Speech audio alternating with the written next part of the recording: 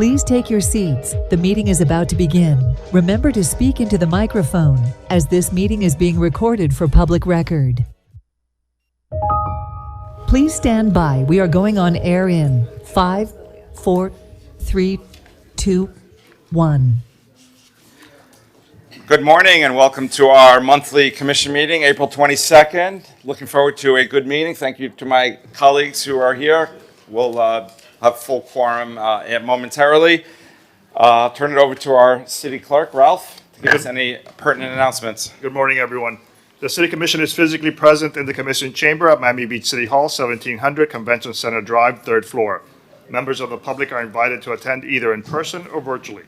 If you're joining us virtually, you can log in using the Zoom app or visit zoom.us on your browser. You can also phone in at toll-free 888-475-4499. That's 888-475-4499. The webinar ID is 813-928-576-71#. Again, webinar ID is 813-928-576-71#. If you would like to speak virtually on an item during the meeting, please click the raise hand icon in the Zoom app or press *9 on your phone. The Zoom link, webinar ID, and phone numbers stay the same for every commission meeting. All lobbyists must register with the office of the city clerk located on the 1st floor of City Hall.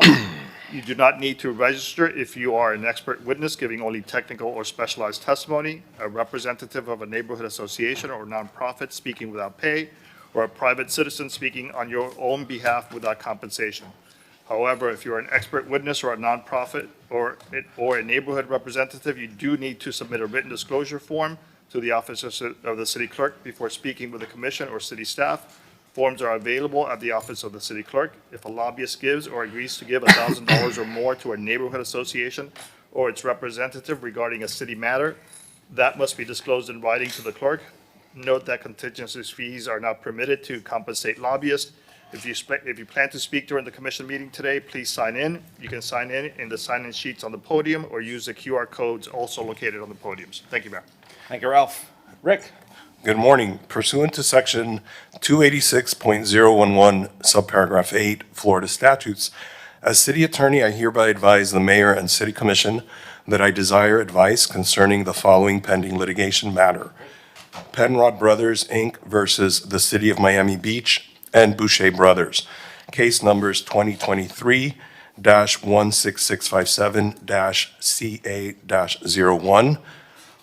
2023-56-AP-01, 2023-CV-23362, and 2025-13415. These cases are before the Florida 11th Circuit Civil, Florida 11th Circuit Civil Appellate Division, the Southern District of Florida, and the 11th Circuit Court of Appeals Federal. Therefore, a private attorney-client session will be held during the lunch recess of the City Commission meeting in the City Manager's Lodge Conference Room on the 4th floor of City Hall to discuss settlement negotiations and/or strategy related to litigation expenditures regarding the above-referenced litigation matter. The mayor will announce the commencement of the attorney-client session prior to recessing the commission meeting.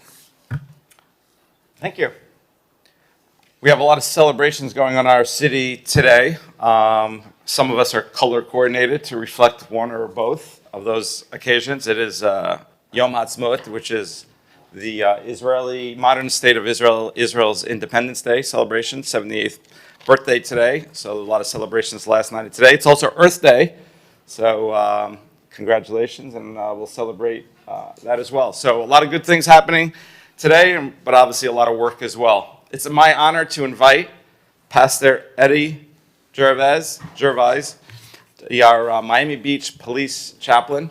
I love that badge. It makes looking good. Thank you.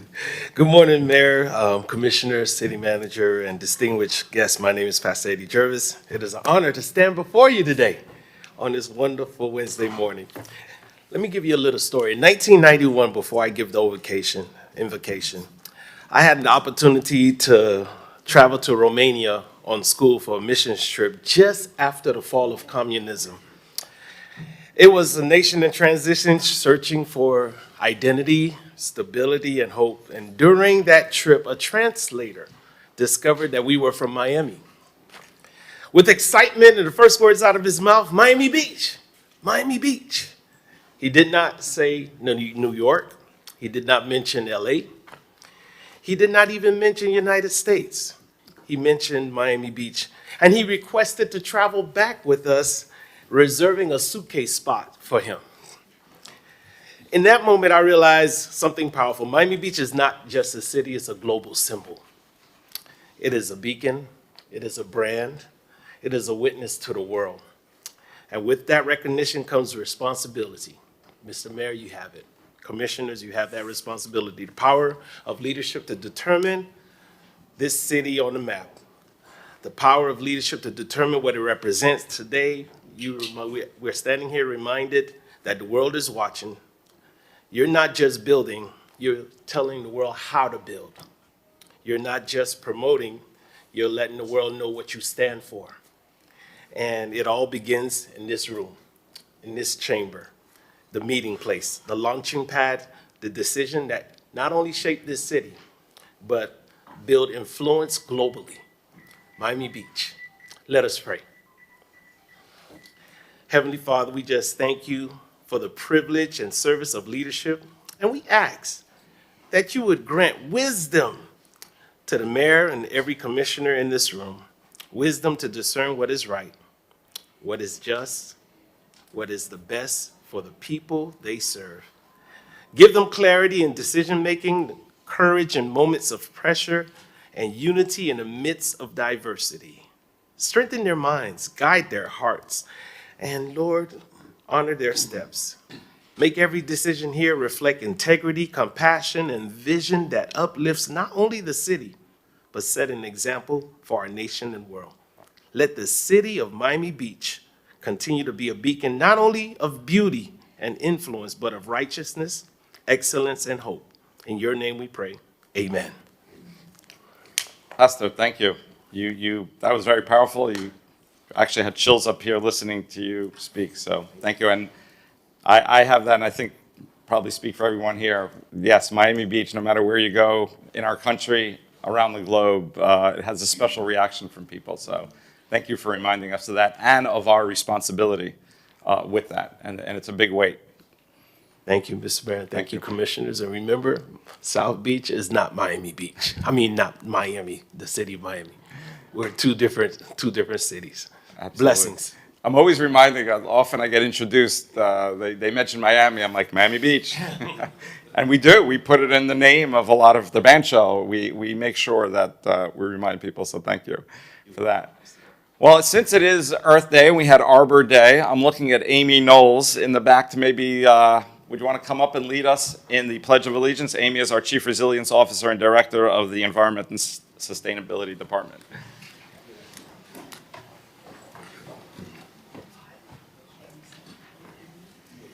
I pledge allegiance to the flag of the United States of America and to the republic for which it stands, one nation, under God, indivisible, with liberty and justice for all. Okay, we'll start our Sutnick time now. If anybody? Thank you, Mayor. Anyone who's interested in speaking to the commission, please approach the podium. State your name, address, and you have 2 minutes.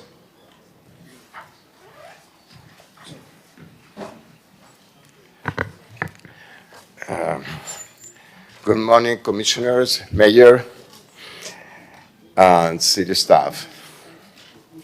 My name is Jose Frias. I'm resident of the Yacht Club Portofino Marina Townhouse. I have been part of the Marina community nearly 4 decades. First, I would like to thank Commissioner Alex Fernandez for taking the initiative to introduce Terra Group, David Martin, regarding a potential marina project by Montes, as well as a possible update to the 1999 list to reflect today's conditions. I also want to recognize and acknowledge of the challenge of our neighbor has faced over the past several years. The increase in chartered boat activity has brought impact that the marina infrastructure was never designed to support, particularly safety and quality of life for residents. Additionally, I would like to thank Assistant City Manager Osi Dominguez and Assistant City Manager Mark Taxi for taking the time to meet with our General Manager, Chief Engineer, and myself. We appreciate the opportunity to address ongoing concerns, especially regarding the misuse of the non-public Jack Club Portofino garage and how that relates to the original lease terms. Moving forward, we respectfully ask the city to remain proactive, not only in planning for the future improvement, but also in enforcing the current lease requirements and operational standards. We would also appreciate the clear follow-up and accountability on these issues. Our goal is simply to ensure that this marina operates as intended, a first-class facility that coexists responsibility with the residential community. Thank you for your time and consideration. Thank you, sir. Next, please.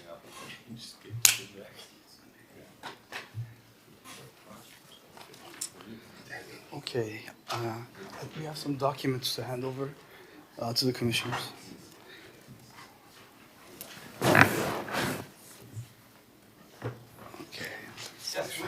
Yes, hi. My name is Honor Gande. I'm a resident of Miami Beach. I grew up here, and also I run a business out of here, just down the street. So my topic of discussion is paddle courts. Basically, I wanted to bring this up. I want to first ask everybody in the room if anybody has played paddle. So please raise your hands. Okay, not many people have. Some people have. Okay, that's great. And who has played? He looks sporty. And how many people have played tennis? Okay, more people have played tennis. And how about squash? Okay. Okay. And then the last one is pickleball. That's another popular sport nowadays. Okay, perfect. Just a few. I love this interaction. Paddle basically is paddle. Yeah, it's the same thing. Yeah. Yes, yes. So basically, I wanted to bring this topic up because what happens is there's a lot of proposals coming into in front of you guys for more and more pickleball courts and more paddle courts, and I think there's a problem with the definition of this paddle court. In fact, it's not really a court, it's a structure, it's a building structure. So I created, a ChatGPT generated document which explains, the difference between the different sports and also, how you have to build these structures for paddle differently from tennis and so on. And then I also created another document which shows the different projects that are in commercial zones, and also projects that had some problems in the residential zones. In West Palm Beach, a billionaire, for example, wanted to build a paddle structure on his backyard, and that he had some issues, and so on. Anyway, I think I'm running out of time, right? So overall, my issue is, there's a paddle court structure that's going to be built on the top of the parking garage. That's going to eliminate 200 parking spaces. It's a good location because it doesn't create any light pollution. It doesn't create any noise. It's away from residential zoning. It's great. But then there's a proposal which you're going to review today in the afternoon where the design review board approved to build 4 paddle courts, 4 paddle structures behind my house on Lagos, golf course. I bought a golf course property when I moved back from San Francisco, and now I'm going to have no view. I need you to wrap it up. So these things create light pollution, they create noise. So I think when the commissioners and the city personnel review the cases, they have to interpret these paddle courts as paddle structures.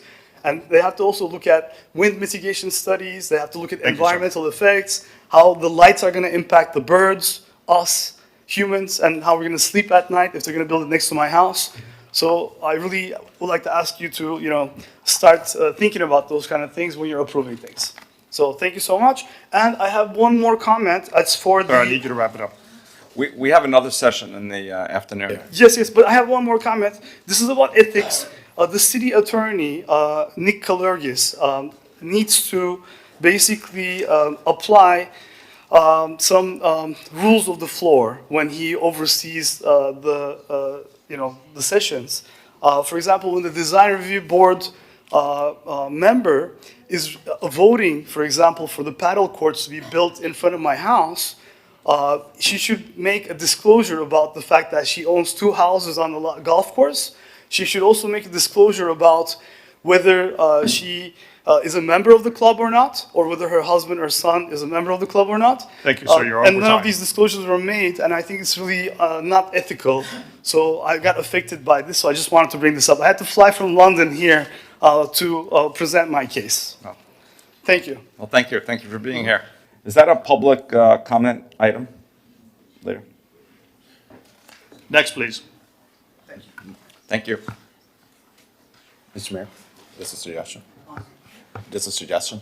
Commissioner Fernandez. Maybe we can refer a discussion to land use on the issue so we can expand on the discussion on setbacks and that type of stuff about the Patel.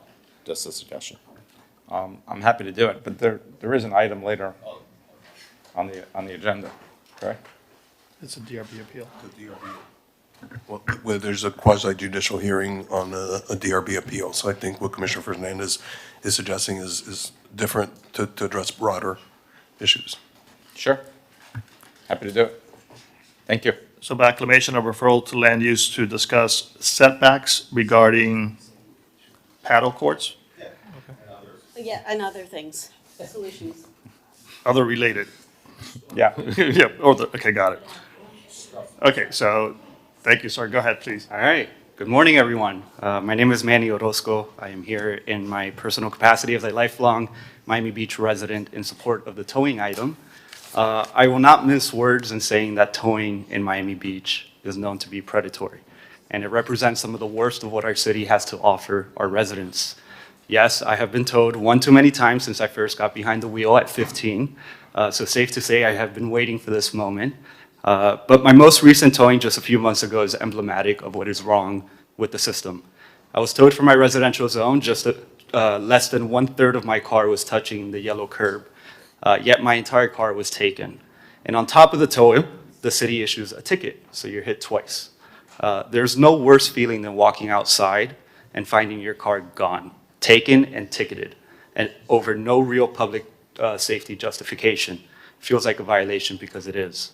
And the predatory behavior goes beyond just the tow itself. These companies know every trick, claiming their card machines don't work, so you're forced to use their ATM machines and pay additional fees. I once caught them attempting to tow my car from a private lot without the property owner calling for the towing, knowing that they can't do that. But I only knew that because of my background in local government. Most people don't. And that is exactly why stronger oversight of these operators need to be part of any reform.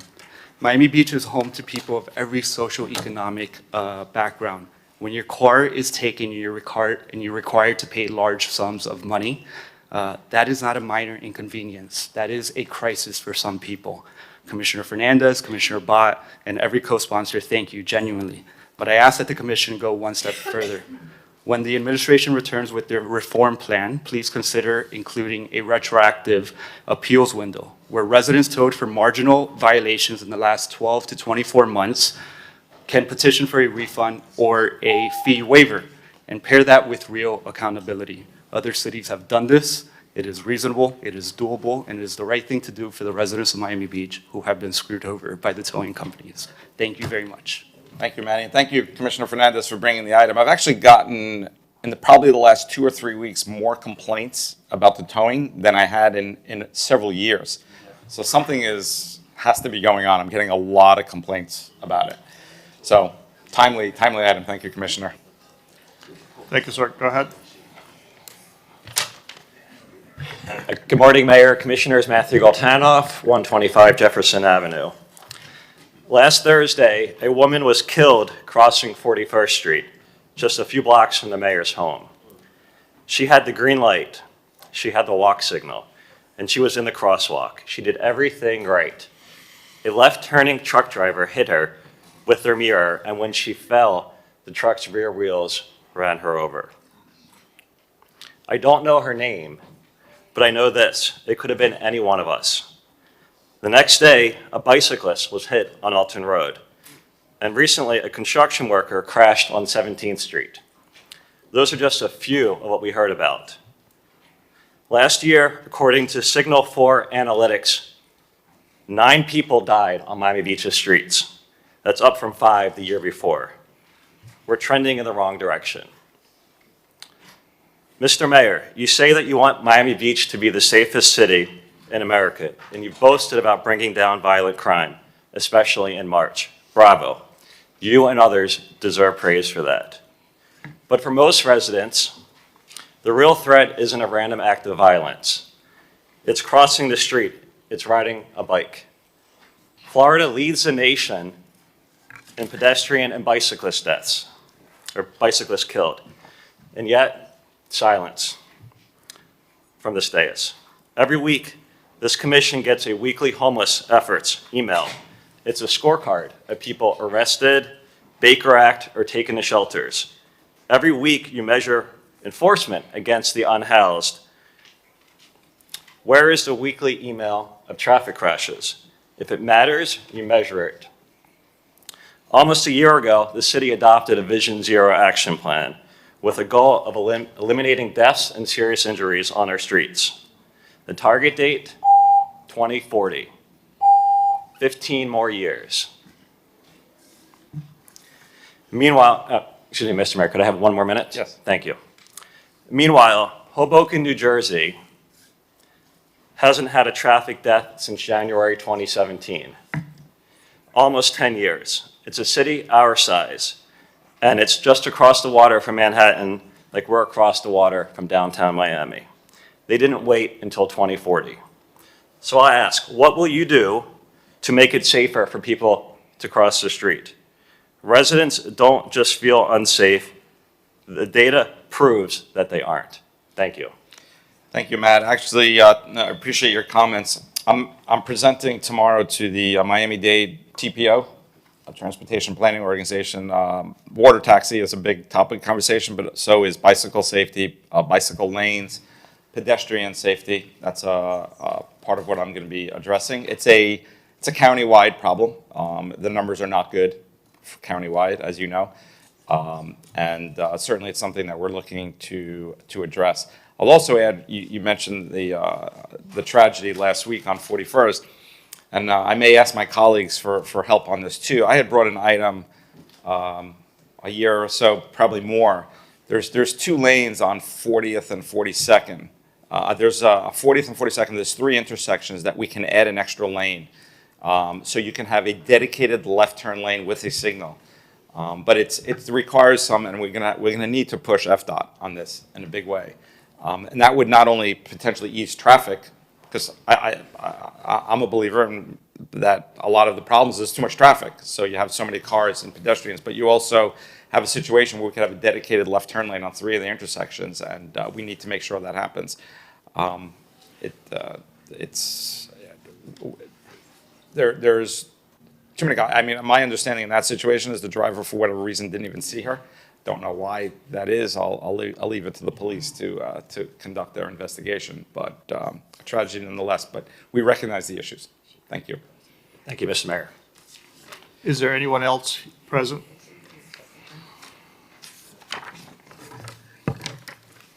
Good morning. I'm Mitch Novick. I manage 2 multifamily unit apartment buildings here on Miami Beach. Yesterday, I received my 2 Waste Connections trash invoices. They've gone up 17% over last month. I called, my account manager said it's pretty much across the board. And when I arrived here nearly 40 years ago, we had up to 7 trash haulers to choose from.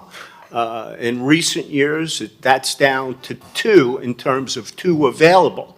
I would urge you to immediately add a 3rd trash hauler to make for some true competition, because it's the residents here who are getting trashed due to this monopoly. I've been following your water rate increase discussions. You want to raise the rates by 10% each year for the next 5 years. Let me remind you, since Jimmy Morales became our city manager, I don't know, what was it, 15 years ago, we've had rate increases every year in October on utility billing water rates. I would urge you to cautious in that time since Jimmy arrived here. We've hired 500 more employees. It's not so much the water rates themselves, it's the infrastructure improvements that I've been paying for. We had incremental increases years ago. Our infrastructure, by all means, should have been gold-plated by now. So that should be a primary focus. Thank you. Thank you. Anyone else present wishes to speak? Seeing none, I'm going to go to Zoom. Our first caller is David. David, state your name, address, and you have 2 minutes.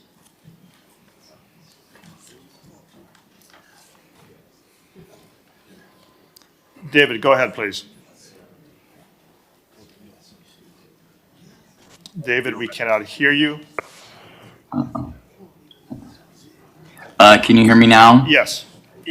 Okay. David Sexton, 30-year resident of Miami Beach. I want to thank the commission for moving forward with the Byron Carlisle. It's a project that is near and dear to North Beach and to all of our residents. We got great results from the RFQ that resulted in a 3-way tie. All 3 of those firms are amazing, but one of those firms, Brooks Scarpa Uber Architects, has true connections to our community. The other 2 are based in other countries, and this firm has people involved in it that are actually residents of our community. So in the case of this tie, I think weight has to be placed on that local connection, and I hope that that's the way this will move forward. Thank you. Thank you. Our next caller is Rachel Siegel. State your name, address, and you have 2 minutes.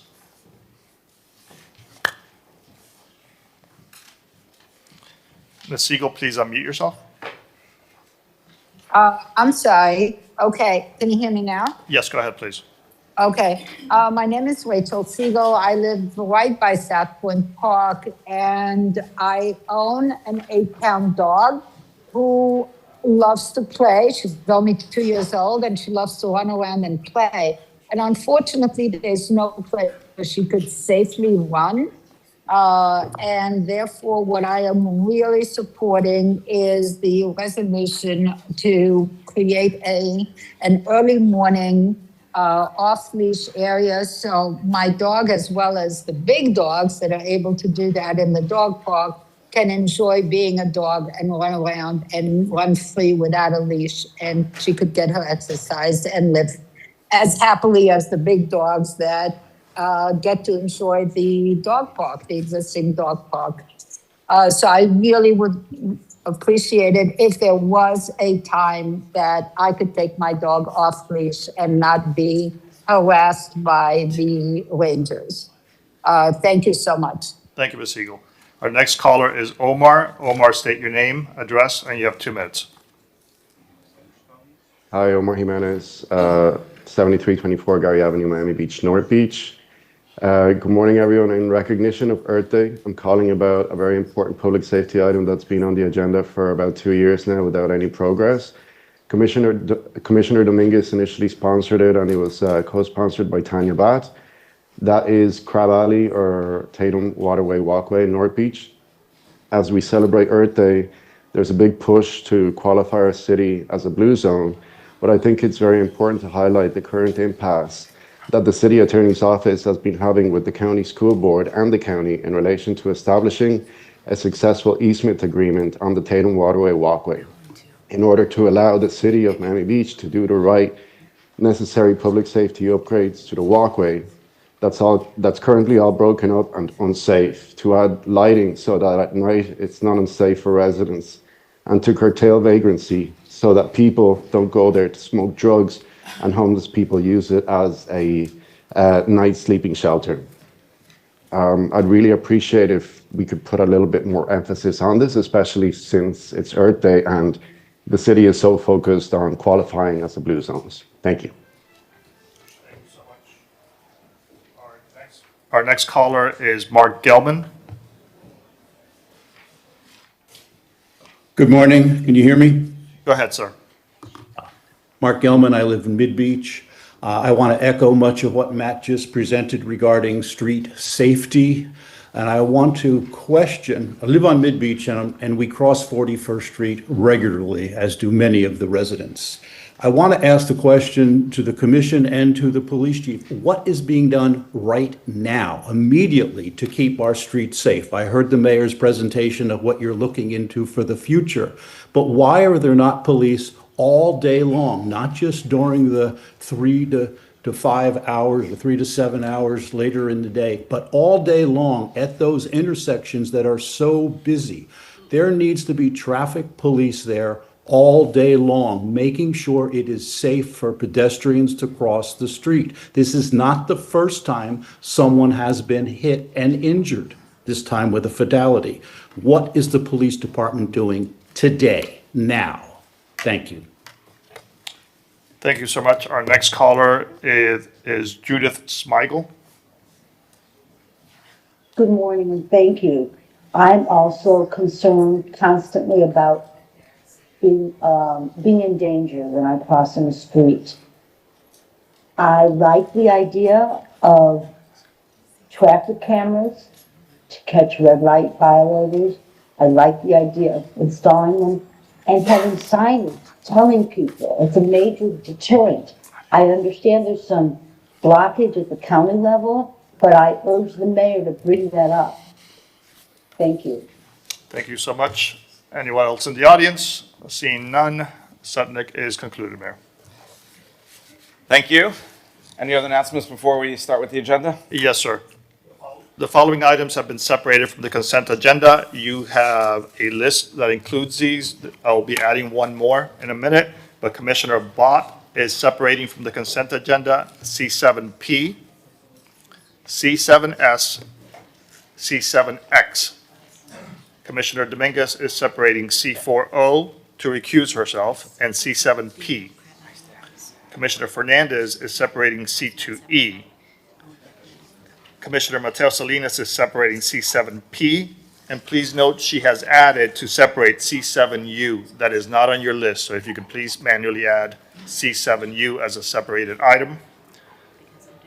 Commissioner Suarez is separating C7P and C7AF. If I could have a motion to accept the consent agenda excluding the separated items. Moved. Commissioner, Vice Mayor Dominguez. Ralph, as you mentioned, C4O, I serve on the board of the World Affairs Council, and I I'm believe it's recusing. C7P. Oh, yes. Okay. That item that you mentioned, a C7P. Oh, I'm sorry. Oh, so sorry, C4O. C4O. So Okay. sorry, it's my fault. Yeah. So you are asking that to basically recuse yourself from Right, that that's the item? only reason why I pulled it. When item gets called, I will leave the chambers. Okay, thank you so much. I heard that I have a motion by Commissioner Fernandez, seconded by Mayor Minor. All in favor of the consent agenda excluding the pulled items, please say aye. Aye. Anyone opposed? Hearing none, the consent agenda excluding those items is approved. Any other announcements? No, sir. All right. R9L.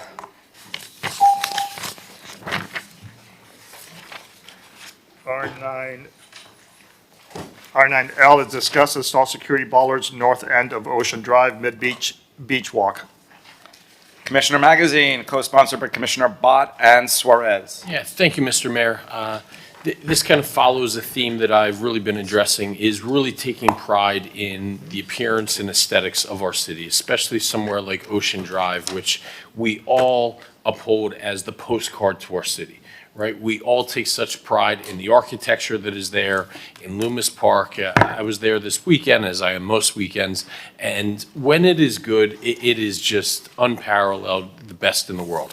but we also need to treat our public rights of way for which we hold responsibility in the same high regard that we hold property owners in that area, because it is all one ecosystem. So with security also in mind, at the north end of Ocean Drive for several years, we have just had this intermittent situation that does not uphold those standards of beauty and aesthetics, and really making that one of the most pristine areas, not only in our city, but in the entire country and the entire world. I think when we do things, we should always strive for excellence and world class. So with that, I'd like to move forward from this situation that just looks like we're stuck in purgatory with this ugly, half-broken gate that goes up and down by somebody that's there, and install something that you would see in places that are world-class, in front of the New York Stock Exchange, in downtown Manhattan. It's not intricate, but it just adds aesthetic beauty to that area. So I'll hand it over to David Gomez, head of CIP, to kind of walk us through those steps. Good morning, Mr. Mayor, Commissioners. David Gomez, Director of Capital Improvements. Thank you, Commissioner Magazine, for doing a pretty good job of summing up where we are.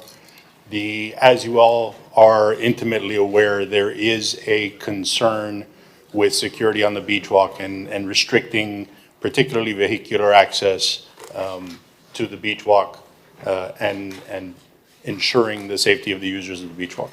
We have completed a comprehensive study of not just the areas at Lomas Park, but citywide.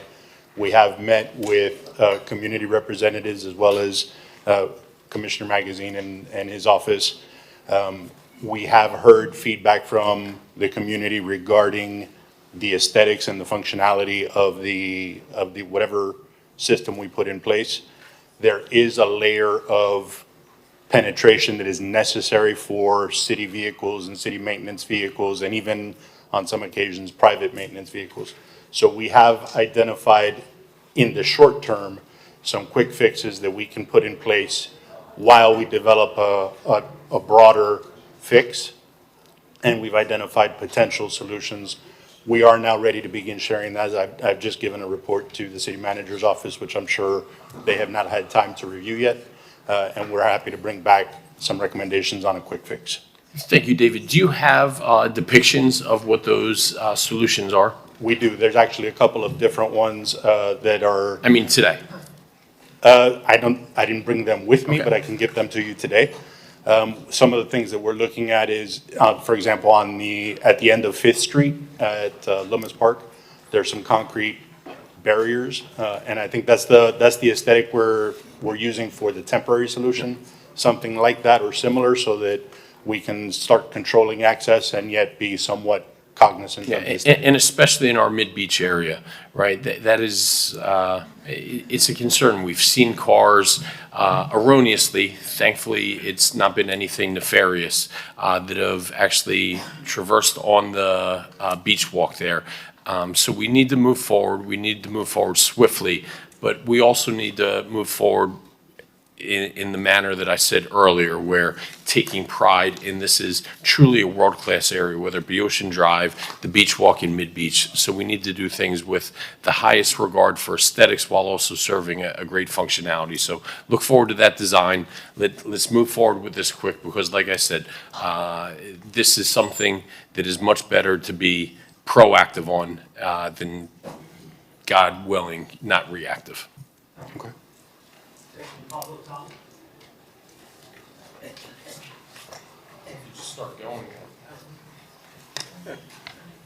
Good morning again, Mitch Novick. I live in the entertainment district.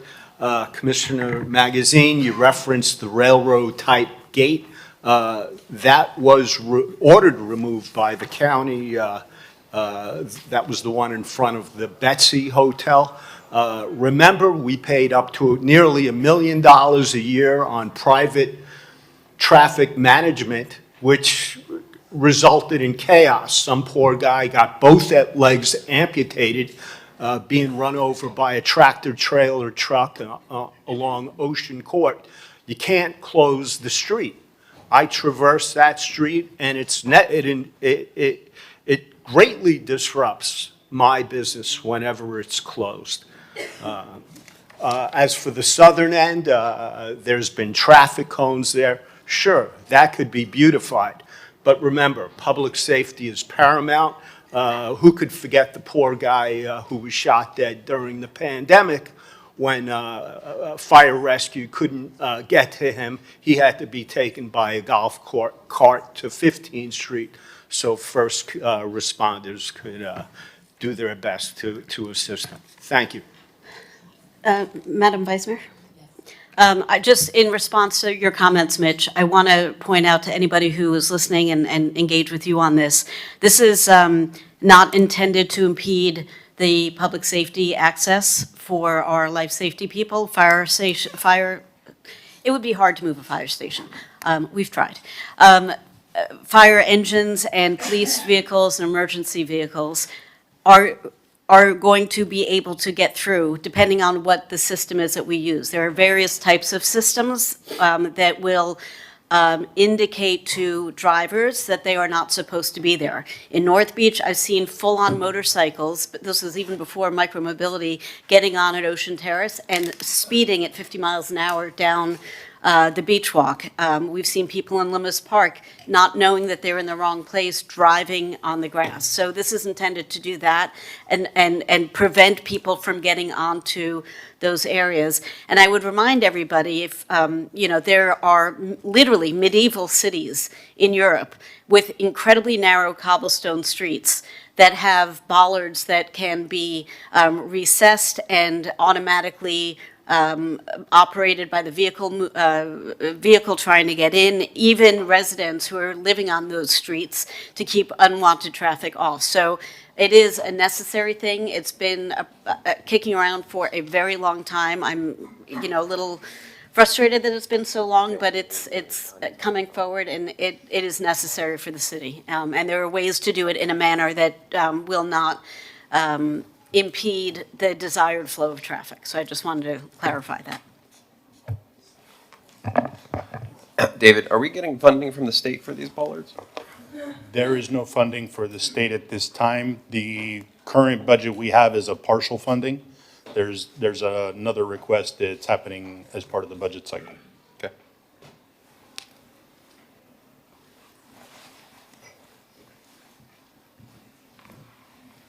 Commissioner Magazine?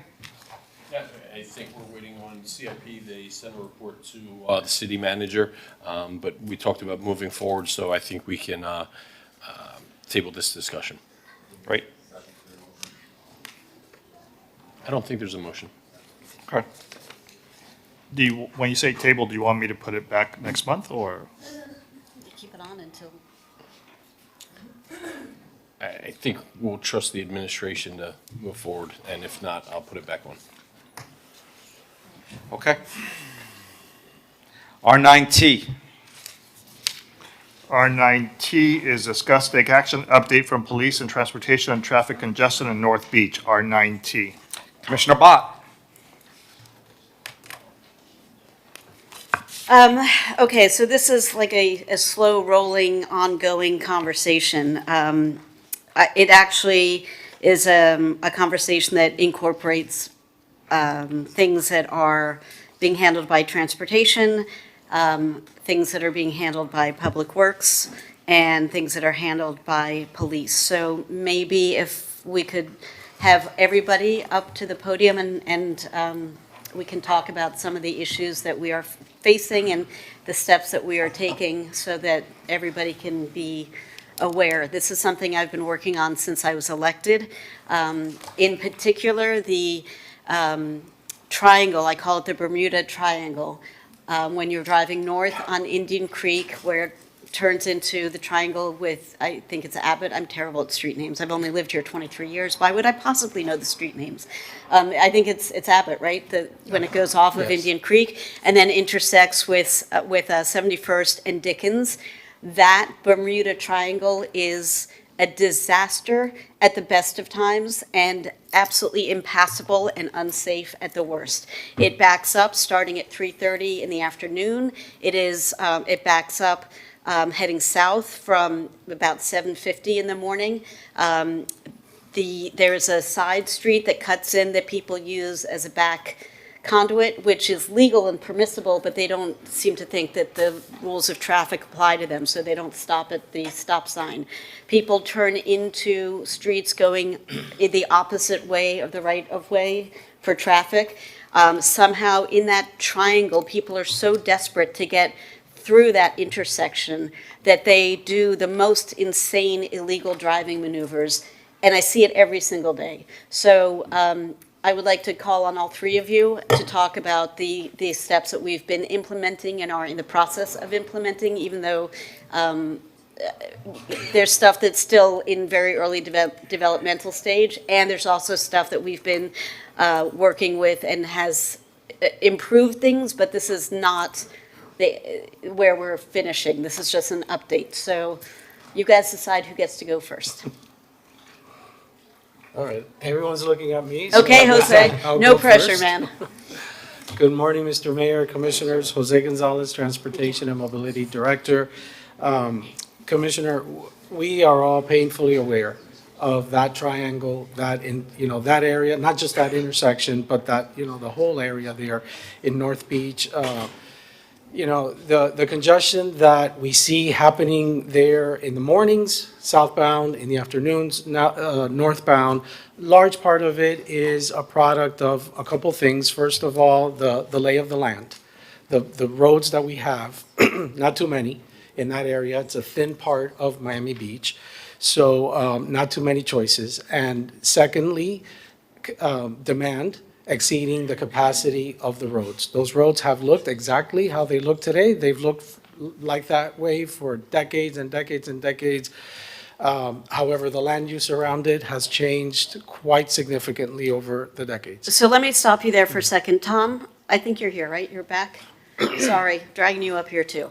So this is a conversation you and I have had multiple times over the years, even from before I was on the planning board.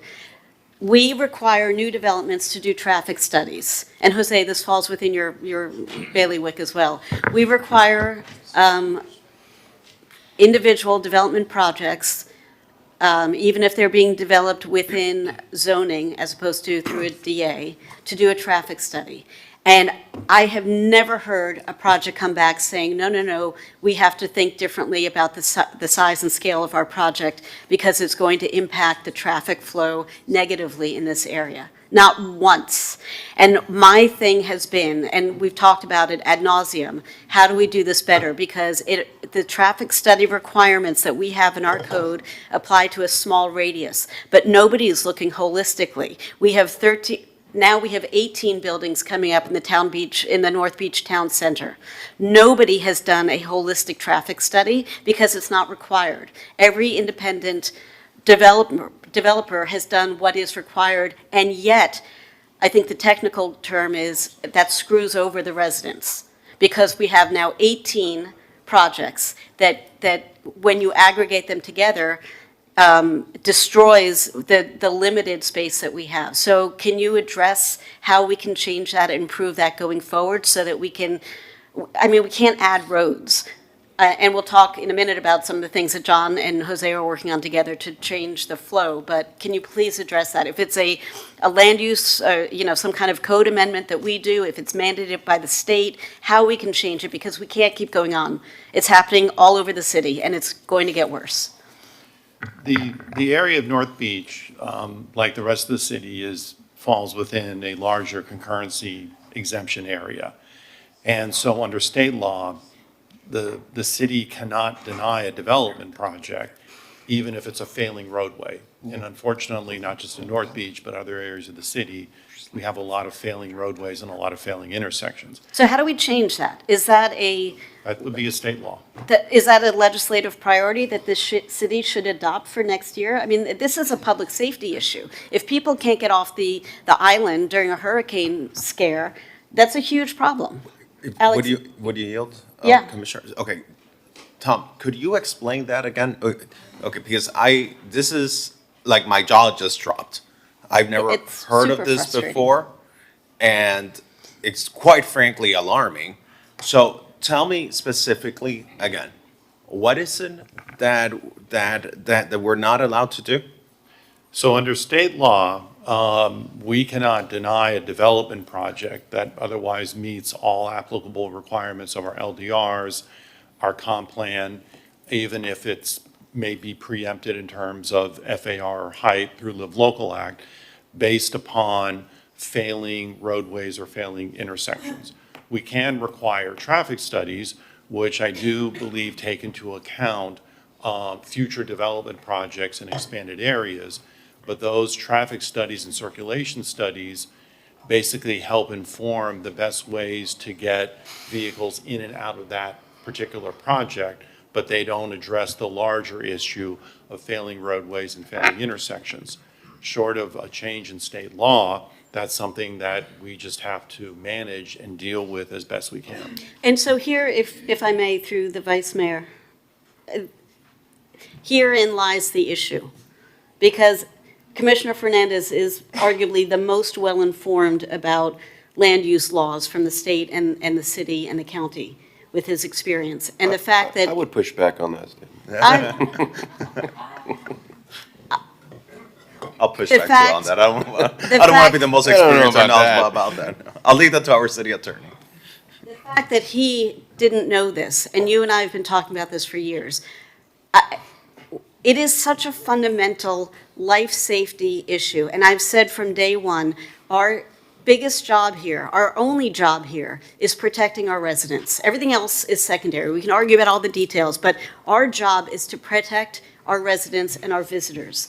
And if one of the biggest threats is that they can't get to the hospital because of rush hour traffic. I mean, we were at a neighborhood meeting yesterday where people were saying it took 40 minutes to go 2 miles. It's not during Art Basel, which is the way it used to be when I moved here, where everyone knew you just planned differently. It's a random Tuesday in April. It's not okay. So we need to figure this out. And I'm not I mean, I know it sounds like I'm yelling, but I'm not actually yelling at you. I'm just sort of, feeling salty. This is not we can't let this continue to be the status quo because people will die. Matthew brought up some really painful issues about people dying on our roads. It's only going to get worse. We are compounding all of these issues all of the time with lots of different angles, and we can't just say, well, we can't do it because of the state. So collectively, all of the staff and lawyers and everybody, we need to figure out how we're going to resolve this because just status quo is not sufficient. That's going to be a longer, heavy lift, and I hope we can engage constructively on this going forward. In the meantime, if we can, and thank you for that, Tom, I appreciate that. But if we can go back to the tactical things that we're doing to nibble around the edges to improve things where we can, and Will, I think he's probably here in his favorite corner, is also working on issues which impact these traffic situations as well. So if you'll come up and talk about that. So, okay. Commissioner Bach, do you mind if I interject with a quick question on Yeah. sort of the topic you just raised? I just want to make clear, we talked about sidewalks and intersections, but John Norris, our Public Works Director, but still on infrastructure, we can reject projects if we don't believe we could possibly meet the demand. Is that accurate?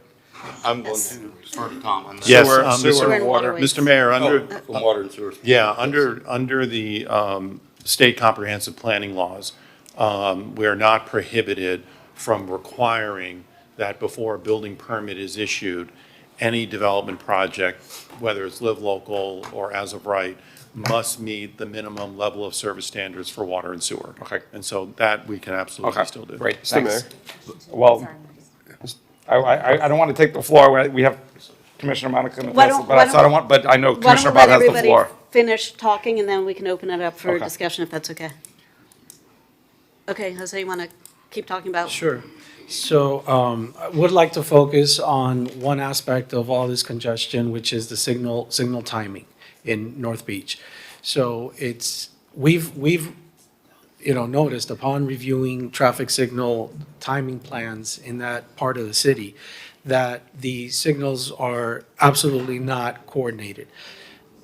What has happened, I think, over the years, because there have been coordination efforts on behalf of the DOT and the county, but they've been isolated efforts, separate. The two agencies may not necessarily coordinate these efforts, and they have focused on north-south. And so one of the things we've noticed is because of that focus on coordinating the north-south avenues, the east-west corridors have suffered. And on 69th Street, for example, if you're trying to travel east-west on 69th Street, you may stop at every intersection.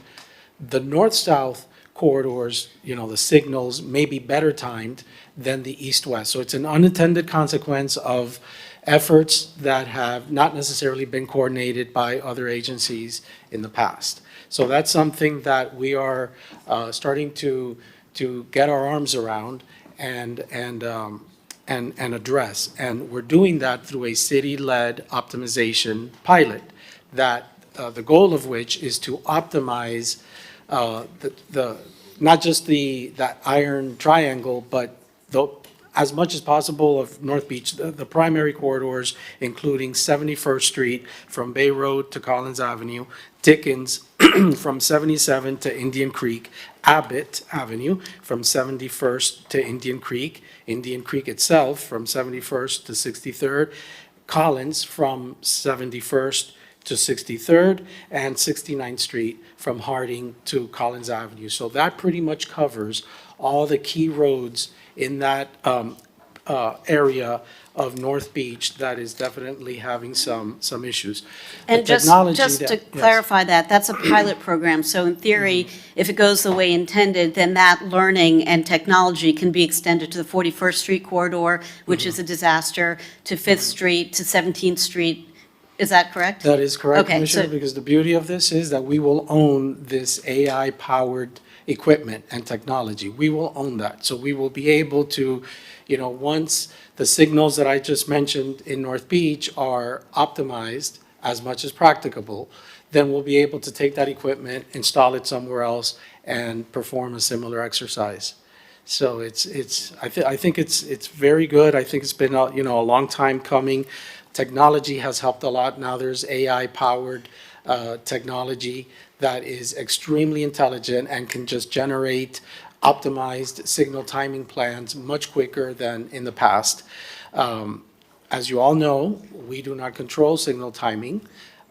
Miami-Dade County does. So the outcome of this pilot, which will be optimized signal timing plans based on real-time data, that will be shared with Miami-Dade County for review and hopefully approval and implementation, but it's up to them. And so on that point, I think Commissioner Suarez, you sponsored something last month, I think, to take over the signalization for the entire city of Miami Beach from the county so that we can react in real time. I mean, recently there was a breach of security in the county system, and so nobody was allowed, because we have a situation where we are able to access the information. We can't change it without their approval, but we can see what they're seeing and recommend.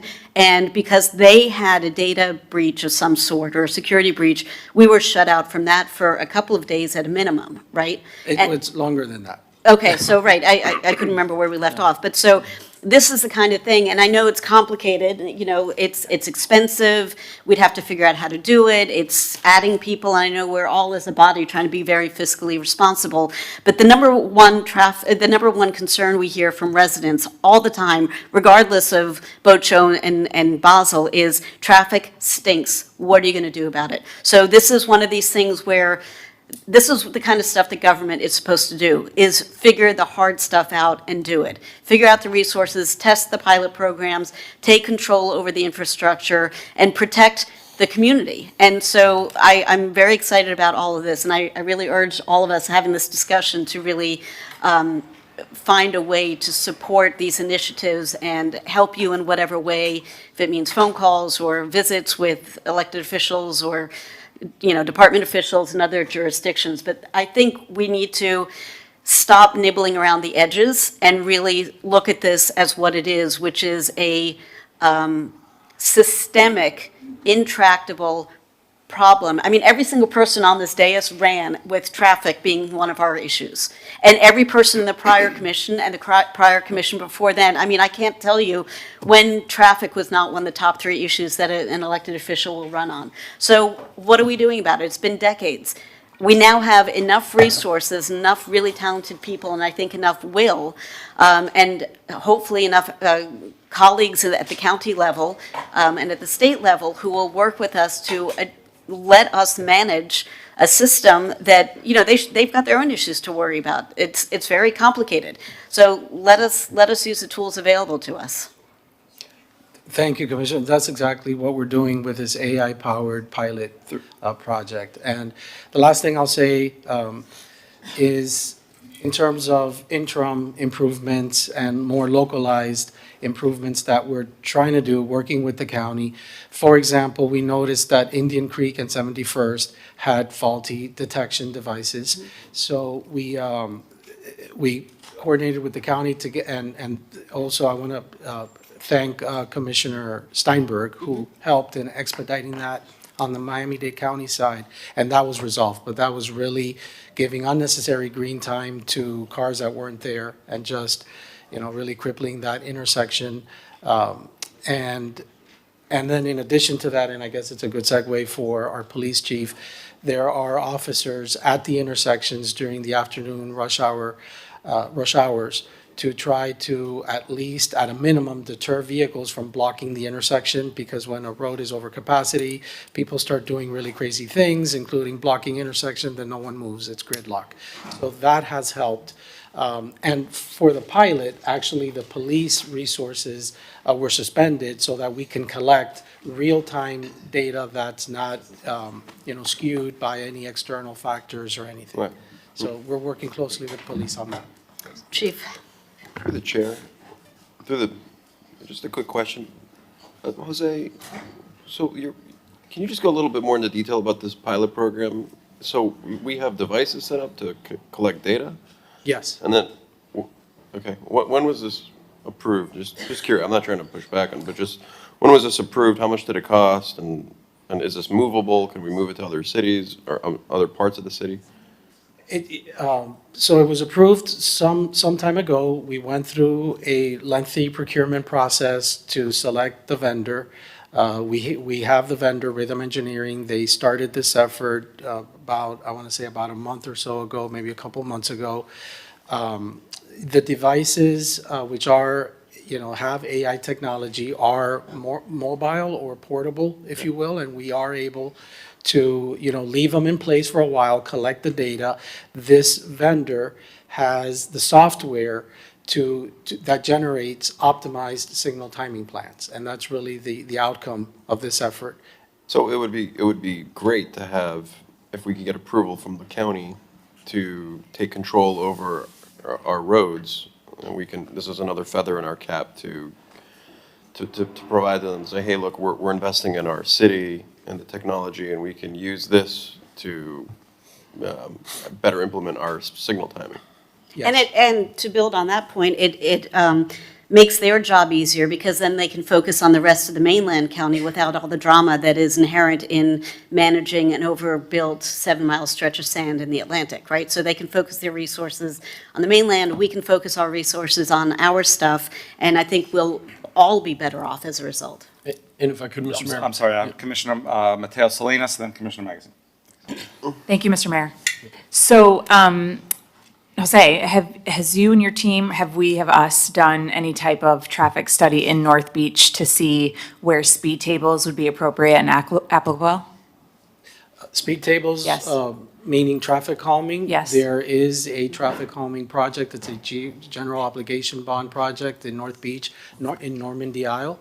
And that project is, it's due to begin construction very shortly. We've, in essence, passed the baton we conducted all the traffic studies associated, that are required for a traffic calming project. And had the neighborhood outreach meetings. And had outreach meetings, and the project was actually refined as a result of community input.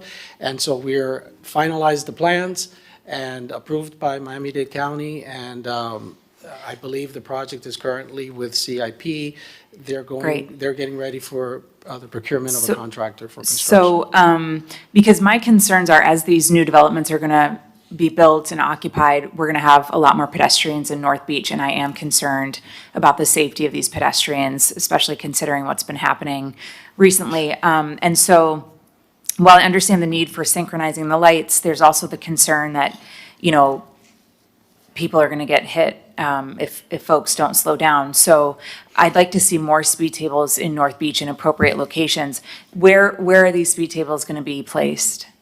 Well, as part of the project I mentioned, they're in Normandy Isle, so not necessarily, in the core of North Beach, this area that we're Right. concentrating on of Abbott, Indian Creek. Yes. 71st, 69th, that area. So, and isn't 71st and Normandy and also Collins, they're owned by the state, FDOT? Correct. All of Yes, them? that's correct. So I'd like to maybe, have a resolution urging, working with them to we need speed tables on those streets. They're just so dangerous. And every time I go to the fountain, someone approaches me and says, why don't we have speed tables on 71st? This person got hit, or I heard, and this person nearly got hit, and also Collins is a big risk too, near the Publix.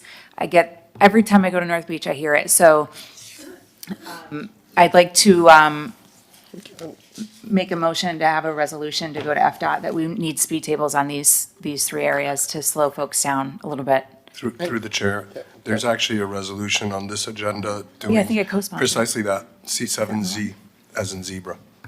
Through the I chair. think I co-sponsored that. Through the chair. Thank you. Just real quick, Ms. Jose, Wait, I think Joe was next. just a quick follow-up. Well, But we have Joe- order or we don't. Commissioner Magazine. We're a law and order city or not. Thank you. Jose, two quick things. One, this pilot program, we're not actually making changes. We're just aggregating data, and it needs to go to the county for them to implement changes. Is that correct? That's correct. Okay.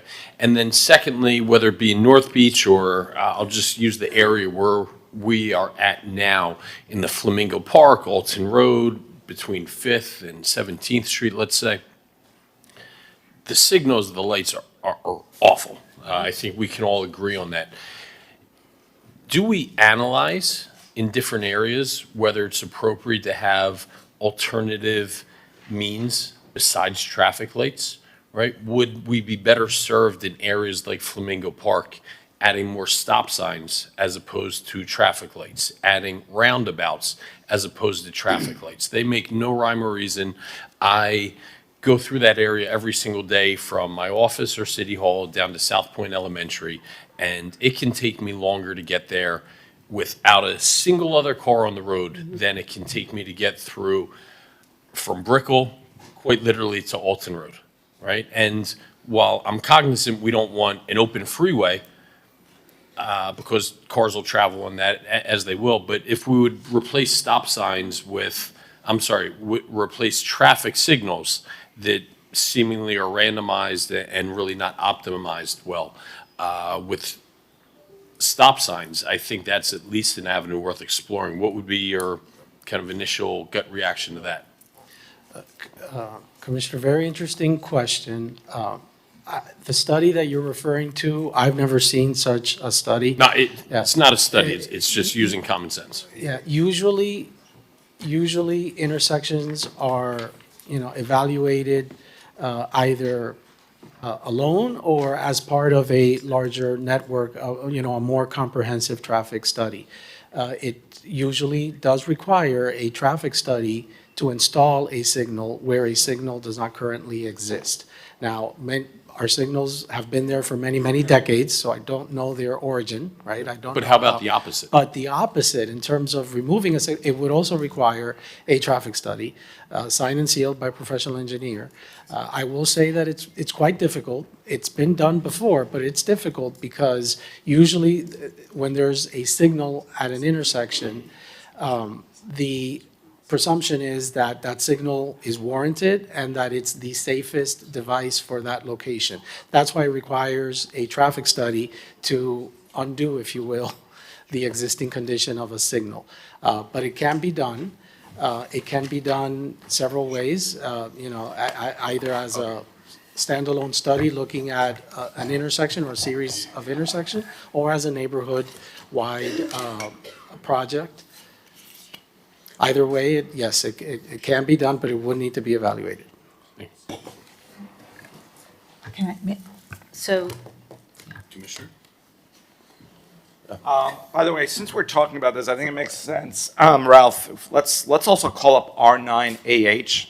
relating to parking in North Beach. This way we can simultaneously do both items. Yes, sir. Can we just finish going through the Yeah. traffic stuff first So- before we get into the parking? So Yeah, subsequent. let's just call it up but yes, Okay. we'll do that. So R9AH is discuss, take action, parking enforcement at North Beach. Okay, so we'll have them both, but let's finish, as you said, Commissioner Bott. Who's next? I think, Chief, Good morning, Mayor Commission. Commissioner, about some months ago, I remember you giving me a call. It was early evening or rush hour time, and I won't use the word salty, but I think you're really energized about traffic in North Beach. And the next day, around 5:30, I decided to drive it myself to take a look at what you're referring to. And it took me 56 minutes and 3 seconds to move from the 63rd Street Bridge to 7-1 in the creek. wait, I'm sorry. Did everyone catch that? 56 minutes and 3 seconds to go from 63rd Street to 71st Street on a Thursday? Yeah. Not during a high-impact week? No. What would have happened? I mean, in this case, it might have been okay if you, God forbid, had a heart attack because there happens to be a fire station there, but, you know, what the holy heck that's just not okay. Sorry, I was feeling salty. No, yeah, so it was painful, and I quickly understood what you meant in our conversation the evening before. I thought initially that perhaps my officers that were assigned to 73rd and, 71st in the creek, that person was not there that day. When I got to the intersection, I realized the person was there, directing traffic, using what we call the pickle to manually override the traffic lights to make sure that traffic is flowing as best as reasonably possible. Also had an officer at the time at East Bay and 71st Street, preventing blocking of the box. But given all of that, it still was not enough. The following week, we temporarily assigned our motor units. They were stationed 6-7 in the creek, 6-9 in the creek, in support of the officers that were already there. That helped to some extent, but obviously not ideal. Since then, we've continued to man the intersection at 71 in the creek, only suspending the manual override of the traffic signalization. And my colleague Jose said we need to do a traffic study to get clean data. And if we were to continue to manually override the lights, we wouldn't have been able to get the data they needed to make a proper assessment. The officers still are there to make sure that the intersection is not being blocked by cars too frustrated to wait. So if I may, I would suggest one of the additional things that we could do, especially while we're waiting for the pickling to be allowed to come back online. Jose, when do you think that'll be? Let me get an exact date. But on that. things that contribute to the traffic drama is that people get really frustrated with the traffic, and like when you do get to the intersection of 71st and Indian Creek, people do finally, they're able to take a left turn, but that traffic is really blocked up. And then you have people doing illegal U-turns into oncoming traffic. So it might be a useful thing to have motor units stationed there as well to educate people that that's just not a thing you can do. I'm sorry, but you cannot cross 4 lanes of traffic illegally and put all these other people who are coming at pretty high rates of speed around that curve at risk to slam into you and T-bone your car. And there are incidents like that. There are places like that all over North Beach, and I'm sure other parts of the city as well. But you know, since we're talking about this particular set of actions, I think we should look at that as well. Mr. Mayor. I wanted to have Will and John talk about the things they're working on to help alleviate the traffic. So we have a couple, do you want to do that before we hear from a couple of your colleagues? As you wish. So let's hear from Commissioner Monica Mateo Salinas and then Commissioner Fernandez.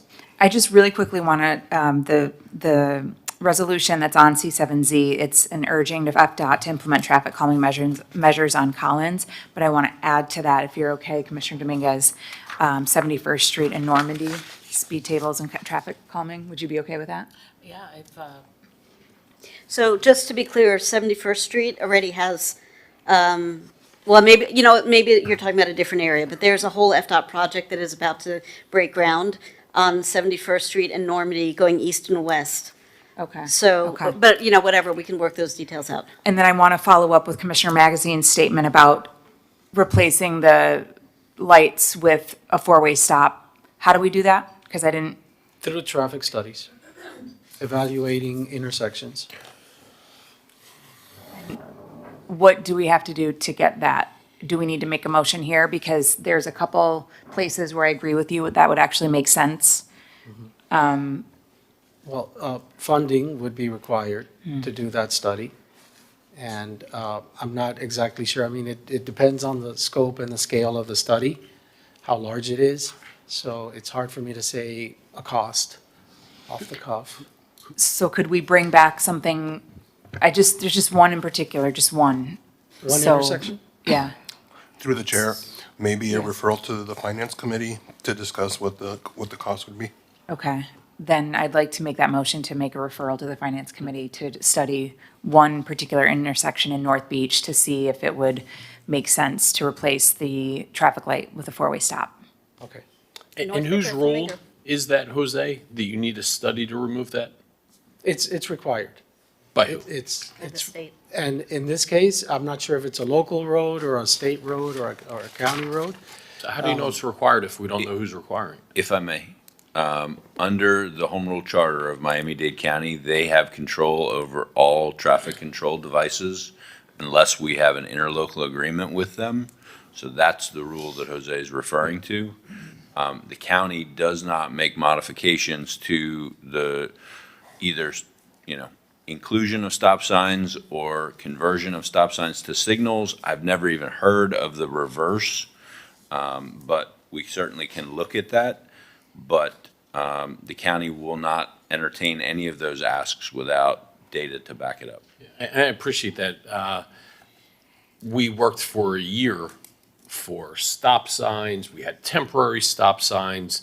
Then we were told we needed studies on West Avenue by 5th Street, by 5 Park. We went from a temporary stop sign, and then it was removed because we said we needed to have a traffic study, and then the traffic study didn't analyze. We have a total mess out there now.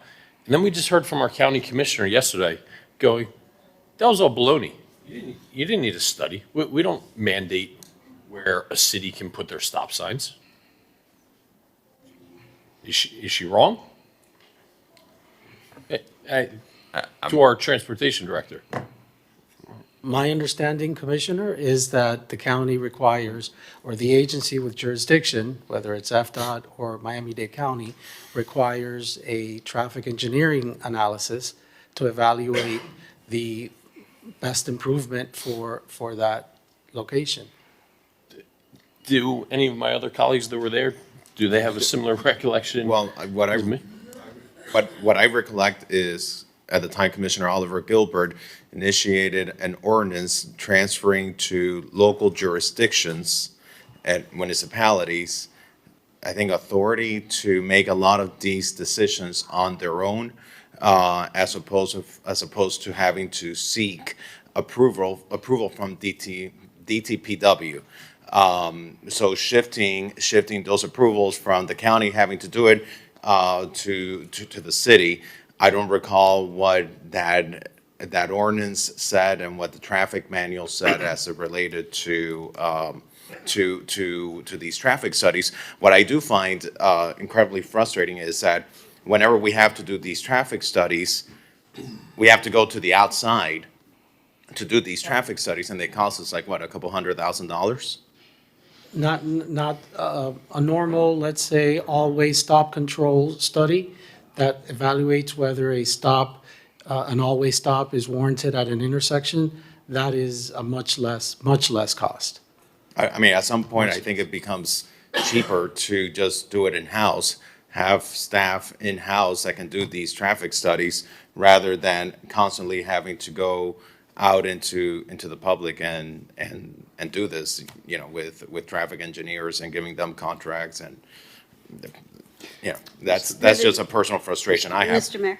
Commissioner Bott. So I'm a little bit concerned that we have opinions of what we think the county and/or state, but in this case primarily the county, requires versus what, and maybe it's just that somebody is misinformed, and that's okay. But I think we need to get 100% certainty, because maybe what it is that above a certain threshold, there's a study that's required, but below a certain threshold, we are empowered to do enough. But somehow in translation over the years, that line got shifted in our collective, memory of how things get done.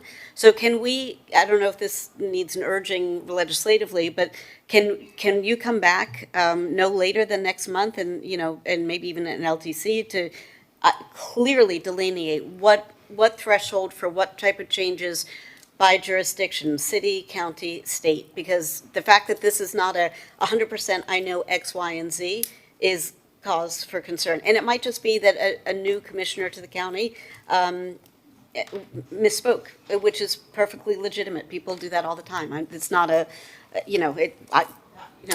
just happens. So it's not a slam. I just think we all need to know for sure. Yeah, and Commissioner, if I can, I appreciate that. And perhaps the county commissioner did misspeak, and I actually just texted her right now to be very clear. But if we got that wrong, it's not okay. Yeah. It's not. This cost us months of work and tens, if not hundreds of thousands of dollars of taxpayer money. And if I find out that FDOT or the county has no jurisdiction over that, and we're running through these hoops and spending taxpayer money for no reason, that's not going to be okay. I'm sick of this stuff. It takes years to do anything. Yeah, years to put in a stop sign, to put in a crosswalk. I've been up here for 3 years trying to put in a crosswalk, and we can't do it. How can we endeavor to greatness if it takes 3 years to put in a crosswalk? If we can't sit here with a straight face and know if we could put a stop sign on our street or not, that's not okay. That is not okay. And if the county commissioner comes back and says, no, you don't need FDOT or the county jurisdiction to place the stop sign, I'm going to have a big issue, because we went through months. We had community members out there on the streets at community meetings spending tens of thousands of dollars on studies, and then we got rid of the stop signs. That's going to be an issue. We need to figure this stuff out. So if I could, do you have a question? Yeah, just through the same conversation of topic of traffic, I want to get back to traffic. One of the things that I see also in North Beach that causes a lot of traffic is you have these delivery trucks. That's why Will's coming up to the podium. Yeah. So can we have Will? I'd like to also talk about it, right? And there's, especially on Collins, when you are approaching the 63rd Street bridge, you have 3 lanes going north, and you have these trucks that service both hotels on the east and west side, and they'll just park right in the middle of the street and block up traffic. And then that's usually what happens at the start of things getting bad. I even sent a picture to the city manager where you had a delivery truck and then you had waste management in the middle lane. Horrible. And I'm taking pictures of this, and I'm saying, how is this even possible? And it just seems like there's no enforcement. Yep. Okay, Eric, I'm not going to talk to Will, I'm going to talk to you. You're the one who's responsible. You're the one who is supposed to be managing the city. So at least from my perspective, all my issues are going to be directed to you, because you're the one who's going to be responsible for managing this.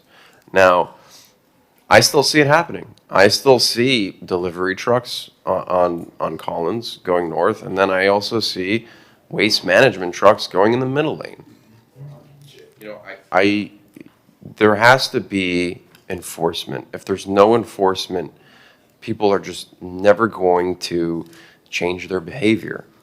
So, it's not a silver bullet for the traffic in North Beach, but, we have to attack this from all sides, and it really comes down to how detailed can we be when it comes to enforcement. So, Eric, what can we do about that? Because it happens every day.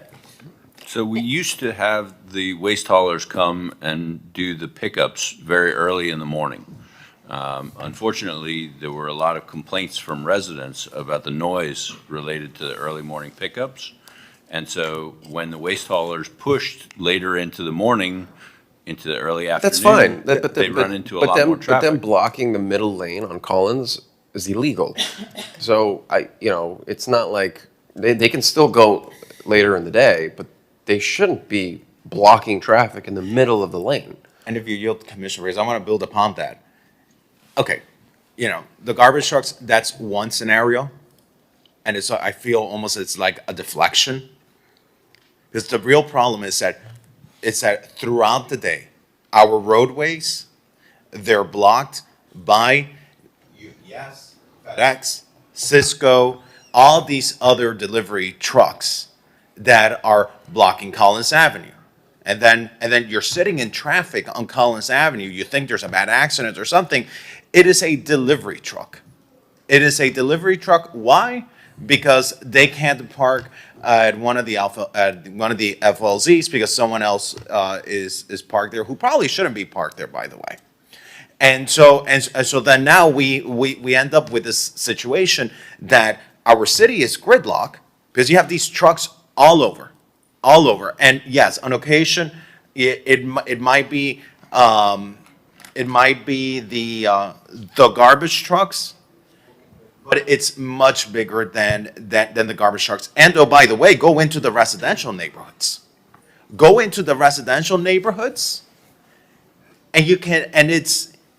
it's so unsafe in the residential neighborhoods with all the trucks. You try to drive down Prairie Avenue. Trucks not only blocking traffic, blocking bicycle lanes on the routes to school that children should be using. Imagine that, where children are supposed to be using those bicycle lanes so that they can go safely to school. We have delivery trucks, we have construction trucks, we have pool repairmen, we have stuff throughout all of these residential neighborhoods that's also creating traffic. And where's the enforcement? And if I can build on that, Commissioner Fernandez, on 2 points that you made, it's not just on, and Commissioner Suarez, it's not just on Collins. I mean, you guys know this, but for people who are listening in, Will, I sent you pictures 2 days ago, I think, of an 18-wheeler truck on 74th on the alley between Collins and Harding, doing a K-turn, like a double K-turn, to pull into the alley that was already blocked by other 18-wheeler or slightly smaller trucks.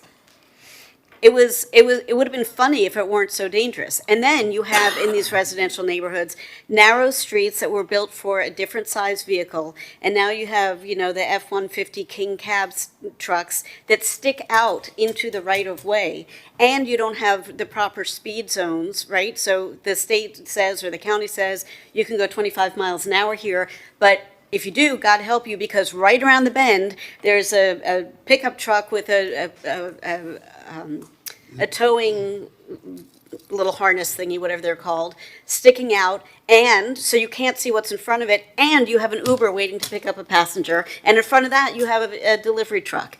I mean, it is, to Matthew's point earlier, and it is such a disaster waiting to happen. I feel like we are frogs in the boiling pot, and we are starting to watch the water go from lukewarm to a low simmer. We're not boiling over yet, but how many people dying is it going to take for us to do the heavy lifting, the difficult work, and saying to vendors, you know what, you cannot bring an 18-wheeler truck into the city, with very rare exceptions, and we can discuss that. To talk about delivery vehicles, Amazon and all those guys, that they have to pull into the buildings. They have to pull into somebody's driveway. I'm sorry if it's inconvenient. I'm sorry if the valet person doesn't choose to do that because it slows down the valet, but somebody's life could be saved. I mean, again, I come back to this position of our job is to keep our residents safe, and we have so many impediments blocking us, no pun intended, that we have to start looking at this outside the box and reminding people that to do business here, to make your deliveries here, you have to do it in a way that conforms with our safety requirements. And unfortunately, we can't handle 18-wheeler trucks. And you can't just pull over to the side of the road. And having the waste management people come, I can understand nobody wants them at 6 a.m., I got it. But they should not be able to come on main intersections and main thoroughfares before 9:30.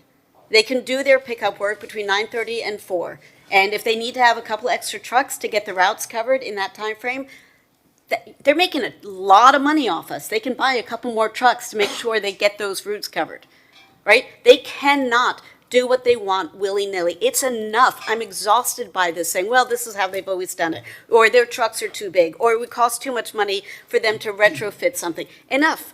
You want the contract, you want the business, we're going to give it to you, but on our terms.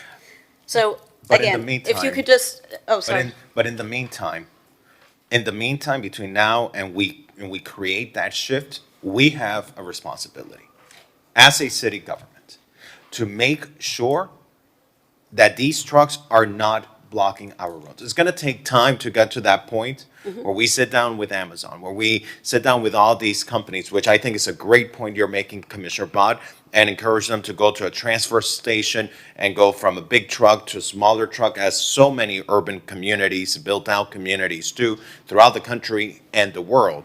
But in the meantime, we have the resources to be correcting these issues through enforcement. Our roadways need to be open for our residents.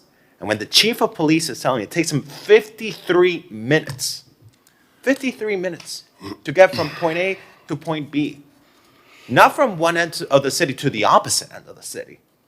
A small distance. How far was it again, Chief?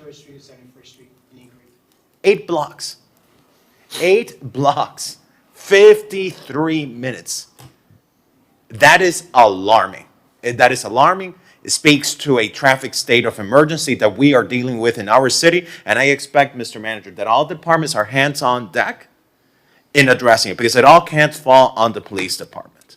And Will, and we Will need is from us. working, can Will just explain some of the things we've already put in place? And then talk to us about what we can do to expedite, put more teeth into it? I mean, we've had a lot of these conversations already. Yeah, and also, what do you need Yeah. from us to help you enact this enforcement, which we clearly need to change behavior? What do you need from us? So I'll start with where we're at. So we are currently, and I know we've talked about the color-coded curbs, but not only these color-coded curbs, but the city manager allowed us to enter an agreement with a company called Automotus. These are AI cameras that we place at every one of our freight loading zones. We are in the process of getting this up and running, where we will not only be able to automatically identify when a violation is occurring, we can dispatch a parking enforcement specialist to that zone immediately to clear that freight loading zone, but we can also better understand the occupancy, because we hear anecdotal evidence like all your freight loading zones are always taken. But these cameras will actually let us know that, for example, between the hours of 7A to 3P or 7A to 7P, depending on the hours of that freight loading zone, what's the actual occupancy? On top of that, these cameras are going to give a live look to any delivery company on what freight loading zone is open at that point in time. So if you are planning your deliveries, you can pull up your tablet and look, this freight loading zone is within 2 blocks of where I'm at, I can go there. So this should be transformative in the way that we allow companies that are coming and delivering on Miami Beach. Now, as far as... Well, can Yes, I sir. interject there? What is the process to enact enforcement? Because I want to be sure that there's not bureaucracy within that process. And this is anecdotal, but maybe a year and a half ago, I was down the entertainment district and saw one of those highly inappropriate digital billboard sign advertising things that just were not congruent with a city. But it was in a freight loading zone in front of a fire. It was long. It was half in a freight loading zone, half in a fire. and I forget if I called police or something along those lines. They go, okay, we need to dispatch parking first, and they come out, they do their process, then they have to call somebody, then they call the towing company, and by the time the process played out, this guy came back with I remember it vividly, with full carry-out food, and he just gets there, and essentially after a half hour, he's leaving just as some of our staff is getting there to actually put teeth through this enforcement. So are there steps that need to be cut out that make our process more efficient? Well, as of right now, no, because that is what these cameras are supposed to solve. So right now, the way that we dispatch freight loading enforcement, we have zones that are specifically for freight loading. And let's say on a daytime shift, we'll dispatch 4 parking enforcement specialists that are dedicated solely to freight loading zones. Well, right now, they leap and bound in their territory looking for violations. But when they leave an area, they might not come back to that area for 20 minutes. With the cameras, yes, ma'am. I was just going to say, it's not just the freight loading zones. Like, we need enforcement for the people who just pull over and block a lane of traffic. So that's a different thing. So that's what I'm hoping to, and I'll use, I believe, and I don't want to speak for the police, but I think code enforcement as well. So these cameras should allow us to go more toward a territorial enforcement. So for example, I don't have to say I'm only going to focus on freight loading zones because I have a camera that is watching that zone. And as soon as it identifies a possible violation, I will get an alert and then I can head over there. But in the meantime, because I don't have to just look for freight loading zone.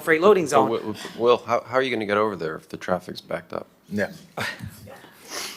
No, I mean, it's funny, but it's a valid point. True. And so the police now have 6 e-bikes that were donated, 5 of which are going to be on the road to enforce certain kinds of activity.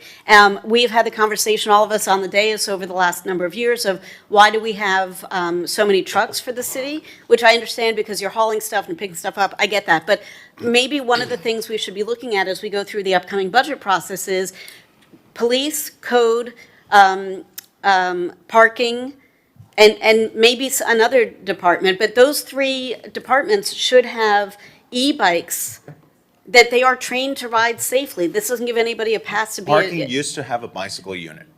Yeah, and like they Parking need to be years really ago. models of riding them safely for obvious reasons that we'll talk about later, but so that you have somebody assigned to a zone and you can get there in 5 minutes. I mean, you can, regardless of the traffic, and still riding safely, complying with the rules of the road. You're not going to be backed up for 56 minutes going 8 blocks.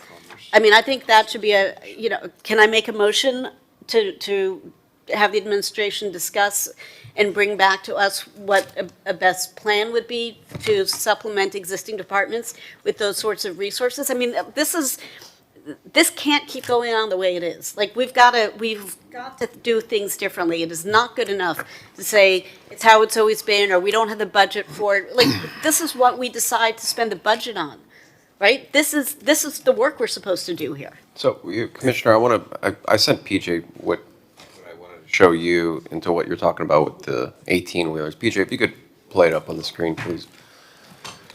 This is at the intersection on Collins, and it's going north, and then this is blocking literally the middle lane, and then it has to make a right. Basically, and then the this is what intersection of happens Collins and with a 63rd Street. Right, and If there's any sort of street camera. So you could close the video. Things like that, Commissioner, where it makes sense. Like, that doesn't belong there, and it hits the curb, and then the curb breaks, and And it doesn't have a radius, so it's not just that it's making that turn, it now has to back up. And nobody's expecting an 18-wheeler to back up like that. It is a giant cluster.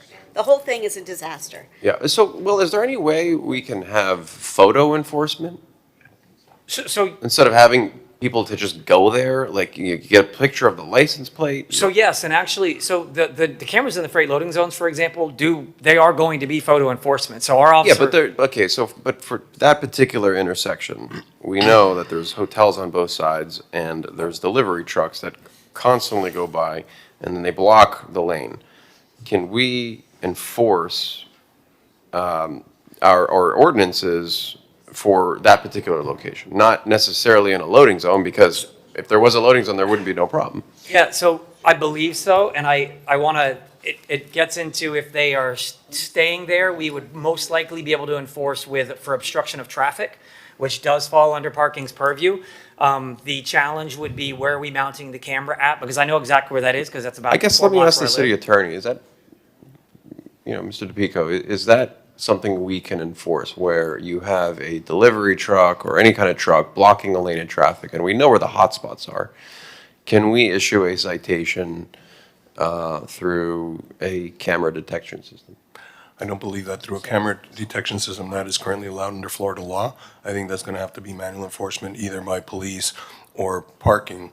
And there was What if it was on the Arctic where you had a police officer monitoring the camera live? I will have to look to see whether that's a possibility. My have a frustration question, is too. that we've had these issues always. And what has happened traditionally, our staff gets focused on enforcement. And I get the use of technology and wanting to test technology and wanting to pilot technology. There is no reason why today we cannot have people on the streets engaging in this enforcement today.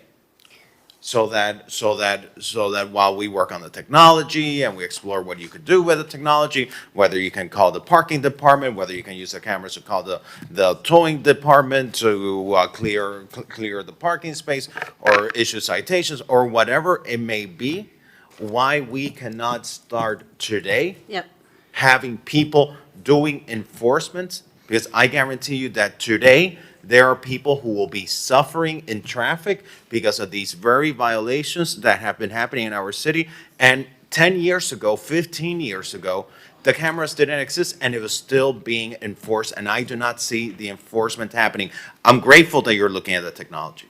It's smart, it's gonna help us use our staff more efficiently. But I'm looking at what can be done starting today, Mr. Manager, to address it, because people are suffering in this congestion right now, and we cannot afford to wait.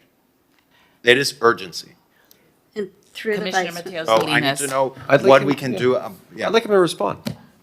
So I'm hearing you loud and clear that we need to step up enforcement activity on both the parking side, the police side, and code enforcement. And that will be the mandate moving forward.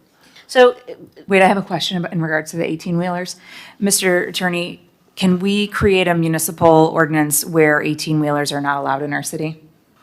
An outright ban would not be constitutionally permitted, but cities or municipalities can adopt certain restrictions on certain streets or areas because of safety concerns. So we could study that more closely, but an outright ban would not be allowed. And if I could take this opportunity, because I didn't really have a chance to weigh in earlier. The county absolutely has exclusive jurisdiction on traffic signals. I don't know whether there's any exceptions for changing from traffic stop to a light. I don't believe there is. I did find at least an interagency agreement where even the installation of a speed table requires a traffic study. That was an agreement between the county and North Beach, or North Miami Beach. So we can come back after we study it more closely, but I don't believe that the information that you received, Commissioner, was accurate. I appreciate that. Can we, just to wrap this up though, so you'll look into this, Rick, and then bring it to the May agenda to reduce the 18-wheelers in our city in certain streets? Yeah, we'll add an item and we'll look to see what we can possibly do and bring something. Thank you. To build on the points made earlier, can we get for the May Commission meeting, I want to keep this on the agenda and come back because there are a lot of questions that you guys have a lot of homework on. Can we get historic enforcement data and what it is now, and really like a really thoughtful analysis of where the problems are, what's causing the problems? Is it small delivery trucks? Is it 18-wheelers? Is it garbage trucks? Is it people doing illegal U-turns? Like, I want to know.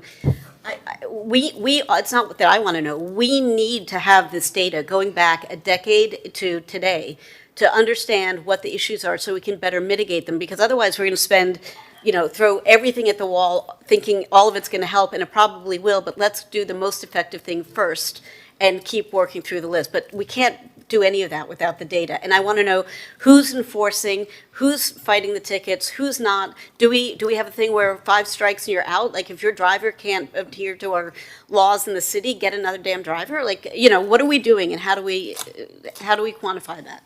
And well, before you embark on that, one other question to add is, later on today, thank you, Commissioner Fernandez, we have a great item that is going to provide residential relief from towing enforcement.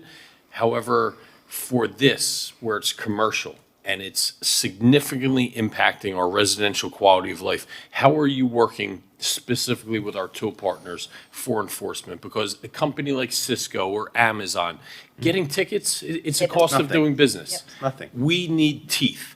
How specifically are you working with our partners to enhance our enforcement here? So towing commercial vehicles is a different step. Let me talk about the enforcement aspect. So right now, without having the data in front of me, I'm going to go out on a limb and say that we are probably writing more citations today than any time in our history. I definitely know that is a factual statement for our right-of-way violations. We have, for example, UPS talking to us about settling for more than $1 million for right-of-way violations. So while we are, I know that there's comparisons to the police force. We have about 40 parking enforcement specialists when we are fully staffed. So we are not perfect, but I stand behind our staff's effort to get out in the field. When we see deficiencies, we will absolutely address them. I go out into the field until midnight, 1 a.m., 2 a.m. to see our team to work beside them. When it comes to so for example, when we start hitting these commercial venues with $1,000, $5,000, $10,000 violations, we do have to end up changing our code because we are usurped by county rule. So they'll go to the special magistrate. They'll say, hey, blah, blah, blah, we want these cut down. A lot of times there's a negotiation that we end up cutting those fines in half, et cetera. When it comes to towing, we just talked about the traffic of the time it takes for a parking enforcement specialist to get there. Now the parking enforcement specialist gets on site, identifies the issue, issues a citation, then immediately goes digitally and calls for the tow vehicle. They're in that same traffic that everybody else is. So by that point in time, the FedEx truck driver, the UPS driver, the Amazon driver, they are trained to stop, get in, and get out. And so the chances of us getting on site, writing a citation, doing a digital call, which the new technology that we are utilizing is phenomenal. But then because of the size of the vehicles, it has to be a different class tow vehicle on call all the time. So how do we cut out that bureaucratic step where your specialists have to get on site, analyze, and then call, right? How can we essentially have those arriving simultaneously? You must be able to work with, listen, at the end of the day, there are our governmental partners, right? There must be a way where you can work simultaneously. Yeah, call them at I the same guarantee you, if government is showing up, what I know about capitalism is they're going to show up just as quick as we do. Or faster. I'll put our team up against anybody as far as speed, but automotus is potentially a way that we could incorporate that into tow books and then potentially order the tow automatically? Yeah, so automotive actually has that feature, but that again, that is freight loading zones only, and that is for vehicles. If a FedEx truck in a freight loading zone, then hey, every day is a great day in Miami Beach. Can we add basically a median or public right-of-way to that? As far as? Well, what we're talking about right here Oh, is not. Automatically. yes. So right-of-way we use for commercial violations. The right-of-ways are for that 18-wheeler that's at that 63rd bend where you have, unnamed hotel on the right-hand side with unnamed hotel on the left-hand side. If the cameras cover zones to keep those areas clear, so we wouldn't write a right-of-way for anybody in violation of a freight loading zone, because then generally that's going to be a resident, a visitor, somebody that says, oh, look at that big piece of curb, I'm going to stop in for 5 minutes. I can guarantee you, if you went out at some point today, you would find multiple commercial vehicles parked up and down in the middle of West Avenue every single day. And as many tickets as you write, and I have noticed an increase in your presence, which I thank you for, but that's clearly not enough teeth to change behavior at this point. So how do we take that one step further and say, you know what, you're not just going to take these tickets as a cost of doing business. Now, Amazon, you've been parked in this public right-of-way that is a public safety. Somebody is going to get hit and killed. And I say it every single meeting. Somebody, I'll send you videos. If I need to send them every day, I will do that, right? How can we sit there and say, you know what, Amazon, your truck is now going to get towed? But can I build on that as with possible? What about, I mean, in New York and Boston, people boot cars and trucks all the time. It's very quick. The truck is incapacitated. It will have to be negotiated, not literally negotiated, but, it will have to be handled between the operator and the enforcing body. And it doesn't block traffic additionally. It doesn't remove it, but it doesn't block it the same way. Are we preempted from using boots? Well, Commissioner, you don't want You need to boot compliance. you don't want to boot up a vehicle that's blocking a line of sight. No, but You want the car it's moved. faster. No. I'm just saying it's faster than getting a tow truck, right? Like, because then an officer can go, the vehicle can't leave until the officer has written the ticket or whatever, done the enforcement part, and then it goes. But it's faster than having a special giant truck coming and moving it, because then you just take the boot off and they drive away. I think, if I can just interject here, because, and no pun intended, but when there's a will, there's a way. And there's a will here. There is a will That pun here. was intended. And also, it was really good. And by yeah. the way, you're having a fun time by going out at 1 o'clock at night to look at traffic enforcement. God bless. All that I know is that our residents sneeze, and they're getting ticketed and towed almost immediately. Yep. If it's working to go after the residents and the taxpayers of the city of Miami Beach, I expect for it to work even better when it comes to the enforcement on these commercial trucks.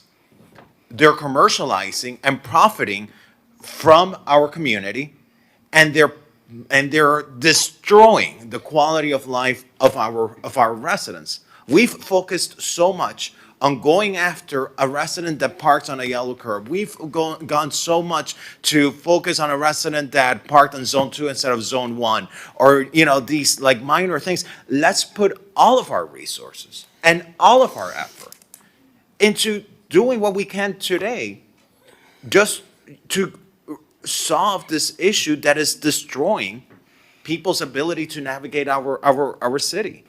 So what we can do, and the entire commission can have my dedication, we can put out, starting at 7 o'clock in the morning, that we will begin the enforcement of towing commercial vehicles, and go ahead and start calling those vehicles as early as 7 a.m.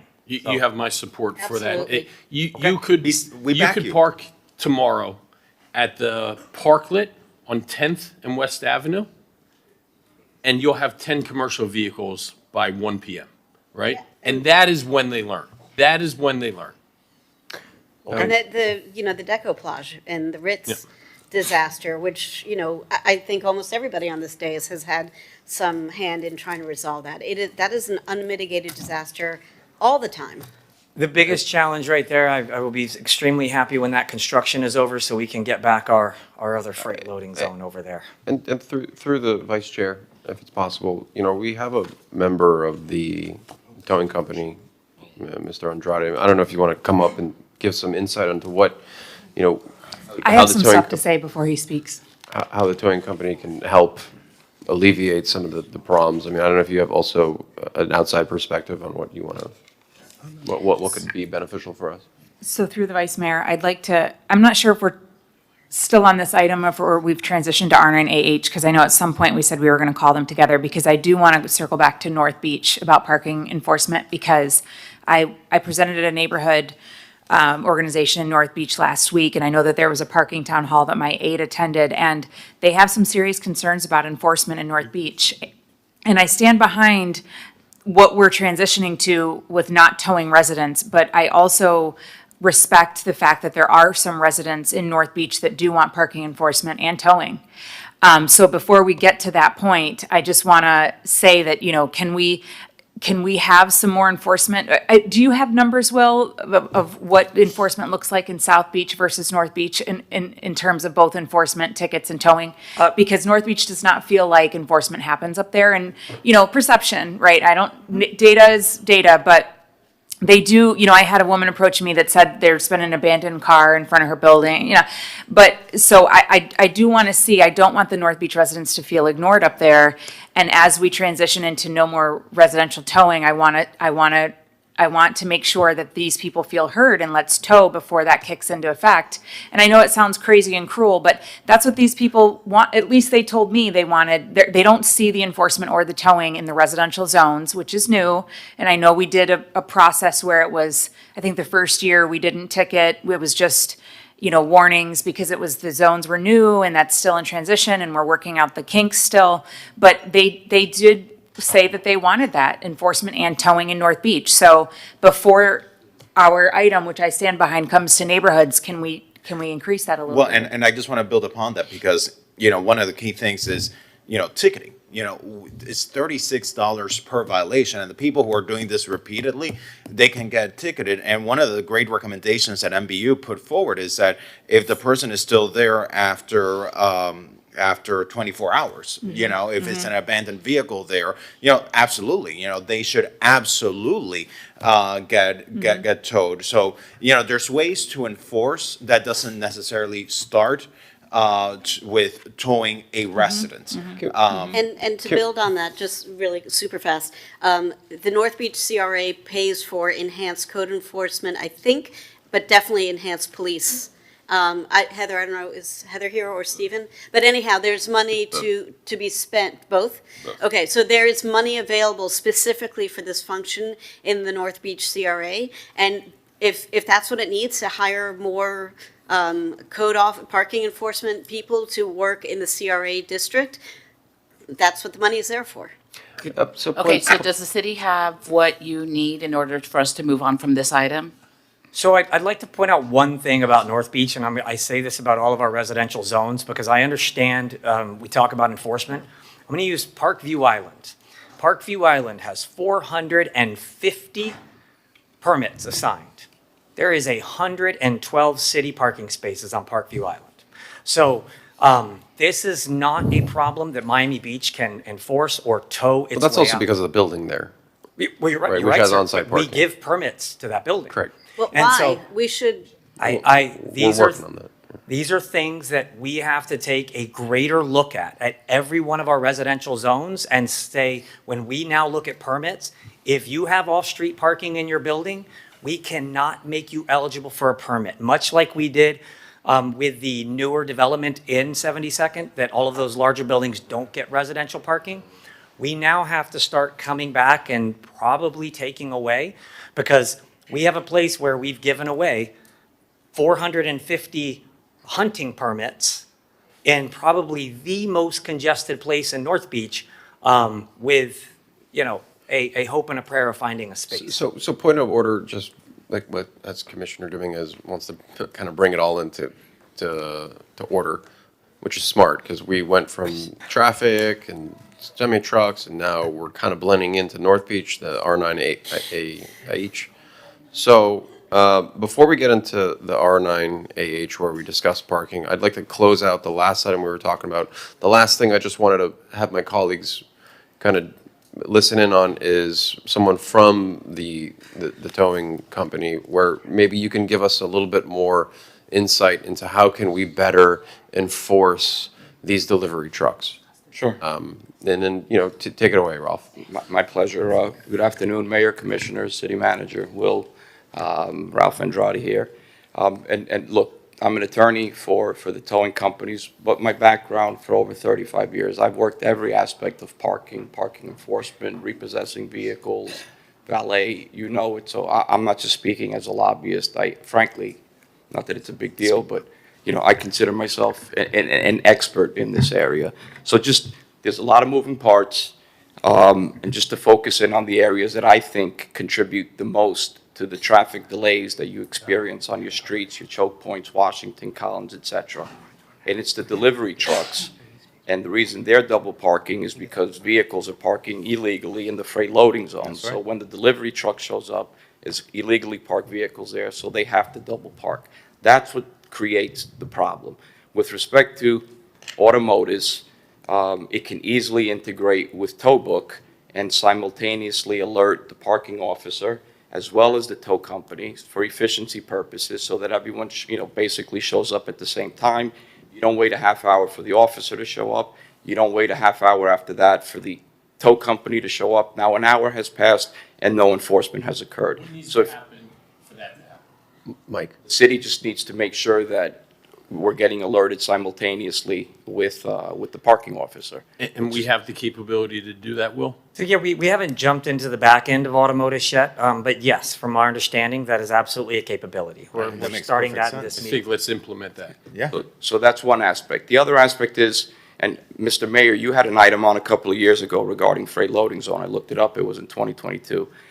When your freight loading zone program worked best and the streets were free and clear of this chaos was around 2015 to 2018, when the parking department used to give funds to the police department so that the motormen can work overtime and help them enforce the freight loading zones. For some I think reason, Mayor Phil Levine was also personally enforcing during that's that right, time, he was jumping into trucks. So look, the parking department has a lot of different responsibilities. So you're telling me that the police department can also enforce parking? Yes, and they used to, and it was a very successful program, and that's discontinued as of this time. And, hang on one quick second, hold that thought.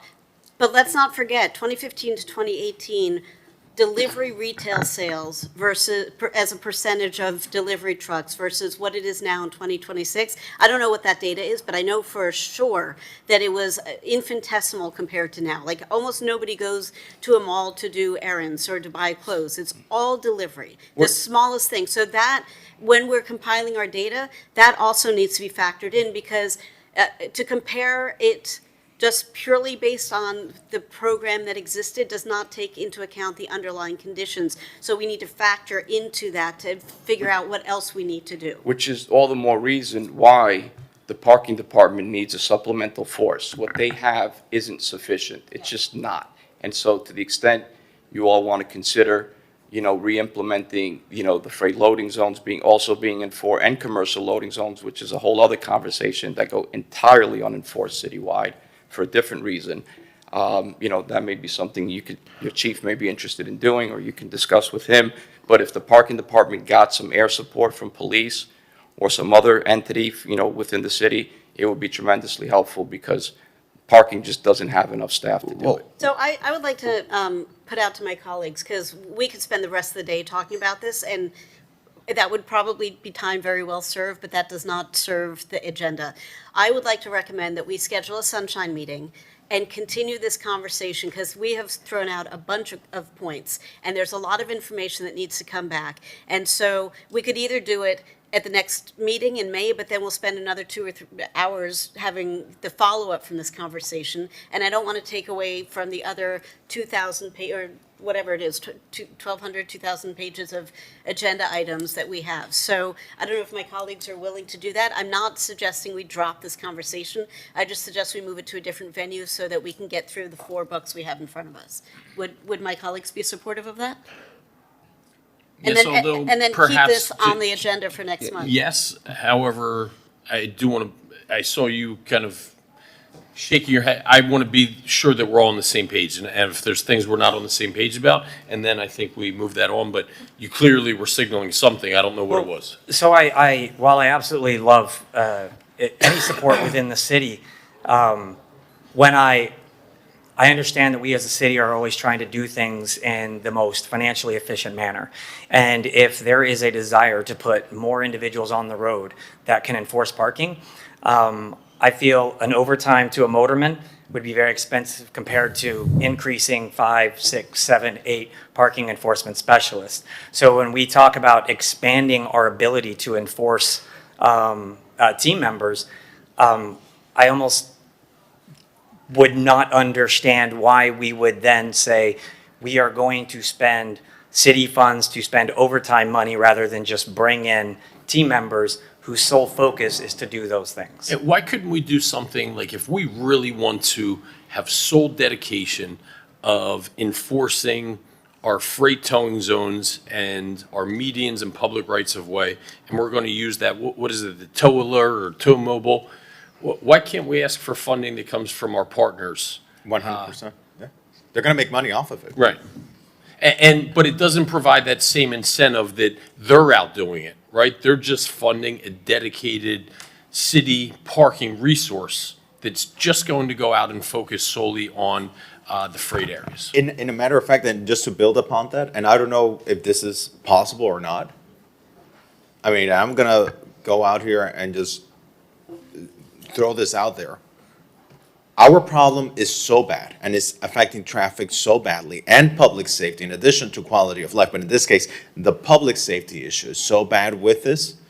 You know, how do we get more efficient support from the outside to enforce the freight loading zones? You know, can we get support? You know, they're making money off of enforcement of the freight loading zones. Can you guys in the private sector help us and supplement us in addition to what the towing Pay company for a is? dedicated resource just to go out and police the freight loading zones. The tow companies are here to serve the city's needs. If that's something you all, want to have a conversation about and explore, we're more than happy to do that.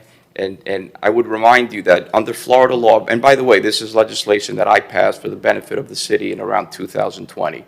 Under Florida law, the city can recoup or impose an administrative fee in the amount of 25% on the consumer to recover its cost of parking enforcement. Right now, the city charges $33. With that 25% formula, you can charge up to $68. So you're leaving whatever that is, $35 on the table that we can lawfully impose on the consumer so that you can hire more personnel, whether it's police officers or parking officers. But it's a self-funding mechanism. It will have no fiscal impact on the city. Or if, like you're suggesting, you want some external private supplemental help, sort of like with the security companies, right, where the police department hires outside security to help. We're more than happy to do that. We're here to help the city alleviate the traffic conditions that exist.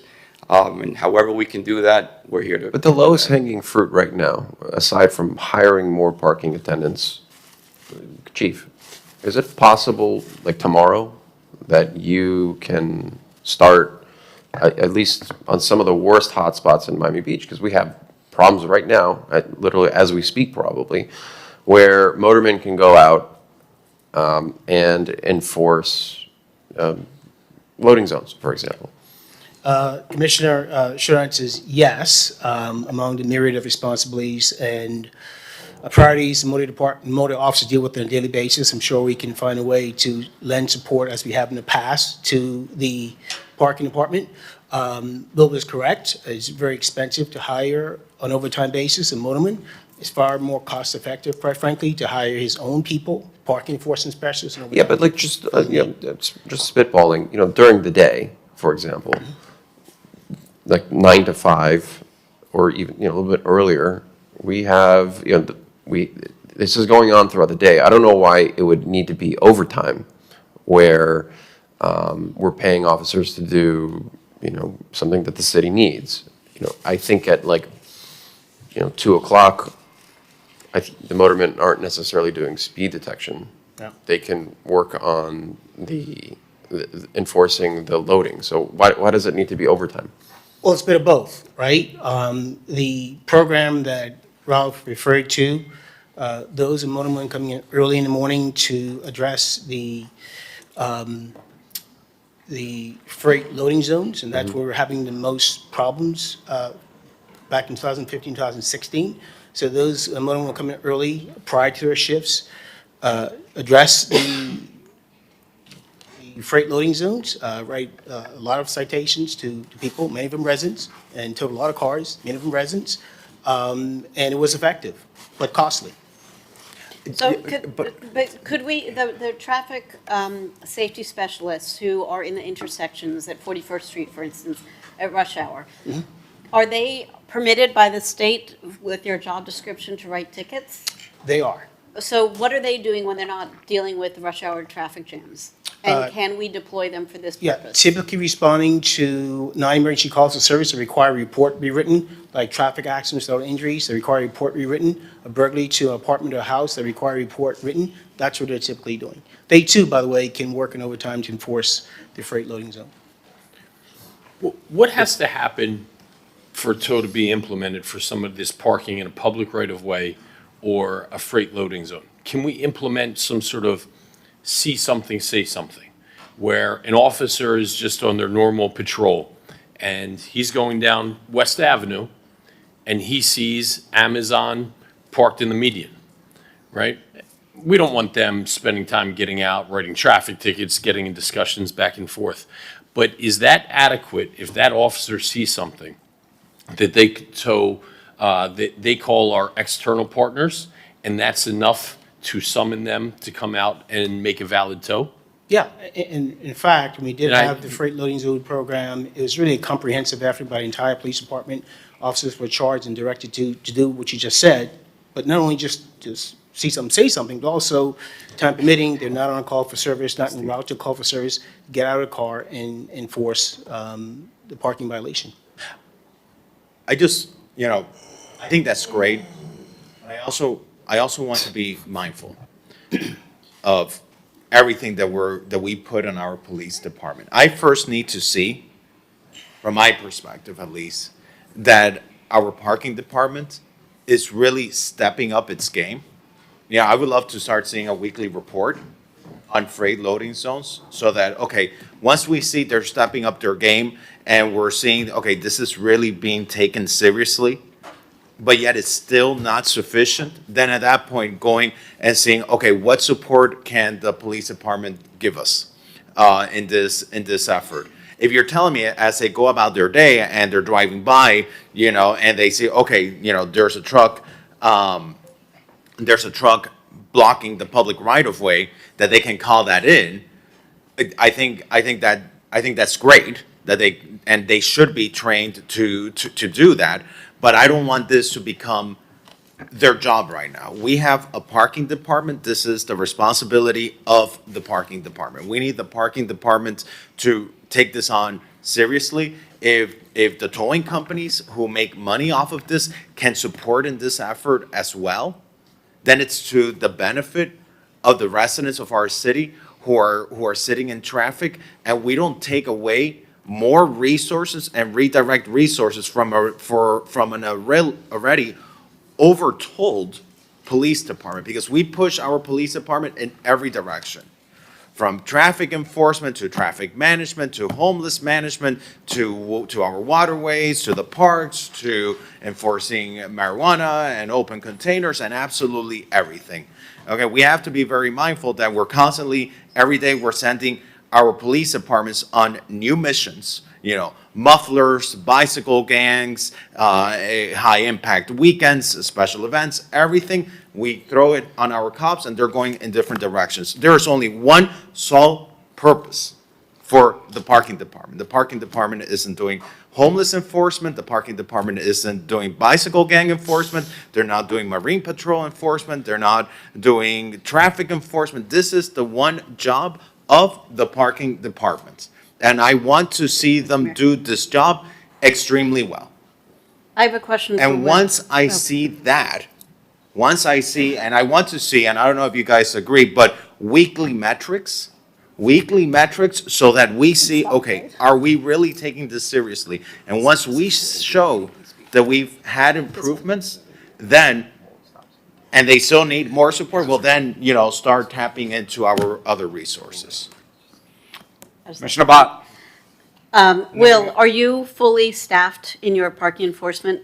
Very close. We just hired a new, I want to say about 8 or 9 people into our part-time role. We then promoted, I believe, 5 of our part-timers into a full-time role.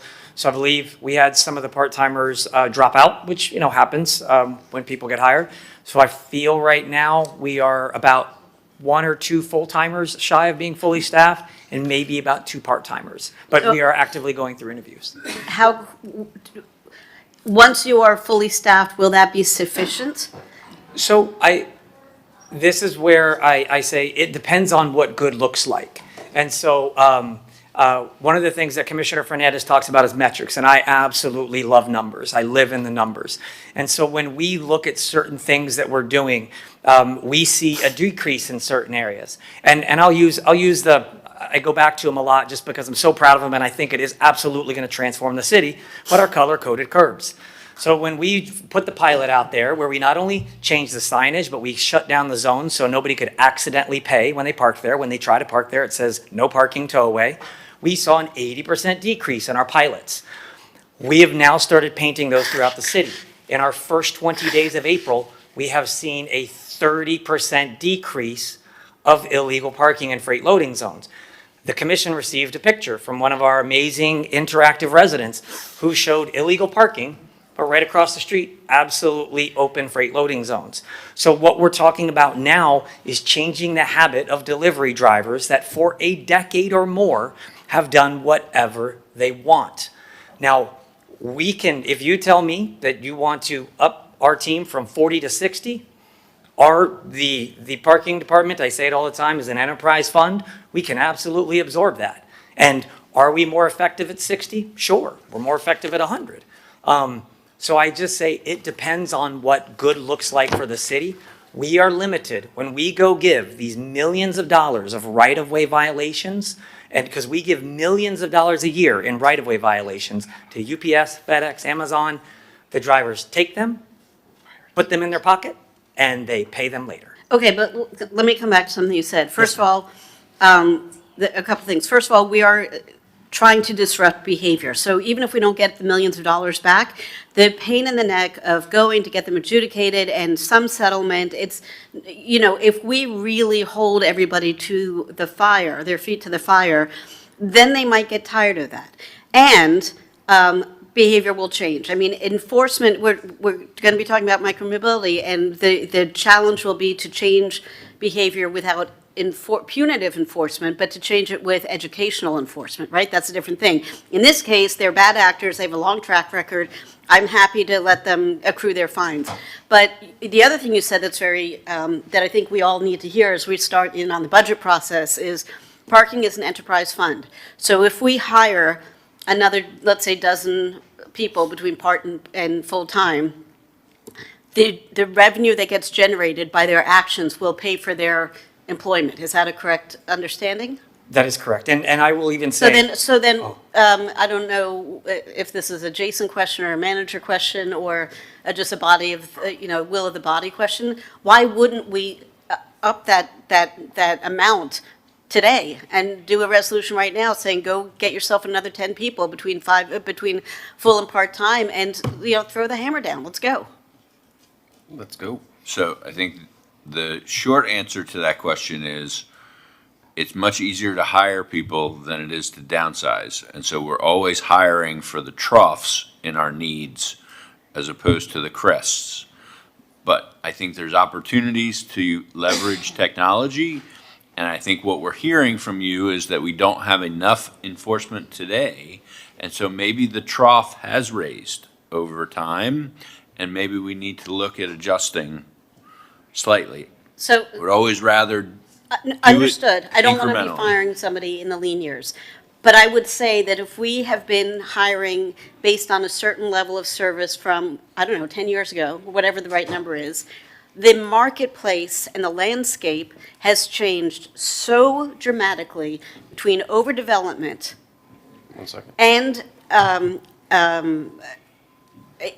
e-commerce, just those things alone, and Uber and Lyft, shared rides. Those three factors say that without even looking at one single point of data, just from living in this city, that driving through the city in 2010 versus driving through the city in 2026 are night and day.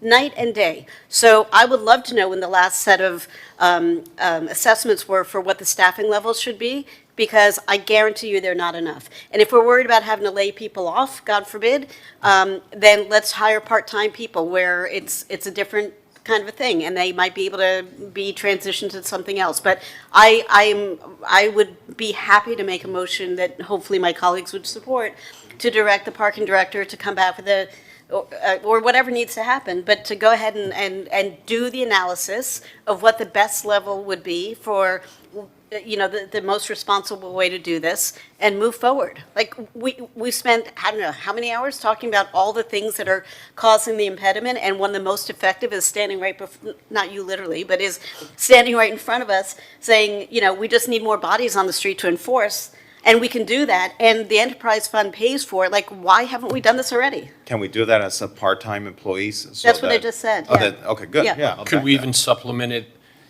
not replace, but on top of, just to manage through peaks with some sort of contracting service? Would you like a motion to direct you to come back to us in May with a plan that we can effectuate? I think that would be Better than answering, than a little horse trading on the dais? Okay, so Very much I would like to appreciate make that. that motion, and Second. hopefully somebody will second, and hopefully I'll get unanimous support. Second. Rick? Okay, all in favor? If so, please say aye. Aye. That was directing the parking department to come back in May with an analysis of personnel, including part-time, contracting services regarding their needs. And a timetable for implementing. Okay, now, And in May, and I don't want this pushed out to the fall. now, I had three other motions that no one made second, so I need to clarify those. We had a motion from Monica Mateo Salinas referring to FERC, the study regarding changing from traffic lights to stop signs, but no one made a second. I'll second. So I have a motion by Commissioner Mateo Salinas, seconded by Vice Mayor Dominguez, a referral to FERC. All in favor, please say aye. Aye. I also had a second motion from Commissioner Mateo Salinas regarding amending C7Z, which was to include speed tables on 71st I'll Street. Motion from Commissioner Mateo Salinas, seconded by Vice Mayor Dominguez. All in favor, please say aye. Aye. Any opposed? Hearing none, it's approved. And I had a last motion, direct administration to supplement, supplement departmental budget with e-bikes. I think that was Commissioner Bott who mentioned that. That was the police department? Police just got theirs, so it would be parking and code. Parking and code with e-bikes, that was Commissioner Bott. Do I have a second on that? I'll second. Just specifically, what is the item calling for? It was to motion directing the administration to supplement departmental budgets, I'm assuming for the next budget year, for the inclusion of e-bikes for the parking department and code enforcement departments, to look into that. Because the issue has Yeah. been that, okay. And then the other thing that I didn't hear in Hold here. on, before, oh, I'm sorry. So I have a yes on that, a motion, all in favor? Excuse me, just for the sake of clarity, is that to consider during the fiscal year budget process, or is this a referral to FERC? Thank you, that's what I was about to ask. So I think I'd like to get the assessment of how much it would cost, and if it's not a huge amount of money, then maybe we can do it this year. And if it's like, I can't imagine that buying 12 e-bikes is going to, I think they're about 6,000 each, right? Because the Andres Alcion Foundation, I think, donated 6 bikes for 34,000. Correct. Roughly. but, let's not use that as a benchmark. Let's do our own research. Oh, 100%. I'm just saying that's their, Yeah. based on that, it was, no, I just wanted to make sure, because we have, and we're consistent. I just wanted to make sure, the reason I was asking, to make sure it goes through I like the item, I love it. Just make sure it goes through the budget process like everything else. We can save the money by putting 2 people on 1 scooter, Commissioner Bott. No, we can't. It's not safe. Unless you buy a certain scooter that has the devices to make I'm it just safe. messing with you. So, Yeah, I'm not giving up on this one. But the other thing I didn't hear, so can we just get a sense of what the cost will be, and then we'll decide if we're going to make it a next year priority, or if we can find, Can I ask you a quick question? or we can Chief, do half now and half Do later. we ever confiscate e-bikes from criminal enterprises? I am sure we do. I mean, we've Let's got use it for this. hundreds of bikes. Are we allowed confiscated. to do that? Like the city Depends on the proposed? nature, on the conditions we confiscate a bike. If it's vehicle use and a crime, and we can certainly use it. So maybe it's part of this item, just explore that. Because I know, like in the Netherlands, people dump bikes all the time, and they rehabilitate them and give them to people who need bikes. And this is a little bit different, but it's worth looking at. I just want to jump in there because, I want to thank you, Commissioner Bod, for bringing this up again. It's deja vu. In this city, we have these conversations, and then we have them over and over again. In 2022, this body adopted Resolution 2022-32344, specifically asking the parking department to create a dedicated bicycle enforcement unit. The directive is there already from this legislative body. And Well, where not this is it? body. It was a different set of people. But it's the body, different people. Yep. But the legislation lives on. And where is it? We gave the directive, whether it was this commission or the one 4 years ago, the legislation is there asking the parking department to create a dedicated bicycle enforcement unit. And so I think it's important to bring it back up again so that it's fresh in everyone's mind. But it's like we have the same conversation over and over and over again, and the problem doesn't get solved. Yeah, I think it's a complicated thing to run a large organization. There's turnover, there's shifting priorities. I understand all that, but it's not like this was a fly-by-night crazy idea by some random commissioner. And the fact that here we are 4 years later and it hasn't been addressed, where does the buck stop on this? And so that's a different question for a different time. Right now, I'm more interested in moving this forward. I had one more question. Oh, the question about whether or not the city or the county or the state has jurisdiction on some of the traffic calming. Does that need to be something we vote on, or is that something you can handle administratively to get those answers and come back to us? I don't believe we need a motion for that. We can- Yeah, we can do that administratively. Okay. But I don't want it to fall off. Like, we want ironclad, correct answers ASAP. Be happy to issue an LTC by tomorrow. Okay? It's pretty clear. Great. Great discussion. We're going to call R9H. I just want to say, sometimes it looks like we're taking a lot of shots. Sometimes they're fair, to be honest. But Will, you've been here about a year now. Yesterday. Less than a year. You've been a great No, a addition. year yesterday. Oh, a year yesterday. Congratulations. Thank you. So happy anniversary. And I can say from my perspective, you've been a great addition to our You city. have. So thanks, and I'm sure you're going to obviously follow the directive that we're given here and implement it. But Absolutely. Thanks for all your Well, hard so it's work. been a year yesterday, but it feels like 10. And I think during your interview, you had a full head of hair, right? No, ma'am, I keep it shaved. Just don't show the gray that it has definitely. Well, thank you as well for living in our city. Yes. I can see through your knowledge of the intricacies, it makes a difference. And that's a very passive-aggressive suggestion to our other staff and administrators. But thank you very much for living in our city. No, but I will call out that Jose does as well, and Melissa does as well, and they speak from knowledge when they are addressing issues that we are all frustrated with, because they are also residents who are frustrated by the same issues. Jason, that's right. John Norris. And I will Sorry, say, we go through all the. John Norris calls me every single day. He's on the way home that he sees a truck stopped at 63rd because he lives just north of 63rd, and he So goes. can we deputize him to write tickets? We've talked about giving him a tablet and a printer and having him go through the course. That's It is kind of cool, by the way. I did that yesterday. It was a backup on Alton, and I texted Jose Gonzalez, and then a few minutes later, there's a notice going out citywide. Hey, there's a backup Yeah. because of. Vice Mayor Dominguez. I just wanted to make a motion for this item to be heard at the next public safety meeting, which is May 13th. Which item? I'm sorry.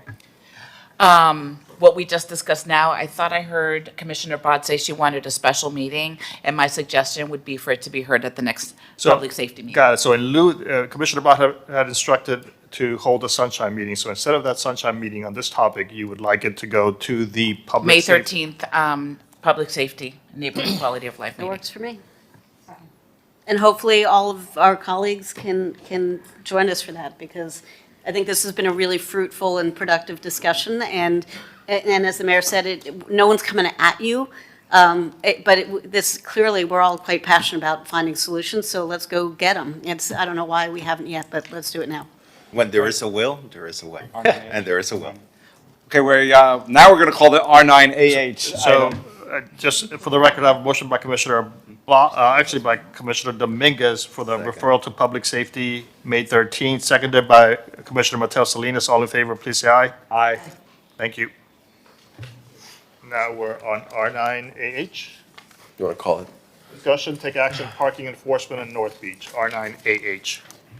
Commissioner Suarez. Thank you. So this seems to be the topic du jour of this morning, which is good, because that's what residents care about. I had a North Beach parking town hall last week, and believe it or not, one of the biggest requests from a lot of these North Beach residents is they want to see towing when it comes to enforcing Zone 26 parking.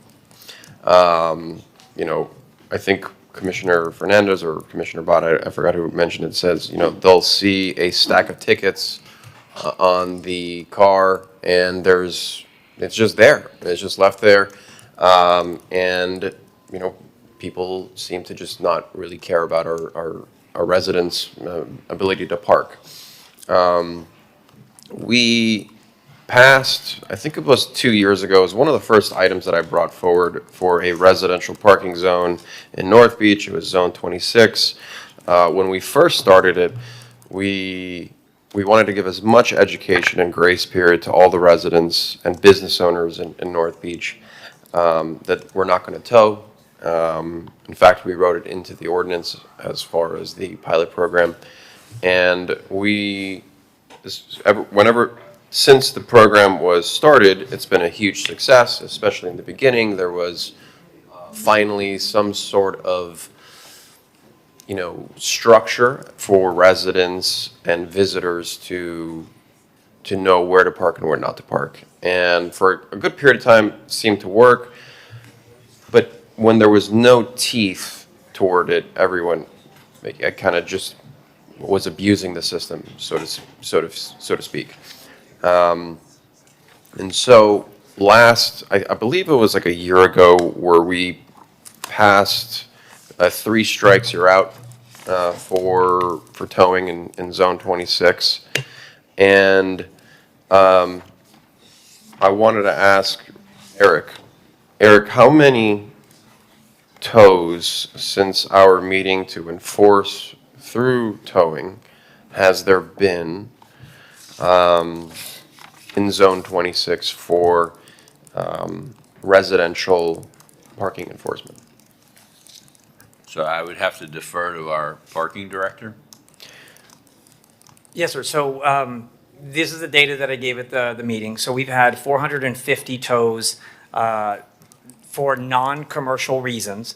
Now, the way that, and forgive me if I misunderstood, but I was under the understanding that it was if you received 3 Zone 26 violations in the same month, that's when we would initiate a tow at that point in time. Now, so how many tows has there been? So I'd have to look at the exact data because, for example, we towed a vehicle the other day for a scofflaw. I just want to know how many tows there has been in the last year specifically for a Zone 26 violation. So that's the challenge, sir, because a vehicle will not specifically just get towed under that specific clause because, and I give anecdotal, because there's other reasons. And let me go to the scofflaw. So there was a vehicle that never met the criteria. It had 2 violations a month over the last several months. It was designated a scofflaw by the county because they hadn't paid any of those violations. So our team scanned it. It was recognized as a scofflaw. We towed the vehicle. The individual came to the parking office, obviously, had some choice words for our customer service team. They sent them upstairs. So, for example, that vehicle wasn't towed for not having a Zone 26 permit because that vehicle specifically never met the threshold of having 3 citations in the same exact month. That vehicle was instead towed as a scofflaw because that vehicle To be honest with you, I didn't bother to talk with the team to find out if that person was a resident there or not, if that person just ignored all the tickets. Listen, I get it, but how many tows has there been? So there's been 450 non-commercial tows in the Zone 26 area. Okay, can you give me a little bit of a breakdown that how many were because you had a violation in Zone 26? I can pull that For, data. in the residential area, not a commercial, not freight loading zone, just Yes. specifically in residential parking spots? So that, I'd have to go through addresses to get that information, sir. Okay, so. So when I say 450 non-commercial, that's not including commercial loading zone, that's not including freight loading zones. Okay, so, well, the sentiment I get from the residents of North Beach is that, and I think we've said it enough up here, is that there's no enforcement, right? And North Beach is unique in the sense that over the next couple of years with parking lot 92, that's going to be demolished for a much bigger structure. There's going to be a transition period where it's going to be very uncomfortable for North Beach residents.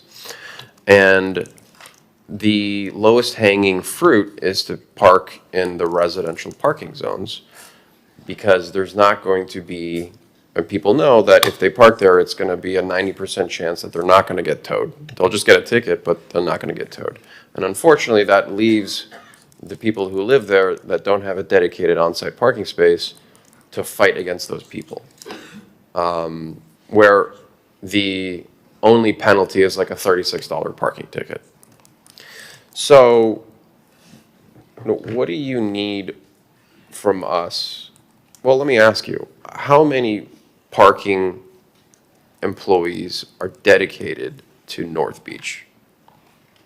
So we don't have any dedicated, for example, if you talk about, for example, when we divide our shifts throughout the evening, we look at how many individuals are on shift, and for example, we'll say, hey, you are gonna go to North Beach. So generally, I will say on an overnight shift, we're gonna have one officer. We have 4 different shifts. One of those shifts is like a 6P to a 2:30A. So that individual can be up in North Beach as well. So it concerns me a little bit, Eric, city manager, that there's no real plan as far as enforcement, meaning like it's just kind of general, oh, today you're gonna go to North Beach. I don't think that's how our city should run. I think our city should be running with a schedule, a plan, and a thoughtfulness as it relates to enforcing parking. So, I don't know, if this is a staffing issue or what, and if there's just one person who is going to randomly be in North Beach, which is decided on the day, apparently, what happens if that person, calls out sick and then there's no enforcement? So, Eric, what do you suggest we do to really kind of make sure that North Beach has the proper enforcement? So this is primarily an overnight issue because the residential permit zone kicks in at 6 p.m. Correct. And so I would say that we probably have to have dedicated resources there between 6 p.m. and 2 a.m. to make sure that we're enforcing the Zone 26. So what I want to, we do have a plan, Commissioner, but just like we have human beings at work, and because we do have unionized employees, and we give the opportunity of those unionized employees to exercise their rights, individuals can take evac, individuals can take sick. So what our supervisors do is say, let's say we have 5 people on at this time frame, but we have 1 evac and 1 calls out sick. Now we have 3. So now that supervisor says, okay, I'm going to put 1 here, 1 here, 1 here. Now I'm going to take these 2 resources, hold them over for 4 hours, and put them here. So our supervisors are constantly. But you're telling me, I thought you said you're almost close to being fully staffed. Doesn't sound like you're. No, but people still take vacation or call Yeah. in sick or stuff. But can I jump on, Sure. build on this? I'm sorry, but I'm like, I like know where you're she's going. she's jumping at the hill. You go for it, Champing Commissioner. at the bit here.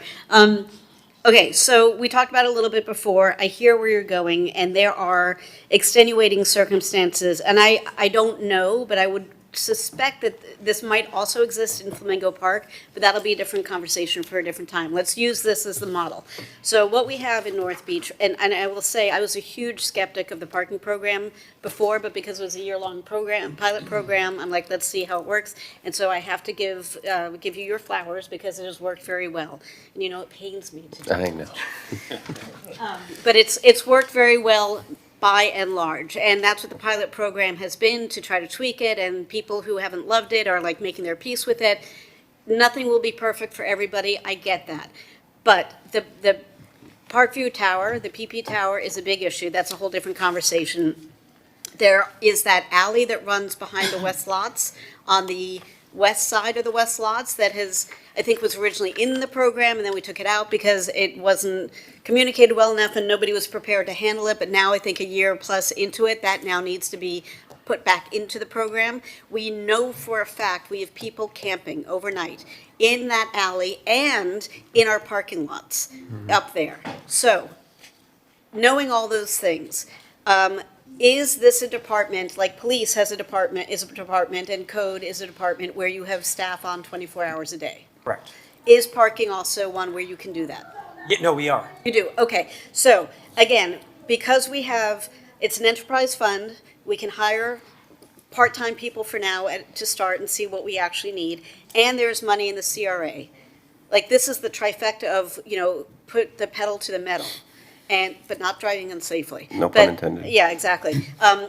Let's go. Like, let's have a plan in place, and let's go. And let's alleviate these issues, because we need to make sure it has gotten so much better than it was, and we also need to make sure we don't slip back. And that the other challenge is it's a very transient neighborhood, so people who weren't part of the first year of education have no idea. So now we need to, and maybe when, you know, we need to talk about the communication, that if this is their first violation, maybe there's an education, you know, this is your mulligan, and then we go from there. And then, so I think that is really important to do, and I get that we have 5 people on and 2 people have the temerity to get the flu, but let's say we have 5 people on for the city, plus 2 people dedicated overnight in North Beach, or whatever the right number is, okay? Yeah. And then, to your point about, the earlier point about the 72nd Street garage, parking lot going away for a couple of years while it's turned into a fuller community asset, including many more spaces. I wanted to, if we're done with this part of your conversation, have Will explain what the deal with the Deauville Hotel is. And I spoke to David Martin about this yesterday, and he said he's on board to do the parking program that you and I have talked about. But before you get into that. Yes, sir. And I would love to hear about that.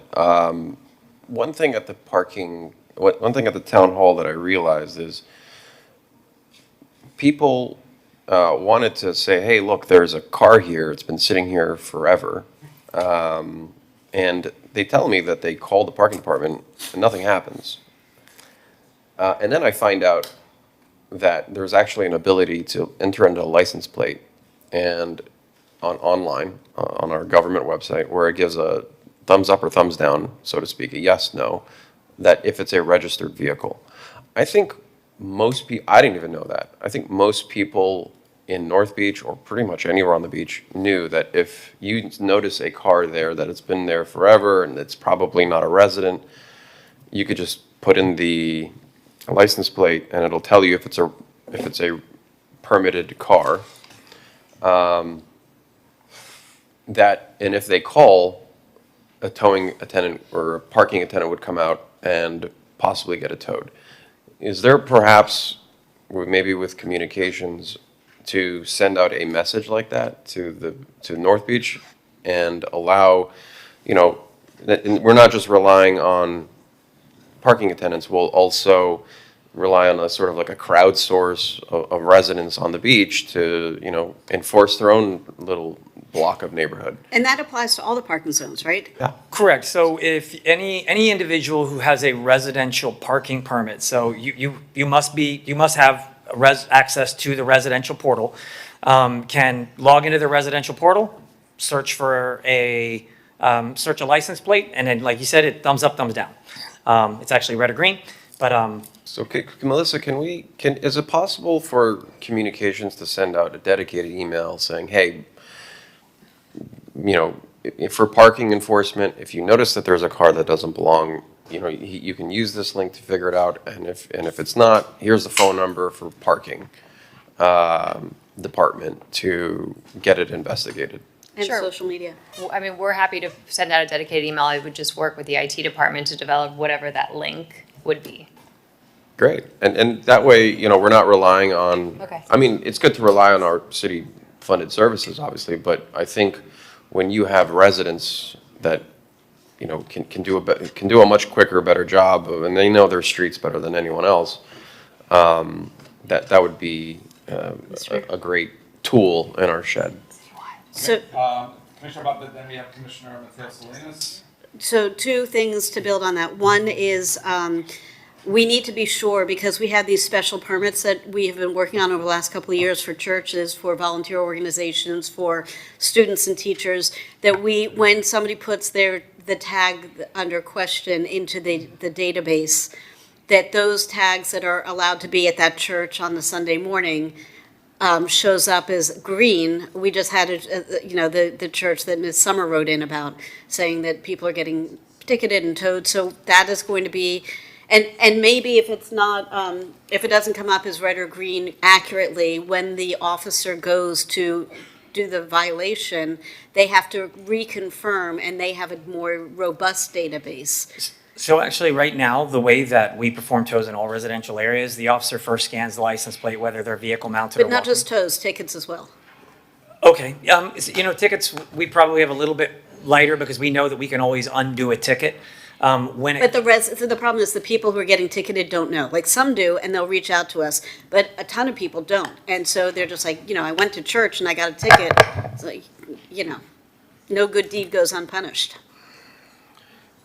And just look, you're going to be able to digest that, Please. with communications. But I think, Eric, what I'm asking for is there doesn't seem to be a plan for specifically North Beach enforcement as it goes to Zone 26. It seems like there's, on today, we happen to have 3 people, so we're going to send you I think what would be appropriate would be perhaps in about a week or so, send out an LTC to the commission on exactly what you plan on doing for enforcement of Zone 26 in North Beach. No problem. Great. Commissioner Mateo Salinas. So similarly, again, you're not fully staffed, correct?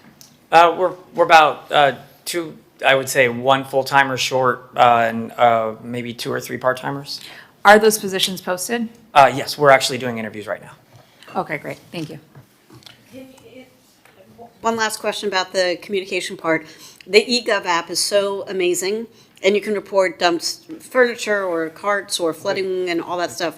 Does can you report parking on the eGov app currently? You can report parking on the eGov app, and on top of that, anybody that, I understand there's anecdotal stories out there, but anyone that calls in a parking issue, they call in on a recorded line.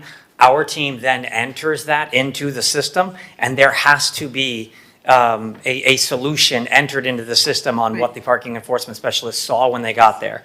So if, for example, we send an officer out there and there's 3 or 4 tickets on a windshield, my expectation is that parking enforcement specialist calls the supervisor, and we have certain Miami-Dade parking codes which we can enforce that don't necessarily state you don't have a Zone 26 permit, but it's another violation that we can tow immediately on. So when you guys work on whatever the communication is, just let's remind people who already use the eGov app that they don't have to adopt another. Absolutely, we'll plug that as well. Thank you. Oh, okay, I think we're good. Thank you so much. Thank you.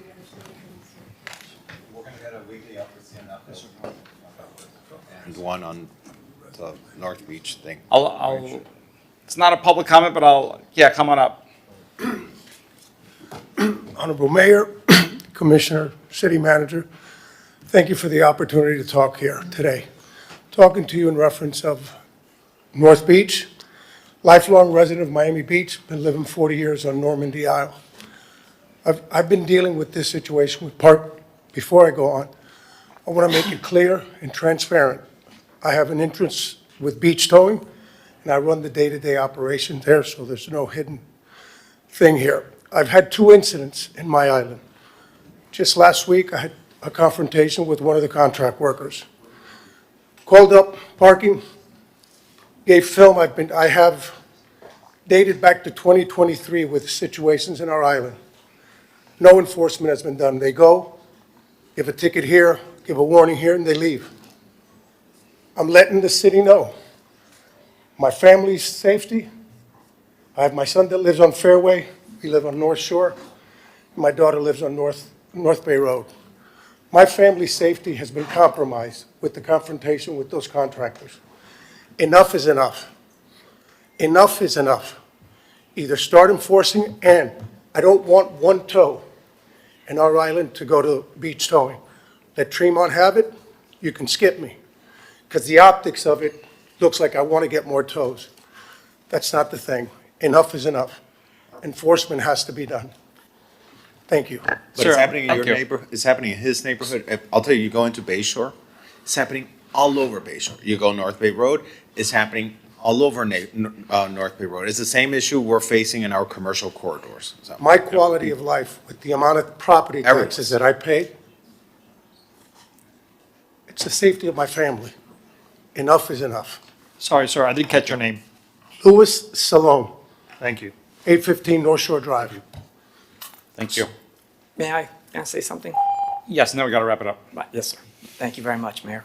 So Normandy Isles, Venetian Isles, Sunset, Palm, Hibiscus, Star, all of these islands share a very similar trait. Technically, there is no legal parking on the islands anywhere.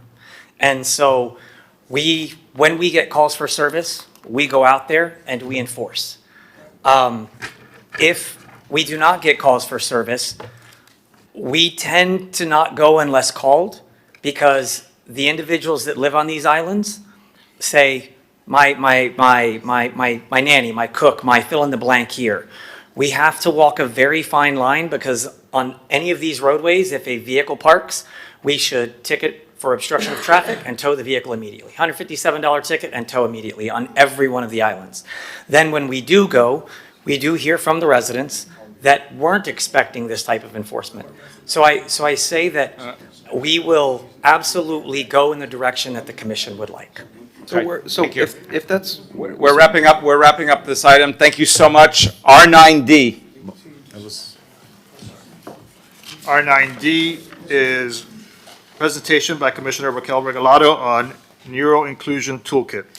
Commissioner Raquel Regalado, thank you so much for being here. For those who don't know, I think most people watching do, but just in case, you are Miami-Dade County Commissioner. Former school board member. Yes. Former school board member, and we're really honored that you're here with us today, and I know you have a special presentation, so thank you. Thank you. And I'm here in my capacity as the very proud mom of 2 neurodivergent adults, Bella and Sebastian, who are now 21 and 22 respectively. So first of all, I want to thank you all for raising the flag. Thank you so much. It means so much to us to really get our municipalities to start talking about not just autism as a general idea, but really autism acceptance. We really have come a long way from awareness to acceptance, and we have so many resources in our counties for who we lovingly refer to as the littles. You know, when you get your early diagnosis and all the different things that happen when you get that diagnosis. But as many of you know, starting at 10, 12, 13, things start getting a little complicated. And I've been working over the last 10 years on programming specifically for adults as my children transition to adulthood. I have to say, my daughter Isabella came to the NSU surf camp here in Miami Beach over a decade ago. So I know that you all have a long-standing relationship with NSU CARD. And NSU CARD has been my #1 partner in doing this work with the toolkit. So what the toolkit is, I created a document that has been emailed to all of you. I also have the QR codes here here so that you can see them, that really encompasses everything that I've done in the public sector on the government side. It is written for you. It is written for managers, mayors, commissioners, and administrators in general. And it has all the legislation that I've worked on. Please copy it. All the data that we have done over the years, the training as infrastructure, and then the different examples of everything from social stories that we've done in all of our libraries to how to provide autism-friendly and sensory-friendly events. So first, I'll just say why we talk about neuroinclusion and not autism.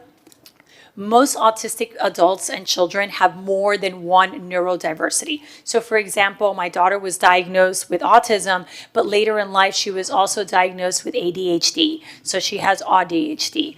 A lot of neurodivergent adults are autistic and dyslexic, or they have autism and Tourette's, or Tourette's and dyslexia, or OCD, or autism and epilepsy. So it's very common to have more than one neurodiversity. Also, when we talk about autism, we're talking about 1 in 31. When we speak about neurodiversity, because neurological delay includes autism, Downs, epilepsy, Tourette's, ADHD, all of those exceptionalities. In the middle of the spectrum, we have neurological brain injury. So people who have injuries that lead to neurodiversity. And then on the other side of the spectrum, we have individuals that have dementia or Alzheimer's. All together, the human beings that are neurodiverse in the state of Florida are 1 in 5. They're not outliers. They're not a small group of people. They're actually a very large group of people. And a lot of the work that I do also helps people who have dementia and have Alzheimer's. Because while most families think that the first marker is forgetfulness, actually the first marker for more than 89% of them is sensory overload. So when you have sensory-friendly activities, that actually helps everyone. And I will tell you, as I mentioned in the toolkit, it isn't just wonderful for people who are neurodiverse. Even neurotypical people like myself appreciate when you turn down the volume a little bit and turn down the lights. So one of the examples that I give is the youth fair. We've been working with the youth fair for several years. They started with UMNSU card. They did a sensory room and a social story. The next year we did a map that had sensory friendly spaces. And this year we did sensory friendly hours every Saturday and Sunday from 12 to 3. So it is progressive. It's not something that you do from one day to another. I know that you all have done a lot of this work, and I want to thank you for that, but it is an ongoing process. So the idea of this toolkit is to give you ideas on how to do it. You don't have to hire a consultant. You know, we've done this work as pilots in the county. So with UMNSU card, Miami-Dade County has already trained 4,128 first responders, lowering the amount of Baker Acts and unnecessary arrests dramatically. It's so important for our families to know that people who are coming at a point of crisis know how to deal with their neurodivergent adults. One of the examples that I get, I've had a police officer from the Sheriff's Department call me and tell me that they were in North Miami-Dade and they were responding to a 911. They knocked on the door and the mother opened the door a little bit and said, "Have you taken Commissioner Regalato's autism training?" And the police officer was like, "I am responding to a 911. And she was like, "Yes, but have you taken it?" And he said, "Yes, I have." And she said, "You can come in now." Because she was scared that in response to the 911, her son was going to be unnecessarily Baker Acted or arrested. So we talk about employment, and that's part of the work that I do. And obviously October, we really highlight that. But there are many barriers to employment. Not getting an ID. How do you get an ID? We have worked with the tax collector, and we actually have neuro-inclusive days at the tax collector's office downtown where all of our families can go and get IDs. The state of Florida recently changed the law so that you can add your disability voluntarily to your Florida ID, and you can get a Florida ID starting at 5 years old. So there is a world in which autistic children and adults have a Florida ID and they could use it, and that could be one of the many ways that as elected officials we can help them come into these public spaces. I also wanted to tell you a little bit about countywide programs that we have. At Miami-Dade, we've trained all of our transit workers and everyone at our airport. This is the Sunflower Lanyard. This is for invisible disabilities, and it just gives someone a heads up that if they see this, that they might want to approach, and that their approach might be a little bit different than a neurotypical approach. This is also used, like I said, for people who have dementia and Alzheimer's, and it's a very subtle way to say that someone might need a little bit of assistance. We have this in our airports. I give them away, the airport gives them away. And at the airport, which is in the toolkit, we have MIA Air, which is a dress rehearsal that's available to all residents of Miami-Dade County if you love a neurodivergent person, where we walk them through the process of boarding a plane without actually flying. They come to the airport, they get a boarding pass, they go through TSA, they board the plane, they meet the pilot, and then we show them where our sensory rooms are. And that way, when they go to fly with their families, or even if they go alone, it's not an overwhelming experience. It comes with social stories in English and Spanish, and we actually connect the caregivers with TSA Cares. So this is one of the many programs that we've established at the county that really leans into inclusion. Everything that I have done is within our existing systems. I haven't created anything. I haven't created any jobs. This is not an economic opportunity. This is about really giving specifics to what inclusion is. I think inclusion is like happiness. You know, we all want to be happy, right? But how do you get there? What does that mean for you? So what this tries to do is, at least from the public sector side, try to explain what inclusion looks like and how we can embed it in our existing systems to make everyone feel welcomed. Our families have a tendency to stay home, to not come out, to not congregate. And we're seeing them with these new events and these opportunities really coming out. I'm hosting a fair on Saturday at Temple Beth Am in Pinecrest, where we're going to have the sheriff there with the decal and the registration. The registration is for everyone in Miami-Dade County. It allows you as a caregiver to register a neurodivergent person that lives in your home and to give specific instructions about their needs, if they're verbal, if they're nonverbal, what their specific de-escalation is, and what the officer or firefighter should know when they knock on your door. That is available to everyone's 911. It's voluntary. And this year, the sheriff has added vehicle registrations. So now when you register your vehicle, you can also add that a neurodivergent person may be in that vehicle and what their specific needs are, so that when you're stopped, everyone is aware, because a caregiver may not be there, or a caregiver may not be at that moment be able to communicate in front of the person what is the best way to de-escalate. So those are some of the many tools that are in the toolkit. I'll pass it around. It was emailed to you. I'm here to help. I would love to see more adult programming in Miami Beach. If I had a magic wand, that would be my ask. You all do so much, but we have a huge need for adult programming. Unfortunately, our healthcare system is created for elderly people. So our system pushes people towards getting someone to take care of them at home. And if you're an elderly person and the remainder of your lifespan is 5, 7, 10, 11 years, that's great. But when you graduate our kids to the couch, when at 22 they go from a structured environment, an educational system, to the couch, what you're saying is that they're going to be home for 40, 45, 50, 60 years. So think about that. I know that it's a lot, you know, when we talk about adult programming, but there really is such an amazing need, and it can be co-located with vocational training, with employment opportunities. And remember, our children have a neurological delay. So unlike the elderly that we're trying to keep them from getting worse, our kids get better. They get better with intervention, they get better with support. And while you may have a child now at 22, like my daughter, who's in a vocational program, but is not ready to work, in 5 years, in 7 years, in 10 years, she will be. And that's what we're all moving towards. And we also have a lot of adults that need less resources, but they still need accommodations. And at the county, I've created opportunities for them. We're changing the way that we hire. Instead of just posting on LinkedIn and telling people, you know, that they have to make eye contact and communicate well, we allow them to come in and actually perform the task.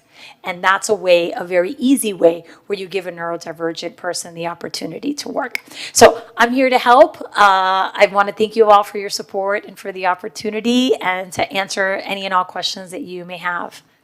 So thank you. Thank you, Commissioner Regalado, and thank you for all the hard work you do on this. It's an important issue. We all know individuals like yourself who live with this every single day and care for their loved ones, and in most cases, kids. I have so many friends who are grappling with this issue. So highlighting it, educating people, but also taking concrete steps and actions like you're talking about is imperative. So thank you. Thank you.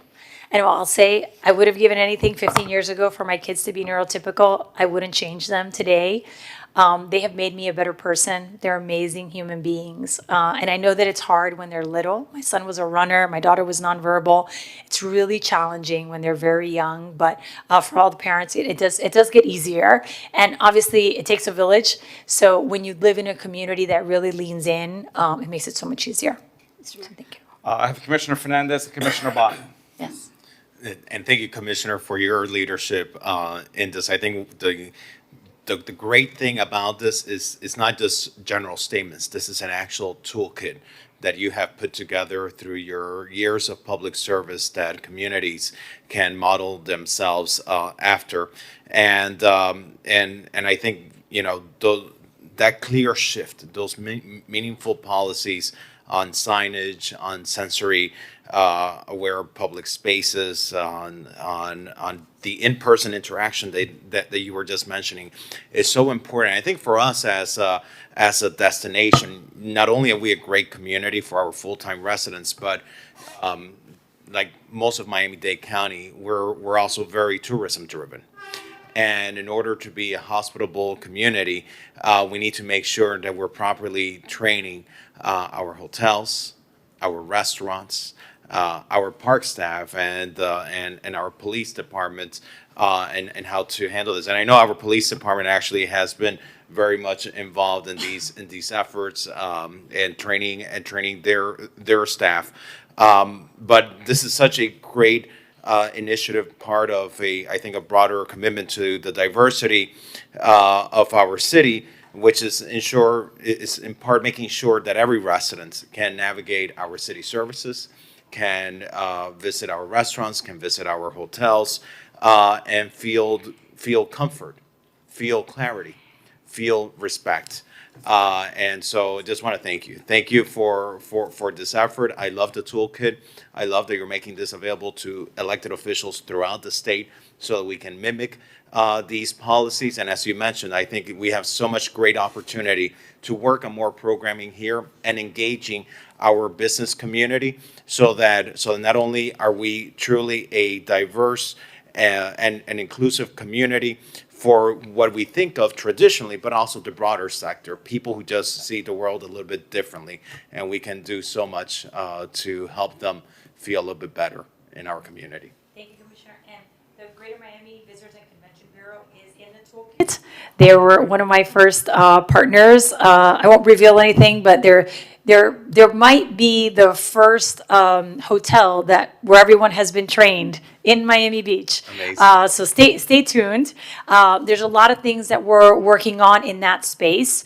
There's going to be a rollout specifically for that in October. So October is Disability Month. One of the things that I mentioned in the toolkit is using April and October as goal-setting moments, not just performative moments. And October for us is going to be a big one where we talk about what we've been doing in terms of autism-friendly spaces. We have a lot of museums that have been doing that, and we're going to roll out a lot of special things so that people know where to go, right, that has actually done this training and where they've focused on making this a priority, because our families do have economic power, and they are asking the questions, right? Where can we go? How do we get there? And that's something that I think is one of the things that we're seeing as this community grows.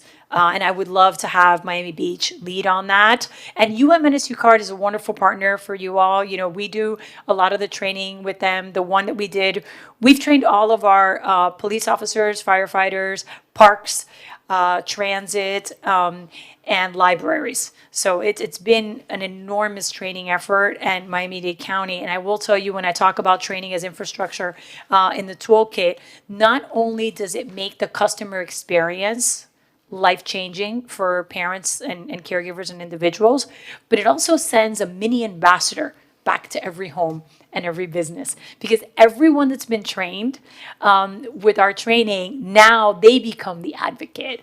And that's a multiplier. And wherever they go, every time they go somewhere, every time they see someone, they educate them. So it really is an opportunity for us. You know, to your point, Miami-Dade County is known for diversity, cultural diversity, ethnic diversity, right? There is a world, right, in which we also become the mecca for intellectual diversity, because our kids just think different. That's all. And there's so much stereotype in this arena, Yes. but when you get to meet these individuals, their talent, their creativity, Amazing abilities. truly incredible abilities that they have to contribute back to society, but oftentimes they're prejudged and they're stereotyped by individuals who just don't know better. And it's incumbent upon us to help make that shift in society. And I think that's where a lot of these trainings and a lot of these toolkits and creating opportunities for the engagement and oftentimes putting in individuals with these neurodivergent issues in places where they're front-facing, engaging with people. So that's what the we Greater Miami break the Visitors and barriers. Convention Bureau did. They actually hired some of our graduates from Easter Seals to be greeters at many of their events, and it was lovely because they really gave a face to it. Easter Seals also has like a coffee cart that they take to corporate events, and then they have the graduates serve coffee and talk about autism. We have a lot of programs that are doing a lot of in-community service where you can invite them to a lot of your events, and they do the education for you. In our police training and in our parks training, we actually took autistic adults that explain to county employees what their interaction was like and what their experience was like. So yeah, thank you. Commissioner Bott? Thank you, Commissioner Regalado. I will not take up more of your time, but I wanted to say two quick things. One is a question which you don't need to answer here, but I want to put in your mind to see if the information exists. You said some of the neurodivergency comes from traumatic brain injury. And I would love to know if there is a data set that you can access or has or whatever, if we've seen a spike in that or a trend line going up as we've seen an increase in micromobility adoption in the county, because it's something I'm working on, and I know that people are going to the hospital and sometimes surviving and sometimes not with traumatic brain injuries. And I think that would be a really valuable data point for a lot of things that we're doing here in the city and in the county. I can get you that. I represent Key Biscayne. Okay, I'm with you. awesome. So you feel me. Yeah. And then the other thing is, and I'm going to pop off and give you my card, but so you may or may not know that we are transitioning Miami Beach into the health and well-being capital of the world. And a big part of that, I mean, all of my colleagues, every single one of us up here has been a big part of that. But sort of the overarching umbrella for that, or one of the legs of that stool, depending on which analogy you want to use, is the Blue Zones Initiative. Yeah. And a big part of the Blue Zones Initiative is community and connecting people who otherwise would be left out. And we talk about it with seniors, or we talk about it with young adults who don't have families who are plugged into the school system. I think this is a brilliant element of inclusion that hadn't really crossed the transom yet, but I am going to reach out to you because it fits in so well. And there's so much for neurodivergent families to do here in a scale that is not overwhelming, like it's not going to Brickell or you have to drive for 3 hours to get here. It's close, it's easy, it's low scale, you can dip in and dip out. So I think we are going to have lots to talk about, and I apologize in advance, but it's very exciting. No, I would love to work with you on it. In the toolkit is also the training that we did with Jackson Health Systems. So there's a whole healthcare component and healthcare training too, specifically at emergencies and emergency rooms and urgent cares. So there's a lot of different components to it, but there is very simple things that can be done to make events sensory friendly, and that helps everyone. And there's a lot of existing resources that are very easy to mimic, like social stories. All you need is like a few pictures, and there's a PDF, and you're good to go. And that really reduces the anxiety. So it's a lot of easy things, and the idea behind the toolkit was to do just that, for everyone to incorporate it in their existing policy, and to not have to hire a consultant to do it, to just kind of like step into it and do what you feel comfortable with and build on that. So thank you. Thank you. All right. Thank you, Commissioner Regalado, Yeah. and we're looking forward to working with you and partnering with you on this. Same. And thank you so much for always being so supportive. I really appreciate it. Have a lovely day. You too. Call R7R.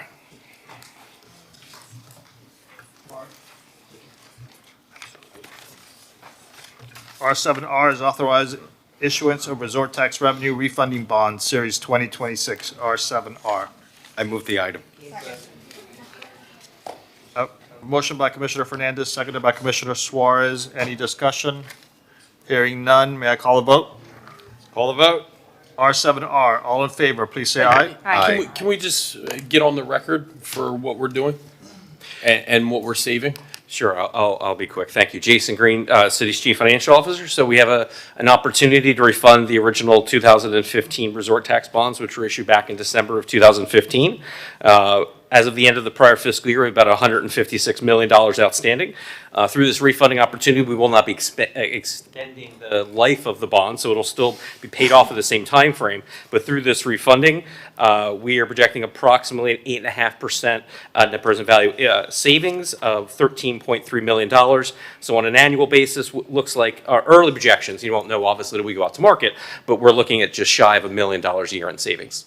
Incredible. Thank you, Jason. Thank you. Call the vote. I did. Everyone was in favor. It was a motion by Commissioner Fernandez, seconded by Commissioner Suarez, 7-0. Excellent. Thank you. Let's try to call a couple of hopefully quick items before the lunch break. R5A. That was a hint. 5A is an ordinance of the mayor, city commission of the city of Miami Beach, Florida, amending the Miami Beach Resiliency Code by amending Chapter 2 entitled Administration and Review Procedures, Article 5 entitled Rezoning and Development Approval, Section 2.5.3 entitled Design Review, subsection 2.5.3.3 thereof entitled Administrative Design Review to extend the planning director's authority to administrative review of eligible temporary surface parking lots by amending Article 13 entitled Historic Preservation, Section 2.13.7 thereof entitled Issuance of Certificate of Appropriateness, Certificate to dig, Certificate of Appropriateness for demolition to expand administrative review authority for temporary surface parking lots, and providing for codification, repealer, servability, and effective date. This is a second reading public hearing. The item requires 5/7 vote. It is item R5A. Commissioner Fernandez. I move my item. Second. Tom, just have one question. When you give approval for this, is there a finite time frame, or is it on a case-by-case basis?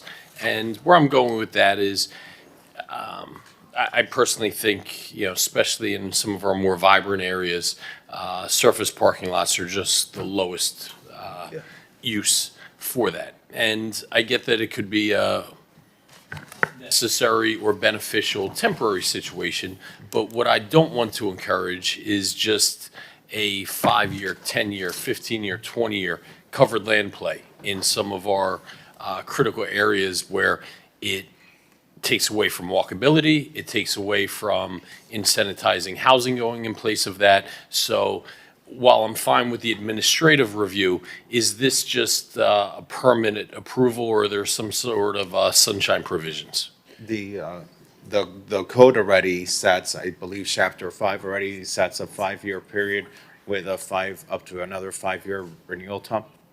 That's correct, and that's not changing. That's not That changing. remains the same. This is the only thing that the ordinance touches, because that's already set in a different part of the code. This only changes the approval process for it.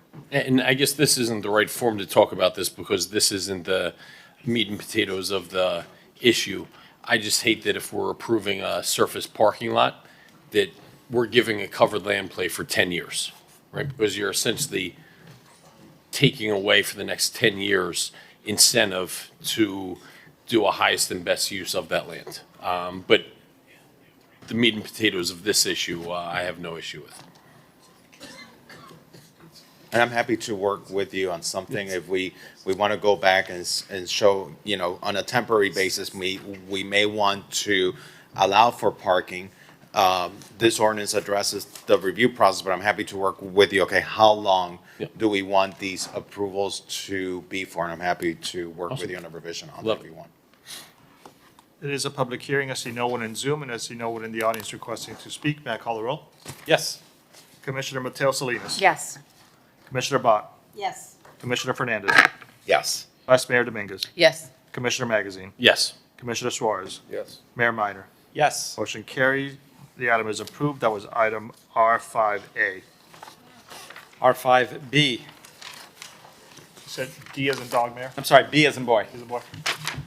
This is an ordinance of the Mayor and City Commission of the City of Miami Beach, Florida, amending Appendix A to the Code of Ordinances to change the advertisement fees for public notices required by Section 2.2.3.5 of the Resiliency Code and providing for repealers of ability codification and effective date. This is a second reading public hearing. It is item R5B. I move my item. Second. I have a motion by Commissioner Suarez, seconded by Commissioner Fernandez. It is a public hearing. I see no one in Zoom and no one in the audience requesting to speak. May I call the roll? Yes. Vice Mayor Dominguez. Yes. Commissioner Suarez. Yes. Commissioner Mateo Salinas. Yes. Commissioner Fernandez. Yes. Commissioner Magazine. Commissioner Bott. Yes. Mayor Minor. Yes. Item is approved. That was R5B. R5E.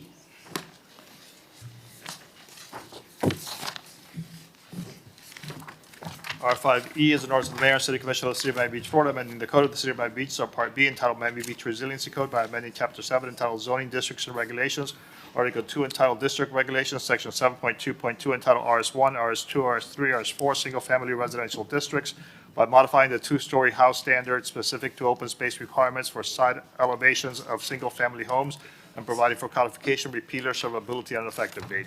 This is a second reading public hearing. The item requires 5/7 vote. It is R5E. Tom, it's been a while since we did this. Can you just give a quick, brief overview of this, please? Sure. This particular item was approved at first reading by the City Commission on March 18th, and it basically simplifies and further fine-tunes the current regulations in single-family districts that require a certain amount of additional open space within two-story single-family home volumes that have a depth that is greater than 60 feet in length. The planning board endorsed the item, and there were no changes when the ordinance was approved at first reading. Okay, I move my item. Call the vote. I have a motion by Commissioner Suarez, seconded by Commissioner Fernandez. It is a public hearing. No one in Zoom, no one in the audience requesting to speak. Commissioner Magazine. Yes. Commissioner Suarez. Yes. Commissioner Bott. Yes. Commissioner Fernandez threw me off there. Mayor Dominguez. Yes. Commissioner Mateo Salinas. Yes. Yes. Motion carries. The item is approved. That was item R5E. I know I'm pushing my luck now, but let's see, R5F. R5F is an ordinance of the Mayor and City Commission of the City of Miami Beach, Florida, amending the Code of the City of Miami Beach, Subpart B, entitled Land Development Regulations by amending Chapter 1, entitled General Provisions, Article 2, entitled Definitions, Section 1.2.1, entitled General Definitions, to create a definition for bicycle rideshare stations by amending Chapter 5, entitled Off-Street Parking, Article 2, entitled Vehicle Parking, Bicycle Parking, and Off-Street Loading Requirements, Section 5.2.14, entitled Alternative Parking Incentives by modifying the alternative parking incentives to include a provision for bicycle rideshare stations by amending Chapter 7 entitled Zoning Districts and Regulations, Article 1 entitled General to All Zoning Districts, Section 7.1.11 entitled Residential Use Incentive to include a provision requiring bicycle rideshare stations by amending Article 5 entitled Supplementary District Regulations, Section 7.5.3 entitled Supplementary Yard Regulations by amending the allowable setback encroachment to include bicycle rideshare stations and providing for codification, repealer, servability, and effective date. This is a second reading public hearing. The item requires 5/7 vote. It is R5F. I move my item. Second. Co-sponsored by Commissioner Bott, sponsored by Commissioner Fernandez. I'd like to co-sponsor as well. There we go. I have a motion by Commissioner Fernandez, seconded by Commissioner Suarez. It is a public hearing. I see no one in Zoom, no one in the audience. We will list Commissioner Dominguez as a co-sponsor. If no discussion, Commissioner Bott. Yes. Commissioner Bott is a yes. Commissioner Fernandez. Yes. Vice Mayor Dominguez. Yes. Commissioner Suarez. Yes. Commissioner Mateo Salinas. Yes. Commissioner Magazine. Yes. Mayor Minor. Yes. Motion carries. The item is approved. That was item R5F. Okay. We're going in a row. We're going I'll call one of Commissioner Bott's items, but we actually have a working session during lunch to discuss attorney-client case, so I have to read a announcement. She's here. So you know what, let's call it quickly. R5I. R5.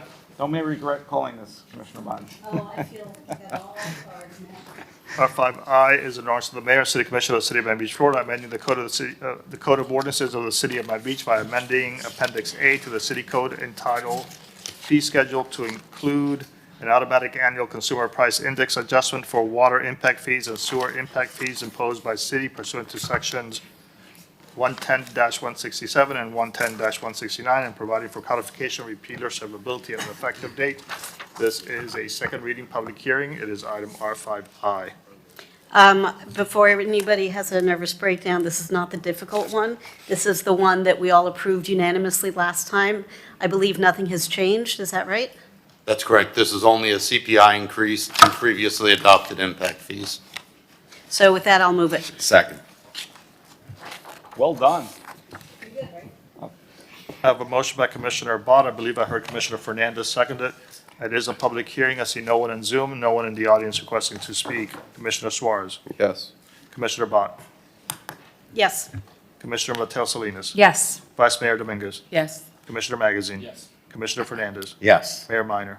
Yes. Motion carries. The item is approved. That was item R5I. Okay, so now we're going to take our working lunch break. I am required to read a notice into the record regarding our attorney-client session. The attorney-client session shall commence and will be held during the lunch recess of the City Commission meeting in the City Manager's large conference room regarding the following case: Penrod Brothers, Inc. versus the City of Miami Beach and Boucher Brothers. I'm also required to announce who will be in attendance. That will be me, Vice Mayor Laura Dominguez, Commissioner Mateo Salinas, Commissioner Fernandez, Commissioner Bott, Commissioner Suarez, Commissioner Magazine, City Manager Eric Carpenter, Assistant City Manager Mark Taxis, City Attorney Ricardo DePico, Chief Deputy City Attorney Robert Rosenwald, Deputy City Attorney Henry Hunenfeld, and Attorney Eric Hoffman of Weiss, Sorota, Helfman, Cole, and Bierman and Bierman. And with that, we will break and resume with our Suknik time at 1 o'clock. Thank you.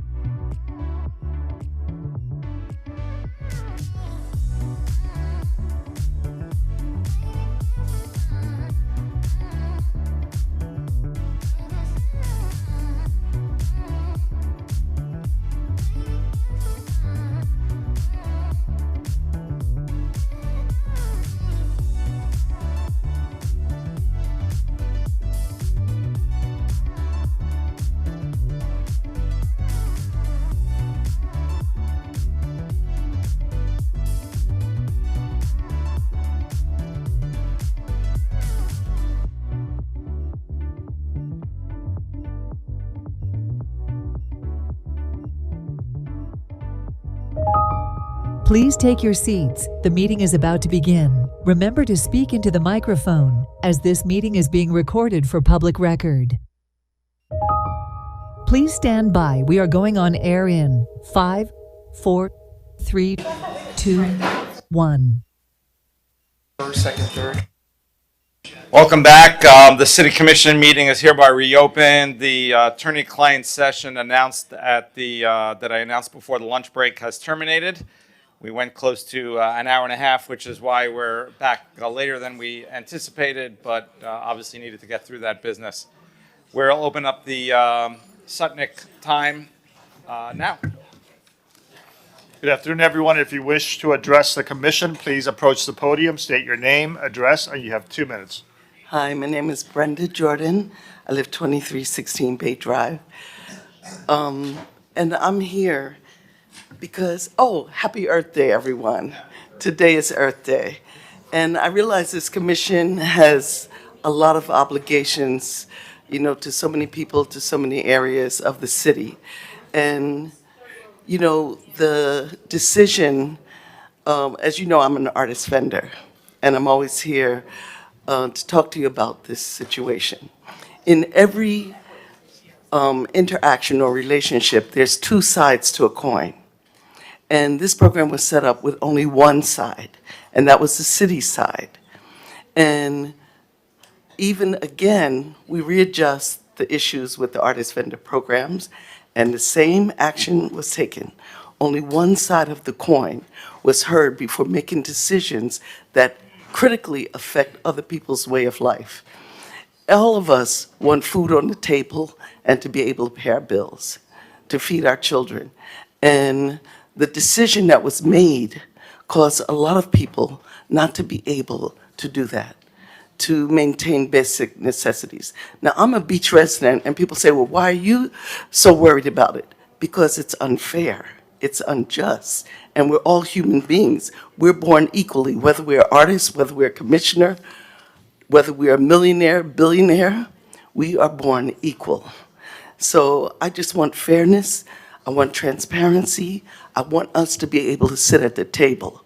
When you're counseling a marriage, you bring both parties and you find out their issues and you try to mediate what is good, not only for the city, but the artist.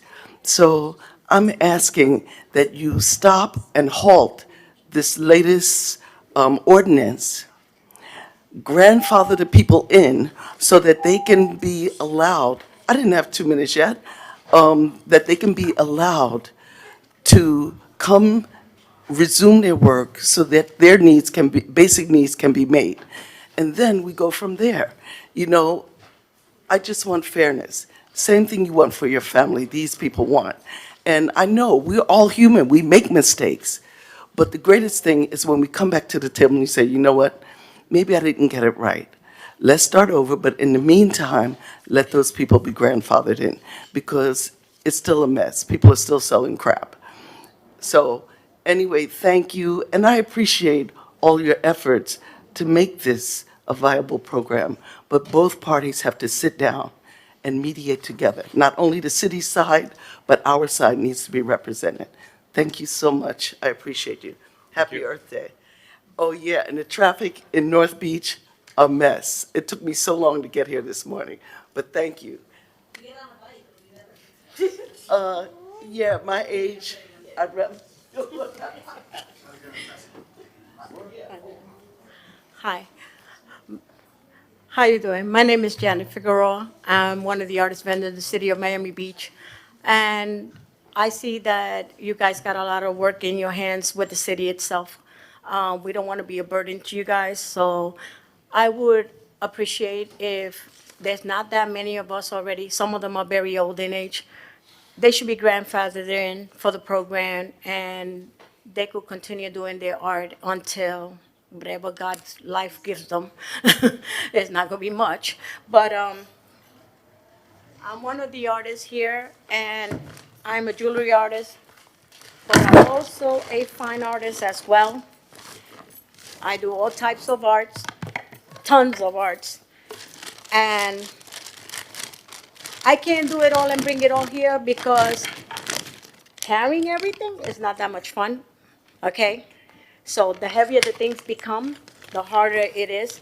We also have a limited space, which is a table of 6 feet, and we're not allowed to go over 24 inches. So if you have paintings and drawings or anything of that nature, you also got to understand that we're dealing with the elements outside, rain, heat, and so far. Working with art, when you're a fine artist, involves a lot of chemicals. So you have to be very careful what you bring here and what you don't bring out here. The 24 inches, if you bring a canvas, you're going to have to be limited to what, 8 by 10s? Because you're not going to be able to put all of this stuff. So Also, what she wanted to say is that the coalition that was started, we all have different views. That's not gonna work. Projection that the young man had is because he wasn't here from the beginning. He doesn't know that before we were regulated, people would set their table up at 6, come back at 9. We don't need that There was chaos. so much confusion. And I expressed that to him, so it doesn't completely go with all of our views. Okay? yes, Thank the you best, so much. the best thing, I think it's only a very small group of people left in the program. If they could get grandfather in, of course, as a multiple artist, a person that could do more than one art, I could always bring some other pieces and show in my table as well. But my passion is also my jewelry because I've been doing it for a long time. So I understand that you want beautiful tables and things like that, but the limitation in space, when you do a display, you have to be very careful because I already had an incident when they told me that it was too tall. So you have to understand that there are certain things that you could bring here, and there are certain things that you cannot do here. If there's a high wind and you have your stand is too high, it Thank could you so fly, much. hit somebody. So we're trying to keep it as short and simple as possible. So if you could grandfather us in for the ones that we already been here so long, I will appreciate it, and we could continue with the program, with the new ordinance and so far, and try to work together to make it happen. Thank you. Thank you. Good afternoon, Mayor and Commissioners. You know, we have Andres Acion, 1000 South Point Drive. We have a major issue with 395 traffic going east and westbound, especially after 4 o'clock heading westbound onto the city of Miami. And it's only going to get worse between BH3 and Terra Group, which are building 4 high-rise towers on Watson Island, possibly over 1,000 units plus hotel, retail, and condos. The traffic is just going to be extremely worse. And the county and the state has only implemented a 1-lane exit onto Biscayne Boulevard. And that was the original 1-lane exit that we've had over the past 40 years on that exit ramp. And it is going to be a nightmare if the state does not use the power of eminent domain to be able to buy out some of the land right adjacent to it to be able to expand that lane and make it a 2-lane exit. Once that development is built, we're not going to have the power to be able to do that. I think the city of Miami Beach should do some type of an urging to sort of request together with the county and the city to the state to use their power of eminent domain and be able to get more land to be able to do another lane exit onto Biscayne Boulevard, not counting the approximate 10,000 condos that are being built in 4 square blocks right off of that exit. So something needs to be done, and if we don't start getting to this now, we're not going to have control to do it. The second thing I just wanted to mention real quick is I heard the parking director talking about Palm Island parking together with all the other islands, specifically only in Palm Island. That island had had curbside parking for the past 60 years. I grew up there. And when the city redesigned Palm Island, they did the median too wide, that it didn't have legal space for a parking space and a fire truck to go through. That's why there's no parking there. So right after the design was done, the city basically put no parking signs every 50 feet throughout the whole entire island, making it impossible for anybody to be able to park if they were a visitor or a house that does not have a driveway, or the new houses who are on 6,000 square feet only have 2-car parkings in their driveway because the lots are small, so they have nowhere else to park. So I just want to make sure that you guys know that specifically in Palm Island, it could have been fixed to have legal parking if the design would have been done appropriately to fit a car and also a fire truck go through. Thank you very much. Thank you. I wanted to address the first issue you raised about the MacArthur Causeway. So one of the issues is the westbound traffic early afternoon. I've gotten caught in it too. It's severe. And one of the issues that's been identified is the port, the trucks coming out of the Yes. port. And so far I'm working with the South of Fifth Neighborhood Association, Palm Hibiscus, and Star Islands. We're trying to get everyone to the table. It looks like we're going to do that soon. Get the port, the state, the county, Miami Beach, residents, and try to work something out. Right now, we haven't been able to get anybody to budge, which is... It's hard. I'll tell you that the second there issue... are certain union regulations, which is also... Right. But I'll tell you the second issue is that the arena forces every car that's parked inside of that arena to take the Port of Miami to get out of the arena. So they go up the Port of Miami bridge, loop out to that causeway, and force everybody to get down on that ramp or go up the expressway as well. The city should allow people that are going either onto the beach or heading south when they're leaving the garage of the arena, not to force them to go into the port and go in through that exit as well, which causes another bottleneck. But again, for 40 years, there's been one lane exit. You can't redo that bridge and leave it as one lane when you have all this new development happening around it. So if the state doesn't use that power, we don't force them to do so, we're going to get stuck. thank you. Is there anyone else who wishes to speak? Seeing none, we're going to go to Zoom. First caller is Omar. Omar, state your name, address, and you have 2 minutes. Good afternoon, Omar Jimenez, North Beach. So this was mentioned a little earlier about the North Beach parking, but when the city first introduced the residential parking pilot zone number 26 in North Beach, Parkview residents contacted the city about Parkview Island and how that would affect island residents. This new zone would affect us. And we asked you to consider the impacts on granting street parking permits to the largest condo building on the island and how that would affect us all. It's a 240-unit building, and as we heard earlier, the city only has 125 parking spaces on Parkview Island, but over 450 permits were granted to Parkview Island residents. This has really been working against our community for the past year. We're having huge difficulties with parking as a result, and we're in the worst position now, rather than having alleviated the issues previous to Zone 26 being created. So there's an easy fix. We're asking the city to temporarily convert the small paid surface lot outside Parkview Island into a residential zoned lot to relieve the issues until this is resolved. Thank you. Thank you. No one else is on Zoom, and I see no one else in the audience requesting to speak. Mayor the Sutnick can conclude.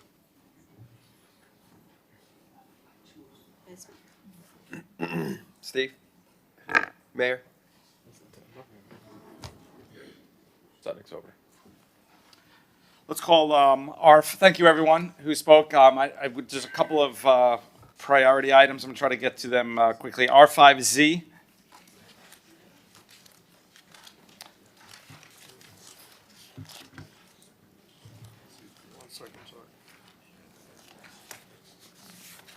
R5Z is an ordinance of the mayor and city commission of the city of Miami Beach, Florida, amending chapter 66 of the code of the city entitled Marine Structures, Facilities, and Vessels by amending Article 2 entitled Restricted Wake Zones, by amending Section 66-43 entitled Restricted Areas to establish a designated public swim area and corresponding motorized vessel exclusion zone in the water surrounding Flagler Memorial Island, also known as Monument Island, pursuant to Section 327.46 of the Florida statute, and further authorizing the city manager to undertake and execute the necessary applications in coordination with the various agencies of Miami-Dade County, the state of Florida, and the United States government in order to effectuate the establishment of the designated public swim area and corresponding motorized vessel exclusion zone, and providing for repealer, severability, codification, and effective date. This is a second reading public hearing. It is item R5Z. Thank you, and happy to sponsor this. Thank you, Commissioner Mateo Salinas, for co-sponsoring. I'll tee it up. I just want to give a big overview that this had been an issue our residents had raised about Monument Island and the noise coming from there and the cleanliness. So this, I'm really happy with this item. But in the bigger picture, I'm really so happy with what this commission has accomplished to clean up our waterways in a big way. Some of it clean up literally with environmental issues and all our volunteer organizations. But whether it's the charter boats in the marina that we've been able to crack down, whether it's the derelict boats, and thank you, Commissioner Suarez, for taking the lead on that. It's night and day. I took a Marine Patrol tour a couple of weeks ago. I mean, we used to see 180 boats I think we had out there where they're not there anymore. They're gone. So this has been a big win for our residents. So and we increased the hours of Marine Patrol, the service.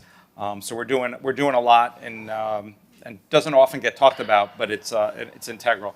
But I'll turn it over to you. This is the second reading. Can you give us just a quick reminder of this item? Of course. Good afternoon, Mayor, Commissioners. Happy Earth Day, first and foremost. Thanks, Lindsay.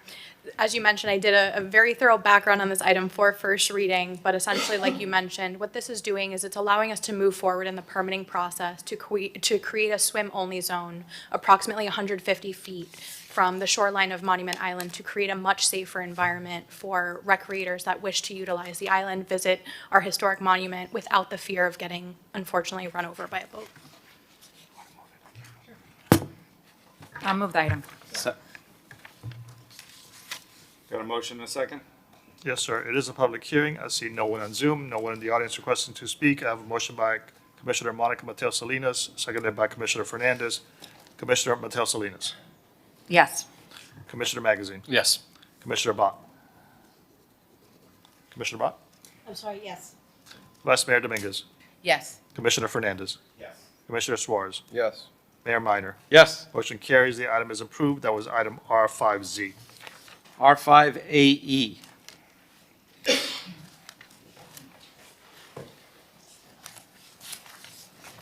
R5AE is an ordinance of the Mayor, City Commission of the City of Miami Beach, Florida, amending the resiliency code of the City of Miami Beach by amending Chapter 7 entitled Zoning Districts and Regulations by amending Article 3 entitled Overlay Districts, Section 7.3.10 entitled North Beach Commercial Character Overlay District to modify requirements for tobacco and vape dealers by amending Article 5 entitled Supplementary District Regulations, Section 7.5.5 entitled Specialized Use Regulations to modify the minimum distance separation requirements for tobacco and vape dealers in North Beach and providing codification, repeal, or severability, and an effective date.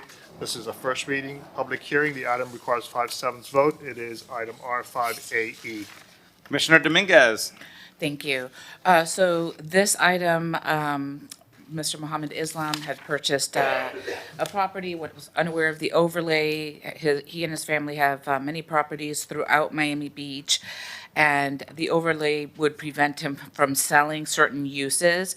And we had a robust discussion during the Public Safety Committee, and I think that everyone was in agreement that if you sunset the use, we could look at granting this. Tom? Just to clarify a couple of things, Commissioner, this was discussed at land use in March, and the Land Use Committee sent it back to the City Commission with no recommendation, but did suggest that if it was to move forward, that the narrow exception that was drafted only be applicable for 3 years. So the ordinance, the draft ordinance for consideration at first reading was revised and does contain that 3-year sunset provision. So I would like to move the item with that provision. Second. It is a public hearing. Mr. Mohammed, are you going to speak? Yeah, good afternoon, Commissioner, Mayor, and the city officials. Today I came here, thanks to everybody. It is exceptional because I have a business, actually cannot be survived, you know. This the main product of the business is the cigarette, tobacco, and alcohol. But tobacco is restricted in some certain rules.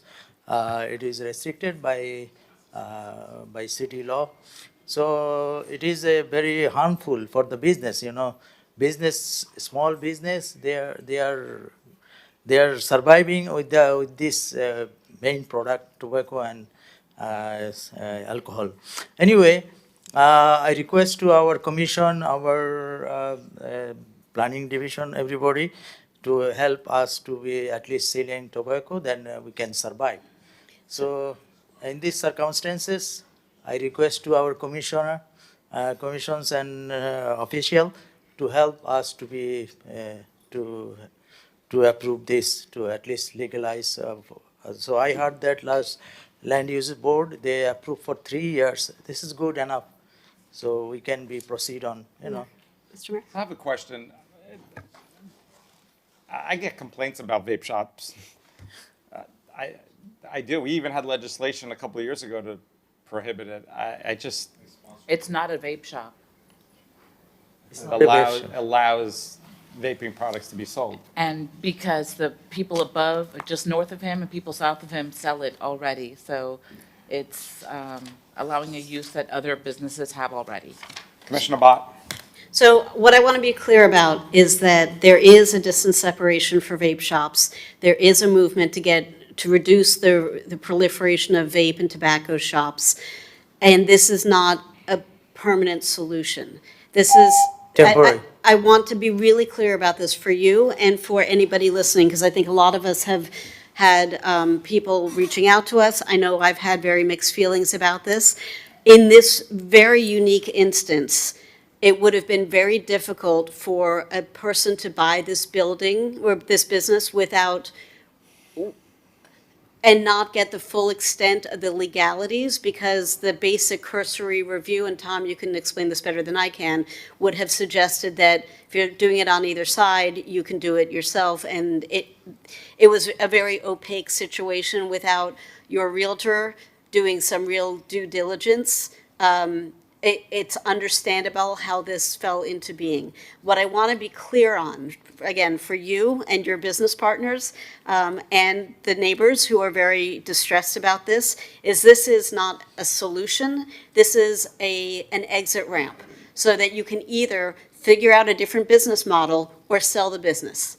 And 3 years is a lot longer than some of us would have liked to have given. So please use it wisely. I hope you're out sooner than that and you make a lot of money on selling your business and somebody else brings in something that's wonderful and a different use. But Tom, if you want to explain that just a little bit. Yeah, sorry. This particular exception is specific to convenience stores. So this exception would not apply to a standalone smoke shop or vape shop. More importantly, the exception would allow no more than 5% of the floor area of the convenience store to contain these products. So it's a very limited component that would be part of the exception. With regard to the previous use on the site, if the previous owner did not disclose any existing overlays, that's something that the property owner may not have been aware of. If I may. Commissioner Fernandez? This is such a challenge because we want to help small, locally owned businesses succeed. By the same token, what is the precedent that we're setting? So I'll tell you, a couple of weeks ago, I had a business owner come to my office, a business owner who owns a similar type of establishments on Collins Avenue in the 30s. You know, an elderly person can barely speak English, bought this building. The establishment next door can sell cigarette products. His business can't. What do I do then? I'm saying yes to one and then no to the other? Are we going to be fair and we're going to start allowing these type of exceptions for everyone that comes forward in our city? And that's the challenge that I have here, because to me, what I see here a civil issue where the proper disclosures were not made to someone who bought a business and who bought a business under a set of understanding that, you know, something was not disclosed to them. But I sponsored this legislation. I sponsored this legislation because this was the direction that the community wanted to go in, and I feel bad. I feel bad because now we have, you know, a business owner that didn't get the proper disclosures from a seller. I mean, to me, that seems like isn't that a civil issue, Mr. Attorney? And what remedies could they get? Yeah, I mean, there are certain disclosures in residential sales specifically. I don't know that in a commercial sale, a seller has the same level of disclosure required. It would have been incumbent on the buyer to do the research, but as Tom mentioned, this may have been something that is a little bit opaque and may not have been easily discernible by the buyer. Mr. Mayor, Commissioner Suarez. this came before land use, and I was also kind of torn, because I understand we are setting a precedent if we do this, but, you know, that's why I originally had the idea to help this item move forward, where, look, you know, we understand that, you know, who do we believe? Is it the realtor that's at fault? Is it the landlord? Is it the business owner? But at the end of the day, I don't think we're going to be, I don't think we're setting a precedent where we're going to allow vape shops to move forward. I think what we're signaling is, you know, we understand there is an issue. We don't know who's at fault, but like Commissioner Bott said, we're giving a grace period, if you will, for this business to adapt and move on. And look, you know, I understand. It's tough because, you know, if this was, by the way, standalone vape shop, I would be completely against it. But I think they're just selling minuscule vape products in the counter, even though like both neighbors are doing that. But I think we're telling them that, hey, look, you got 3 years to move away from this sort of business model and adapt or sell. So I think it carefully gives everyone what they want. We're gonna have enforcement in 3 years. It's just that particular property is not going to be able to sell those products after 3 years. And you know, we're essentially calling balls and strikes on who, you know, who could have been at fault for not relaying this information. So, you know, I think it's an easy compromise. We fleshed this out at land use, and you know, I'm ready to just call a vote on this and see where we land. I'm just gonna put out there, you know, we have the same issue with other businesses in our community. This is not the only business in our community that has this issue. All right, there are stores on Collins Avenue in the 40s that have been coming to my office. I think they've been going to you as well. I think, what's it called? Primos, I think it's called. Exact same issue of distance separation. The neighbor is allowed to engage in the activity. They are not. Or a new buyer as well. I believe so. And now, how do I vote for this and tell the other person on Collins Avenue that I'm not going to support them? And then when we do that, it's going to open the door in the entertainment district. It's going to open the door in Alton Road and all the other areas where we have a distance separation. It almost happened on Alton Road. Remember, I think it was I Love Liquor? Yes. I Love Liquor. It was the same exact situation. I Love Liquor. And in fact, I think we ended up not doing it because we did not want to set the precedent. And, you know, and it's heartbreaking because I love Muhammad. Muhammad is a friend, and I wanna help Muhammad. I want to help his business, but I also need to help the vision and the direction that we're taking our city in. And how do I say yes to Muhammad and not to the other people who are coming here, that they're coming to my office because they can barely speak English, and they're coming to me crying, asking for help? What do I tell them then? But Commissioner, is this sort of different where Mohammed's situation, I think he moved in as soon as the legislation passed. I think this might have just been a slightly different in that situation. I think the situations you're describing are more, these people want, A, to have it permanently, or they have been there for a longer period of time. I mean, Tom, maybe you can just give us the quick overview of where we are today and how we got here. So the legislation that regulates tobacco and vape was adopted in 2017. It was initially an effort by a former commissioner to regulate tobacco and vape stores along 41st Street because of their proximity to a couple of schools. And then the legislation became more expansive to include distance separations for all retail sales of tobacco and vape citywide. And that went into effect sometime around 2018. So our current regulations have been in place since 2018. Apparently, Mr. Islam, when he acquired the rights to this particular property, was under the assumption that he could sell tobacco and vape. He was not able to because it did not meet the current distance separation requirements. That's why he requested this relief. The relief that was drafted is very limited. It's specific to convenience stores only, and it can be no more than 5% of the floor area. And now there is a sunset provision within this exception area where somebody who may take advantage of it would have to cease these sales no later than 3 years from adoption.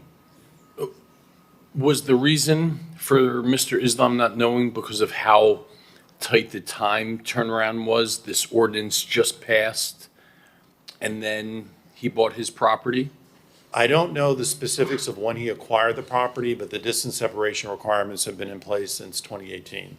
So I don't know when he actually acquired the rights to it, but the regulations have been in place for some time. But Commissioner Fernandez said this was your ordinance. We did an expansion in North Beach, didn't we do? The expansion in North Beach was actually to prohibit these uses. Right. But because of SB 180, it got repealed? It didn't get repealed, but we can't enforce that provision within the North Beach overlay to prohibit it. Because I think north of 63rd Street, what we did was uniform policy prohibiting these types of nuisance uses. And we amended that section of the code in an abundance of caution, but that particular section would not be applicable because of SB 180, but the other provision, which was adopted in 2018, would be. So either way, he wouldn't meet the current distance separation requirements that are in place. I have a question. So the other businesses who are coming to Commissioner Fernandez, I mean, I hear what you're saying. The problem with this business was that nobody knew that this overlay existed prohibiting this use. Is that the same circumstance for the other businesses, or are they, can you give us a little more context? I mean, I don't have the information in front of me. Tom, you've been I digging did them meet as well. with a gentleman who Rene. operates, Rene Primo. He has an existing, I believe, convenience store within 4332 Collins that does not meet the 1,200-foot distance separation similar to Mr. Islam. Those regulations have been in place since 2018, and I had to explain to him that because there's a no variance provision, that there was really no other option, so. But did he own his business prior to 2018? That I don't know. I don't know when he acquired that particular tenant space. I don't think that he owns the space. I think he's just a tenant. Right, but I mean, so that is the issue then. If all these people are getting caught up because somehow we have an overlay that prohibits them from doing something that seems like it would be a normal use, and there's no way they can find out about it, that's a bigger issue. I mean, it's not necessarily the city's job to reach out to prospective buyers or tenants, but there has to be a mechanism for people to get the information they need when they're going to rent or buy a property to understand what the uses are. I mean, we've seen other issues similar to this, not exactly, but where people lease a space that used to be a bakery, and now they want to do a yoga studio, and it's this really crazy onerous thing to change the use because of the way our land use laws are. It's not analogous, but it's not wildly different, the fundamental issues. So how do we address that? And, I don't mean to call this other person out, and we don't know what the exact specifics are, but I understand what the concern is, because there are going to be a number of non-conforming uses. And I remember sitting on the planning board when, I forget the guy's name, but he must have come, I don't know, Alex or Joe, if you guys were on the board at the time. He came for like 3 or 4 months straight. And I'm sure you remember, Tom, like he was having a conniption about how are you supposed to run a city where on the same block you got 6 people doing 6 versions of the same thing, but none of them can do it the same way. And this is now borne out. So what do we do? That's sort of the nature of creating non-conforming uses. It's difficult to do this now under SB 180, but previously when the commission created first the Art Deco Mimo overlay, then expanded it to North Beach, the purpose was to allow existing businesses to stay and remain, but down the line, there would be no new businesses. Right. That's just the nature of establishing non-conforming businesses. Existing non-conforming businesses can remain, but new ones can't open up. To the extent that you want to take a look at non-conforming businesses and provide more limited relief, you can certainly do that as amendments to the LDRs. No, I think the issue is that if somebody's coming in to lease a space or buy a property, there needs to be a really clear way for them to know what they can do there. You know, like if Mohammed, don't take offense at this, it's not a great example, but if you wanted to open up a strip club there, that is not a permissible use. And somebody would have said when you went to get your BTR, sorry, you can't do that, right? Like something that egregious would be known because it's egregious. But this is such a degree of nuance. Is it, upon whose shoulders is it incumbent to make this knowledge known to the people who are going to be investing their dollars to create a business? Is it the city's responsibility? No. Is it the leasing agent? Is it the real estate? Should it be posted, you know, in a directory or on the sign saying these are the permitted uses for this space? I don't know, and that's what I'm asking, because I don't think these are going to be the only 2 issues, given that we have already created these non-conforming uses. I think this will continue to be a thing that we have to wrestle with in various iterations. We receive a lot of requests for what is known as a zoning verification letter, where either a prospective buyer or a prospective tenant has very specific questions about what they can and can't do with their property before they enter into a lease, before they enter into a contract to purchase it. And then they will sometimes email us and say, is this use permitted? We can take a quick look and say, this use is currently not permitted. And then they would say, well, how do I get that official? Request a zoning verification letter. I sign an official letter on city stationery that says this is what you can and can't do. And oftentimes people will do that for their own protection because they don't trust what the current property owner is saying or what a leasing agent might be saying, or because their financial institution is demanding that they receive verification that what they're proposing to do is currently allowed. And so most people will reach out and do their due diligence. Ultimately, it does fall under the responsibility of the prospective tenant or the prospective future buyer of their property to understand what they can and can't do within a property. So it's really caveat emptor, is what you're saying. Yeah, and that's where I'm having issues, right? I think we're all sympathetic because Muhammad is such a pillar of our community, right? He's a good and honest man. He's an honest broker, a family man. But for this here, tell me if I'm wrong, there was no act by the city that caused this not to be known. It would be akin to somebody buying a bar on West Avenue or in Sunset Harbor and saying, I thought I was allowed to operate until 5 a.m., even though we changed the alcohol hours several years ago. And we would say, well, you know what, you're a good guy, so we'll let you go till 5 a.m. Right? We have laws or we don't. And absent you telling me it was a fault of the city, something that we did, or there was something with timing, I'm really hard pressed to see that allowance. There's certainly nothing that I'm aware of where the city. Oh, my goodness. What is it? A little coffee spill. Good time for you. You wanted to speak. We got Commissioner Mateo Salinas. What happened? Oh, my God. You know, Mohammed is not a new business owner, and he's worked in our city for decades, and the fact that he didn't have this information is what's giving me a hard time. We moved the item, and there's a second. It does need 5 votes, but this is really important for Mohammed, his family, and I'd really like to see support here. Commissioner Mateo Salinas. I'm just going to say that I was on the fence about this too. Mohammed, I do like you and respect you. I am going to support this today for 2 reasons. Number one, because it does sunset after 3 years. So, I'm not a fan of vapes, so I like the fact that it's going to sunset and end in 3 years. And then number 2, it's only 5% of the business. Is that right, Tom? Or what was that? It's limited to convenience stores only and no more than 5% of the floor area. Of the floor area? Yeah. So that's something that's on the cash register, a small little. Can I talk 1 minute? Regular concept of the convenience store or a small business, there's 2 things. There's a license name is 2APS.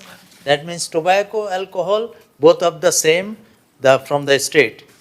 But only distance barrier, City of Miami Beach have some issue. That's why we are suffering. So as long as we pay to the city, we have a what is called city license. We have everything. So distance barriers is not a harmful. It's not a. But anyway, I mean, I'm just still. I agree with the 3 years permission. At least we can sell something, and then shut down. Let me ask. And then, wait, I just want to finish. And so because of those 2 provisions, the limit of 3 years, the sunset provision, as well as the 5% of floor space, I'm going to support this today. And I would also be interested in hearing about something about that other business if they keep to those same restrictions, because it really is such a small piece and it helps them, but also it's kind of a happy medium compromise. Well, Thank you. And That's so, all. Commissioner Fernandez? and so that's what I want to ask. Is zoning establishes, a level playing field. But then we're coming here and we're making an exception for one establishment over the other. Thank you. So wouldn't it be, what happened?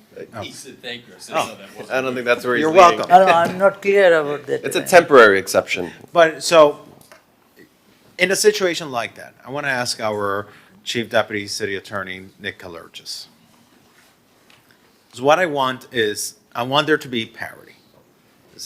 Mohammed is here because, Mohammed knows us, we know him, and we know he's a good neighbor, he's a good business owner, and he cares about North Beach, and we know that he's not going to abuse this in any way.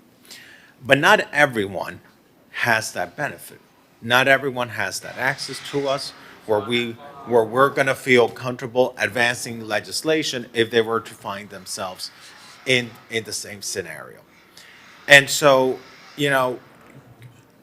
could we establish a framework where if someone is interested in doing something like this, they could seek a variance from the Board of Adjustment, amend the code in that way so that it goes to the Board of Adjustment, it has a public hearing, is publicly noticed, the community can participate, the community has an opportunity to weigh in, and everyone that is in the same situation then can apply for a variance and is considered on a case-by-case basis, as opposed to us saying, well, we like Muhammad, so we're going to sponsor legislation for Muhammad, but everyone else who may find them, we had this issue a few years ago.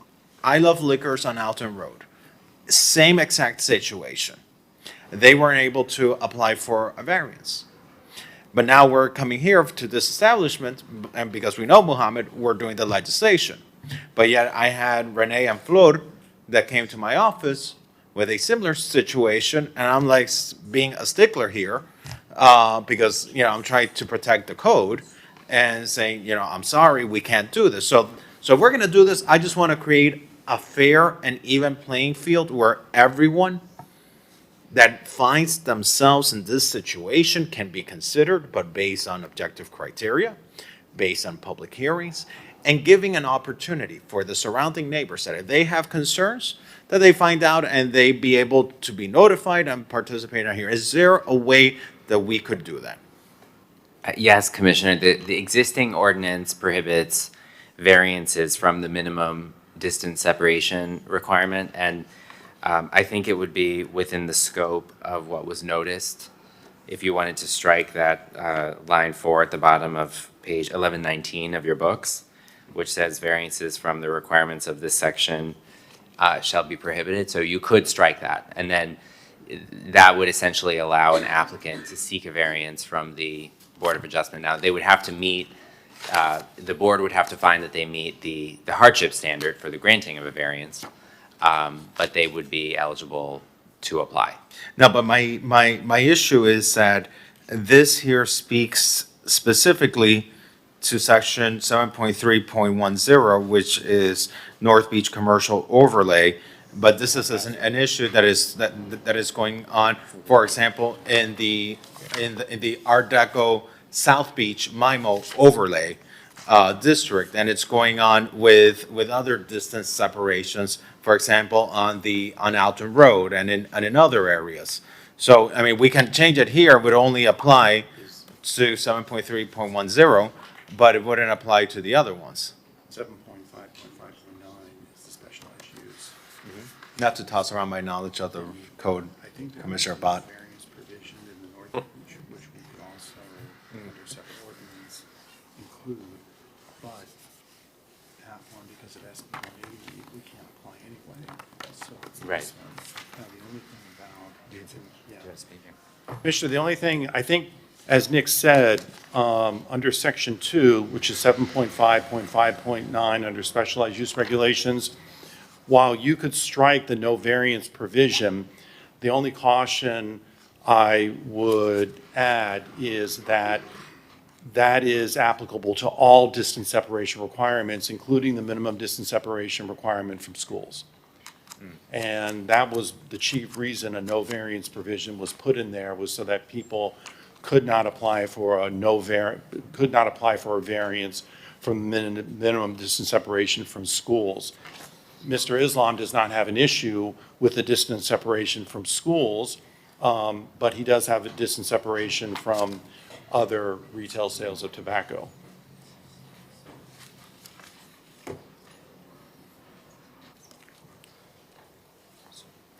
Is there a way that we could amend it in a way that it wouldn't apply to school distance separations? Yes, we could amend that section 4 so that variances are only prohibited from between a tobacco and vape dealer and a school. And then that would allow an applicant to seek a variance from the distance separation between existing tobacco and vape dealers. That's the only way I can support this, because I really don't like this ordinance. But I've been saying no to people, no, no, no, no, and then now we're gonna allow this, well then, you know, then why am I saying no to everyone else? You know, so I just want to make sure then if we're going to move forward and allow something for one individual, we give an equal opportunity for whoever who's in this situation, but they have to show their hardship. They have to show their hardship. It has to go to the BOA. We're not the ones that are making a decision here based on politics on who we like or who we don't like. They have to show their hardship. There has to be a mailed notice. There has to be a public hearing at the BOA and have them make that determination. And So if I is your may, amendment to pass this today and then amend it so that future people can apply through the Board of Adjustment? And just for the record, I go to bat for everybody that comes to my office, so, and I know that we all do, because everyone's important, so it's not that I like Mohammed I know. or don't like Mohammed. I'm not saying you. I'm saying me. Yeah. I've been trying to be a stickler to the code with these things, in part because I feel very strongly about it. You know. So can we make that amendment if we vote for this and then future ones can also apply for consideration through the BOA? Not also, but Not also, but like what you're suggesting, Commissioner Dominguez, if I understand, is today we go forward as planned and prospectively any further future issues like this get handled in a different. That's correct. The only thing I would caution the commission on is that the ordinance before you has a 3-year sunset. But if an applicant can seek a variance from the Board of Adjustment, there would be no sunset. No, wait. I don't like that. It would still, the process would still be within the 3-year sunset. So anybody who's got this issue now has 3 years to figure this out. Whether they go get a variance or they sell their business or whatever, we are saying this is a thing and you've got 3 years to figure it out. And then the corollary, which would be a separate item that we would bring because this bigger conversation is, how do we educate, how do we make it known at what point when somebody comes in to get information about a property before they put their life savings down on a property?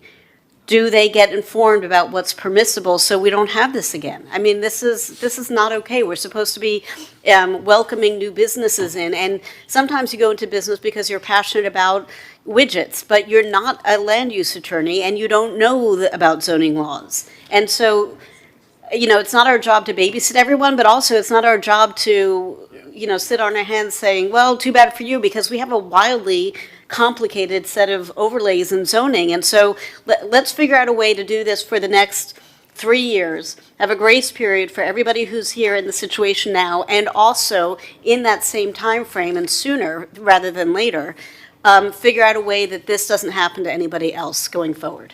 So let me ask, the planning board voted against the 7-0. The city administration is against this. Correct. I'm grappling, other than everyone likes Mohammed, I'm grappling with the rationale. I mean, we especially since we've made the effort to, I know maybe it's not a vape shop, but obviously there's a significance to it. We wouldn't be having this conversation if there wasn't a significant monetary value to this, but it's also something that we're trying to dissuade from our communities. We want to elevate, and vaping doesn't do it. I think with the sunset provision, it's taking us where we need to be. We did that with the hookahs on Lincoln Road other commissions ago. Mayor, you were probably on that commission. I will also mention that I think I voted against 2 of the 3 businesses did go out of business, but that's not here or there. This is about protecting a small business with a tiny percent of their business model being in this realm. And it's not forever, it's for a small amount of time. And I think it's important that we show up to the business community. Well, let me ask you this, Tom. I saw a business in a different part of the city that advertised on its door, we sell vape and tobacco products. Could that theoretically happen here too? He would not be able to have signage that says vape or tobacco underneath this. His would basically be the ability in a very limited capacity to sell it as part of a larger convenience store, but he wouldn't be able to have signage that advertised tobacco or vape. A lot of those, unfortunately, are illegal anyway.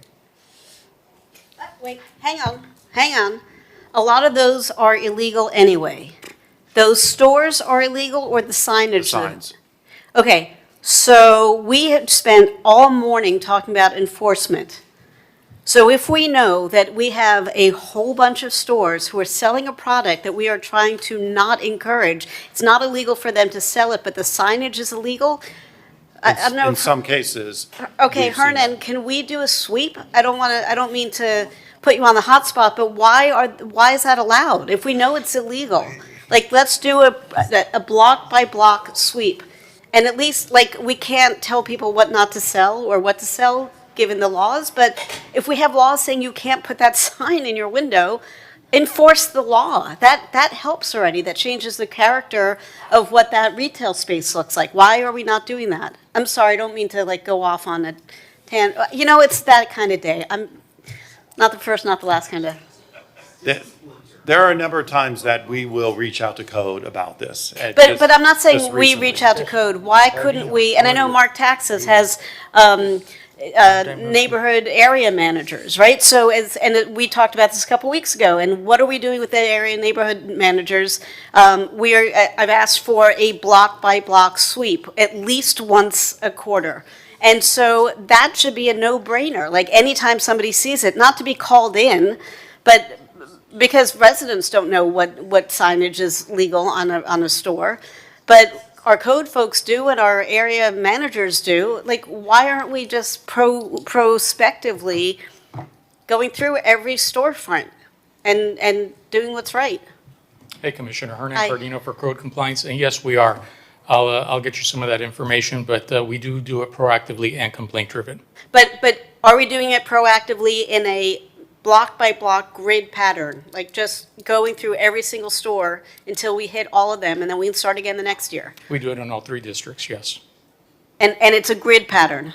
So in theory, by the end of the year, there should be no illegal advertising. In theory. Okay. And when a new business opens, let's say a new convenience store opens, and they're not allowed to have vape ads on their doors, what information do we give them? Because the retailers deal with the salespeople, and RJR and you know all the vape companies and whoever else is out there these days, they are coming in and saying, hey, if you buy 10 packs of X, I'll give you a window display and a neon sign. They don't know. To them, they're getting free stuff that helps their sales. And as a small business owner, that's a no-brainer. But if you are being told, yeah, you accept that and put it out, you will get fined, you will get, you know, you might lose your business tax receipt, your BTR, you might, all these punitive things might happen, but they have no way of knowing that because all they're hearing is from the sales guys saying, listen, buy a case and we'll get your neon sign. Right, and especially for new businesses, I can show you examples where we'll do educational outreach. Our code officer will go by and we'll leave, planning department has a sign guidelines pamphlet that they created, and that's what we give to our business owners. Do we give it to the business owners or whoever's sitting behind the cash register that day? Because that's the issue, I'd have right? to go back and look.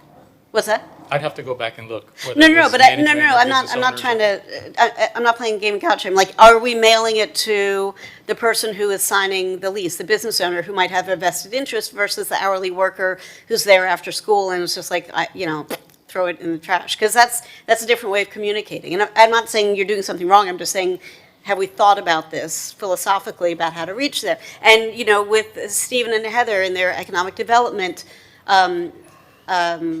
shop and trying to get new businesses open, like, do we have sort of a do's and don'ts of what people can do when they're opening their business and what they need to check before they sign the lease?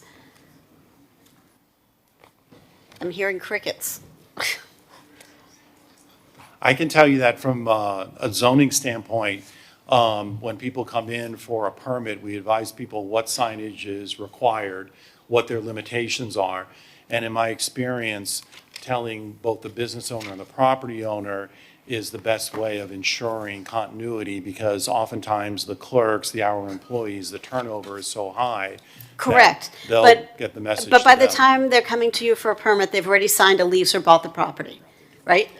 In some cases they don't, but even if they have, signage is signage. So regardless of whether you're a gourmet coffee shop or you're a convenience store, the signage regulations are the same. No, no, There's my certain point things is that, that's correct, the signage is the signage. But if they are investigating, like, does this make sense for me because I want to do X and I learned that I can't do X? We've got some people who've already committed to the real estate and some people are just getting informed. So if you've committed to the real estate and find out after the fact that, oh crap, nobody told me that I can't do what I want to do here, and now they're stuck. And that's where you get these stories of people who, you know, I wanted to do X, but the city told me I couldn't. And that is exactly the narrative we're trying to fix. I think my tobacco analogy is pretty good. The alcohol analogy. the hours of operation. Is pretty good, right? At some point, yes, we have a complicated code and we've worked on reducing the complexity of it, but the code is the code, right? Tom and Nick, if this would go to the Board of Adjustment or special magistrate, in your opinion, how would they rule? They would look at each application fairly, but the person requesting the variance would have to establish a hardship. Why is their particular entity why does their particular entity have a hardship, and why do they need relief from the distance separation requirements? But is a And hardship a reason why it gets granted yes? Right, if That- I would just say, you know what, that's a large percentage of my business and I didn't know the rule, That likely would not be a hardship. A hardship would be something that would be unique to the property. And the property owner or the tenant would have to substantiate compliance with the hardship criteria in order for the Board of Adjustment to grant a variance. how did we settle on the 3 years? Why not 2, why not 1? I believe that, if I recall correctly, the Land Use Committee started at a lower number and then worked their way to 3. But there was a couple of different proposals that were discussed, but 3 years seemed to be a reasonable amount. So I'll put my cards on the table. Maybe this is something, because I think we are split here, right? There's not a hardship. It's not as if it was grandfathered in. Mr. Islam, rightfully or wrongfully, wasn't aware of what our zoning was, right? So anything that we're granting here is essentially an extension of good faith and goodwill. 3 years is a long time, right? If we would sit here and say, let's give 1 year to essentially wind down, find another way, another product to essentially supplement that income, that is hardship relief, right? That is me saying, you know what? It is incumbent on Mr. Islam or any other tenant to be very familiar with the zoning, but he is a pillar of our community. We're not going to do this for everybody, but he has a year to replace that income or find another direction for the business. I'd be more comfortable than that. 3 years is a very long time, right? That is just, and there's a new commission that's in, and it just recycles. If I was living in this neighborhood and I advocated for the distance separation, I wouldn't want this to be then lingering over for 3 years. In fact, even 1 year probably doesn't present parity, because this is only an exception being allowed for Mr. Islam. But that's easier for me to swallow, doing 1 year than 3. I don't know if we want to take Commissioner a Magazine, warm- can we split it and do 18 months? And then I just want to clarify, because this exception is so that it levels the playing field for Mohammed Islam. Right now, he's not level. So I've heard people say here on the dais, then the playing field's not level. It's not level to him right now, and that's why we're looking to make the exception. Would it be considered to do 18 months? Because 1 year might not be enough time for him to turn over a business I think I could be okay with that, but let me clarify that second point, because I want to be sure that I'm understanding it, right? I get that, okay, he may have different, let's call it zoning, than somebody that is right next to him because they were grandfathered in, where Mr. Islam was not, right? So this is a new purchase of a business. It would almost, let's go back to the hours of operation for West Avenue, right? Bodega they're grandfathered in. But if they would sell that, or somebody else would buy a new bar right next door, they would have the 2 a.m., correct? So I'd be willing to split that difference, because I do think we're kind of going above and beyond for one person because he is a pillar of our community. However, we do want this usage or this ordinance implemented. And I think 2 years is too long to just kind of leave the community there with this overhanging. So I think on first reading, I'd be okay splitting that difference at 18 months. But let me, if I can, just to ask a question in that same line of thinking. So you're saying that, let's say Bodega sells and a new person comes in. They would have to abide by 2 a.m. instead of 5 p.m. Or let's say right next door, if somebody decided to build a bar right next door, I think that's a better analogy, they would have to abide by 2 a.m. Where Bodega, because they're grandfathered in, they would get to continue operating until 5 a.m. But if I bought Dunkin' Donuts and turned it into a bar, I would have to operate by 2 a.m., correct, Tom? Correct, yep. But the problem is that here we're setting the precedent that, we're going to create exceptions to the policies that we pass. That's my, I mean, people That's come my to us with challenge. variances all day long. This is not unusual. This is a variance that's being requested. We have a sunset. And I think we just need to make a decision. And if I may, through the mayor, I think, part of the job that we all have is when issues get illuminated to us to try to find solutions, not just for the particular existing set of circumstances that elevated the issue, but also the fact that this is an issue means it's not just one person likely having this issue. And so how do we find a longer-term solution that seems equitable? And so I think this conversation has elevated that need. I think it's a very legitimate need. I know we've danced around at a planning board for years, and I think that, it is a tiny part of the business. It is sunset, and I would be okay. I would actually prefer a shorter sunset as well. And at the same time, with a separate item, let us collectively work on how to try to ensure that anybody trying to open a business here knows what they're able to do before they put money down on the table. And I don't know what that is. It's not something we'll discuss here. The other thing I want to say to you, Mr. Islam, is that I would like you to invite Code to your store by the end of the week. I don't know if Hernan's still here. Have somebody from Hernan's excellent team walk through your store with you and identify anything that is not up to code.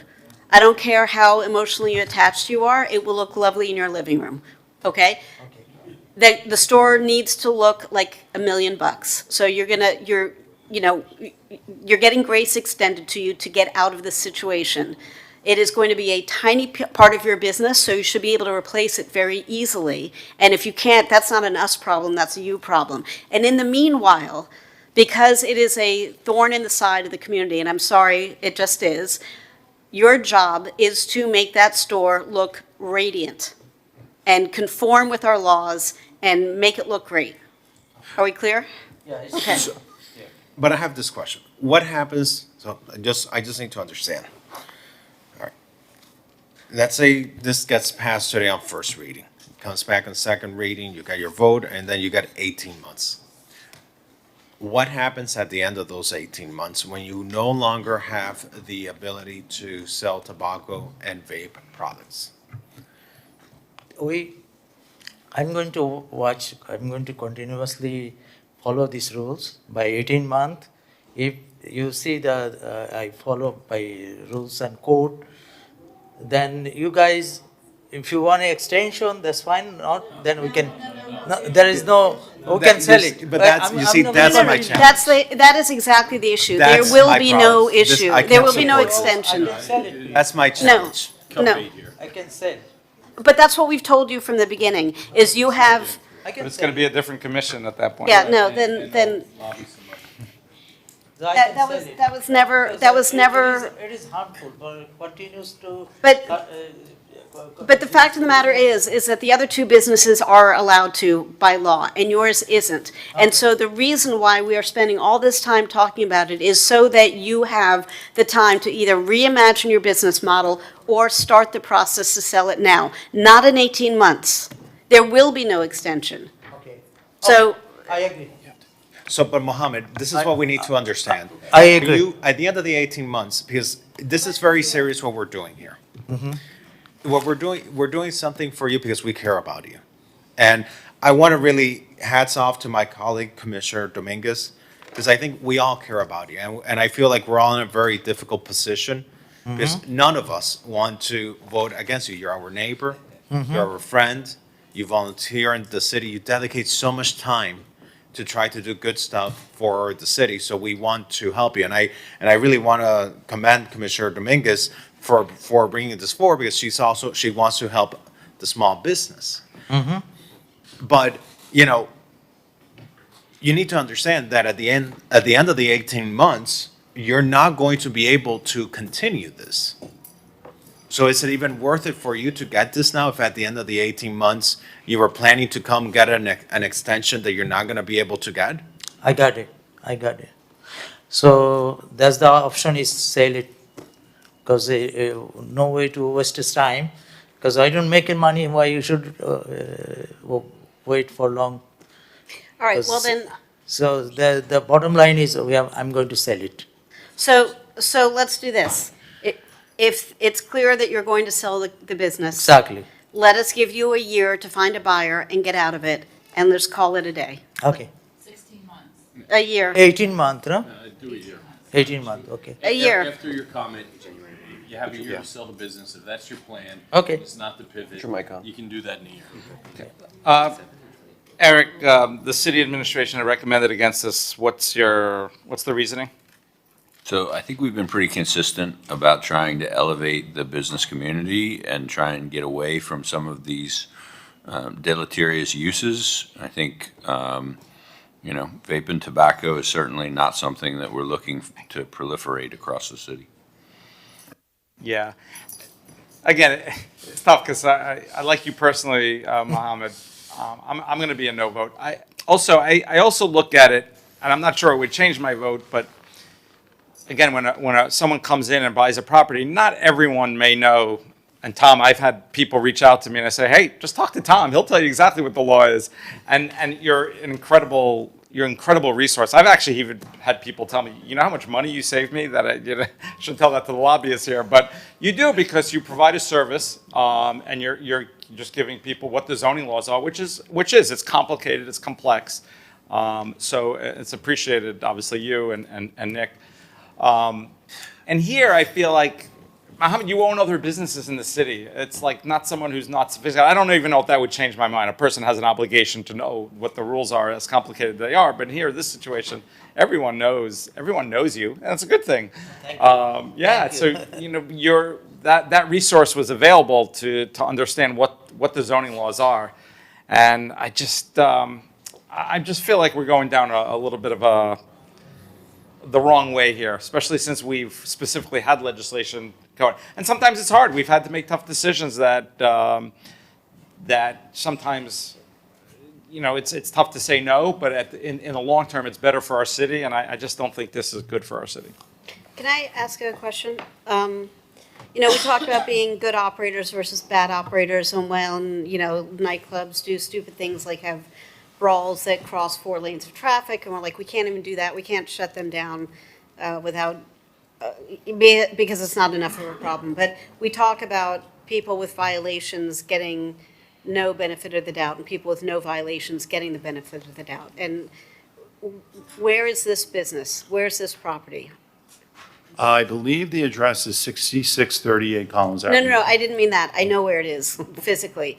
I'm presuming that we're having this conversation because there are no property violations, there are no code violations other than the signs, which can be taken care of in 24 hours? I'm not aware of any violations at this property. No, there is no violation. There is no violation. Let me ask you something.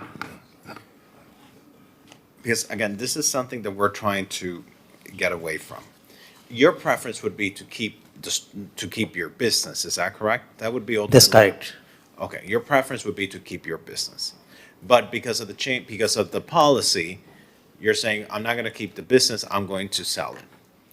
Wouldn't it be better for you for us to help you find other opportunities of other ways that you could use this space, this business, long-term, sit down with you creatively and see, okay, what are the uses that are consistent with the zoning code, so that you could activate that? Because what we're looking for is, okay, you own the space, you're looking to keep the space active, but you're asking to do something that's not allowed in the code for one short period of time, and then you either ask us for an extension or you sell it, and you're hearing from us, we don't want to have to be in a situation where we give you an extension. Why don't we instead sit down and find what are other uses that you can transition into so that you can keep the space active, but it aligns with what our code allows you to do? Are you open to other things that you could do besides selling vape and tobacco? Actually, I'm involved with the real estate business. I have two property in Miami Beach. This is only I invest with this, as a partner. So we work do something. I used to have a 3 business in Miami Beach. I'm here in 31 years. I was about to telling about the congestion of traffic, because I'm civil engineer all my life. I work a lot of things. I have a lot of idea. So I'm going to, today I have no time. I had another appointment. I cannot attend. I spoke with Mr. Mayor. So I get to go. But anyway, this is a good decision. I'm not going to continue until, time is over, then I'm going to sell it. I have a question. Tom, would a yoga studio be permitted in that space? Yes. Okay, there's a yoga studio a couple of blocks away that was just shut down because a business partner decided that the business was harder than they thought and stopped paying rent. The other business owner is looking to find a new space. You want to get out of your business, but you have a retail space. Why don't you sit down with the owner of this business that is looking for a retail space? You clear it out. It's a permitted use. You get your rent. She gets a space for her business. Everybody wins. It's a much better use. That's a good idea, but let's see. Let's see, 18 months. Well, but I'm not But sure. meanwhile, I'm not sure you have the votes right now. So I'm suggesting maybe, and even if it's first reading or second reading, first reading, right? First reading. So, maybe we pass it with a 1 year for first reading. You go out between now and second reading and see if you can make this deal work, and maybe that gives everybody the room they need. I don't know. We're all trying to find a way to make things better without doing damage and setting terrible precedents. But I know there's a business actively looking for affordable rent around the corner from you, and that to me seems like a no-brainer. You own the actual space, Mohammed. No, I don't want the space. You don't own the space. There's the rental space. Mohammed, what's the name of the business? What is Is it Dhaka? It's called Dhaka, capital of Bangladesh. Dhaka store or something. That's the name going forward? That's the name, Wait, but so I'm really confused. If you don't own the space, then, it's just a matter of vacating the lease, no? I'm really busy with my own property and other issues. Can you stand by the mic, Mohammed? I'm sorry. That's okay. I'm really busy with my property and other issue, but basically it is a time matter. Always have to be spend time, grocery business. I used to do a lot of business, but still our family business, 6, 7 business in Miami Beach area. Big business in M&L market. In South Beach, there is a lot of Meridian supermarket and other lot of 6 market we have. My uncle, my cousin. So all of that involved with this business. And what percentage of revenue are your tobacco sales, of your total sales? Say again? What percentage of your total sales are tobacco? Usually, the concept of the small business with the tobacco and alcohol. Tobacco, the customer by shopping something, soda, some alcohol, they're supposed to ask for the cigarette. I'm surprised that next door to me, there is a cloth store, they're selling tobacco. I don't know how it is possible. No, that's not the winning argument, right? They were grandfathered in, and this is a new business. Mm-hmm. Okay? This is a new business. Right. When they shut down, they're not going to be able to go to another store right next door to you and start again, right? Mm-hmm. So, yes, it's a comparison of apples to oranges, right? If you were there 10 years ago, this wouldn't be impacting you. No. Right? Yes. But you're a new business, and with all due respect, you didn't do the proper due diligence leading up to buying this business that you should have done. But we're sitting up here really, really working hard to try and extend you an olive branch, right? So what percentage of your total sales are tobacco sales? are you talking about now? Yes. Without tobacco? You can believe 300, 350 per day.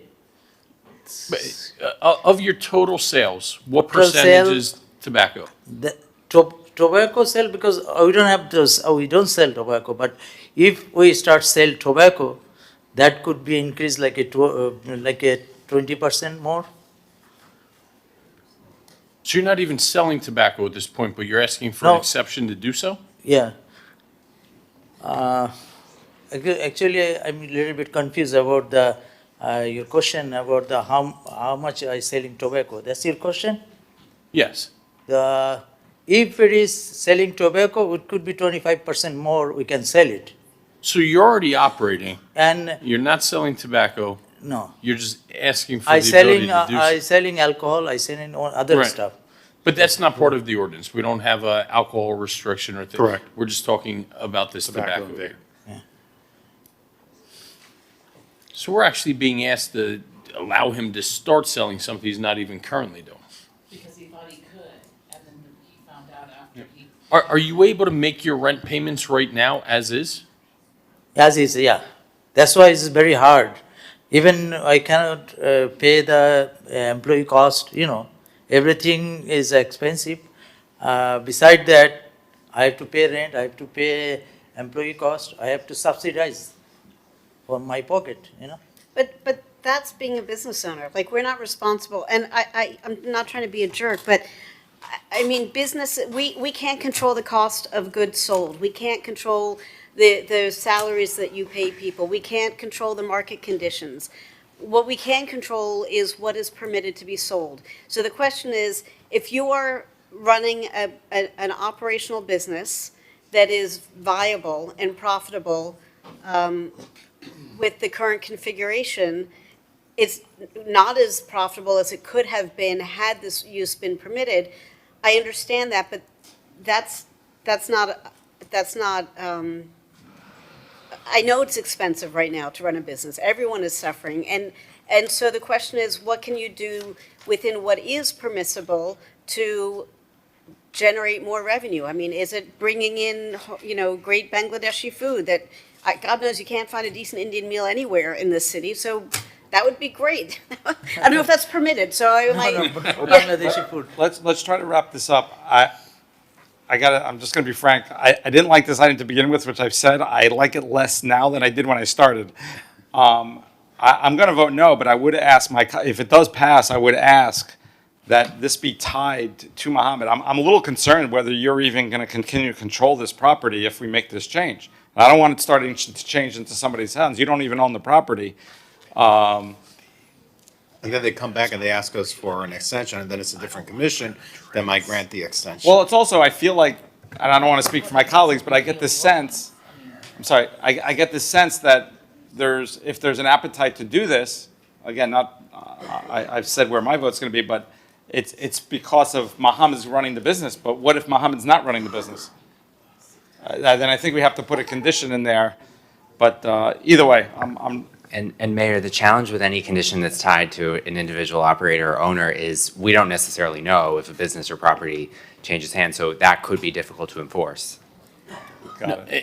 In fact, how I envision this is you have 1 year to essentially either reimagine your business and start selling Bangladeshi food or cupcakes or whatever it may be. No, it's not going to be, sorry to interrupt you, Commissioner. Bangladeshi food not going to be sold there because it's the beach area. The people love to get it, some product, the American product, grocery product, and beside the soda, then other thing is alcohol. That's the most selling product. But you can sell those in your store. Huh? You can sell that in your store. Yeah, I can sell it, but we have a different, in North Bay Village, we have a store. We selling product, halal, it's a halal like a kosher, halal food, and we have a very good product. People love this food. Whatever it is that you find a way to supplement your revenue. You have 12 months to do so, or you sell the business to an operator that knows the parameters that are in place, and they're confident that they're able to do so. This exception doesn't flow through after 12 months. Okay. I can sign up for 12 months on first reading. I can't promise you I'm there for you on second reading, but I at least want to give you some time to talk to my other colleagues, some time for me to think about this. So, And time to reach out to yeah. the North Beach yoga people and see if you can find a solution that works for yeah. everybody. So I'll make a motion.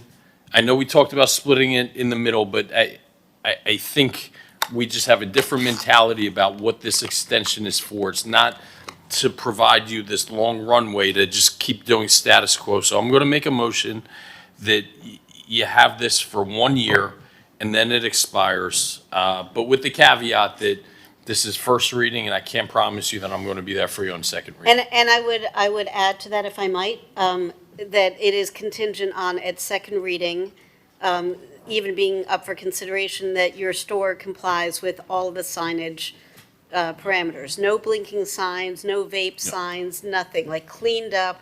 There are awning issues. I want it to be whistle clean from a code perspective. Yeah, any code violation in those 12 months renders this null and void.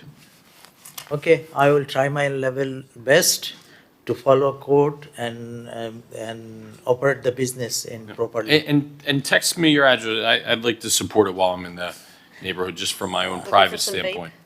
No, the non-vape usages. And most welcome anytime. We're going to call the vote. I'm down for Bangladesh. I have a motion by Commissioner Magazine as amended. Commissioner Dominguez, are you okay seconding? Yes. It is a public hearing. I see no one on Zoom, and I see no one else on the dais, or the chambers requesting to speak. Motion by Commissioner Magazine, second by Commissioner Dominguez as amended. Commissioner Matel Salinas. Yes. Commissioner Bott. Yes. Commissioner Suarez. Commissioner Fernandez. Commissioner Magazine. Yes. Vice Mayor Dominguez. Yes. Mayor Minor. No. So it is approved at first reading as amended, 6-1.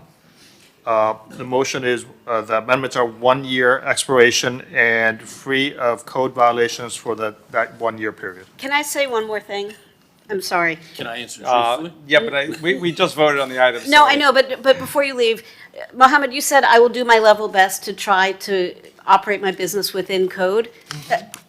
That's no try. You either do or you don't. Okay, I will, You know in what? my highest level. I can't. If that, is that what he said? I can. Okay. Let, Yeah, I think okay. there's going to be a second reading, so we can rehash some of these issues there. We voted. So, Mohammed, thank you. so, Yeah, no, no more. I get tired, standing position. you got it. You got it. They're 6-1, penalized. but you know it's coming back for a second reading. So there's the next month we're going to hear this again. Let me get you down. It's okay. I'm mopping you up. Huh? So it's not a final approval, but you got past the first step. Second reading is May 20th. Say again? May 20th is the second. 20, second. Yep. So, as of now, no, until the second. Correct. Correct. Okay. It's not official yet. An From- ordinance like this has to be heard twice, a commission and voted on twice. Okay. I have experience. Okay, thank you. I would like to say something about the North Beach traffic congestion. I have a lot of idea.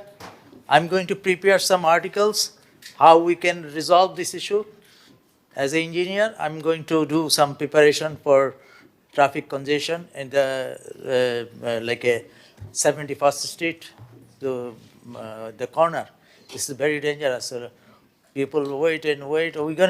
I'm going to prepare some paperwork, okay? She is my neighbor. Okay. Thank you. Thank you, everybody. Thank you. With neighbors like you, who needs enemies? Okay, let's call R5N.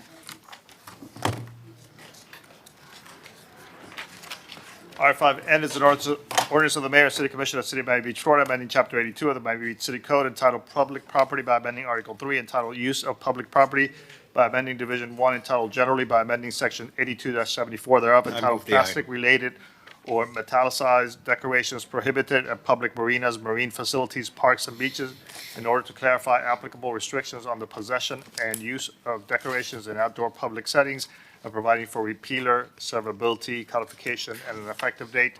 This is a second reading public hearing. It is item R5N. I move the item.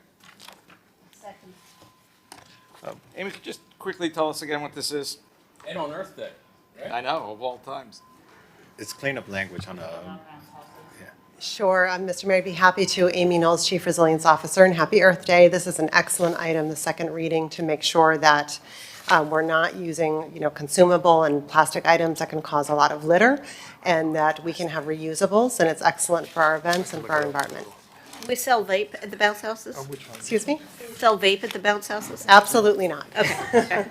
Thank you. so, and the reason why we're doing this, we had originally passed the original ordinance banning plastic and metallized decorations on public property. But what we didn't realize is that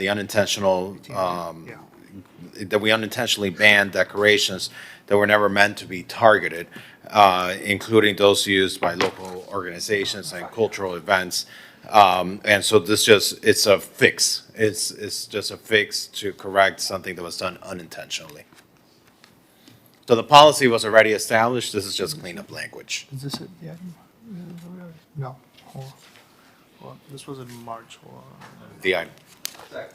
Sorry, Mayor. First reading. One sec, please. Just looking something up from the last vote, because, you brought up, I've been having some concerns about these unintended consequences, which you just highlighted.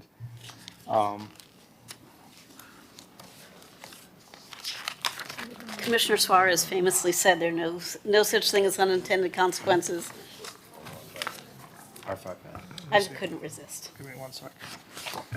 It's from? You happen to know? When was first reading on this? This was first reading on 3/18. I don't have it on 3/18. Let me see. If you can't find it, Ralph, don't worry, Let me try it one more time and see if it's a long agenda. Hold on.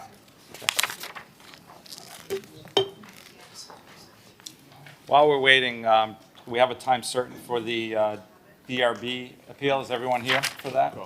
Yes. The vote was 7-0. Okay. Let's take the vote. I have a motion by Commissioner Fernandez, seconded by Commissioner Bott. Commissioner Suarez. Yes. Vice Mayor Dominguez. Yes. Commissioner Fernandez. Yes.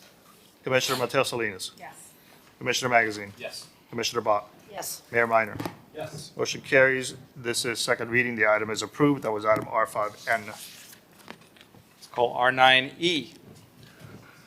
R9E is DRB Appeal Number 25-11045-685, filed by Mr. Gunday.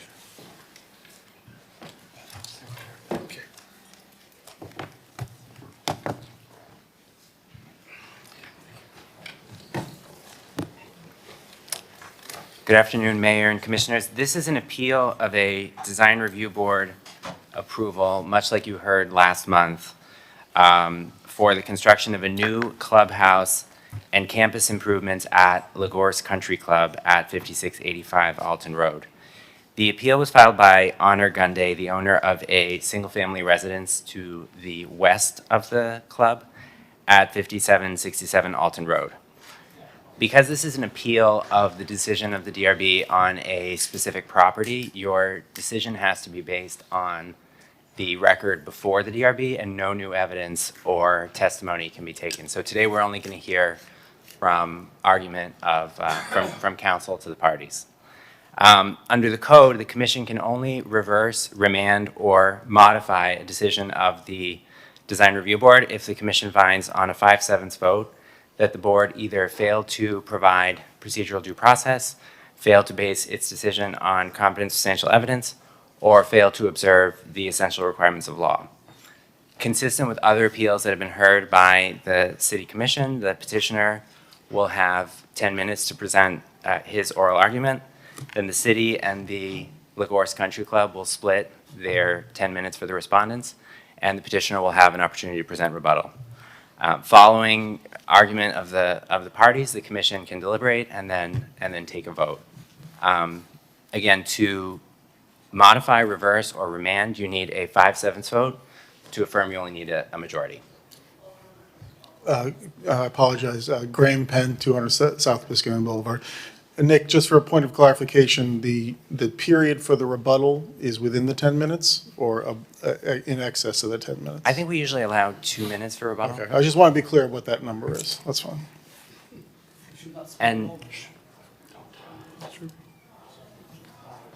And since this is a quasi-judicial proceeding, I'll ask counsel if I could place you under oath. Do you swear or affirm the testimony you'll give in this proceeding is the truth, the whole truth, and nothing but the truth? I do. Thank you. Is that for everyone? Well, we're only going to hear from attorneys today. Since this is an appeal, it has to be, your decision has to be made based on the record before the DRB. So we won't ask the applicant or the petitioner? Since We don't mind swearing anyway, but he's not going to talk. So Okay. He swore as well. I could do the rebuttal. Okay, so Mr. Brooks, if you're ready, we'll set the clock for 10 minutes. Thanks, Nick. I handed you a paper copy of the appeal so that each of the commissioners can have that in front of them. I know you have probably an iPad or something, but the volume of paper that you have on your agendas is incredible, so I wanted to make it easy for us. My name is Attorney Ralph Brooks, and I'm board certified in city, county, local government law.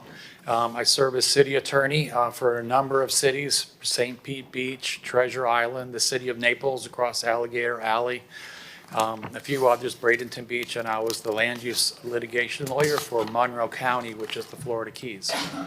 And I've been board certified in city, county, local government law since 2014, which is now 12 years.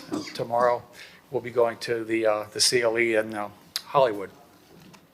I tell you this just so that you know that I sit with cities, and I sit in that chair over there. So I'm going to try to first set the three things that we're going to argue in front of you, and then also offer you some alternatives. First of all, we're here to challenge, if you look at the appeal on page 2, or even blown up on page 5 is actually better. You'll see that there's 4 new pedal structures that are being placed as part of Lagos Country Club redevelopment. This is in an area that just has grass right now. There is a portable golf performance structure, but it's a tensile structure and it's on wheels. So there's no structure there behind its house currently. So the reason why we are appealing this is because pedal is not listed as an allowable use in GC, the golf course. So I think you talked earlier about doing maybe a text amendment and a first reading and a second reading. If you're going to add a use to a zoning district, you have to add the use to the list of allowable uses. You do that by amending the text of your zoning code. You can't just ignore it. And you can't say that a pedal structure is just the same thing as a tennis court, because it's not. A pickleball, they might restripe the lines, use different paddles, and use a different ball. But for padel, it's different. You have to have a foundation of concrete, sand, and then astroturf. And then you have 4 walls. The walls are glass or plexiglass, and they have metal poles that hold this up. And the reason that's important and it's different from tennis is because you play off the walls. Similar to racquetball or handball that I grew up with, or squash. It's a structure that you play within. It doesn't have a roof, granted, but because the balls in padel go high. They have lights that go high, and they're proposed to use these padel courts till 10 o'clock at night, which is 20 feet behind my client's historic home. His house was built in 1936 by architect Robert E. Collins, who did the Cameo Theater. He's a famous architect in Miami Beach. So first of all, it's not listed as an allowable use in GC, so it's not allowed. It's not similar to a tennis court, and the code doesn't even say you're allowed to have similar uses to a tennis court. You're only allowed to have things that are associated with a golf course, customarily associated with the main permitted use of a golf course. Well, not every golf course, most golf courses don't have padel courts. And in this location is the second problem. It's 20 feet from my property boundary, or my client's property boundary. That's too close because of the noise of playing the padel off the walls. It's too close because of the light, and it's too close because people shout and get excited in pickleball and in padel. When you miss a shot or you make a shot, it's a social game, so you get happy or you get sad, and it's loud. And then the third thing is, Reference or city attorney, are we technically opining on the validity of this if a paddle or padel court is associated with a golf course or not? What are we essentially even allowed to rule upon? Right, so the question before you is whether the board's decision was supported by competent substantial evidence, whether the board followed the essential requirements of law, meaning did the board follow the correct law? Did the board follow the review criteria that applies to the DRB and any other applicable provision of the LDRs? And thirdly, whether the board provided procedural due process. yep.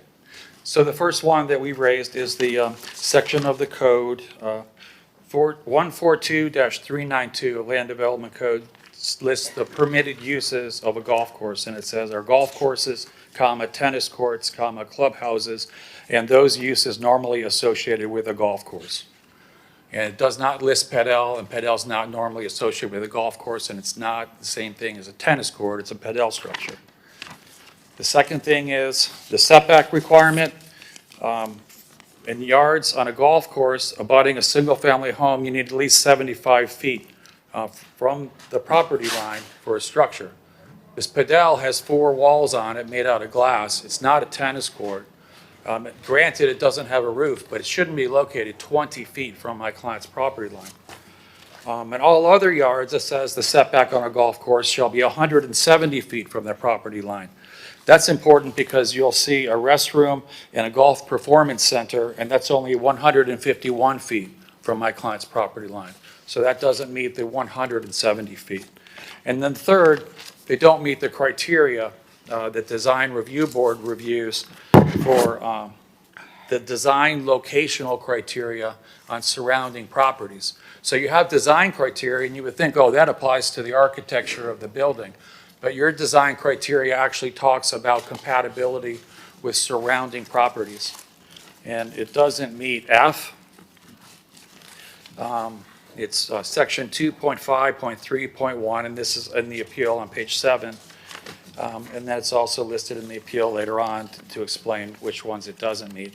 But the criteria are on 7 that you'll be evaluating. So first you have to determine, is it an allowable use in golf course? It's not a golf course, it's not a tennis court, and it's not customarily associated. So the legal analysis is it's not allowable use. The second thing is it doesn't meet the setback. It's only 20 feet away, not 75 feet away. The restroom and golf performance center are also going to block the views, and those are supposed to be at least 175, and it's only 151.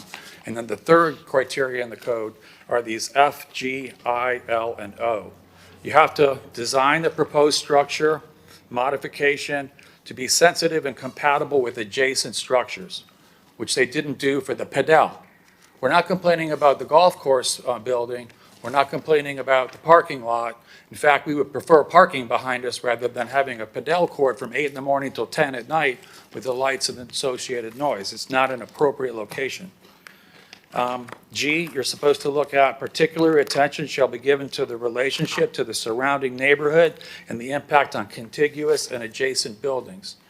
That's my client. 20 feet away, it's going to have an impact on his pool, his backyard. He's going to be able to hear it from his master and secondary bedroom, which are located on the second floor. The lights will be shining right in there. Which brings me to I. Lighting shall be reviewed to minimize glare on adjacent properties. They deferred the lighting plan for the padel course. They said, you'll submit a lighting plan when you submit a building permit. That's too late.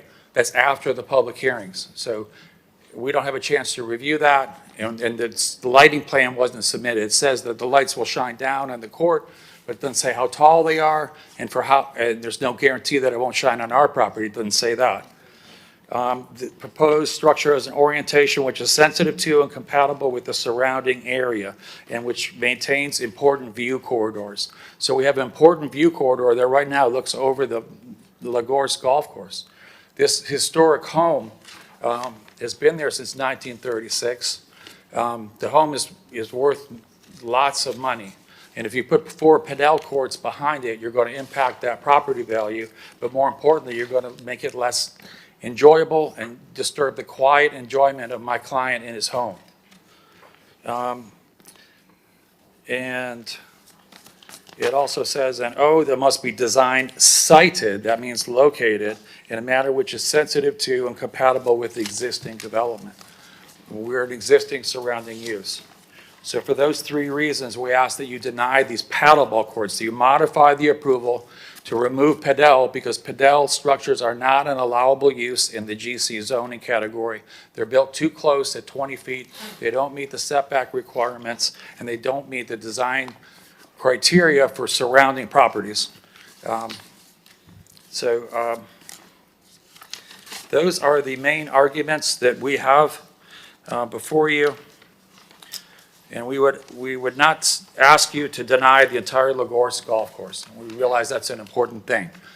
Just to deny this additional use, these 4 new padel courts, and to move the Golf Performance Center restroom either in another location, which is preferred, but at least meet the 175-foot setback.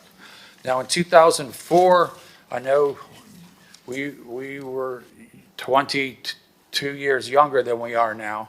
Some of us might not have lived on Miami Beach, but Lagorce and Miami Beach, the city, had a fight over fencing. They wanted to put up a fence that would block the neighbor's view of the golf course, and there was a code section that prohibited fences of that height. The golf course sued the city. They reached a settlement in that case between the city and Lagorce promised not to build fences that tall, not to obstruct the views, and not to place things beyond on the properties beyond the houses that were there, not in the backyards. We ask you to live up to that. Thank you.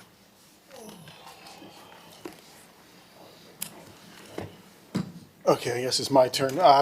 Good to see everyone again. Graham Penn, 200 South Biscayne Boulevard. Here representing Lagorce. I'm going to share this presentation with Mr. Alexander from the City Attorney's Office as such, but I'm going to try to focus most of our discussion on in direct response to what Mr. Brooks provided. First off, those of you who are obviously here this morning, Mr. Gunday appeared at Sutnick. He handed something out to you, which I haven't seen. And I would repeat what Mr. Kaler just noted, that what your decision today is based on the record that was in front of the DRB. It's not, you're not taking evidence, you're not making new decisions about whether or not you would make that same decision. And we believe it's clear, and the record supports it, that the board provided due process, observed the essential requirements of the law, and had substantial competent evidence in front of it when it made its decision. That's the only inquiry that's before you. First off, I'd like to remind you all that Mr. Gunday never appeared in front of the DRB. So under the Florida law, arguably every substantive claim that he's raised has been waived because he didn't appear. You can't complain about a decision made by a quasi-judicial board if you don't show up and present something to them and ask them to decide in your way. Can I have our city attorney button on that? Because that is one of the 3 criteria you listed, correct? Correct. So, is that correct, that you can't show up, I don't want to say post-mortem, but essentially after a hearing has already occurred and register a complaint if you weren't there for the original? Well, I think, first of all, I would recommend that the commission allow the attorneys for the respondents, which include, the city attorney's office will, Justin from our office will present after Mr. Penn does. And then I can answer any questions the board may have after the attorneys finish their argument. Yeah, and Commissioner, we're fully responding to every one of their arguments, right? I'm not relying on the fact that they waived it, right? But under Florida law, they can. More importantly, and we discussed this when we discussed the last appeal, you are not redeciding this application, right? The only thing you are determining is not, hey, if I was on the DRB, what would be my decision? The only question is not whether it's the right decision, but if it's a legal decision. And that's why you have those three criteria, right? Due process, essential requirements of the law, the evidence.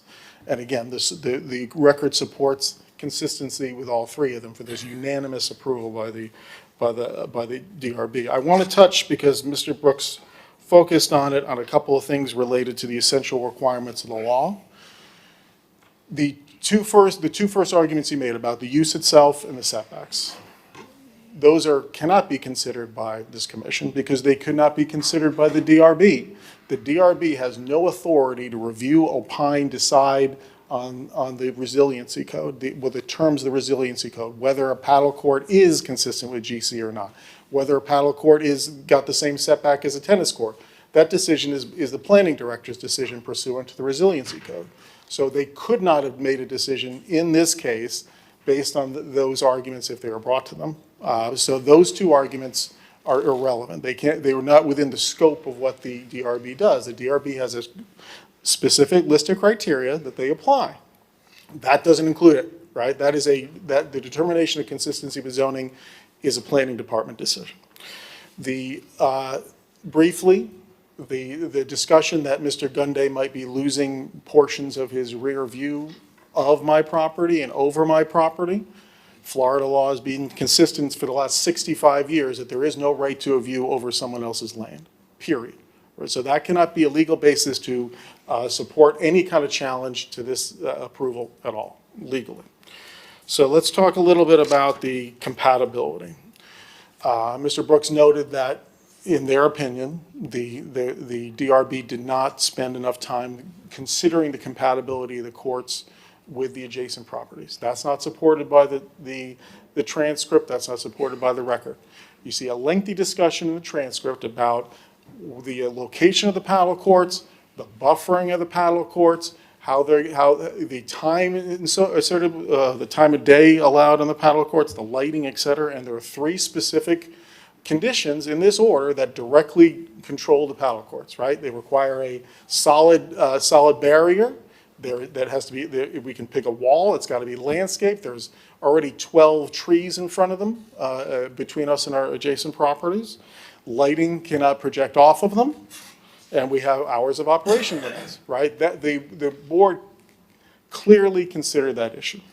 So the idea that they're somehow ignoring compatibility of the paddle courts, it was a big part of this hearing, and the record supports it. And that is all the law asks us to do. They are required to review their code and make their determination. And it is not, candidly, it is not this commission's job to decide that they made the wrong decision from a factual point of view.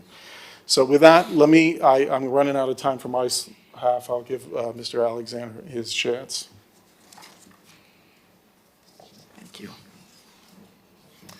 Good afternoon, Honorable Mayor and Commissioners. Justin Alexander, Assistant City Attorney on behalf of the Design Review Board. The DRB respectfully requests that you affirm its order approving the design application for Lagorce Country Club because the DRB afforded procedural due process to the petitioner, Mr. Gunday. This is so for two reasons. First, Mr. Gunday's requested notice standard would be administratively unworkable and is not required by the law of due process. And second, the city complied with the notice requirements set forth in section 2241 of the Resiliency Code. So to state it in practical terms, what Mr. Gunday's notice standard would mean is that staff from the planning department and the city clerk's office would have to verify that every property owner in the notice radius, which under the code is 375 feet of the external boundaries of the subject property. So for every one of those property owners, they would have to verify receipt of the public hearing notice. And this is administratively unworkable from a cost and time standpoint. To put it in perspective for this project, there were 480 property owners within the notice radius.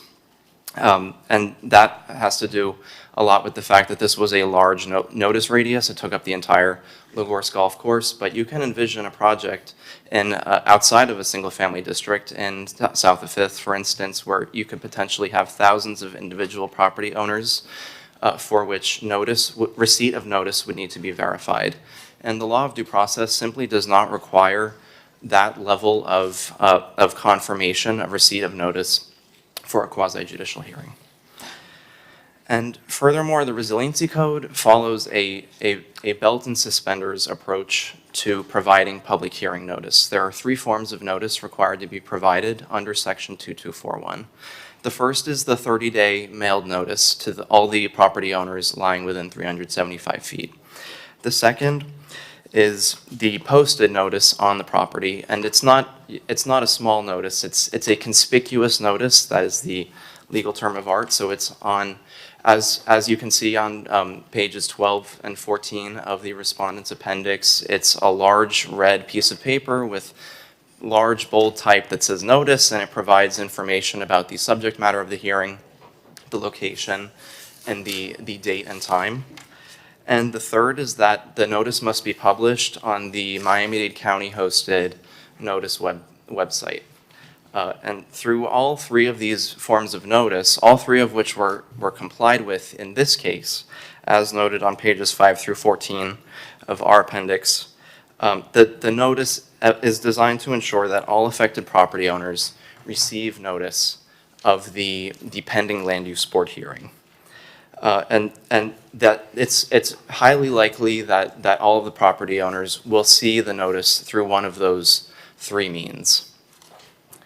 And here it's important to note that the petitioner lives next door to the project and in all likelihood would have seen the red notice, the posted notice, even if he hadn't received the mailed notice, which his name and address are correctly printed on the mailing labels included in the record before you, which is sufficient evidence to infer that notice was properly given. So because the requested notice standard would represent an administrative impossibility and an extreme burden as to cost and time, and because the city fully complied with the notice requirements set forth in the Resiliency Code, the DRB respectfully requests that you affirm its order approving the design because due process of law was afforded. Thank you. I'll suck up the last 50 seconds because I can't shut up. The record clearly shows that this was a careful decision by the board, consistent with the codified criteria based on substantial competent evidence. And that is all the law requires, right? The bottom line for this commission, again, it's not whether you would have made the same decision, but did they comply with the due process, they applied the correct code, and did they have sufficient evidence in front of them? The answer to all 3 of those criteria is yes. So we would ask you to uphold the unanimous approval of the DRB at this point. And of course, we're here if you have any questions. What about the And Mr. Brooks, we'll give you a couple minutes for rebuttal. Thank you very much. They referenced page 13 and 14 from the appendix for the notice. Just pass this to council. I can pass, but I'd like you on record. Pass it down to them. Sure. Yeah. It's a red 8.5 by 11 sheet of paper that's taped to a telephone pole. And when you're driving by Alton Road, at the speeds that people drive on Alton Road, even if you're going to 30 miles an hour, you're not going to see what that says.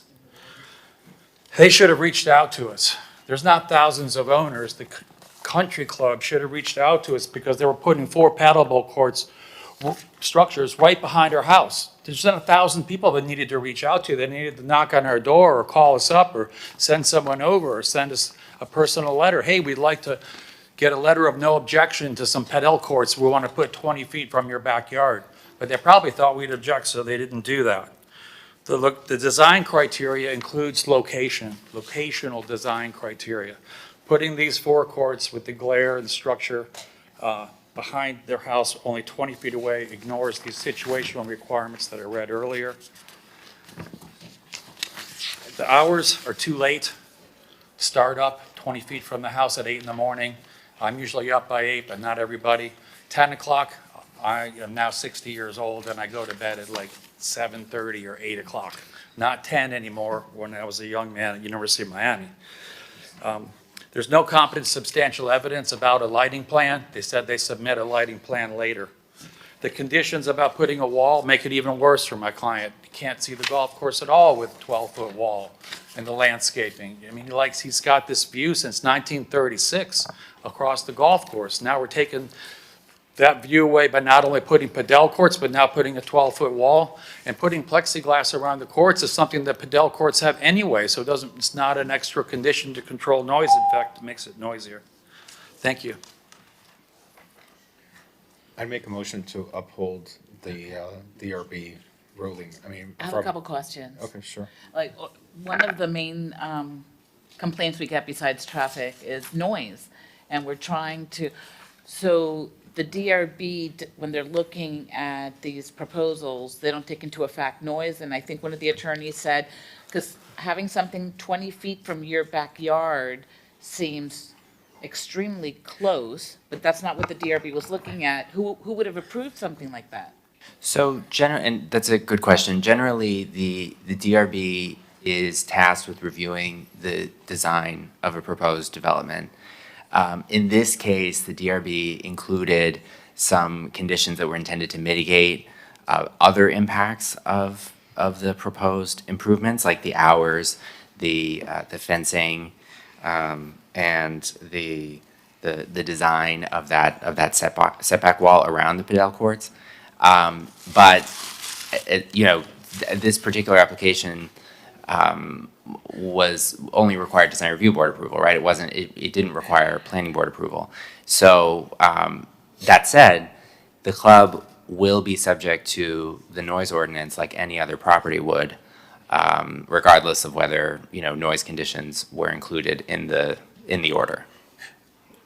So some of the allegations was also that you can't have a paddle court in a golf course. Was that addressed? Because I was kind of in and out of the bathroom.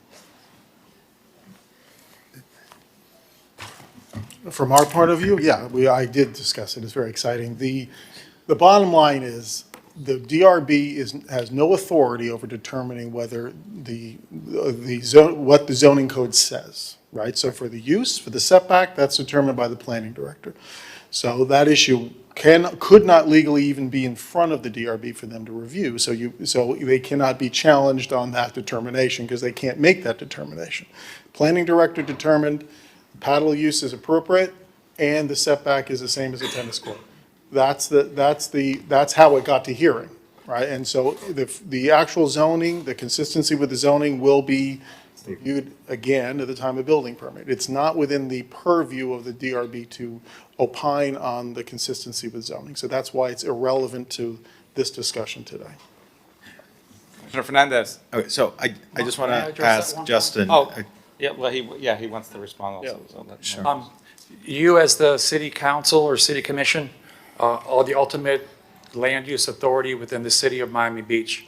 I know the DRB cannot make these type of things, but certainly you have the power to say no to a use that's not listed in the zoning district. It's for you to decide. Otherwise, where do we go? We only go to court. And we don't want to go to court. We don't want to sue you when you haven't even made the decision. You should make a decision whether padel is the same as a tennis court, whether it's allowed in the GC district. It's clearly not listed, and it's clearly not the same. Well, but from how I see it, the question is whether the DRB applied the correct standards under the code, and in the context of the GC zoning district, would it be fair to say, Justin, that recreational uses like tennis courts and padel courts are anticipated as part of a golf course property? So that determination is made administratively. By whom? By the planning director. But what was the planning director's determination administratively? The planning director determined that the padel court would be an accessory use within that district. So in the context of a GC zoning district, it is within the context of what's allowed here. Yes. Okay. And the So standard. because it was said that we're the ultimate decision makers on that, the decision maker on that is the planning department, the planning director. He is the decision maker on that, and he issues an independent determination, zoning determination. And based on that, the DRB reviews these applications and comes to these determinations. Correct. And what the DRB is applying are the design review criteria in 2531 of the Resiliency Code. And going specifically to the role of the DRB, did the DRB specifically evaluate the placement of these courts relative to the adjacent property as part of its review? Yes, there's competent, substantial evidence in the record that the DRB considered context, and they even included conditions like the site wall that Mr. Penn mentioned in reaching a finding that it was, I believe it's a criterion G of 2531. And that type of buffering was part of the elements of what the DRB relied on to determine compatibility with the surrounding area? Yes. Okay. And, you know, as it relates to setbacks, what are, because that's what I see, that's a lot, you know, a big part of this appeal are setbacks. And so to me, that's a core concern that's raised here. Can you clarify for the record, what setback is required under the code? I'm being looked at. The courts in every district have and Mr. Mooney can tell me I'm wrong, are 7.5 feet setback from the property line, so. Okay, 7.5 feet. And Yes. what setback that's is between- actually being provided between the Padel courts and the shared property line in 20. this case? 20 feet. So 7 feet is required under the code and 20 is required. So just to be clear, the project is not only meeting the required setbacks, it's actually exceeding the required setbacks by a significant margin. But that's setback between houses, correct? But between residential properties, not It's necessarily a setback commercial. between the property line and a court. So, Mayor, Vice Mayor.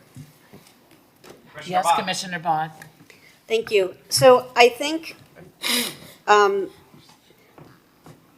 biggest issue for me is twofold. One is that I totally understand that there was notice, but it seems to me, unless I misheard something, that there was no connection made between the golf course and the most affected resident. Is that an accurate statement? I can't speak to whether the golf course and the petitioner engaged in any discussions Well, privately, but notice was mailed, posted, and advertised in accordance with the Resiliency Code. And so did the resident respond to the notice made and connect? And can I ask why? Am I? Well, I think Mr. Penn, if anyone, would be able to speak to whether the club contacted the Yeah, petitioner. I'm unaware of any communication Why between not? us. Well, again, and I'll, candidly, Commissioner, it's irrelevant to this proceeding, right? The bottom line is, it doesn't matter if we did or not at this point. The DRB made its decision. The only inquiry about notice is, as Mr. Alexander explained, whether the city provided Mr. Gunday with adequate notice. Okay. And the answer to that is yes. And the adequate notice was the red sign? Hang on. And the mail notice hang on. and the website notice. So I'm just trying to understand for my own edification, if you guys can just bear with me for a minute, because I've been very consistent throughout my 11 years of activism and on planning board, now on the commission, that the more interested parties connect with each other and engage, the better the outcome is. This is clearly an example, may not be the only reason, but this is an example of not proper engagement and an unsatisfactory outcome for half of the party, right? Half of the parties. So let me ask you, I'm sorry, I didn't catch your name, I had terrible names. Mr. Brooks. Brooks. Mr. Brooks, your client lives in London? You live here? He lives Okay. here. He was on the notice list. He has a mailbox. the letter did not arrive at his mailbox. He gets this thing called, that I get at my house, informed delivery, where you get an email that shows all the letters you're getting that day. He checked all those, and we never got the informed delivery at the house. So somewhere along the way, that letter did not make it to him. He found out about the hearing after it had already happened. He inquired on September 24th about the September 11th hearing. He found out about it then, and it was too late. But he has the ability to come here and appeal, to do this appeal. Okay. He has standing, he's adjacent, No, he's a I get, buddy, he's I effective. get all that. I understand all that. And I appreciate your asking about the I'm notice just and trying the engagement. to put this into context. The other thing that I am really curious about is, we have had situations where the laws of our city do not accurately reflect the conditions in which we reside.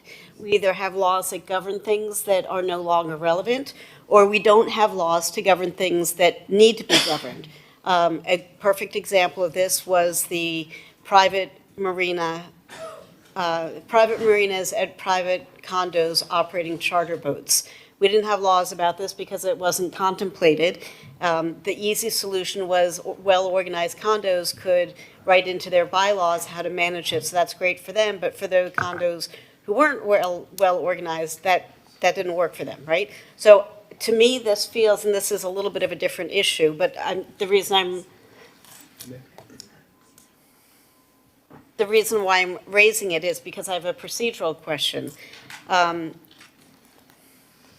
difference between a pickleball court and a tennis court is the level of noise it emits. I would say, and pickleball might even fall closer to padel, I don't know, but definitely tennis. And so, it seemed like, if I read this correctly, it is required for DRB to consider noise Yes. as part of this. Is that right? They have design criteria, if you're asking me, and it's all on my page 10. Nick, is that correct? If you look at page 10, it has the criteria that are on there. Right, so I'm checking with our city attorney, is that? The criteria, the design review criteria specifically include the arrangement of the structures and on the property as they relate to each other and also as they relate to neighboring properties. The DRB doesn't specifically address noise. But the arrangement of a property to be considered in its entirety should contemplate noise. Because if you're installing a pagoda where you're going to do yoga, that's a different thing from installing a pagoda where you're going to have a DJ. So wouldn't that be an appropriate part of the conversation for the DRB to consider? I think if you're asking, do any of the criteria address your concerns, and I think the specific criterion is G in the staff report, which is that the design and layout of the proposed site plan as well as new and existing buildings are reviewed to provide an efficient arrangement of land uses. So the DRB is not approving the use, but looking at where the proposed structures and uses will be on the overall site. But so I think is- that addresses right, but this your gets question. to the issue is that an approved use doesn't contemplate a use that makes a lot of noise in somebody's backyard. And so we are asking the DRB to opine on something that isn't properly governed by our city laws at this moment.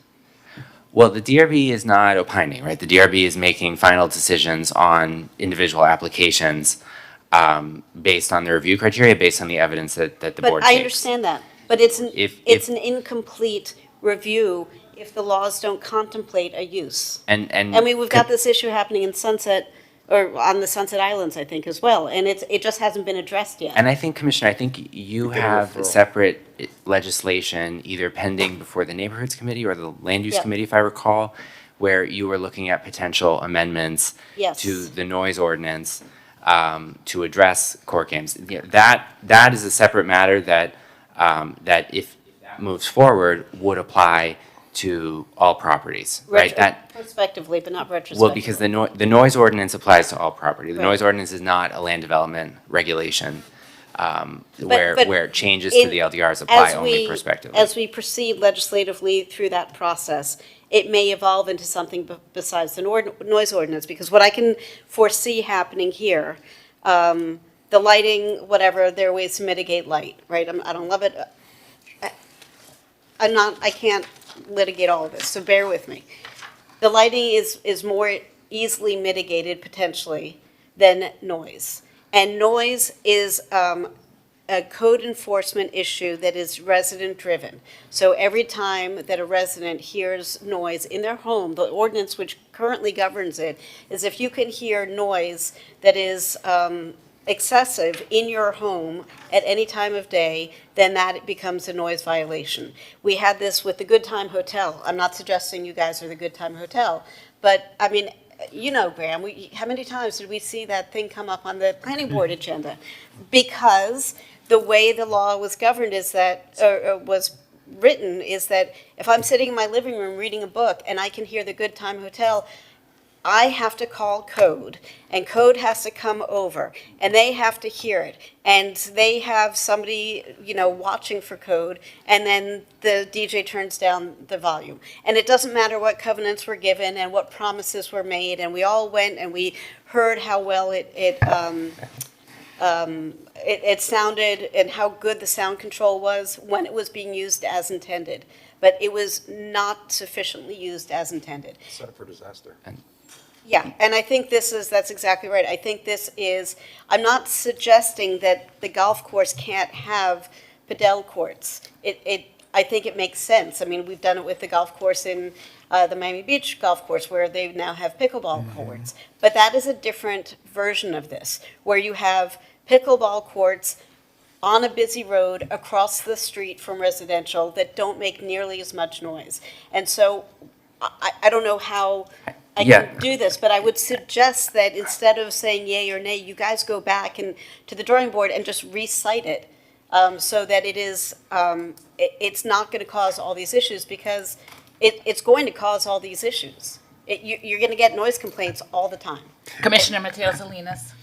I have some questions, but Nick, can you reiterate, we're here to not judge the project, but tell us Correct. we're supposed Correct. to, the three things we're. So you're not here to reweigh the evidence before the design review board. You're only here to determine whether the board's decision was supported by any competent, substantial evidence at all. On the evidence, it's a deferential standard. You're also here to determine whether the board followed the essential requirements of law, meaning did the board follow the correct law, the correct criteria? Isn't that what Commissioner Bott is? That's what I'm trying to suggest with the noise issue. Well, I think the the board's DRB is criteria. not really tasked with approving or denying an application for use. If, Commissioner Bott, if you are concerned about the applicability of the current noise ordinance to court games, I think that's something that your separate legislation could address. But I think in this capacity, you're in a very limited role here, right? You're looking based on the record that was presented to the design review board as to whether the board followed the rules, whether its decision was supported by the evidence, and whether due process was. But I'm looking at the sentence that reads, the DRB's approval relied on unsubstantiated assertions that the padel courts would produce minimal noise. But that's Wait, I'm sorry. Could you repeat those? Because I have some questions directly for you and I keep getting sidetracked. So could you repeat? I'm sorry. Sure. So the first is whether the DRB's decision was supported by competent, substantial evidence, meaning was there evidence to support what the board ultimately decided and all the conditions that it imposed? Second is whether the board followed the essential requirements of law, meaning did the board apply the correct law? And the third is whether procedural due process was provided. And that is notice and an opportunity to be heard. Okay. Thank you. I'm good. So can I just ask a question? Is noise part of the review criteria of the design review board? No. Okay. So based on that, based on what I am hearing,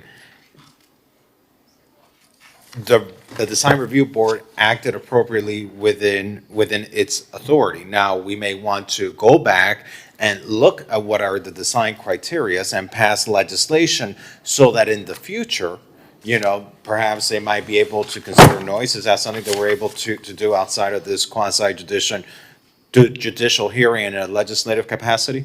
You can, you can adopt legislation that would apply to applications moving forward. But that's not what we're doing today. Correct. Today, we are determining whether the DRB acted within its authority and applied the standards that exist today and that existed in October when the DRB order was issued. And what the record shows is that the courts comply with the setbacks that are required under the code. And in fact, they exceed them. The DRB evaluated the relationship between the adjacent property and considered the site design, considered the buffering, and made a determination accordingly based on that, as Justin and Graham have stated for the record. That doesn't mean that we don't acknowledge the concerns raised by the applicant, is why we want to initiate legislation, and Commissioner Bott is working on legislation to address issues of noise and future considerations as to the proximity of these courts to someone's home, which I get it can be impactful, but our role here today is not to reweigh or reconsider all of those things. The fact is that DRB acted within the scope, within the authority, and within the criterias that they were able to. And based on that, I just don't see a basis in the record to conclude that the DRB erred in its decision of approving this. I still have not seen where the DRB acted wrong. That doesn't mean that there isn't room for legislative improvements in the future as it relates to noise, as it relates to setbacks and everything else. But I'm just not seeing where the DRB didn't act appropriately in any of this. Mr. Mayor. Commissioner Magazine, and then Commissioner Suarez. I do have a colleague that I think spent like $750 on a Prada paddle racket, and he played twice and has never played again. So I do hope you can rule fairly My wife's on paddle. this. Okay, just clear. The one area where I think there's the most question or ambiguity I'd like cleared up is the third you pointed out, Nick, notice an opportunity to be heard. I agree that in good form, and what I would love to see in a perfect world, is for those operators from Lagorce to walk over to an adjacent house, knock on the door and say, let's work through this. My guess, though, is that's not the standard of the law. And what we have to opine here on, as much as I would like to see more white glove treatment for a neighbor of such a long time, right? We're all one community, one partner. We have to rule on not what we'd want to see in an ideal world, on the standard of law. So what is legally required? The legally required notice is notice that's reasonably calculated to apprise the recipient of the hearing. What does that even And mean? reasonably calculated means that it's going to be likely to reach them. So under the code, what you're looking at is that the design review board followed the three-step notice process outlined in section 2241 of the Resiliency Code, and that is the 30-day mailed notice, the 30-day posted notice on the subject property, and the notice by publication in the Miami Herald, or in this case, the So let's say the petitioner even had a forensic analysis that his mailbox never received that direct mail notice. Do the other two outreaches essentially uphold the legally required outreach? The city commission can consider the evidence that his name was on the mailing labels and that the other forms of notice were provided as evidence that. Right, that's what I'm saying. So even if yeah. we would just limit it to the other two, Right. those are adequate notices of requirement, or they are not?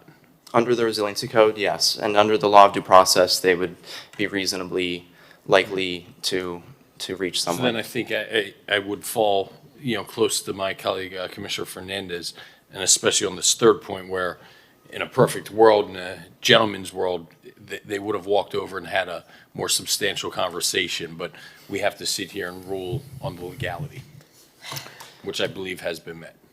Yes, As it currently stands. So, Nick, you meant, or Commissioner Broad brought up the issue with noise and how the DRB doesn't concern itself with noise. However, on, page 7 of this paper that I'm reading, it says staff also expressed concern with sitting location for the 4 padel courts. Staff also expressed similar concerns with the new paddle court location so close to the single-family homes. And then in quotes, however, staff has expressed concerns regarding the compatibility of the 4 paddle courts and their potential noise impact on the single-family homes located to the north, fronting Alton Road. In response to these concerns, so if the DRB doesn't have to address noise, it certainly seems that they have addressed noise here. Yeah, so let me clarify. So Meaning that, hold on. So if the DRB took noise into consideration in the, let's say, the passage of this review or applicant, doesn't that then bring to us something that we can evaluate, since they have, I guess, voluntarily evaluated noise? So, and that's a good question. So there are at least two criteria that I think address this issue. The one is G on page 1933 of your book, which is the one I mentioned earlier about the efficient arrangement of land uses between structures on the same property and adjacent properties. The other is K on the next page, which says that buffering materials shall be reviewed to ensure that headlights of vehicles, noise, and light from structures are adequately shielded from public view, right? But does that now give us the opportunity to say that we don't think that was properly addressed at the hearing? So the commission could make a finding that, and again, this is the commission's decision, right? The commission could make a finding that, for instance, the evidence did not support the DRB's decision as to those criteria, for example, if that's where it did or did not support. So the fact that the DRB actually, I guess, went there, and so to speak, right, or they voluntarily discussed noise, then we can apply our discretion as far as was it applied correctly or incorrectly, their noise mitigation suggestions to the applicant. Therefore, we now can take into account noise. Well, but not in the sense that you have the application before you. It's more in the sense of, was the board's decision supported by the evidence, and did the board follow the correct law? So I have a question on that, because if now we consider noise is not within the review criteria of the DRB. Is it or is it not? Well, the DRB, the closest the DRB gets to noise, because the DRB is not reviewing use, the closest the DRB gets to noise is in reviewing where the structures are on the property and buffering of those structures. And the board, that I think is what you've heard, the testimony you've heard today. Well, and that's where the site design, the site plan was considered by the DRB, yes or no? Yeah, I'm asking the attorney. Of course, there's 85 pages of plans, including. And buffering, was buffering considered by the DRB? Yes, and there's a specific condition in their order that requires additional buffering of the paddle courts. Now, if we start to consider the amount of noise created outside of the discussion of what is relevant to the DRB, wouldn't that then expose us to an appeal or challenge from the other party where noise is being considered outside of what was allowed under the authority of the DRB? Correct. Yeah, you're not reviewing the approval of the use. You're not reviewing the levels of noise that could be produced on the property. You're only looking at whether the DRB followed the correct law or was supported by the evidence. But can I build on that? Commissioner Bott. So the DRB is not supposed to consider noise, but they did consider noise in context of the siting, the proper siting of the Ford courts. right? The location of the four courts. The location, right. Yes, the siting. So, and there are multiple pages of conditions for buffering to try to mitigate the sound and the noise. So they know that that is a thing, but there is no noise study because they could say you need X prescriptive measures to buffer the sound, but in fact, that would buffer a tenth of the sound, the noise, and be virtually useless. We don't know. Nobody knows because nobody has the noise decibel levels and what the mitigating measures might be. For going back to the good time, we had all these problems, and then they turned it up to 11, no pun intended, but they turned it up to 11 and put in this incredible sound mitigation system, and it was really great when it was used as designed.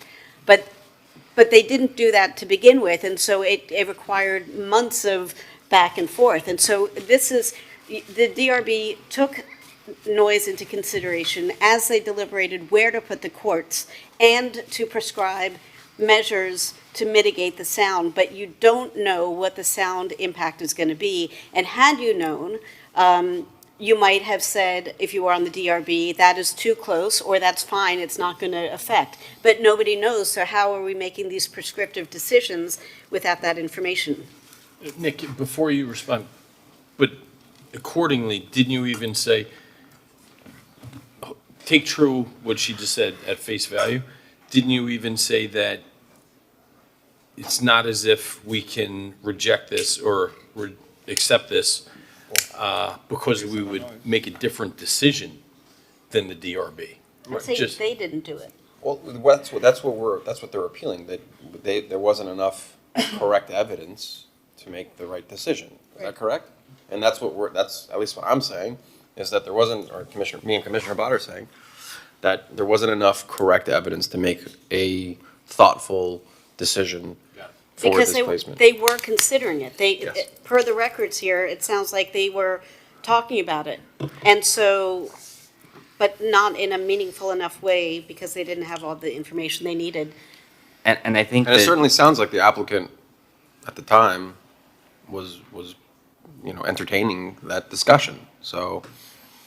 And I think the two criteria that relate to what Commissioner Bott and Commissioner Suarez are looking at are those two that I highlighted on the arrangement of land uses and buffering of structures. So if you were to make a finding based on, let's call it noise, right? If you were to make a finding based on the impact of the courts on the neighboring property owner, it would be as to those criteria. Explain that again. This is the commission's call, right? And so what exactly is the commission's call? What's your call is to determine whether the board's decision was supported by competent substantial evidence and whether the board followed. Okay, and I think that's what we're saying. We don't think that there was enough competent substantial evidence for something that the board took up as a review. Mm-hmm. At least that's what I'm saying. And that's what that's what it seems, because while it might not be their purview to weigh in on noise, they were taking it into consideration to discuss the siting of the courts, which is right in their wheelhouse, right? So they made a decision based on noise impact where they didn't have sufficient evidence to make a difference. They weren't opining on whether or not it's a permissible use, but they made a decision about where to locate the courts on the property based on the discussion they had about the noise impact. And it seems to me that was an incomplete discussion because they didn't have actual data. And had they not taken that into consideration, maybe the decision would have gone another way. Right. So if this decision gets vacated, does it just go back to DRB for there to be more conversations to figure out if there's a solution, or what happens? Well, the code allows you either to, if that's where the commission is leaning, that the code allows you to either reverse, remand, or modify. Based on the discussion, I'm here, and I don't want to speak for everybody. I don't know that everyone's had a chance to speak on this yet, but if you are suggesting that the board consider additional information, that motion would be a remand. And what about modify? Like is this for just these four paddle courts, or is it for the whole project? No, the application was for the whole project. And so if we wanted to make a motion to modify these 4 padel courts and leave intact the rest, we can do that? You could do that, yes. I make a motion to do just that. And that would be to modify the courts in how specifically to modify the courts, because we'll want, the commission's resolution should be clear as to what the modification is. Well, I think certainly that the Lagos Golf Club can, at the very minimum, start a discussion with the property owner, okay? And hopefully come to some sort of resolution where both parties are happy. Then I think that would be better as a motion to remand, to allow the design review board, to direct the design review board to take another look at particularly the siting of the padel courts. And how would you? Don't we have a motion on the table, actually? I had a motion on the table that was seconded by Commissioner Magazine. And on that motion, I just, we only have, a portion here of what the appellant is stating from the staff report. But also part of the staff report is specifically the criteria. And part of that criteria, buffering materials shall be reviewed to ensure the headlights of vehicles, noise, and light from structures are adequately shielded from public view, adjacent properties, and pedestrian areas. And staff acknowledged that was satisfied. Is that correct? Yes. Okay. And then when you read further, beyond what the appellant provided, is that each of the proposed padel courts shall be enclosed with solid plexiglass panels to help contain the noise to the neighboring properties in a manner to be reviewed and approved by staff consistent with the DRB criteria and/or the directions from the board. This has been considered by the board, and again, I just want us to be careful of the precedent that we set, because we have very limited scope here. And it's whether the board applied its criteria correctly or not. We might not like the outcome of it or agree with what's going there, but that's not what we're here to do. We're here to determine, did the DRB apply the proper criteria? And I believe that they did, and unless the attorneys tell me otherwise. I just don't think that, sure, but there is no sound engineer present to say that a plexiglass is going to solve the problems. Staff tells us stuff all the time that ends up being, wrong as far as a suggestion. I just relying on what staff says, as far as what it thinks it can do to mitigate noise, I don't think it's That's the record sufficient. we have to abide ourselves by. But we're also here to say, was there enough evidence to judge that, or to make that decision on an accurate basis? I don't think so. And respectfully, if you think there's enough evidence, fine. I guess that's where we sort of draw the line, and maybe we just need to have the votes to see where this lands. And if I could, Commissioner Fernandez, the second paragraph that you read, doesn't that essentially advise or imply that staff will review the sound criteria correct. before the issuance of an actual permit? Yeah. So there's still time I don't think it's in our purview, but there's still time for the appellant to work with Lagos and staff to mitigate the sound in a proper manner, right?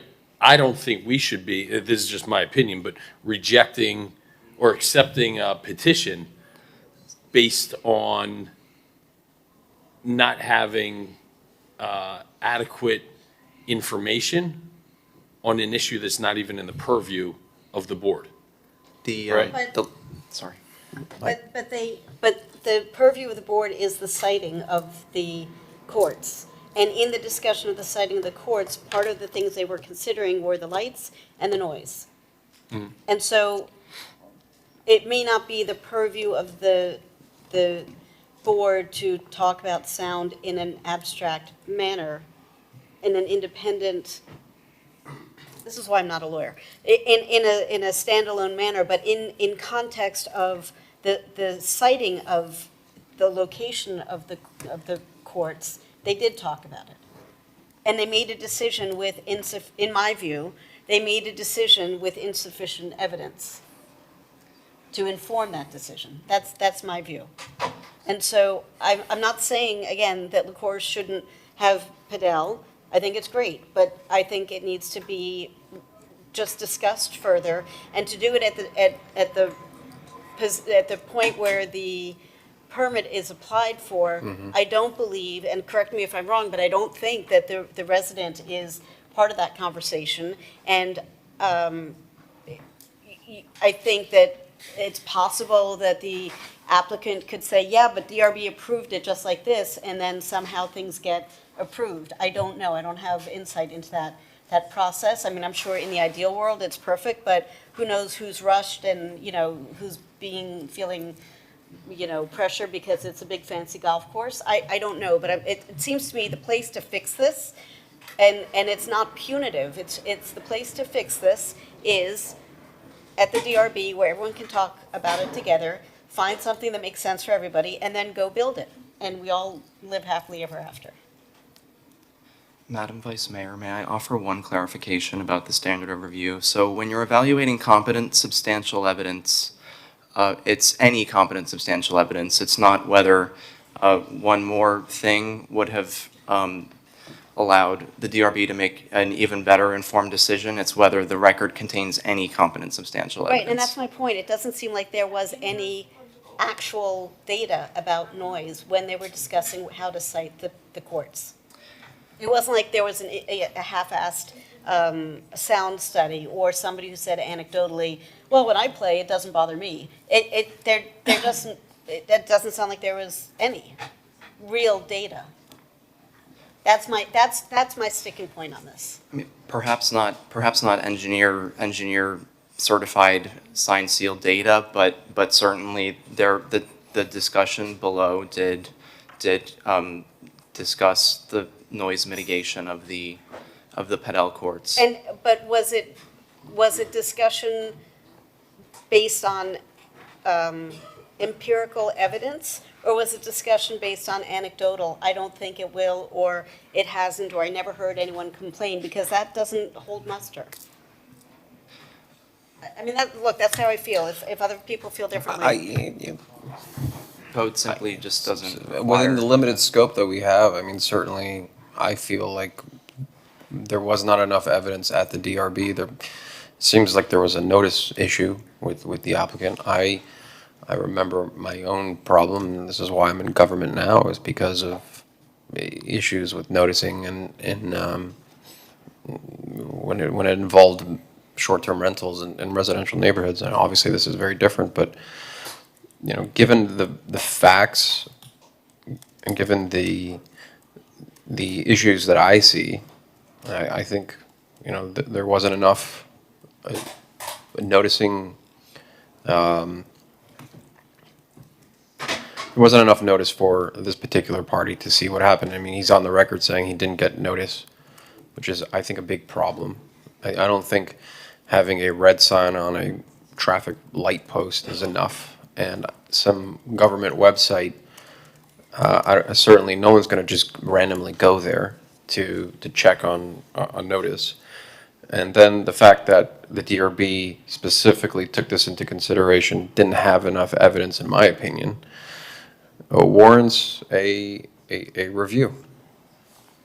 Now, I was asking, how can you, what's the options that we have? You said we can approve, we can deny, or we can modify. Right. Explain a little bit more about the modification. You could vote to affirm, which only requires a majority vote. There is a motion on the table, Commissioner Fernandez's motion.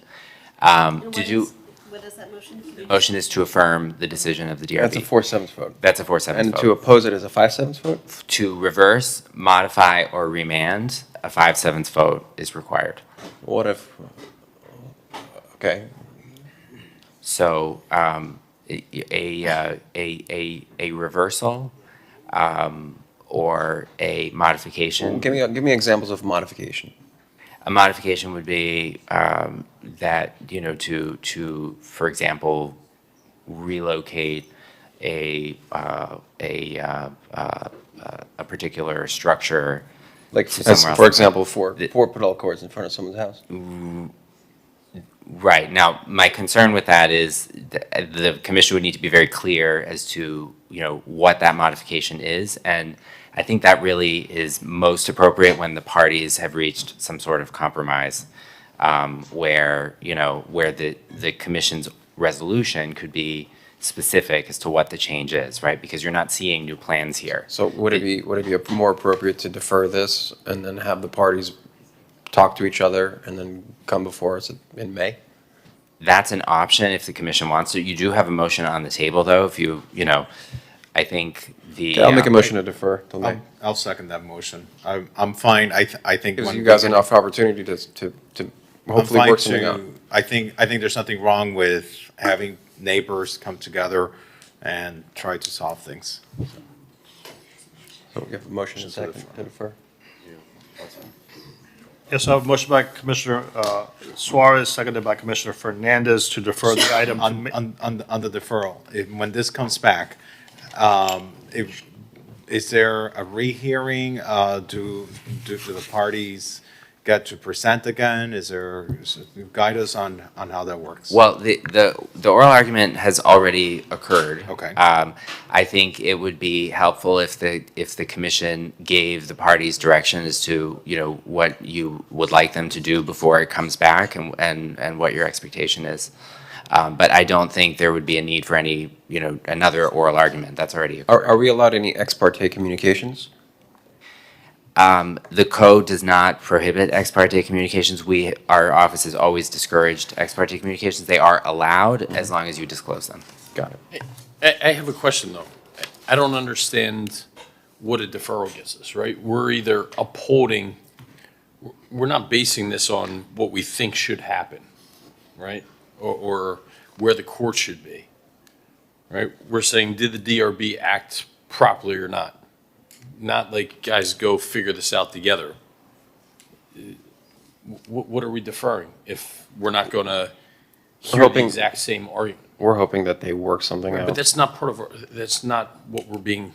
Okay, but we're not like a legislative we'll have 60 body. we'll have We're 30 a days. quasi-judicial body now, right? Correct. You're sitting in a Like, quasi-judicial We're capacity. basically acting as a judge right now. Correct. Right? This isn't some ambiguous, wishy-washy, feel-good. Guys, please come and come together here.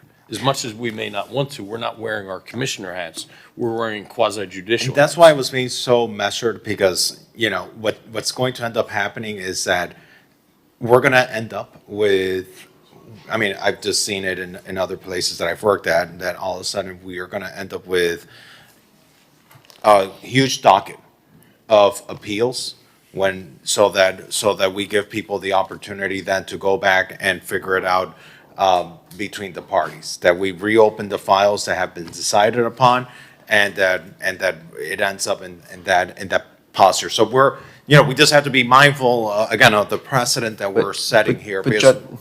But judges always give time for mediation, and this is nothing new in a court of law, right? I mean, we just talked about in our shaded session. We're acting in a quasi-judicial capacity, but we're not a court, and we're not a court with several dozen judges in courtrooms. We're acting in a quasi-judicial capacity, meaning that we're coming free of judgment. That's to the extent in which we're acting as judges here. We're coming free of judgment to give each side a fair hearing. So that's the only thing I just want us to be mindful of, because more and more, if we do this more and more, we're gonna end up with a docket of these things, and it'll get to the point that we probably, should make some of these boards advisory to the commission. Because we're gonna open up that door. And to that point, Commissioner, I actually have an item traveling through legislation to remove it out of our hands and send it to circuit court. I think honestly that's probably a much better place for this. But Look, I think at the meantime, I think giving a month to hopefully work something out with them, they come back before us, and then, you know, there's not gonna be that much time lost. It'll be a simple yes, no vote. Let me pose a hypothetical. Let's say they don't work something out. Do we just come back and say, We vote. oh, okay, just kidding, like, we have enough evidence to rule on this now?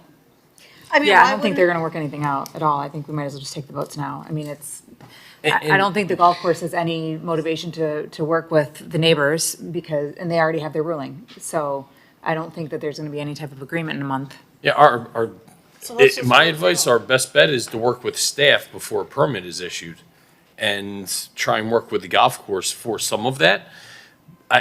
It's just what our task at hand is here, right? This isn't about what I want to happen. Joe resident and Joe commissioner wants to see these two parties come and strike an agreement, right? And I would give all the time in the world for that to happen.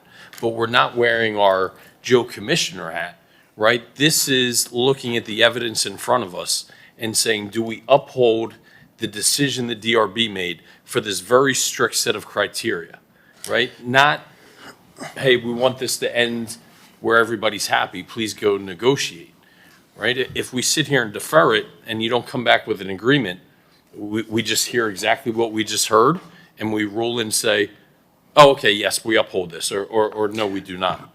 Right, we're just ruling on the evidence that we have at hand of did the DRB act properly. Let me ask a question. If I can ask Mr. Brooks a question. If we were to defer this, what would be your hopes of a middle ground between your clients and the applicants?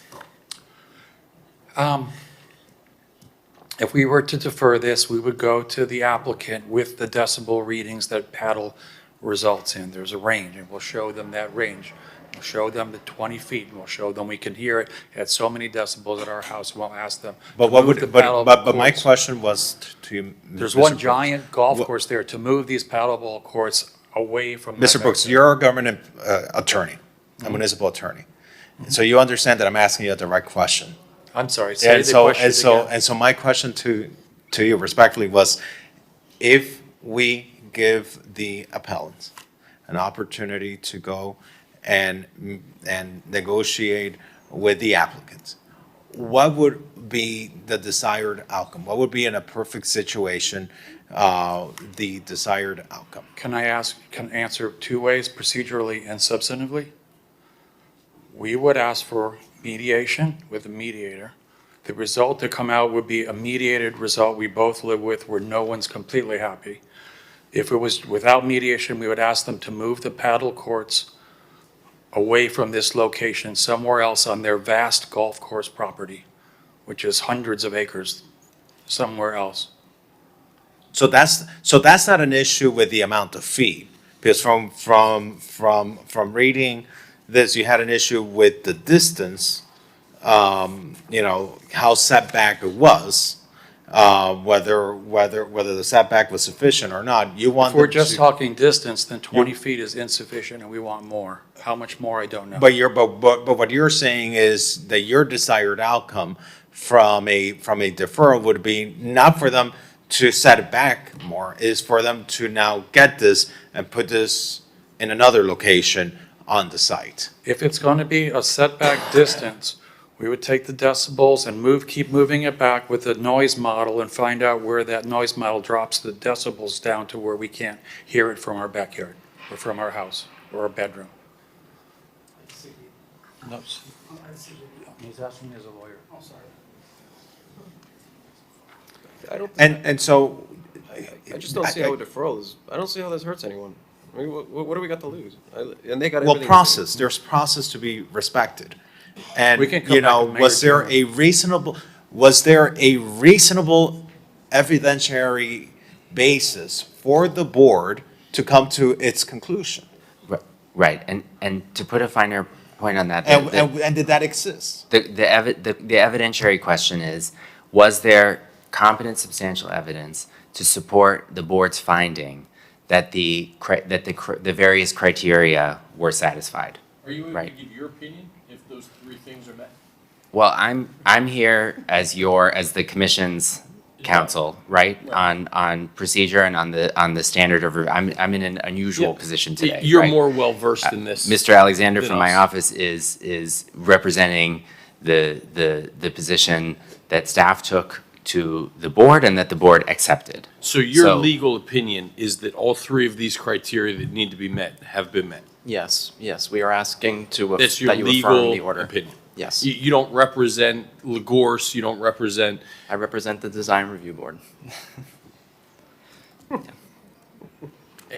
And what is your interpretation if that is met? Because yes, he represents the design review board, you do not, you're our liaison. Right, so I can tell you just, having handled these cases in the past, that the standard of review as to the evidence is generally, it's very deferential to the decision of our land use boards. The courts look at whether the board's decisions were supported by competent substantial evidence at all. It's not the commission's role here to reweigh the evidence that was presented to the board, but rather to determine whether there was any evidence in the record at all that was competent and substantial.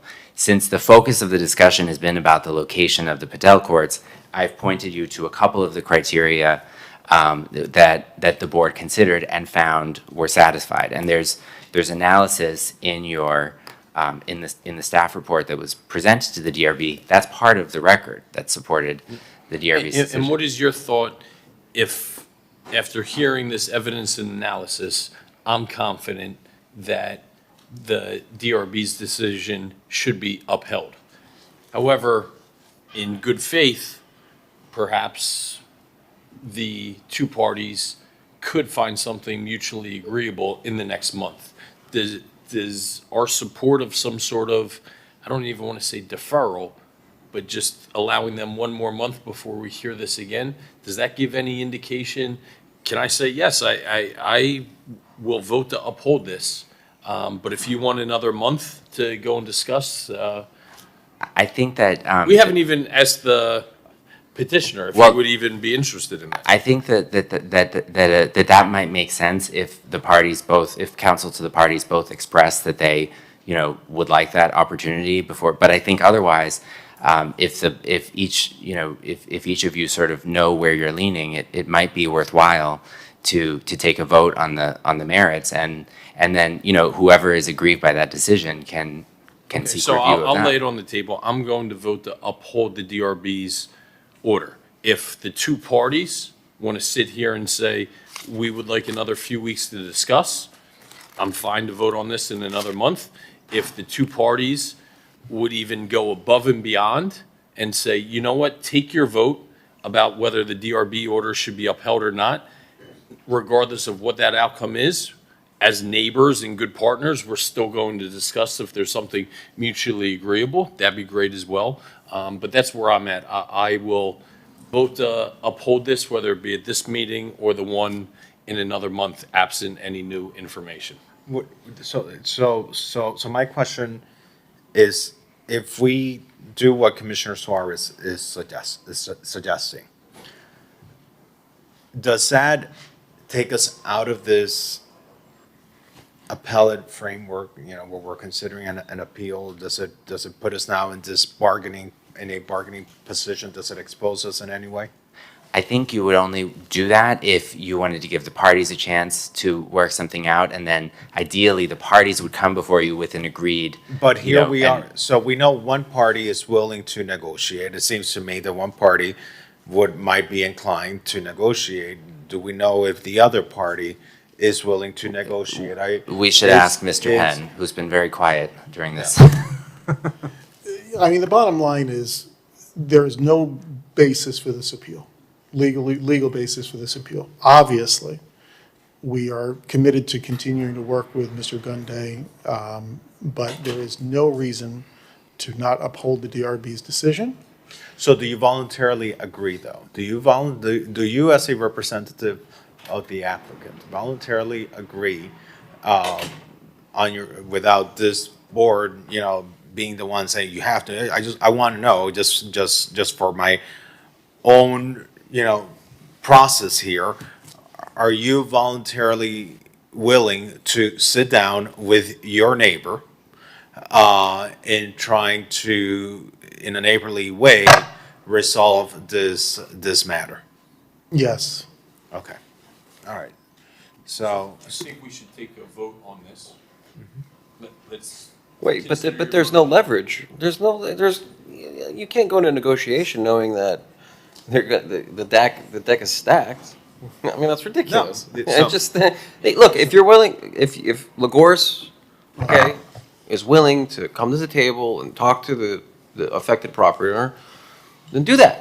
And then come back to us, and then we'll vote as it is. But I don't think we should be giving away our votes now. And then it kind of dilutes their negotiating power.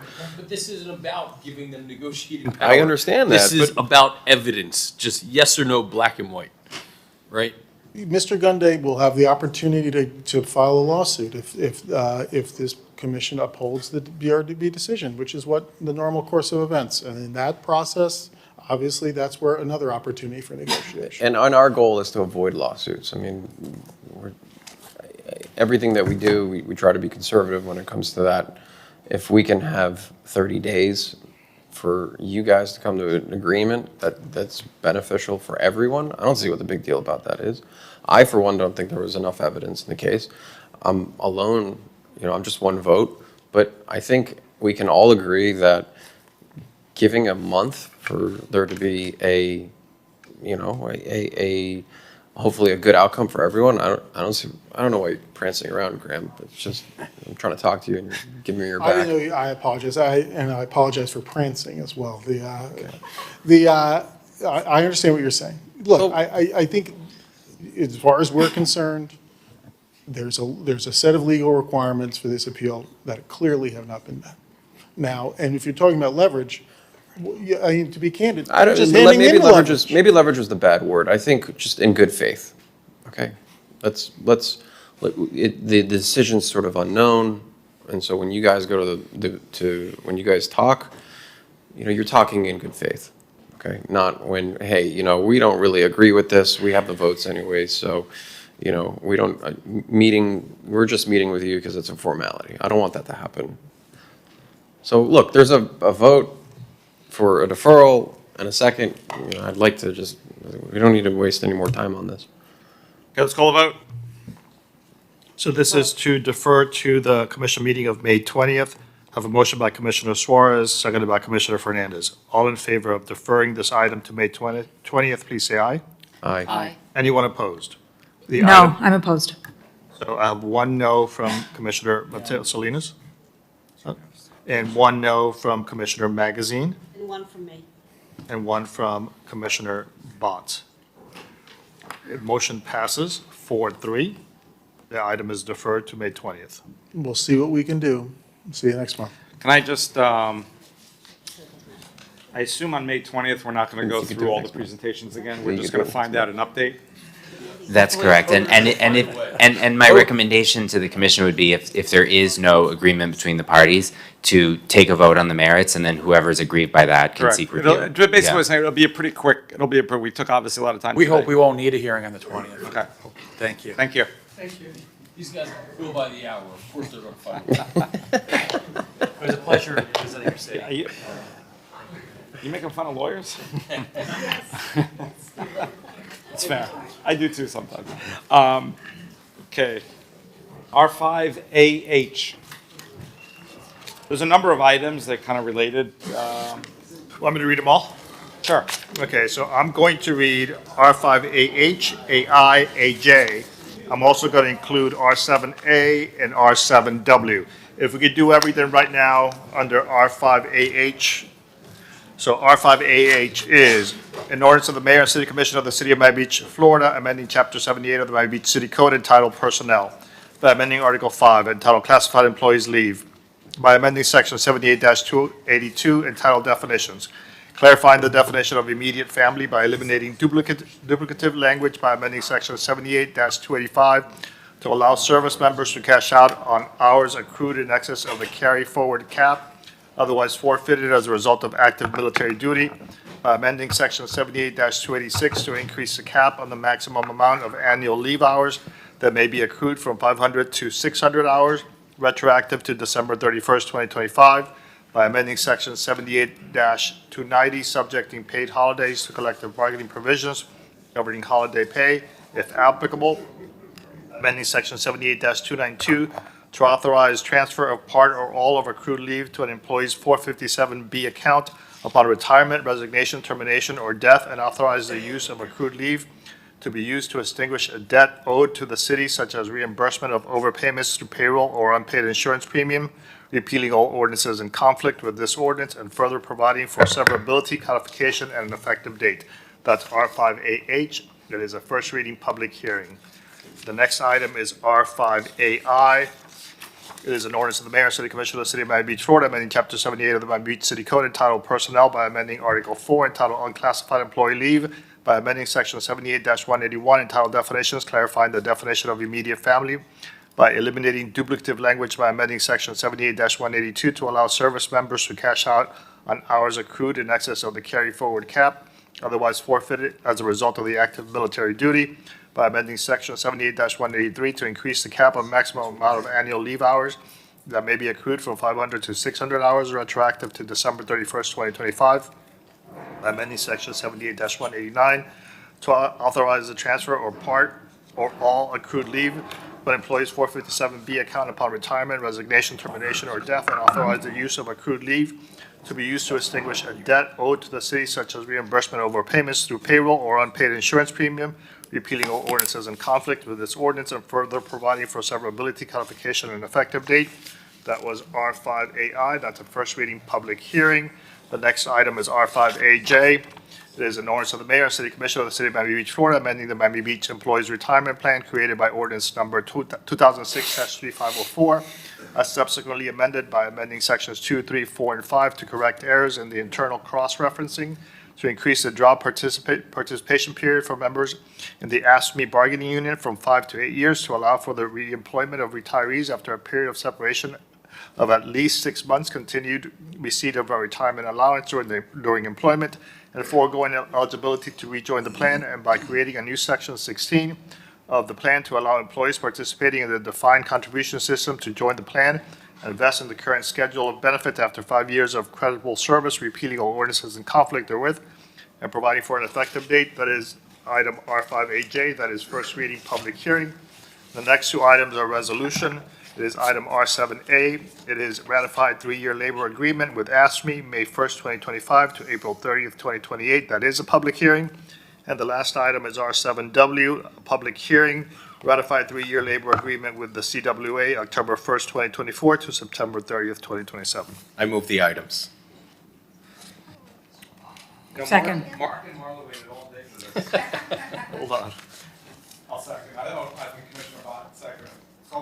So I have a motion by Commissioner Fernandez, seconded by Commissioner Bott. It is a public hearing. All of them are public hearings. I see no one in the audience, and I see no one in Zoom requesting to speak.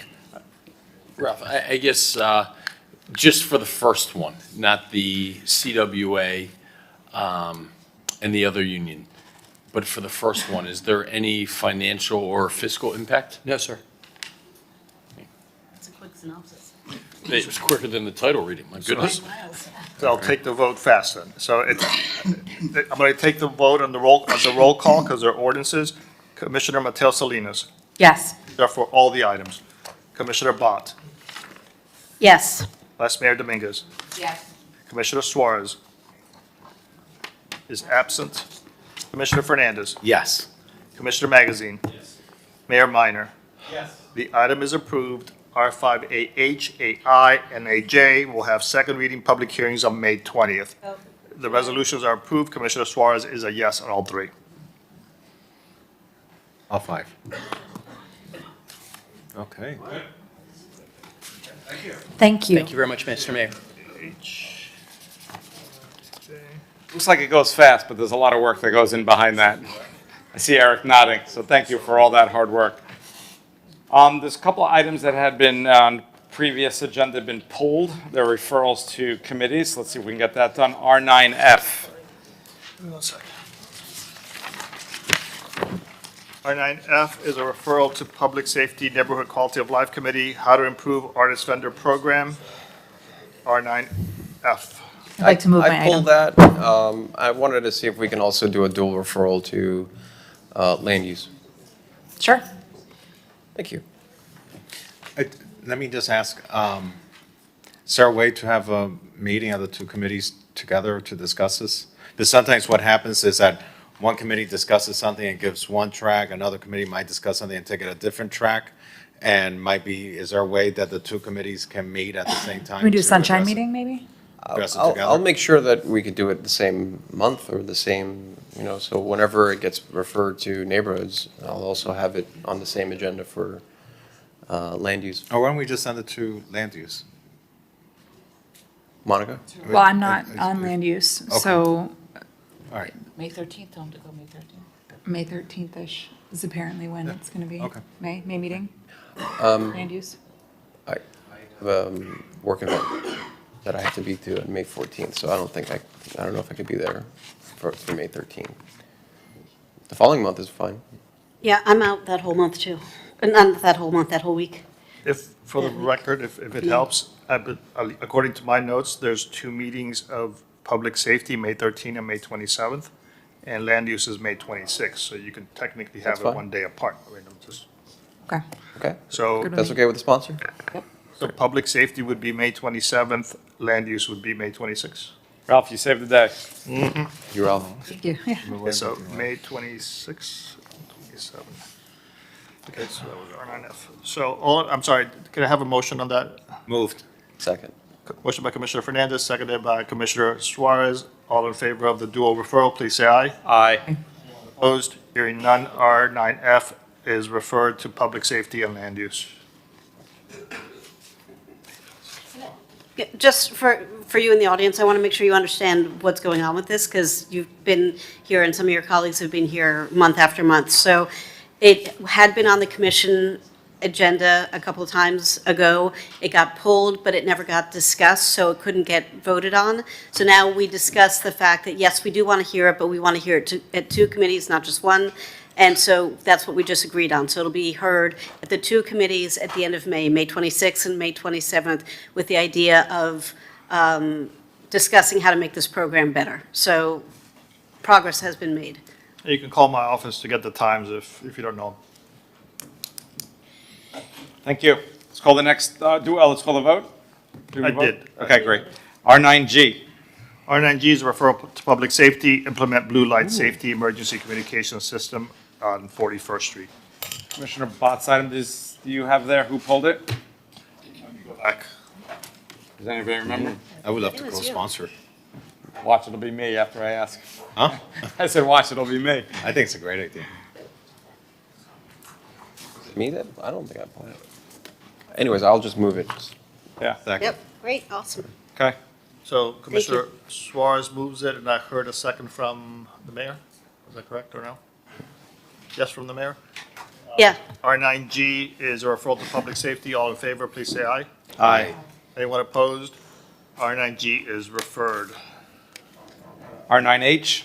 R9H is a referral to public safety, enhanced beach walk lighting, south of Fifth, add tree lights near south. I'll move it. That's my item, yeah. Second. Who pulled it? It was you. Oh, it's late, okay. No, it would not have been late. No, if I call, if it doesn't make it on in time, then it goes to the addendum, so. Okay. This, What number, please? R9H?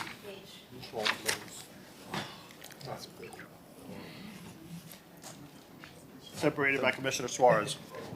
Okay, I think I probably pulled this maybe I was confused, but I just want to make sure that this doesn't affect the sea turtles as far as lighting goes, because it's on the beach walk. Maybe that's why I pulled it, so. But anyways, I'm okay with it going to. Yes, public just a safety, referral. We'll hash out in committee. Obviously, my intent is not to Yeah. pull sea turtles, so I fully support them. And we would make sure that that would be protected when we discuss in committee. Yeah, I mean, I think, not to speak for Commissioner Mateo Salinas, but I know I did a park walkthrough with some residents, and lighting came up because I made reference to the fact that Monaco's already working on this. And Amy was on the walk with us, and we had pretty robust conversations about how, we need to mitigate and what all the options are. So everyone is on that same page. Yeah, whenever it comes to, you guys know, I'm the sea turtle guy, so when it comes to lighting at night, it's maybe I pulled it I thought it was coming up for a vote or something, so. So R9H, I need a motion, please. I move it. Second. I have a motion by Commissioner Bott, seconded by Commissioner Mateo Salinas. All in favor of the referral on R9H, please say aye. Aye. Anyone opposed? Hearing none, R9H is referred to the Public Safety Committee. R5AG. R5AG is an ordinance of the Mayor and City Commission of the City of Miami Beach, Florida, amending Chapter 106 of the Code of the City of Miami Beach entitled Traffic and Vehicles, Article 2 entitled Metered Parking, Division 1 entitled Generally, Section 106-47 thereof, freight, commercial, and passenger curb loading zone hours, deliveries to modify and clarify requirements applicable to the use of freight, commercial, and passenger loading zones, and providing for repeal or codification and an effective date. This is R5AG. It is a first reading. Commissioner Fernandez, co-sponsored by Commissioner Dominguez, Bott, and Suarez. Thank you, Mr. Mayor. This is building upon a conversation that we had back in March, and it actually builds upon the very substantive conversation we had this morning about commercial loading zones and people just parking on our streets, trucks, stopping wherever they want, blocking lanes, disrupting traffic, and creating safety risks. It is a daily frustration, as we discussed ad nauseam this morning for residents and for business alike. So the ordinance that we have before us, this proposal updates our freight, commercial, and passenger loading zone rules to strengthen enforcement and improve overall traffic flow. The the penalties are significantly increased. Instead of a warning for a first violation, when it comes to the freight loading zones, violators would now face a $1,000 fine. Second offenses would go up from $150 to $5,000. And in cases where an illegal stop actually obstructs a travel lane and disrupts traffic, the special magistrate would be able to issue a $15,000 penalty. And these are violations that bring traffic to a standstill, that affect public safety, that affect the quality of life of our residents. They force drivers into sudden lane changes, which are dangerous. They create dangerous conditions for pedestrians and cyclists. And this ordinance treats these violations with the seriousness that they deserve.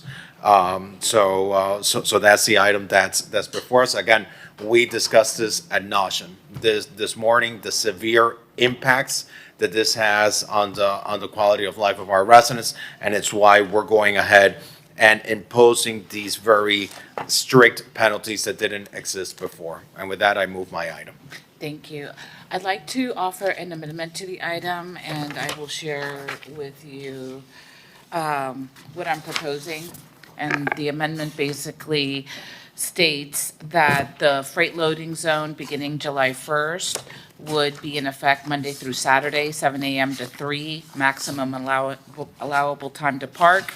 In the commercial or freight zone is 30 minutes.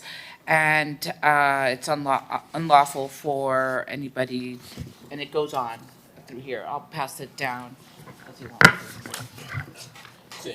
So this is, so let me see. So this would be to create a uniformity, Commissioner? Correct. Okay, so instead of having different times, what you're saying is. And different days, because in some it says Sundays, and the other is Sundays are not allowed. If there's one thing that's really tight in our city is access to parking, and I want to make sure that Sundays our residents have access to park, and loading zones aren't traditionally used as much. And the hours 7 to 3 seem fair. If it were up to me, it seems it would be 7 to 11. But after several conversations, I was told 1 or 3 o'clock is better. And then that way, residents still have access to park in those spots after 3 o'clock. I think that's great. I mean, one of the challenges that I think that our residents have, and that even people who are not our residents who come into our city, is the inconsistency. You go to one freight loading zone, it might be up to 11 o'clock. You go into another freight loading zone, it might be to 1 o'clock. You go to another freight loading zone, it might be to 3 o'clock. And that inconsistency and the hours create confusions, not only for the people coming into our city, but also for the delivery industry that cannot rely on, on knowing for certain what are the hours for these loading zones. I think other cities do this already. I think there are cities that already have a consistent set schedule, and to the extent that other cities are doing this, I don't see why it would be a problem for us to establish this. I actually like this amendment, and I would accept it as a friendly amendment. Okay, then I'll second it Thank with you. the amendment.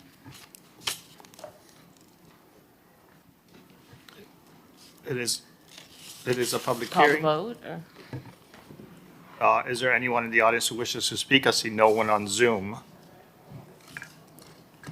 May I call the roll? Call the roll. So as amended, R5AG, Commissioner Bott, As amended, yes. Commissioner Suarez, Yes, as amended. Commissioner Fernandez, Yes. Commissioner Mateo Salinas, Yes. Vice Mayor Dominguez, Yes. Commissioner Magazine. Yes. Yes. The item is approved as amended. Second reading, public hearing is scheduled for May 20th. That was item R5AG. And I just want to make sure, just for the record, Mr. Attorney, this would establish, just so that I want to make sure I understand the amendment right. The amendment to that Vice Mayor Dominguez presented would say throughout the city, all freight loading zones, these are the designated hours unless otherwise changed by the commission by resolution. I believe it would require a subsequent ordinance, but we can work with Vice Mayor Dominguez on that for second reading. Because what I'm reading here, the creation of a new freight loading or commercial loading zone or elimination of an existing freight loading zone shall be accompanied by resolution of the city commission. Adding or removing a zone, but the hours, so is it the will of the commission that it be by resolution or by ordinance to change the hours? Okay, in essence, we are setting these hours by legislation, and the hours would only be changed by legislation so that we give the public consistency and predictability. Right. Okay. And just to clarify, the hours would be changed by ordinance, but the designated zones could be changed by resolution to And give you that's more fair. flexibility. Commissioner Mateo Salinas. I just want to clarify that in this amendment, the loading zones, it's the freight and the commercial loading zones, or just freight? Freight and commercial. Okay, so it is both of them? Okay, thank you. Thank you, Madam Vice Mayor. I really appreciate this. I think this makes the ordinance better, so thank you so much. Mayor, I've been informed that there is no May 27th public safety, and Commissioner Fernandez will be out also, May 27th. I just want to put for the record that Vice Mayor Dominguez knew my travel schedule better than myself. So, What happened? on the May 27th, Commissioner Fernandez will be out. Is that a commission meeting? No, this is that public safety neighborhood meeting that we were moving the dual No referral. back-to-back meetings for So- land use and public safety. Does that change anything, or just? I'm sorry. So he, do one at the end of May and the next one in the beginning of June, and then come back to the commission. Exactly. Because the June one, the June neighborhoods meeting will still be before the commission meeting, so we'll have time to marry them, in theory, for first reading. Maybe? No? Well, wouldn't we want to bring this back in May? Don't we want to get this done for May, the May meeting on the 20th? It doesn't look like it's gonna be I can possible. put it on our next public safety meeting, whenever it is. So it'll be the 13th? Yeah, sure. you're not gonna be here. No, I'm going to be here May 13th. I leave Madam Vice Mayor, when do I leave town? May 23rd. Oh, there we go, May 23rd. The world now knows your travel plans. Oh, thank you. But are you still set for the May 26th land use meeting? But the problem is you want to bring it to the May, oh, thank you. You want to bring it to the May 20th meeting, but if the land use is not going to hear it till May 26th. I can, what do you guys need me to do? You need You have me, an earlier meeting? Land use? when's the next land use meeting? Why don't we have April 20s, when is the next date? May 26th, according to my list. At land use? Land use is the next meeting. We have April 1st, you had one, and then the next one, it seems to be May 26th. There's no land use meeting in April. That's right. I think it was one of the months that was. Why don't we try to have a joint sunshine meeting? Someone's mentioned that, and, the wisdom of the ladies on the dais, I think they mentioned that, and then us boys, we got in the way of their wisdom. What if we, that way we can. Gee, that never happens. Maybe we just do an artist vendor sunshine meeting. Yeah, why don't we do that? Are you cool with that? Yeah. And then we bring the outcome of that Yeah. to back May to the meeting. commission. Let me think about that. Can we give me 5 minutes to think about I mean, that? is it We that don't- bad if it comes back to the June meeting if you hear it at land use? Can we just go as normal? I don't want to just give special privileges. I mean, but we for a all have the specific same item. seat at the table anyway, when it comes to, We are? we all have the same seat at the table when it comes to having a sunshine meeting and then when it comes back to commission. So committees are good, but we're all going to have to come back to the meeting to have the same. I don't vote. mind having a sunshine meeting and then having it fleshed out fully at a land use meeting or a neighborhoods meeting.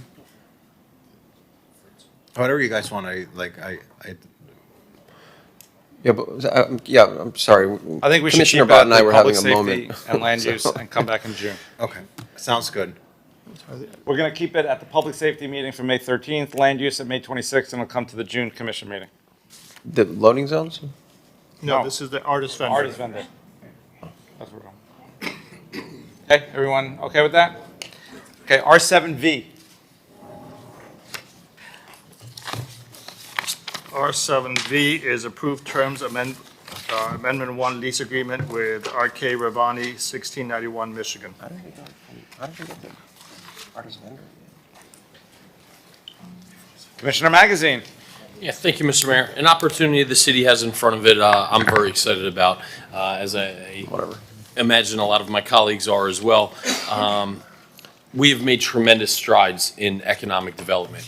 In fact, for the first time ever, we have 4 publicly traded companies headquartered in Miami Beach.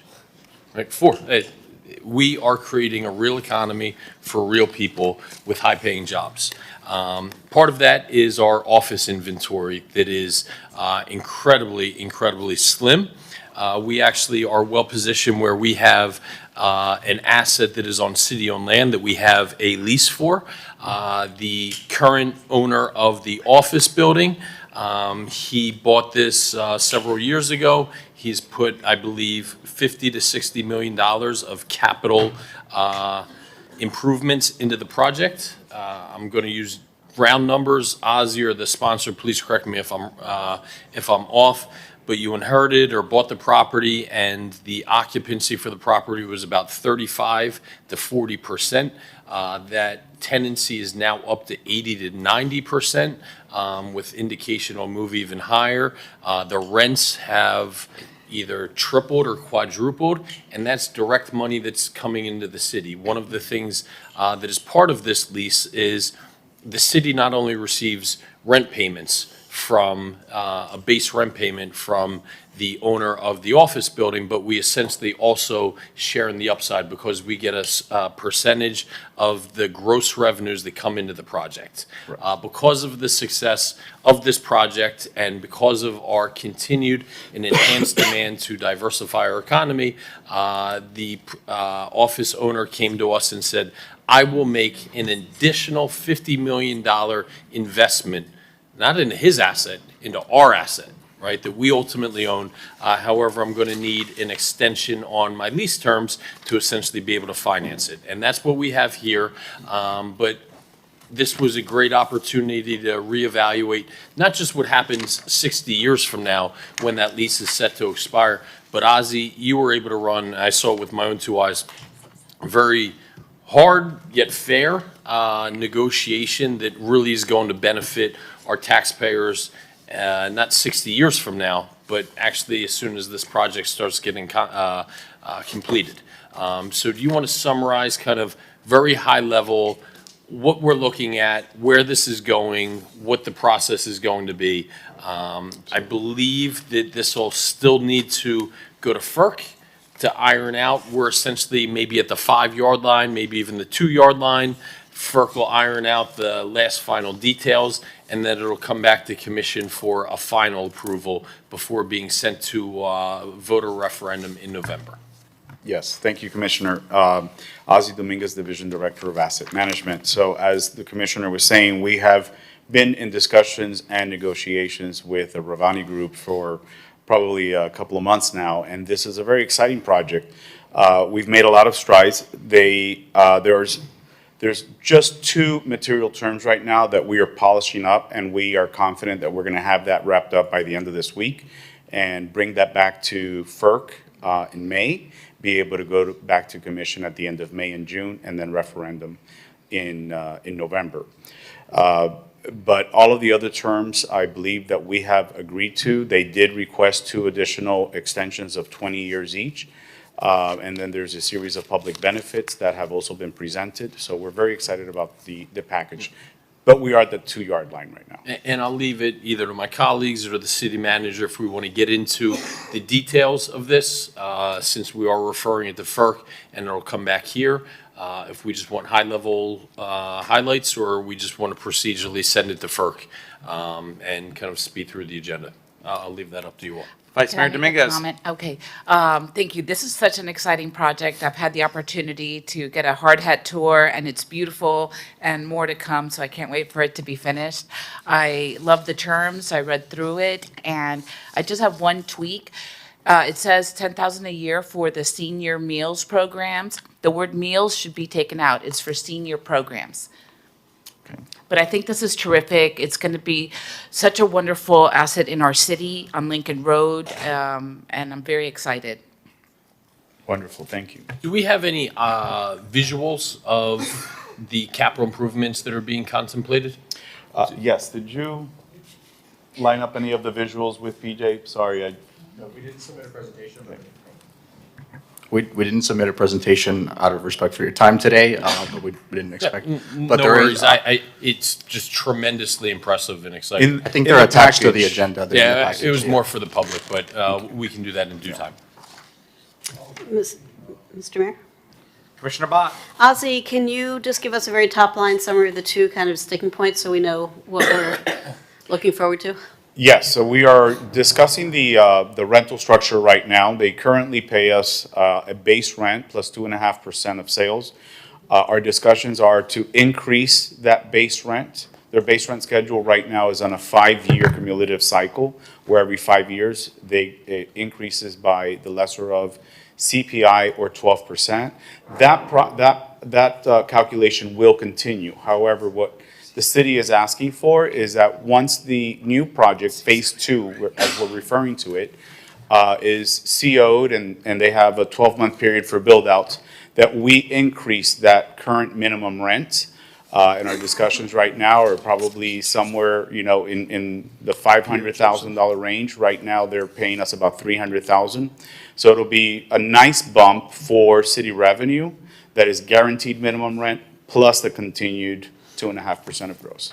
And you said there were And 2 then issues. Yes, and Sorry. then the second one is that there are rent resets that are set in years 50 and 70. And these rent resets are based on market rent analysis. In addition to those 2 rent resets, we've added 2 more rent resets with the 2 extension periods that they have requested.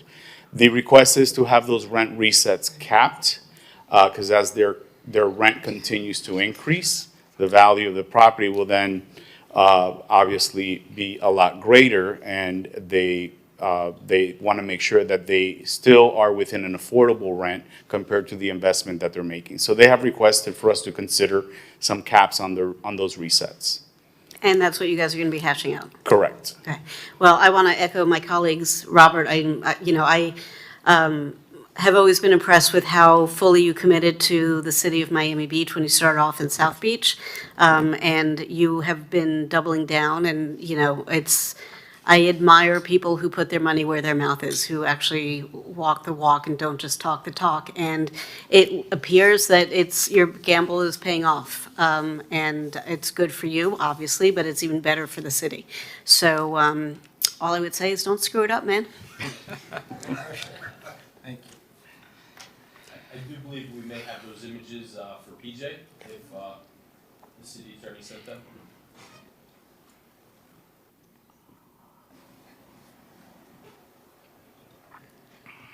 PJ, thumbs up or thumbs down? I can't see his thumbs.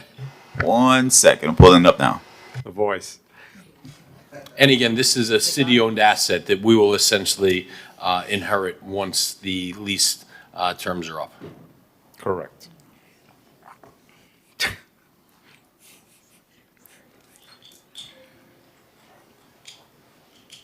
Do you want to walk us through this?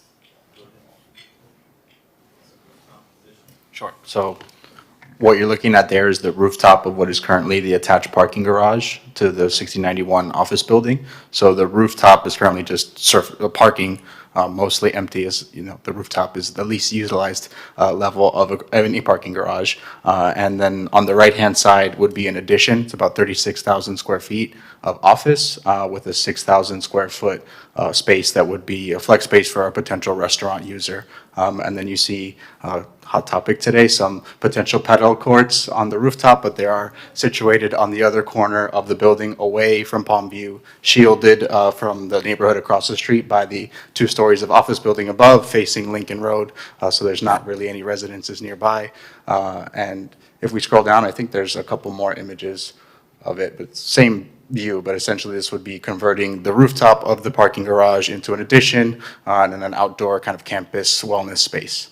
And Nick, this is all being done within the allowable height and FAR. There's no height or FAR increase. We're just talking about an extension of the lease term. That is correct. Correct. The building has about 48,000 square feet of floor area available. And so this is just a better, more efficient use of the building's available square footage than empty parking. Incredible. Can I say something? Commissioner Bott? The renderings are beautiful. The design is thoughtful and beautiful and evocative of the Miami brand that we want to support and promote. And so I have no comments on design.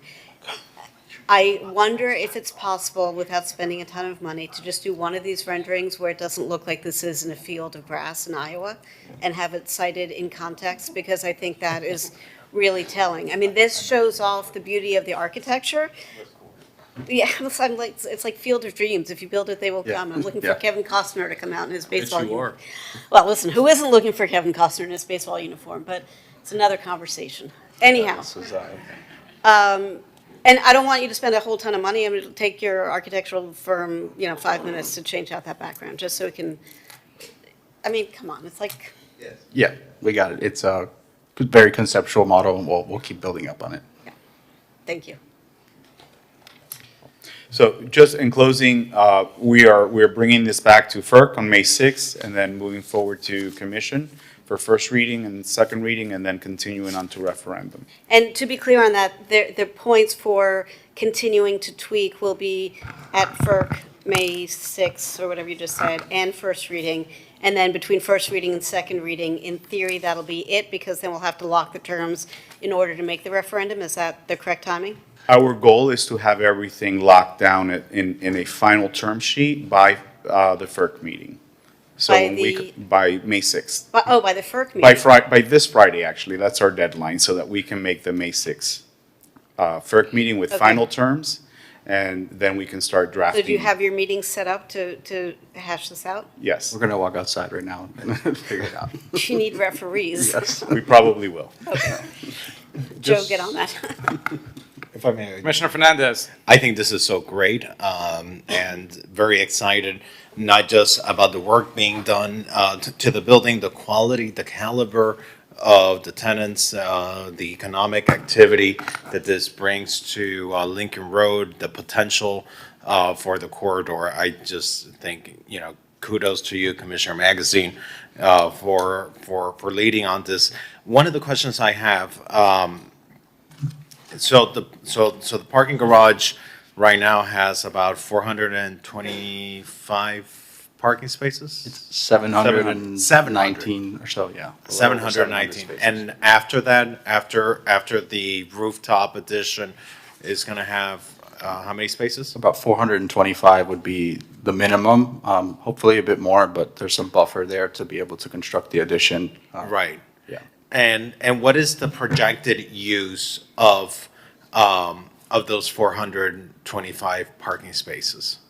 So they would satisfy the uses of the building first, would be the office tenants. There would be 100 spaces left for the public, which is currently required by the lease, so it's still public parking. There would still be 100 spaces set aside for public use, and that's really it. So, one of the things that I just want to put out there, for you all just to consider, we had a conversation at the Public Safety Neighborhood Quality of Life Committee about the parking needs of the Convention Center Hotel, which is a critical economic engine for our convention center and our ability to untap the fullest potential of that convention center is, of course, this hotel, but the employees. There is a parking deficiency that's going to be anticipated for the employees, and they're hoping that all the employees that they're either going to take ride share into the convention center hotel, or that they're going to take buses. And we all know that that expecting all the employees, that I think it's like 200 employees at any given time of the hotel to take rideshare or buses is, I think, an unrealistic expectation. And so to the extent that it could be considered how perhaps the balance of these parking spaces could be used to help ameliorate the concerns and the parking needs of the Convention Center Hotel is something that I would like to put out there through the sponsor if he's amenable to that. Commissioner, it's great that you brought that up. That's actually one of the public benefits, and I'd like to just, thank you. Mr. Yeah, I Ryan. just wanted to have one comment, Commissioner Fernandez, that they actually reached out to us already the Great. past 48 hours, and we're working on a long-term lease with them to be able to give them more parking spaces. So it's a win-win for both of us, and I believe we gave 110 parking 100. spaces. They raised their contribution from 100 spaces to 110. They're working directly with Will. Yeah, and we ran a study, because I'd heard it from a lot of the commissioners on concerns about parking. Our parking lot on a monthly basis, the transient parking is only 5% of our parking garage. So we have abundant parking, to say the least. So that's, we're definitely nowhere close to having maximum occupancy in the parking garage. And thank you for working with the Convention Center Hotel. Of course. Considering the economic impact that your project is going to have on Lincoln Road, equally important is also is a hotel, and making sure that they're able to keep their employees is going to be an important endeavor. So I want to thank you for working with Turnberry on finding a solution for that. Absolutely, my pleasure. If I Thank you, may Mr. build Mayor. on that, and I'm glad Will's here because he can talk about what we're doing with the Deauville parking lot, because the parking garage is going to be open in July. It's going to be open in July, and construction won't be starting for another couple of years, so we have this big empty parking lot, and it's going to be great. And in the negotiation for the DA, we talked about the parking for the construction workers will be in the garage, so they need to use that space so we're not congesting North Beach more than it needs to be. And then no matter what, we're always going to have X number of spots available to residents, and then during hurricane or flood events, there won't be construction workers there because of the weather, and then when the hotel is open, there won't be guests there because they probably won't be flying in for the hurricane. So the reason I give you all the background is because there are a lot of net spots that can be managed in a very fluid way, which is a very different business model than what it used to be, which is third floor is for this, fourth floor is for that, and fifth floor is for that. And it doesn't matter if one is empty or not empty. And I would like you to consider, if you wouldn't mind, also talking to Will about, and Will, correct me if I get it wrong, but my understanding is that David Martin has said yes to this, that we are going to be, we, the city, will manage the parking garage for the Deauville. They will make all their, market rate parking money. No one's getting shortchanged, but it gives us the ability to make it a much more flexible and more nimble process so that, we don't have to engage with a third-party vendor saying, oh, there's nobody coming in today because it's a holiday, so now all of a sudden we have all this available resident parking or tourist parking. And so it becomes this flexible ecosystem where you don't have to worry about it. You're still making all the money. We can manage it with resident rates or whatever, but like it goes through one central agreed to vendor with the agreed to parameters, but you guys don't have to worry about it. Yeah, so 2 points on that. Right now, we're already housing, I believe, 100 to 150 construction cars for the construction. That's happening at the hotel, so we've already taken that on. And I think in our agreement, we gave our parking spaces for free. So if you want to make a market rate, I'm happy to. But I do not want to do that. We gave, I believe, We won't backtrack on that. yeah, we threw in 110 for free, not at market rate or at a charge for workforce housing. So that's amazing, but what I'm saying is if you have, so that's whatever, 250 spots, and you still have another 150 that are fluid because during the day they're being used by your employees, but at night they're not used at all and they're empty. I'm happy to. I have no So issue then- talking with them to figure that out. Perfect, okay, Sure. that would be Great. fantastic. Let's call the vote. Thanks. And thank you, Mr. Ravani. Really, you're good, has been said by my colleagues, you've been an excellent partner with our city, so we're Thank you all. appreciative. We're happy that you're investing in our city, but also working with people who are so amenable. And thank you, Commissioner Magazine, for working with. It's a team effort, this is for all of us. Okay, let's call a vote. I need a motion, please. I have a motion by Commissioner Magazine, seconded by Commissioner Fernandez, and it's as amended to include senior programs. It's not senior meal programs. Okay, R7B as amended. All in favor, please say aye. Aye. Anyone opposed? Hearing none, R7B passes 7-0. Thank you all Thank very you. much. Thank you. Let's try to get through a couple of the items that were, actually, not up to that yet.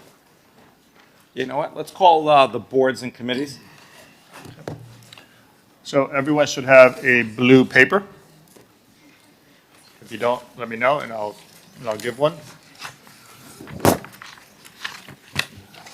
So the first that we have, Commissioner Bott has nominated Karen Sepsawal to the 2026 Hall of Fame Selection Committee. There are 2 seats available, 1 nominee. If we could do that one by acclamation, please. Yes. All agree? Aye. So Karen is appointed to the Hall of Fame. Now, we have affordable housing. We have 1 nominee, Charlotte Tomic. Charlotte is also being appointed by the mayor to the Miami Beach Housing Authority.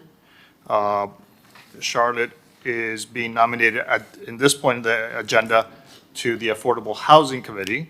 There are 2 large seats, and she qualifies. The 1 nominee, 1 appointee, but she's also being nominated for a different position in the Housing Authority. We're voting just on this item? On this item right now, yes. So I think we should, I appointed her to the Housing Authority, obviously subject to commission vote. After that, Commissioner Bott nominated her to the Affordable Housing. I mean, Charlotte's right here. We can ask her. She can't sit on both, correct? She actually can. Oh.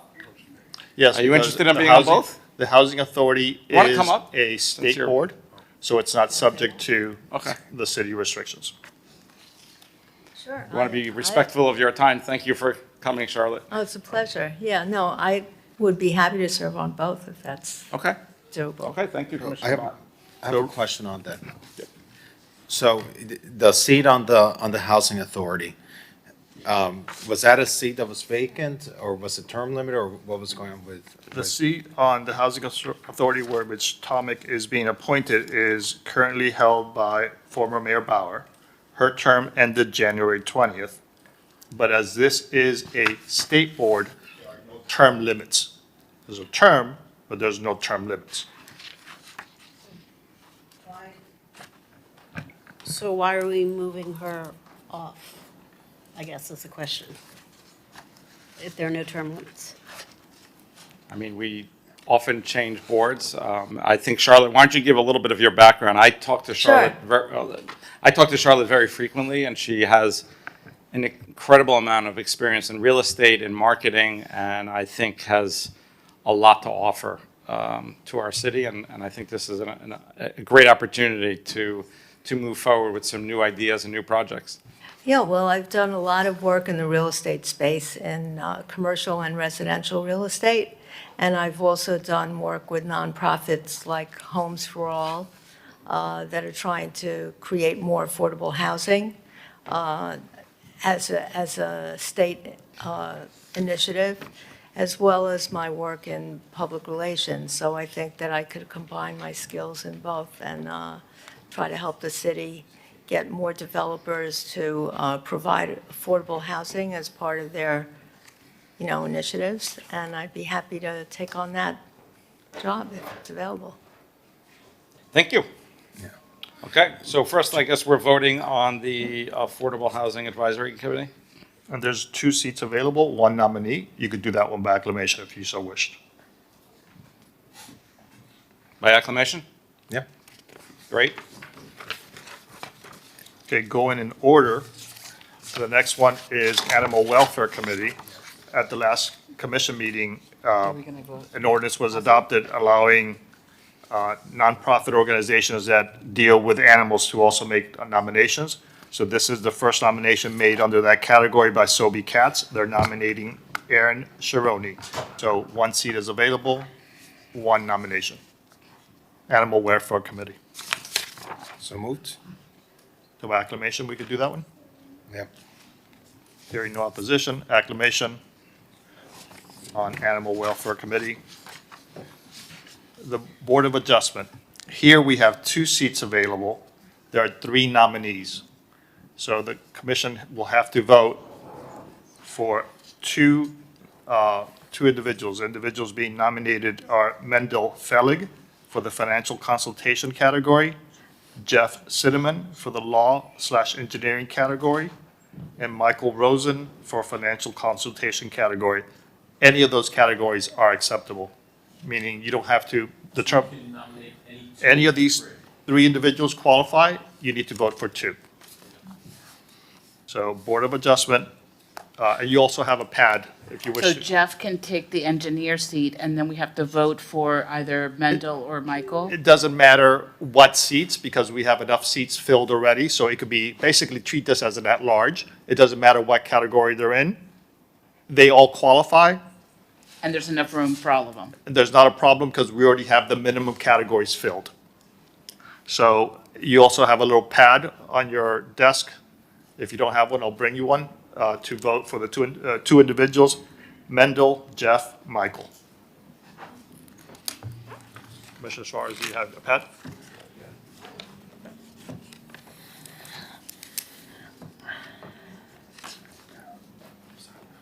So we're doing this, any one, 2 of these. So this is Board of Adjustment, they all qualify. You can vote for Mendel, Jeff, Michael Rose. I'm sorry, You pick 2. There's 2 seats available, so you can pick those.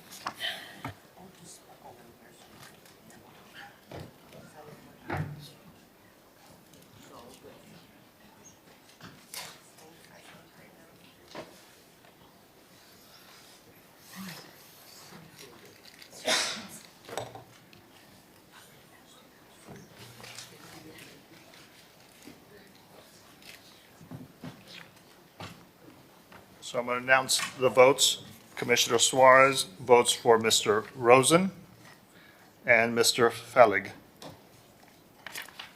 Commissioner Magazine, Mr. Rosen, Mr. Felig. Mayor Minor, Mr. Felig, Mr. Rosen.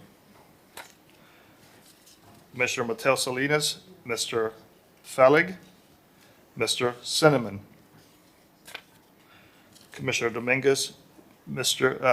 Felig, and Mr. Cinnamon. Commissioner Fernandez, Mr. Felig, and Mr. Cinnamon. Commissioner Bott, Mr. Felig, and Mr. Rosen.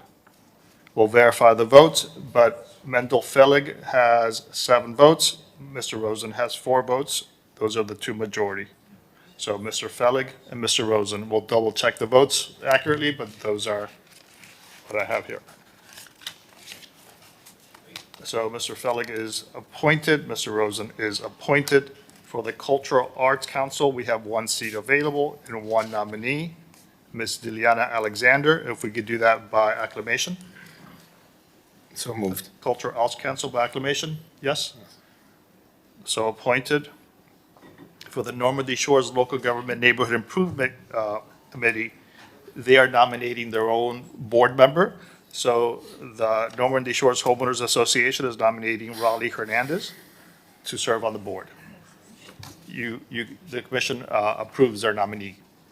So by acclamation, may we do so? Yes.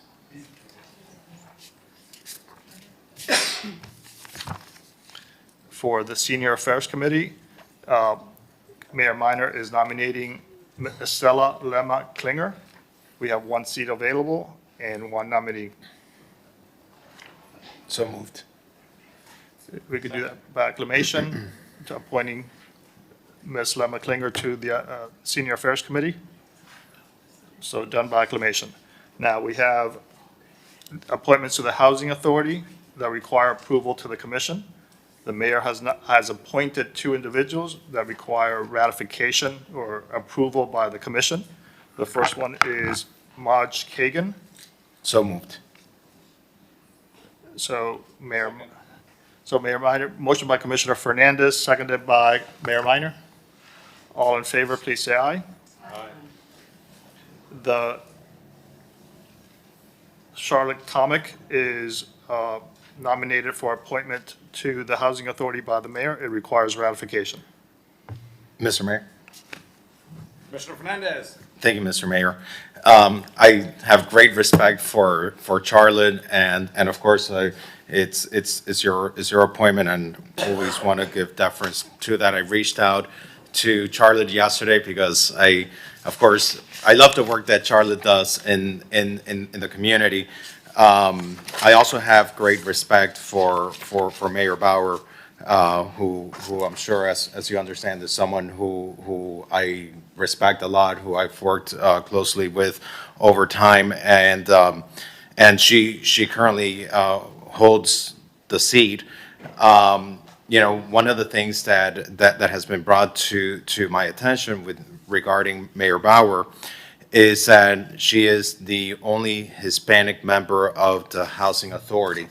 And it's been brought to my attention that could create a gap in representation and perspective for boards that reflects the diversity of the community. That's important for their trust.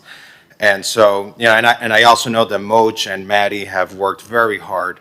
I think Moj since 2017, Maddie since 2018. They've been serving together, and I've learned, recently about some of these incredible achievements that they've done together. I think they secured 306 new Section 8 vouchers during their time of service. They've doubled the Section 8 house funding awarded by the federal government. They're working, and I think a number of us we've seen the housing facility that they're working on with Vista Breeze. That's going to be completed by this summer. It's 119 senior apartments that they're going to be completing this summer. They've acquired land to enable the construction of 125 additional affordable housing units in Miami Beach. They've also worked on comprehensive operational and organizational improvements for the long-term success of the housing authority. They brought in a new executive director. They've really been working very, very hard on the housing authority, and I think that's Maddie and Moj. They've been an incredible team there on the housing authority. But very important, it's also making sure that we maintain that diversity, that there's at least one Hispanic member on the housing authority, just recognizing that such a significant population of the people who are served by the housing authority are also Hispanic. And so I called Charlotte yesterday out of respect, because I love the work that you do. We've always had a great relationship, and because of that, wasn't going to be able to support or vote to ratify the appointment at this time. And I just wanted to share with you why it is, because I also want to give you deference. It's your appointment, and since it has to be ratified by the commission, I wanted to explain to you why I wasn't going to be able to ratify this appointment at this time. Okay, I'll explain my decision, why I did this. One, I was not aware of what you just mentioned about the Hispanic committee members. It's the first I hear of that. There's a few things.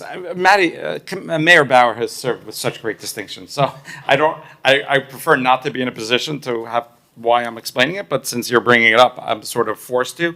There are certain things I've seen. I'll give one example and I'm not saying it's Mayor Bauer. There's a committee. I'm not even saying this is directed at her at all. But I felt the committee needed a realignment and a new direction. For example, when we had the Barclays has been an issue that has really plagued our city for a long time. And when we finally put it out to bid and had a developer with a reasonable, the housing authority kind of stepped in and really set us back, in my opinion, years. Did not do our city well on that issue. I did hear from some of the members as well that they felt that the committee needed a new focus, and sometimes not easy. I'm not looking to try to take away from Maddie Bauer as she was our mayor. She still serves very actively in many different roles, but it's a committee that I am tasked with making appointments, and sometimes you have to make tough decisions. Maybe sometimes they're a little bit unpopular, but in my opinion, I feel strongly that this is the best decision for our city, and that's why I did it. I think Charlotte is someone I talk to pretty regularly. If she's not talking to me, she's talking to someone on my team, and I believe, and she's always, right? You're always talking to me about, hey, why is this building vacant? What can we do to fill up this? What needs to be done? And Charlotte's literally going around our city, very active, and I just believe is going to bring a new blood and new life and new ideas. And that's part of my job, to make sure that these committees move forward, and I'm actually very comfortable with my decision. Sure, Vice Mayor Dominguez. Thank you. And I think Charlotte is terrific as well, and she served on other committees. I also, Maddie Bauer has been such a force in our city and in our history, and I know that she fights and adores this particular committee. We're all going to be formers one day, and I feel, out of respect for Maddie, she deserves to be on this committee. And if a new direction was something that this committee needs, there are other people that could have been looked at, where Charlotte could have been appointed in their place. But out of respect for everything Maddie has championed in our city, I think she should have been notified or had a conversation. I think it's a big deal. And no taking away from Charlotte, because I think you're terrific. Let me cut in. Mayor, it's not my role. Mayor Bauer never reached out to me. And by the way, that's not why I made this decision, but I'm just saying it's on the incumbent on the person who's seeking the position to express interest, and I never got that. So I'm just saying, Thank you I for think clarifying. it's more than one way.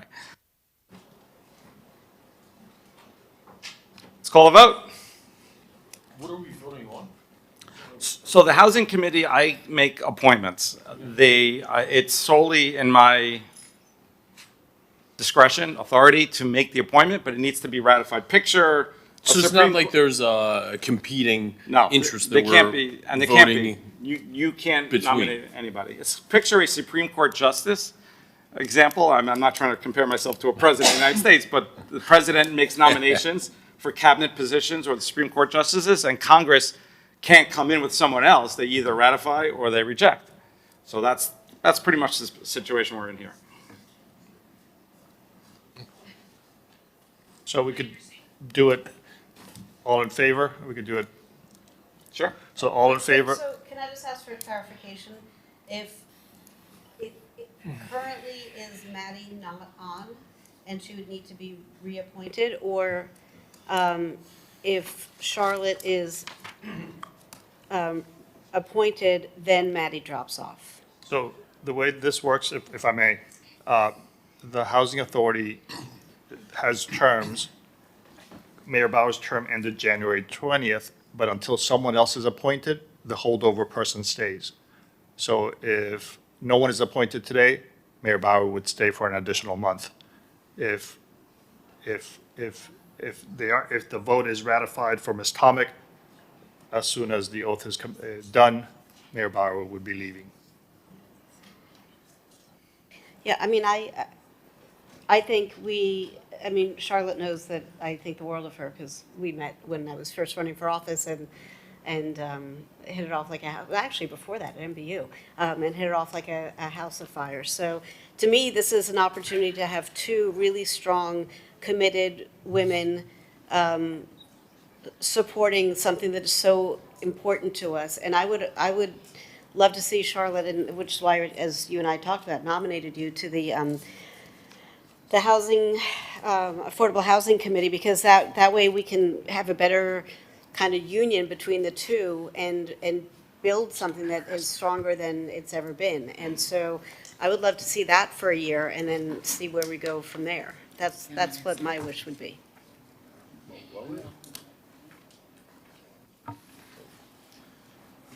What's that? Let's call the vote. All in favor of confirming the appointment of Charlotte Tomic to the Housing Authority, please say aye. Aye. Any opposed?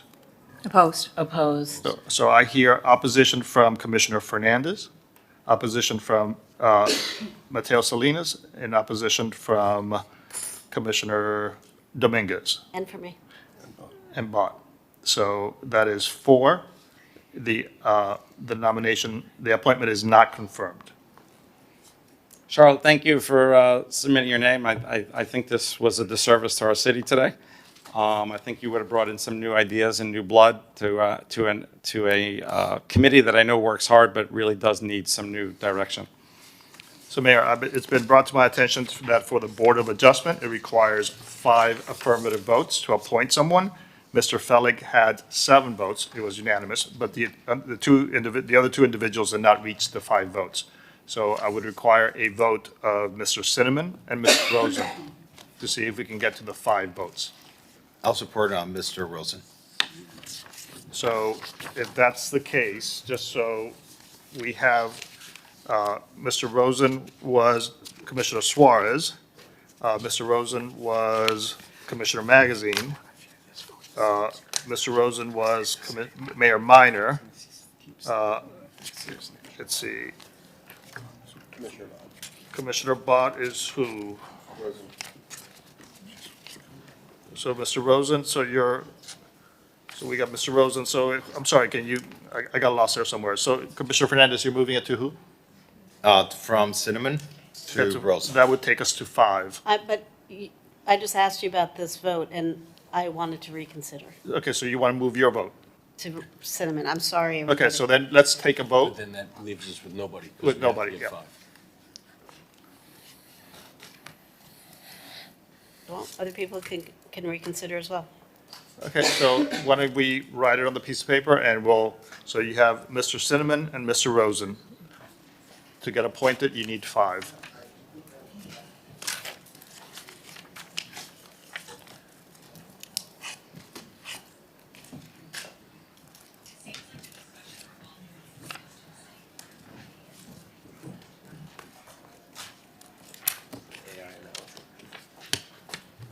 Who's? Sound like an AI analysis. I wouldn't know. I don't use it.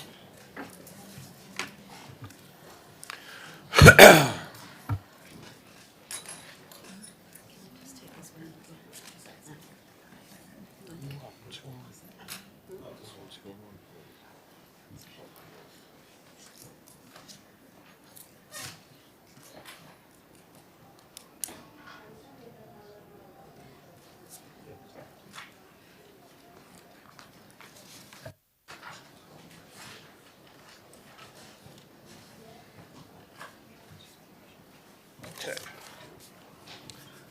So, I know we're going back on this. I mean, I have some, I respect Mayor Bauer greatly. I have some open spots on my committee. I don't think she would love the nightlife industry task force. It'll be an option to her, but I have other, I have a police citizens relations committee, disability access committee. I know. Oh, she does. Okay. so I'm going to go over the votes received. Commissioner Mateo Salinas is Mr. Cinnamon. Commissioner Fernandez is Mr. Rosen. Commissioner Dominguez is Mr. Cinnamon. Commissioner Bott is Mr. Cinnamon. Mayor Minor is Mr. Rosen. Commissioner Suarez is Mr. Rosen. And Commissioner Magazine is Mr. Rosen. 4-3, we need a 5 vote. Do you want to? So can we defer this one a month then? Yes. And then that way we can all, I mean, I haven't met with the candidates. I reviewed their paperwork, but maybe we can go that route. So we are going to defer the Jeff Cinnamon, Michael Rosen votes to May 20th, and we will send an email to the 2 candidates requesting that they meet with you.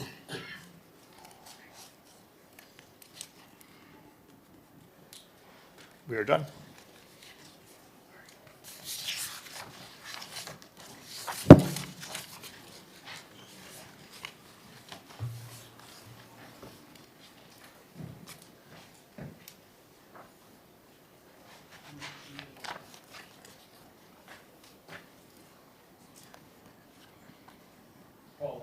R9AF. R9AF is discuss, take action, propose sanitation, commercial impact fees, catch-up and adjustment options. R9AF.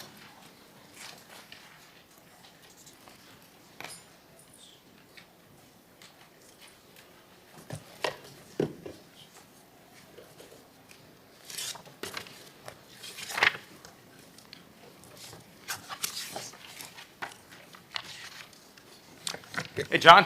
Good afternoon, Commission. John Norris, Public Works Director. Bring back this item with some changes that we discussed at the last meeting when we bifurcated this separate from the water and sewer impact fees, which we passed as a second reading earlier with just CPI increase. I do have a presentation, if we could pull it up. It's not a long presentation. All it does is show the actual charts that are shown on the memo that you've received. So this was what was originally proposed at the last meeting, which shows the catch-up since these have not been increased in about 30 years. The next slide.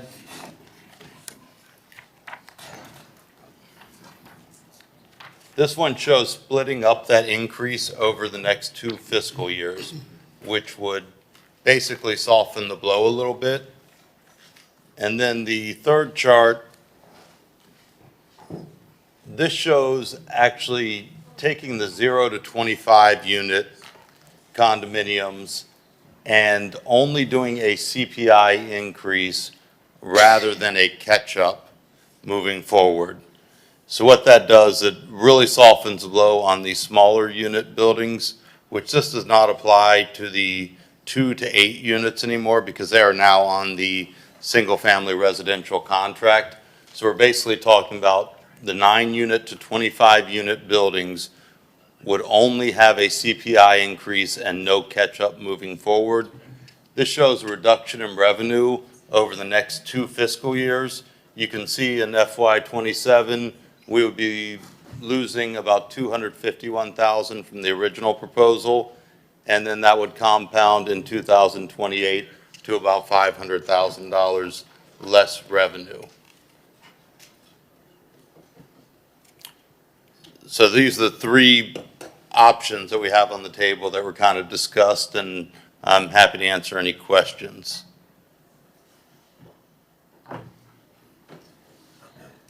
So, through the chair, vice chair. Yes. Thanks. So, John, essentially, you're asking us to catch up on 35 years in a period of how long? The original proposal was to catch it up in 1 year. The second one was in 2 years. The third one was 2 years with no catch-up for the 0 to 25 units. And this goes on our water bills? This would go on our water bills? This would actually come from the solid waste bill from the hauler, because these are all served by a hauler. If you are a single-family residential customer, then it goes on your water bill for your trash, but these are billed directly from the hauler. John, remind me, do we have, it was actually one of the first items that we took up after being elected. What is the status of a contract with the haulers? So currently, we have the residential contract, which goes from single-family up to 8-unit buildings as of recently. We are working on negotiations to include 9 to 16 units into that contract, and we are ready to go out for an RFQ for multiple haulers for the commercial multifamily contract. So, are you done? No, Oh, sorry. just 1 second. So these are our rates? These aren't the haulers' rates? These are our rates, they come back to the city. But then the haulers impose their own rates on top of that? Is that how it works? Correct. Yes, there's the hauler's rates to haul and dispose of the trash, but this is, and franchise fees come back to the city. Got it. So what specifically do these fees cover? These cover specifically, they were established to increase the street sweeping program, but they fund sanitation activities within the city. You know, we're a little unique with our sanitation division, where we have a lot more litter pickup and cleaning up around the city, whereas most cities, they're just picking up trash. But we have quite a bit of activities, expanding the pressure washing and the street sweeping throughout the city. So the fees that we have, whether we stay at the current level or we go to the most modest stepped-up fees, cover high-impact weekend sanitation activities. So Memorial Day, Art Basel, the entire month of March, any kind of football or FIFA stuff, which is not a normal budgeted event because it's stuff that only happens, you know, once every so often. In some cases, it's never happened before, like FIFA.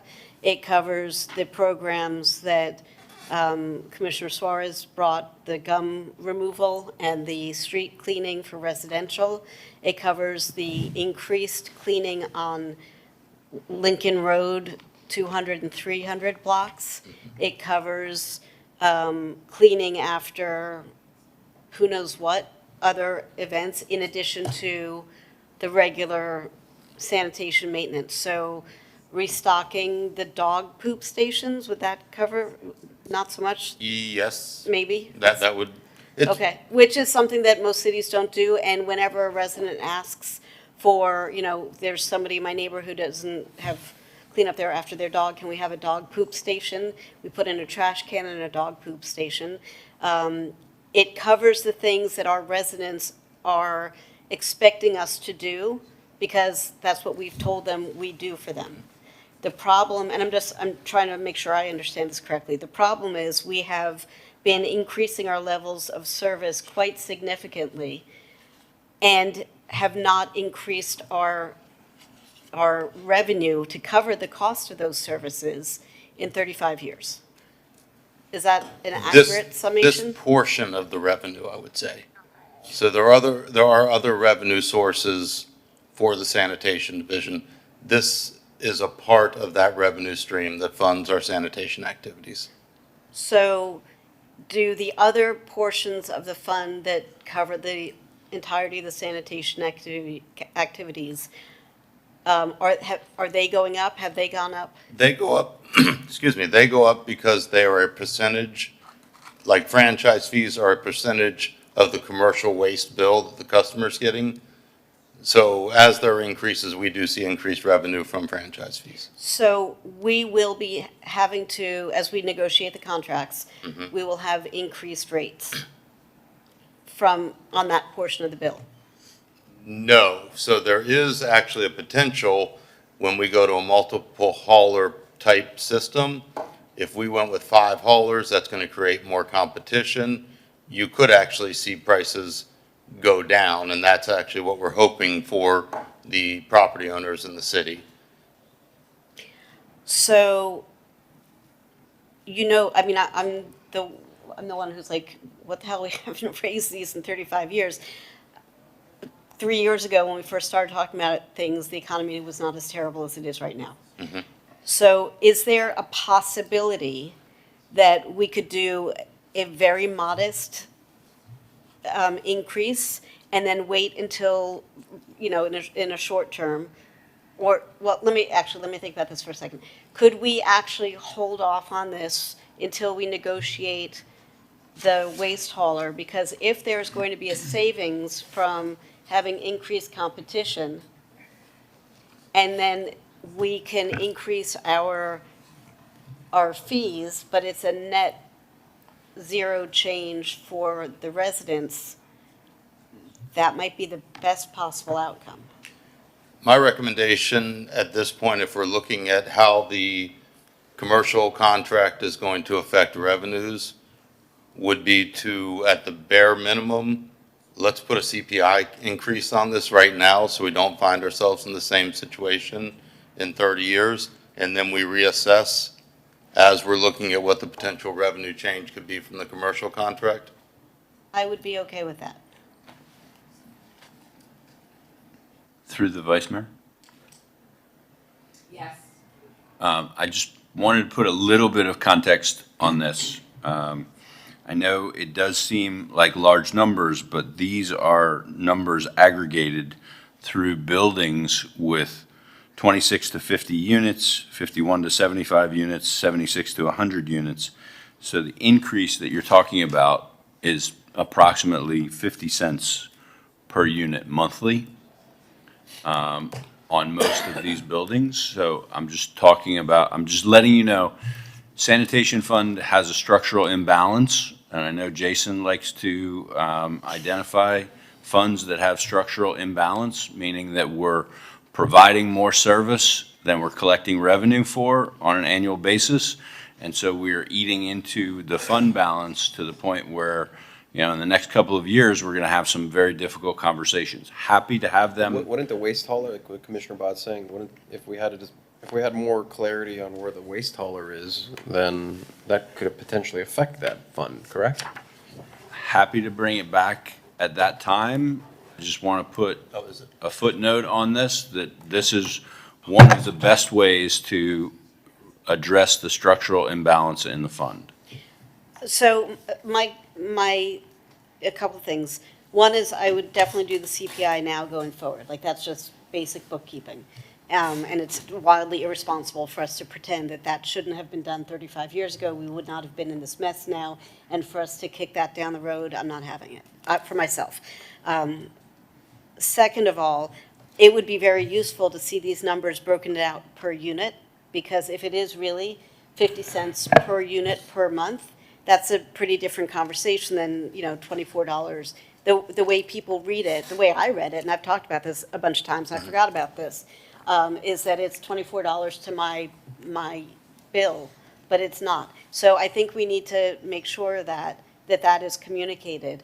And if that is really truly the case, that across the board, this is like a 50-cent increase, no matter what size building you live in, except for the smaller ones who are going to be covered separately, and so they're not going to have an increase at all, then to me that's a very different conversation than if it's a $24 per month increase. But that means that we need you to, pinky swear that it's 50 cents per unit, in every situation. So might it make more sense to do the CPI today and make that going forward, and then bring back the charts in May and just confirm the math is correct and everybody can see it? And so we don't have residents having a nervous breakdown emailing us why we just jacked their trash bill by $24 a month, which is not, what you're saying is not going to be what's happening, but that's the way it's going to be read. Again, through the chair. So just to position us accurately, this is a discussion item. It's not an ordinance. Ultimately, this would have to be done by ordinance. So this would have to come back 2 more times, no matter what. We're just having the conversation today to talk about how do we want to position ourselves moving forward. I think there's probably some value in doing some additional breakdown, but we didn't want to go through that additional step of putting the ordinance back on if there wasn't an appetite to take that up at this time. So even if we wanted to do the CPI today, we couldn't. It has to wait till the ordinance. Has to come back as an Okay, ordinance. so what I'm getting from this is that you guys have very thoughtfully put this together for us so that we can have a dress rehearsal for how we're going to handle the water and sewer impact fee discussions. That was a joke. It clearly did not land at all. Okay, so since nobody else is talking about this, why don't you come back to us with it at CPI increase and the math behind what the per unit cost will be. Potentially it's a first reading. I mean, I defer to you guys if you think we can go from this discussion to a first reading. And then, I mean, at the end of the day, public safety and utilities are the fundamental function of government. And if we can't pay for what we're delivering, that's a big problem. And we can have all the bells and whistles in the world and fight all the fights that we want about how things get done. But if we can't make sure that our trash is picked up and that our toilets flush when needed and we can drink clean water, it's a problem. I mean, I was in New York when they had the trash strike. I can tell you that's not something you want to do. It sucked. And if I could correct the record When from was that? something I'd said. 70s. The impact fees are actually collected on the water bill. Jason Green corrected me, so just want to make that clear. I'm sorry, I was busy defending my I'm honor. sorry. What was that? Jason corrected me that the impact fees are collected on the water bill, not on the waste hauler bill. Just wanted to correct the record on that. Okay. So it's the water bill. Yes. But it's not the big fight that we're going to have on the water bill. It just gets delivered via the water bill, so we're not sending out to. Right, but it's just another. Vice Mayor Dominguez. I just had a question for the city attorney. So this needs to come back as an ordinance, which normally has a sponsor. Can we put out on the day is today for the sponsor to be the city manager? Well, that's something that we need to work on an ordinance to allow for the manager to place ordinances on the agenda, because currently that is not permitted under section 214, 2-14. Is that, so can we do that? Well, For me? one of your colleagues may be working on an item to do that, so I expect to see that potentially next month. Alrighty then. Commissioner Magazine. John, just while we have you and we're talking about sanitation, things like that, any quick update on the gum removal and power cleaning process? I know this was an initiative that predated you, right? And as these machines were explained to me at the time, they were so intense and powerful that we couldn't even use them ourselves. Because I volunteered to help my time. I said, I'll go out there and do this. Said, our public works director at the time said, Commissioner, we'd love to, but these machines are so intense, we would have to do a thorough training. Point being, I would expect to notice them. I am around our city quite often, and I've never seen one of these machines in usage, and anecdotal, but a lot of areas and sidewalks that I travel and notice that don't seem to be satisfactory. Where are we at in this gum removal and cleaning program? They are in use. I would like to come back with an update or deliver an update by email if I could, because I don't have exact information. I am confident that you could operate one of the machines, so I think. Quite literally, sign me up. No, me too. I love power washing. Yeah, this needs to be done. Seriously. I mean, down in the South Point Drive, I was noticing it's disgusting, right? That this is, like I said, it's a theme I'm going to continue harping on. We have to take better care of the appearance and aesthetics of our city. And we brought the tools forward to be able to do so. I would expect to see these machines quite literally in motion and works 24/7, right? And we could even go as far as, when they're not, rent them out to other municipalities. We could rent them out to the Miami DDA or other places that don't want to make that big. Yeah. Residents who don't want to buy them and just use it for their driveway. I can assure you that the machines are being used, and I do a ride around town most mornings where I go in the entertainment district and check everything out around 6:30, 7 o'clock. And you can see everybody in action. I mean, everything is happening as far as keeping the city clean. A lot of pressure washing, a lot of sweeping, a lot of blowing, trash pickup. So And maybe I just had the wrong perception because of how the machine was presented, but I was like, wow, when I see this in motion, I'm like, wow. And I haven't seen that yet. You hang out in the wrong part of town. It could be. So I look forward to the update. Yes, sir. Roll set. Do we need action? I think the direction is to do CPI plus bring back the math as a first reading ordinance possibly at the next meeting. Yeah. That's my motion. Second. So a motion by Commissioner Bott to bring back an ordinance at the next meeting, seconded by Commissioner Fernandez. All in favor, please say aye. Aye. Any opposed? Hearing none, direction is given, 7-0. Congratulations, everybody, for doing a hard thing together. Awesome. Great advice. Let's call C7P. C7P is accept recommendation, bring back ordinance related to water, sewer, and stormwater rates. C7P was separated by Commissioner Bott, Commissioner Dominguez, Commissioner Mateo Salinas, and Commissioner Suarez. C7P. All right. We have to talk about it. This is the elephant in the room. We can just not bring it to commission. And when our residents call us because there's a sinkhole where their truck fell in, like in North Beach a couple years ago, or their living rooms are flooded because the neighborhood impact project has not been funded because we didn't do this, or we have 18 buildings in North Beach coming up, and guess what? Nobody can flush their toilet because we don't have money in the enterprise fund to pay for this. We can kick it down the road another 10 years, and the costs that we have now will be inflated by whatever the inflation rate is between now and 10 years. And given the trajectory it's been on from 10 years ago, it's going to be much more expensive. So this is not voting on the issue today.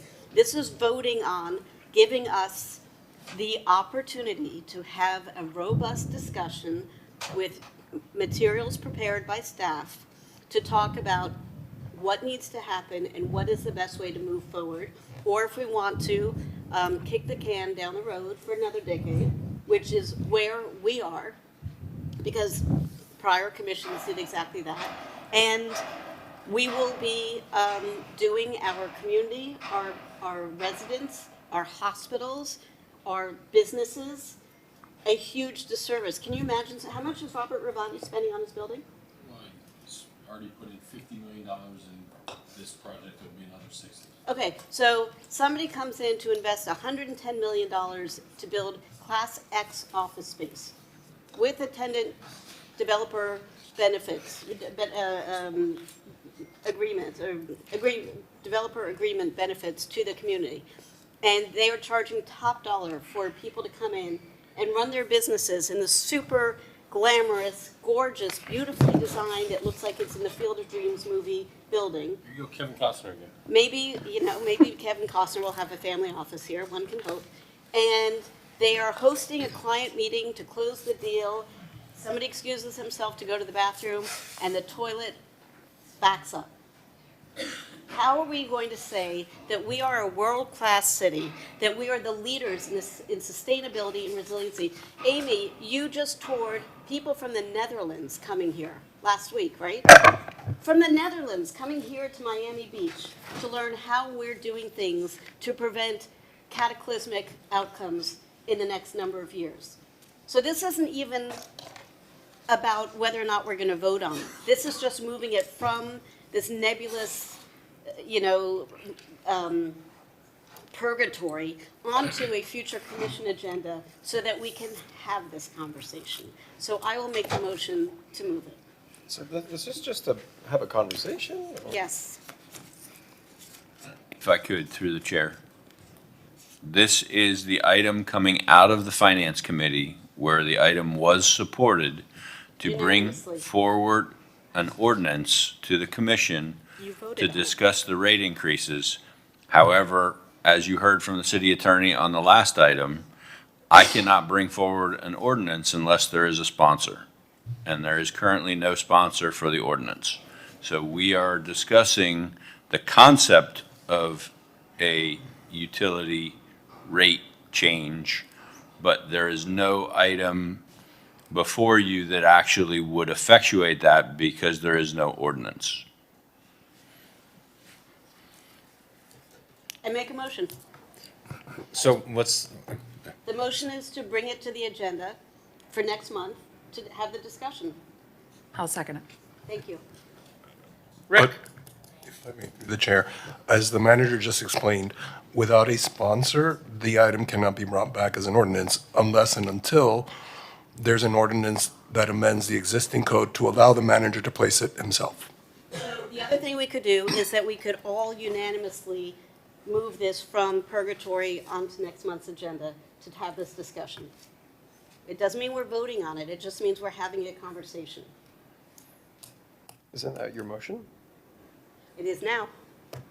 The motion is to You need- all of you to be co-sponsors. We all need to be sponsors.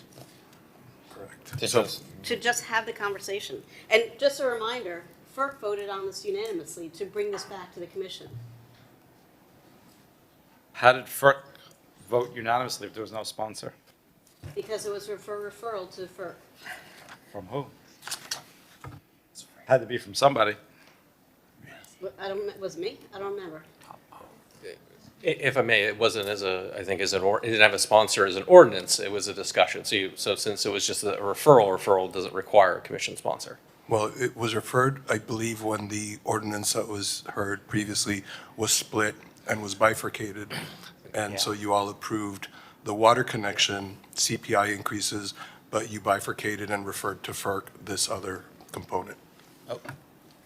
Actually, I think that's a different item. Yeah. I think this comes from last year when there was a discussion. So it's actually been twice at FERC. There was an initial, I think, administration one that did gain some sponsors. There was a discussion at FERC about a year ago on this. It also came out of FERC with unanimous support of the, under the prior Public Works Director for that utility rate structure, and then was kind of tabled at commission, and then we brought it back. So I think it was sent from commission to go back to FERC for further discussion. But it actually, it originated at the strategic planning session. Yes. We talked yes. about what we had as far as infrastructure needs and the long-term viability and success of the city. And I think it also first discussed when the commission approved an $85 million declaration of intent to issue on a water and sewer bond that was approved about 2 years ago, where we said this was basically the last of the financial capacity within the financing model for our capital projects, and we would have to be coming back with a different utility rate structure to effectuate all of the numerous hundreds of millions of dollars in NIPs, critical needs projects, and such like that. So this has been a process that's been going on for years, and the commissions have approved all of the NIPs, the critical needs program for water and sewer, critical needs for stormwater, and as you know, I think it was discussed on several occasions, we're over $1 billion in capital projects related to resiliency, water quality, and infrastructure. And through the chair, if I may, we've just stopped the pause and started doing these projects again, which people are so grateful for. But if we don't even have the conversation, I'm not talking about how we vote on anything, but without even the conversation, everything that we have approved comes to a grinding, screeching halt. And stuff that is in the design and development phase, it doesn't get built. So I'm not suggesting how anyone's going to vote. We don't have the matter before us yet, but we have to have the conversation. It's a complete dereliction of duty to not have the conversation. Can we just move this forward? We're sitting here discussing whether to have a discussion. That's exactly what's happening. So let's just, Well, what we're saying is that there's no sponsor, so So we have to. what I'm not doing Commissioner that. Bott is recommending is to take the political heat, Commissioner, do you want to, to take the Commissioner Bott, do political you heat wanna- off anybody, with all sponsor and That's bring exactly it as right. an ordinance. And I'm willing for, out of collegiality, I think we all realize we have to do this. It's not an easy task. And it's probably the most responsible thing to do it all as a team. That would be awesome. So To that's the have a motion. discussion. Yes. Well, it's going to be a discussion about the ordinances, but it has to be brought as an ordinance, not a discuss, take action. Correct? Yes, An that's ordinance. correct. That's But gonna the be brought commission before doesn't us. need to approve the ordinance. You can, Right, you can. So we'll all Modify be it. The co-sponsors item on is that. bringing forth an ordinance so you can properly with this consider this. proposal.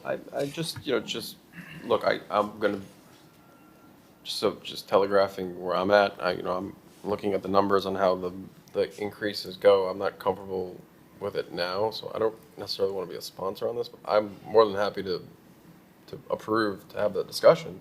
I just don't want to be a sponsor on it right now. But- All you're sponsoring is the discussion. No, but what we'd be sponsoring is the ordinance itself. I can't have a discuss, take action with an ordinance. I mean, that's okay with me, but I don't want to be sponsoring an ordinance for a rate increase. I forget who we delegated to have the Fountain Blue discussions, but whoever was that, let's just have that as the sponsor. A2 Brute. That's good. I mean, or the other option is that the finance committee sponsors it because I they- want to be impartial. Because the finance committee voted unanimously to move this back to commission. So move it back to commission. Pony up, boys and girls. If I may, we could do gum removal and pressure washing for everybody if we agreed to this. I don't want to do gum removal, I just want to do pressure washing. I mean, how long is it going to take for that legislation to pass that city staff or administration can sponsor an ordinance? Oh, wait, but you know what? This is insane. We are sweating bullets about the fact that we want to have a conversation about doing something that is fiscally responsible, and we can't even have the conversation about this? I have an idea. Why don't we do it as a discuss, take action? A legitimate discussion. We'll all give our views and we'll see where we're at. And then we'll draft the ordinance accordingly. Because right now we haven't even had the conversation. We're having a conversation about having the conversation. So I'm okay with that. Let's, I don't know if now is the right time. I'm happy to do it now. At the end of the or- day, it's just, you're still having a conversation, and whether, I guess what you're Yes. saying is, you're gonna have a conversation regardless of how how you Everyone- label it, but And then if there are enough votes to go through it, then. Then we'll there'll draft be the a- ordinance yeah, and bring there'll- it to the next meeting. Exactly. Does that work legally? As long as somebody becomes a sponsor, once you all agree to something, yes. But right now, but then it wouldn't be the ordinance itself, it's just a discuss, take action. Understand, but if you have the discussion, someone will need to, or the manager, if we allow that to happen. Well, the item itself right now, And yeah, perhaps people would feel more comfortable putting their name behind it if they if we quantify actually what it is. I mean, we can have a That- discussion right now. Yeah, that's fair. And I have a short and entertaining presentation, if you want to see it, I gave it at. Yeah, no, 6:25. How short and how entertaining? Very short and very entertaining. You know what, this is a really serious topic, and we're all exhausted. Yeah. And it has been a really meaty conversation, a day of conversations, and I know we all want to make this happen sooner rather than later. But I think to get the fairest hearing at 6:25 after a, pretty heavy lifting, it's. So just kicking the can down the road, huh? So let's just kick the can down the road to next month. I'll sponsor the ordinance, and then we can have Wow. the discussion. I'll co-sponsor. The newbie, taking one for the team. If that means we can move on from this discussion right now, I'll just sponsor the ordinance. Now we know when we need a sponsor, put it at the end of the agenda. So I still think we should all co-sponsor the discussion. Like, I think it should be all of us. We're all elected to represent all of our residents, and all of our residents don't want to have their cars floating away. They don't want to have the toilets, flooding into their living room. I think that's awesome, Monica, but to be grown-ups, we should all be doing it. I'll just say, like, for me, one of my challenges with this is that, whenever we get to discussing this, which I guess now I'm entering into the territory of discussing this, is shifting the burden from, right now, a small property owner, small unit owner is paying the same on stormwater as a big property owner. But that's stuff that, that's. And so to me, that's an inequity. That's not accurate. What's that? That's not accurate. But that's why we need to have the discussion. So let's just move this as a discussion, and let's go. Okay, can we move on? So, just give me directions. C7P is being withdrawn, and we're bringing back a discussion on the subject in May 20th? Well, I heard It Commissioner could be- Mateo Salinas would be a sponsor, so we can bring back an ordinance. Yeah. And I then mean- discuss the ordinance. So that This item is immaterial as long as we're bringing back the ordinance. So what do you want to do with this item? I mean, this is just accept the recommendation of FERC. You want to then vote on this item as amended with Commissioner Mateo Salinas as a sponsor and Commissioner Abad as a co-sponsor? We don't need a sponsor for a resolution. That one I can do, and I put this on to accept the recommendation. If people want to vote on it, that would be great. If they don't, that's okay too. We're bringing back an ordinance next month either way. So we can just approve then C7P as is? Yes. Okay, so I have a motion by Commissioner Abad, a second by Commissioner Mateo Salinas on C7P. All in favor, please say aye. I heard seven. Oh, your mic. It's just to bring the ordinance. Accepting the recommendation of FERC to bring an ordinance to commission to discuss. But you've been saying that we need a sponsor. We do. And I believe Commissioner Mateo Salinas says she would be. And it's, On the ordinance. and co-sponsored by Commissioner Abad. Okay. So, Well, no, I'm kidding. I mean, but look, the reality is that there are four of us on this dais right now who are facing an election next year. And to not do what is right in the financial well-being, the fiduciary responsibility for this 82,000 resident, billion-dollar budget, world-class city, because we're afraid that doing the right thing is going to mean that we get nasty grams for our elections. I'm not about that. That's not who I am. It's not who I've ever been. I'm not going to back down now. So, you know what? I am going to co-sponsor this with you, and I'll do it proudly. Thank you, Monica. And everyone can take their shots at me, and if they don't like the fact that we're being grown-ups in the room, well, you'll thank me when your toilet doesn't overflow. Yeah. I think it's, I mean, obviously that's a part of it. I think there's more to it than just that. So, but not for today, but I'd love to see the presentation maybe tomorrow. So all in favor? Aye. Aye. Anyone opposed? Hearing none, the item is approved as is, C7P 70. Okay, we haven't heard a good police item in a while, so let's do R9Z. R9Z is discuss, take action, police department promotional process. Didn't we already? Ms. Morez. Thank you, Mr. Mayor. So, one of the complaints I get from many of the rank and file police is that the promotional process seems to be broken in terms of how candidates get elected to be promoted within our police department. And what I found very surprising was that the process that we have in place currently is basically geared toward written tests.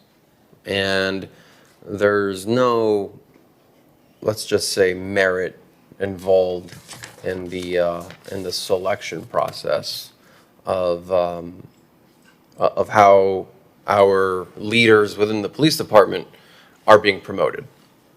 And I found that, very, I found that very unfair. And there's a particular officer who I believe went above and beyond. He was the one who, this is Officer O'Fay. He was the one who found the criminal that held up our colleague here at gunpoint in his parking garage. And I actually have a quick video of the altercation, and I'd like to show that. So, PJ, if you could put the Petrie video, Petrie V7. What's up, man? Where you coming from? Huh? What do you mean where I'm coming from? I'm just asking you. I just got a call. For what? Somebody on a scooter got into an argument with somebody in the car over there. Oh, no, that wasn't me. Let me see your ID, please, so I can just document this. I don't have my ID on me, sir. What's your name? Christopher. Take off your glasses for me. My name is Christopher. Christopher Petrie. Christopher what? Petrie. P-I-T-R-E. All right, listen. Pull your back down. I'm going to detain you for now until we figure out exactly who you are, all right? Turn around. Why are you detaining me? I didn't do anything, man. You got a file. Really, dude? Cop another You went straight for it, man.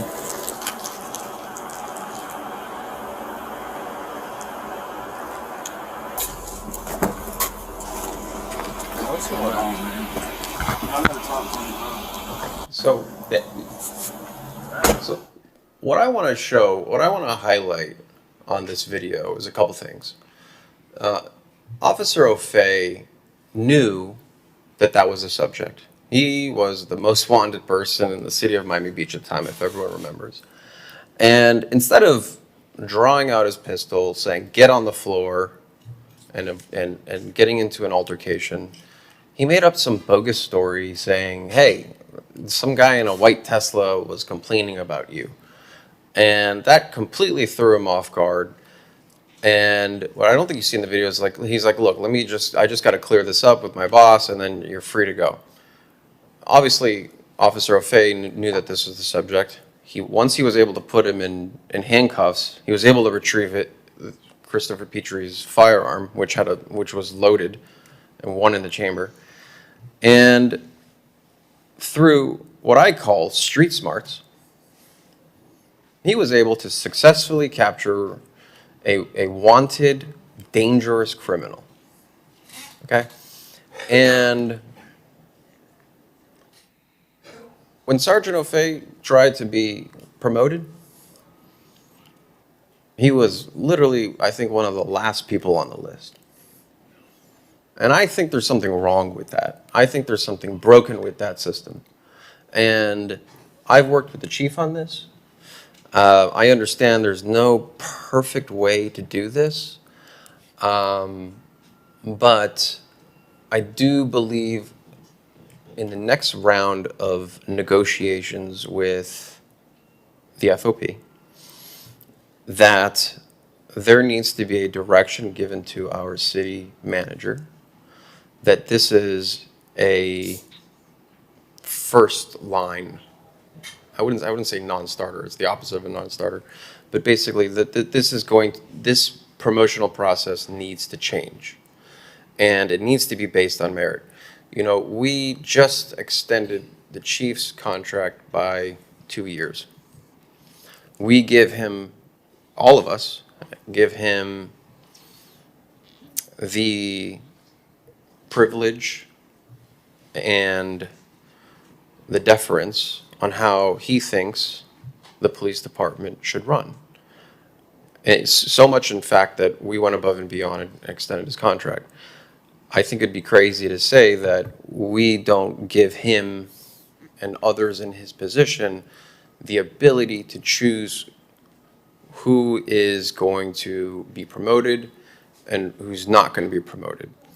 I understand, Chief, that other departments in the Dade County have what you think is The sheriff's office does that. sheriff's office.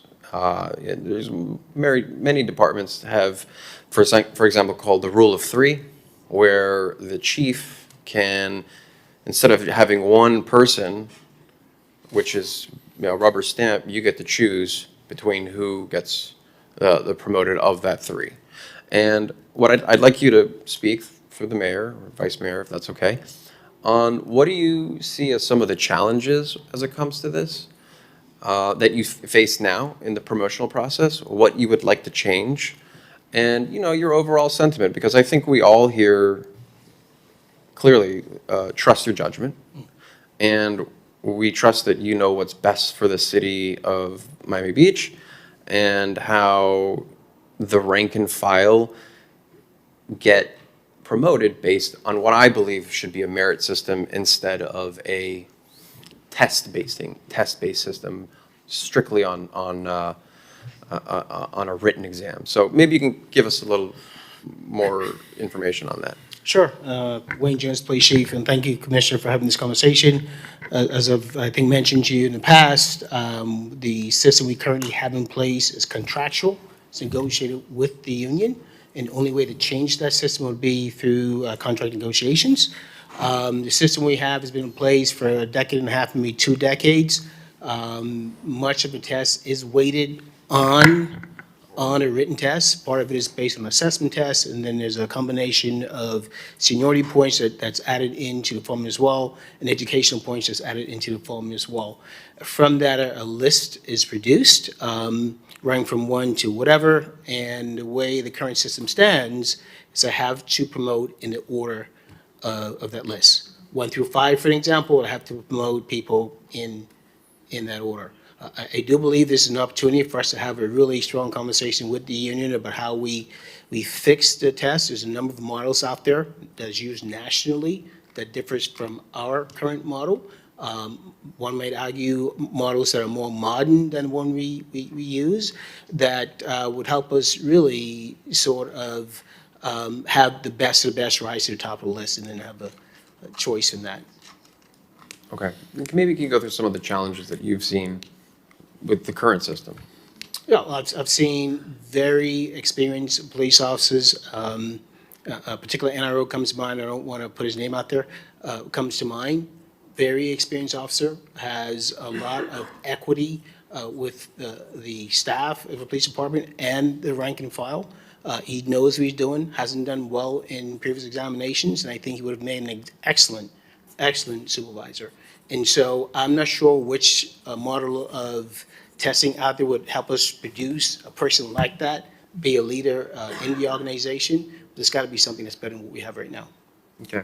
And so I guess what I'm asking my colleagues to do is, well, first, I'm bringing this to everyone's attention. And I think, and this is discussions I've had with the chief multiple times in the last year, that we tell our city manager and what is your department, Mark? Like the negotiation team? Last several contracts, I've been the lead Yeah, so negotiator. contracts, we want a reset on how the promotional process is handled with the police department. Mark, at the last negotiation, was this one of the requests that we have? And how adamant was the FOP on not doing this? I mean, it's great that we're having a discussion now, but when it comes down, where the rubber meets the road, when would this have to really come to a head? It would have to come to a head at the very next session. They have pushed back in the past when we discussed Rule of Three. I'm very familiar with Rule of Three. I worked in a system for more than 2 decades in a system that had Rule of Three and worked very well. So I'm very familiar with that process. Okay. So, look, colleagues, I don't know how you feel about this. We have our chief telling us that he would like to see reform, and it would make his job a lot easier. I'd like to see where everyone is. Commissioner Fernandez? So I think to your point, we have just extended the chief for another 2 years. And I think it's because we trust his judgments.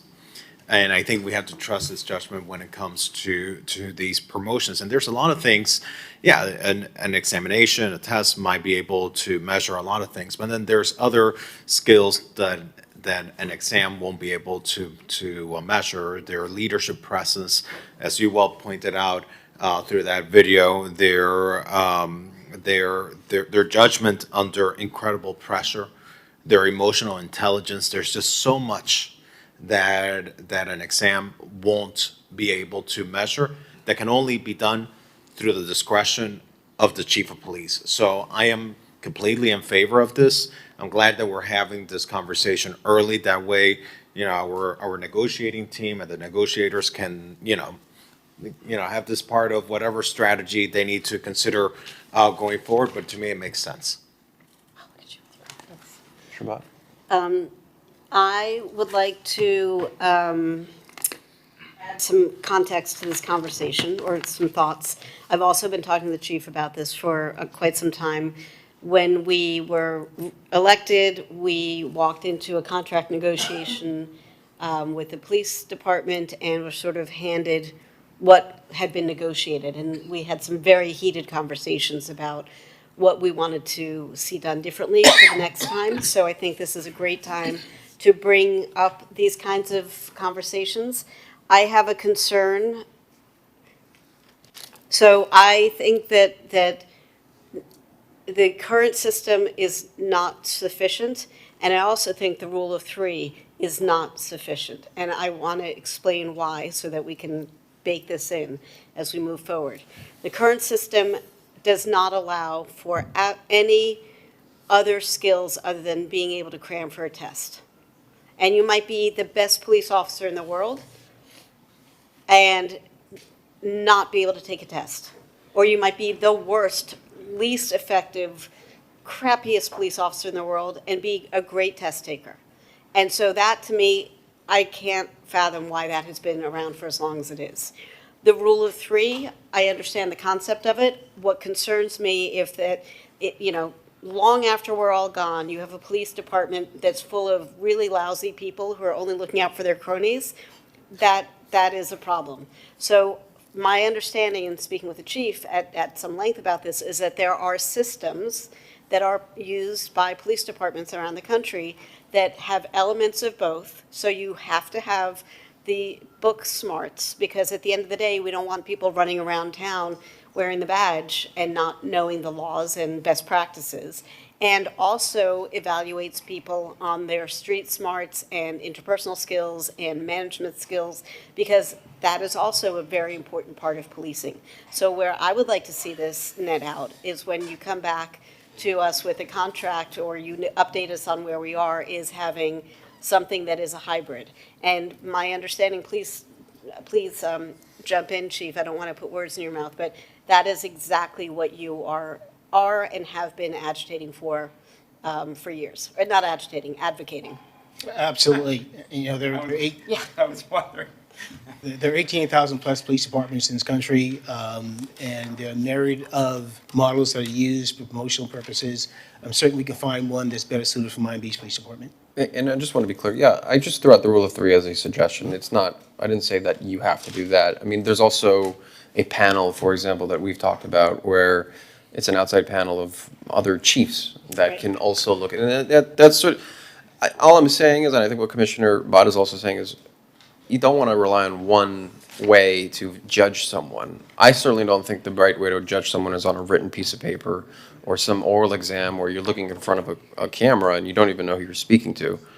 I also don't think that, correct, where it's just, you know, once you're gone, if we have a chief who's, you know, just only promoting his friends, I certainly don't want to see that. But I think, you know, sort of like our government, you know, there's three branches, maybe there's three systems of check that really have to be passed before a promotional process. And each system is very different than its own, so that you really do have it based on merit and experience than just test taking. So I think what you're getting from us, I mean, we just heard from Commissioner Fernandez and Commissioner Bott that I'm hoping others chime in, that there's an appetite for change as opposed to what's been going on for the last, how long has this been going? I estimate around 20 years. 20 decades, years, yeah. yes. And, you know, look, a lot of us got elected, so to push back on the status quo, it's easy to say everything's fine, but, you know, we constantly have to evolve as a city, and all our departments have to continuously strive for the best, right? And just because it's been doing something for 20 years doesn't mean that it has to continue if we can make it even better. So I don't know how my other colleagues feel about this. I mean, I'd certainly love to give more, I guess, direction to our city negotiating team, because I can tell you this is going to be very contentious, probably, right? I mean, Bobby's not here, and I'm sure if he was, he'd, you know, be blown up, which is fine. You know, that's what he's supposed to do. But you know, there needs to, in my opinion, we need to see a fundamental change in this, particularly this, on how we promote our rank and file. Commissioner Bott. So I don't know if this is permissible, so if it's not, let's not, but Reggie is here. And you don't have to, if you don't want to give us a sort of snapshot of what you think membership would feel like. And if it's not appropriate, don't. This is not a command performance. Good afternoon, commissioners and mayor. All I can tell you is the union is always willing to work with the city and the administration to do right by our members, but also to do right by the city. If it comes up at contract negotiation, then we'll look into it and we'll try to do the best we can. I think a lot of times, sometime in contract negotiations, you know, the city has things that they want that's important to them. The union has things that's important to them. And sometimes the main issues that can really shape a good contract, or not even a good contract, but that can really shape change, those issues get lost on both sides. So all I can tell you is that knowing the union and the body of the leadership, that we will definitely come to the table with open minds to take a look at change. Change is always good. However, I do agree with you, Commissioner Bond, about the rule of three. There is a lot of concern there from the leadership. I mean, from the rank and files, is that you know, in police work, unfortunately, police officers are not the most. We don't always trust individuals, even within the rank and file sometime. And so you can easily have a situation where it's not Chief Jones, and you may have a chief that just maybe 15 years ago, 20 years ago, you made him mad, and then now you're up for a promotion the rightfully way. You went through the process, and he can skip you. So there's some concern there in terms of that I don't think that we would agree to a rule of three. And it has nothing to do with the current leadership, whether it's the chief and his command staff, or even the commission, because you all have done an amazing job in being supporters for the union. but it's just not a system of fairness when you start talking about a rule of three. And respectfully, I do understand what City Manager Taxes is referring to, because I did work for a department where they had a rule of three, and I can tell you, for some it was good, and for most it wasn't. So thank you. Thank you, Reggie. Thank you. Now you blew his cover, Commissioner. What's that? You blew his cover now. Everyone knows he's a cop. Right, Chief? Sorry. So, Chief, I mean, look, do you, I'm not trying to put you on the spot, I guess I am. Let's just assume the rule of three was a sort of piece to the puzzle. Would that help you as the chief?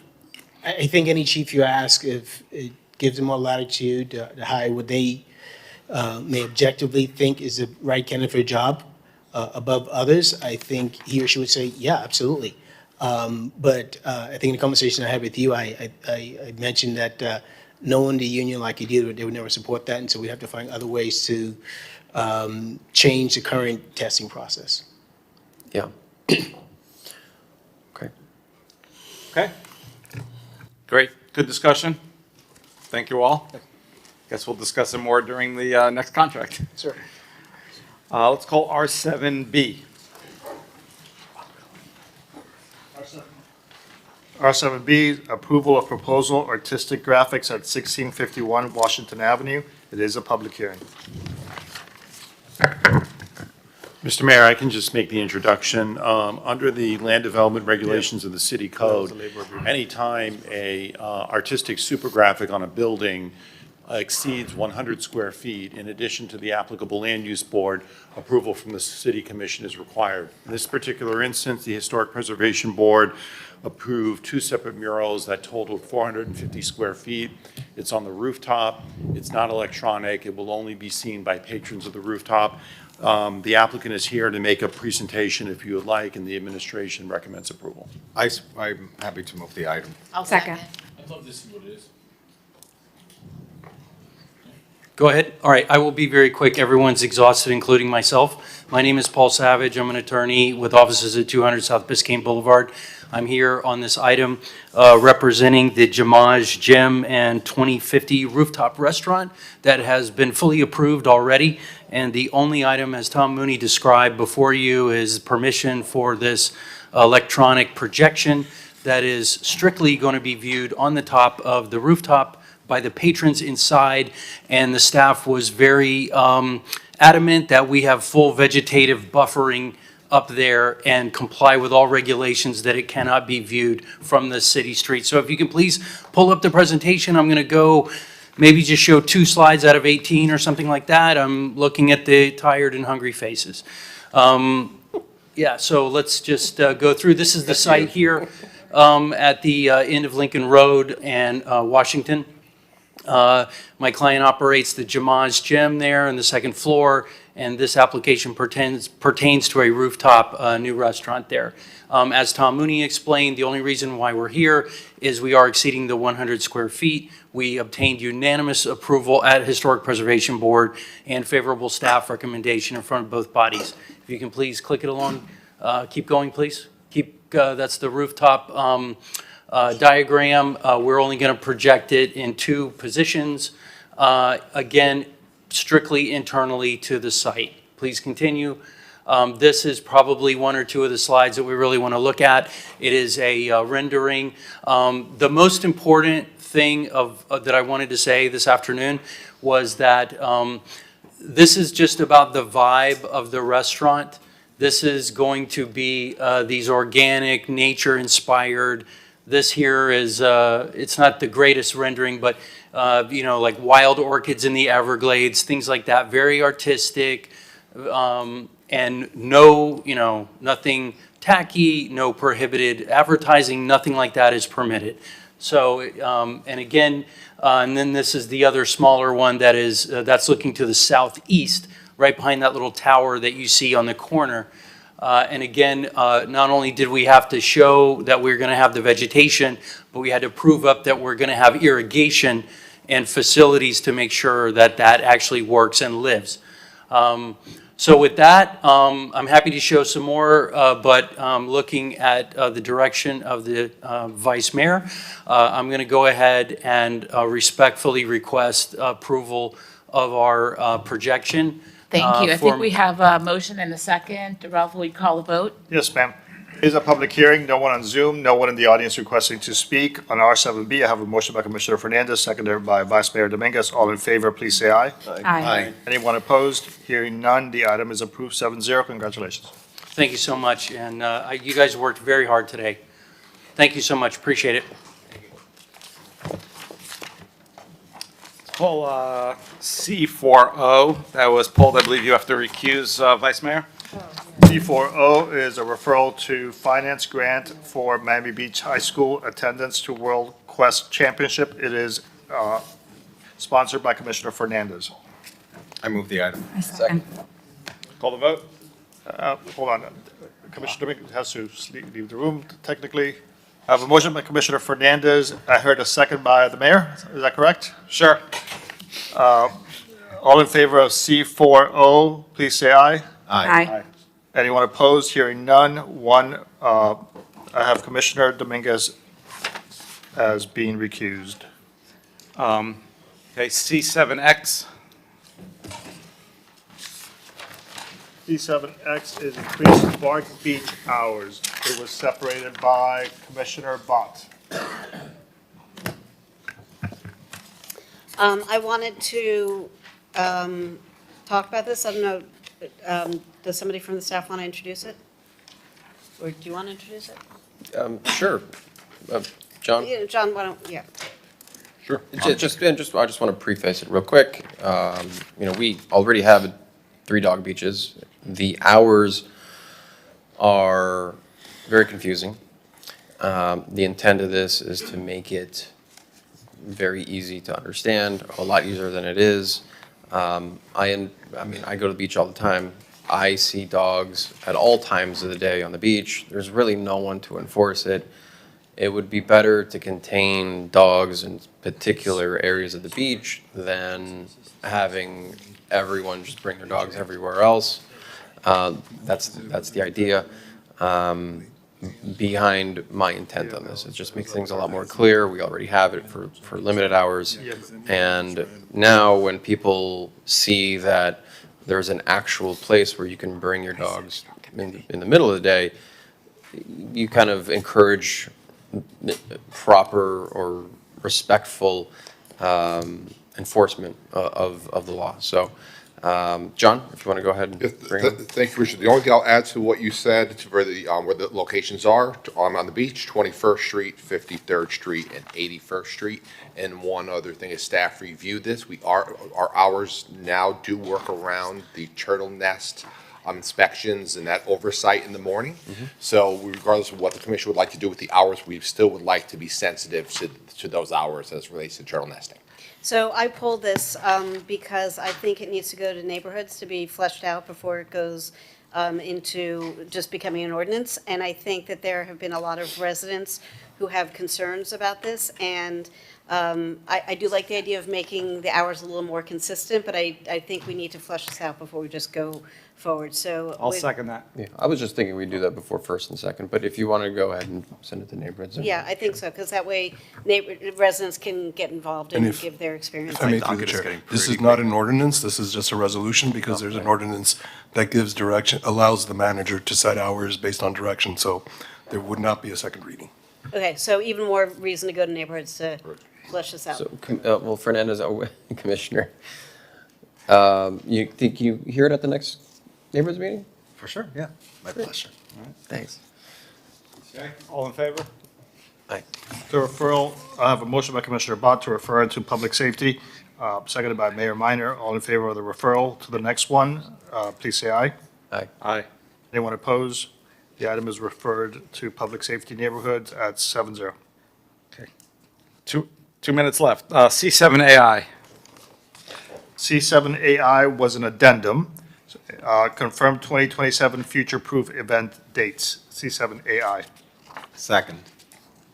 Motion by Commissioner Magazine, seconded by Commissioner Fernandez on C7AI. All in favor, please say aye. Aye. Anyone opposed? Hearing none, the C7A is approved 7-0. C2E. C2E is issue RFQ 2026-072-ND Healthcare Benefits Consultant Services. C2E was separated by Commissioner Fernandez. Got 1 minute. Commissioner Fernandez. Thank you, Mr. Mayor. And well, and I fully support moving forward with this RFP, but I wanted just to briefly pull it for consent because I just want to make sure that we're setting the right expectations. This contract, I believe, is going to shapes how we support our employees' healthcare system and the expectations for it. Is that correct, Christy or Marla? Yes, sir. Okay, so I just want to make sure that, we just set some expectations because I know traditionally, healthcare has been one of these areas in the budgets that tend to be the fastest growing. I know as of the past couple of fiscal years, perhaps we've been able to contain that, but I think it's important for this consultant to set the expectation that we want them to continue slowing down cost growth in healthcare. And also an important focus on employee satisfaction. Employee satisfaction is something that we used to have that we don't have anymore. Is if an employee-facing service, that on-site representative that we used to have with the insurance company that was so helpful to our employees and that we don't have anymore. So I just want to make sure that that as we consider this item. That we set the right expectations so that whoever the consultant ends up being is able to meet the expectations of what the city is going to want. Thank you. We'll make sure to do that. Thank you. I move the item. Okay. Motion by Commissioner Fernandez, seconded by Commissioner Suarez. All in favor, please say aye. Aye. Opposed? Hearing none, C2E is approved 7-0. Thank you, everybody. Great meeting. Appreciate it. Adjourned.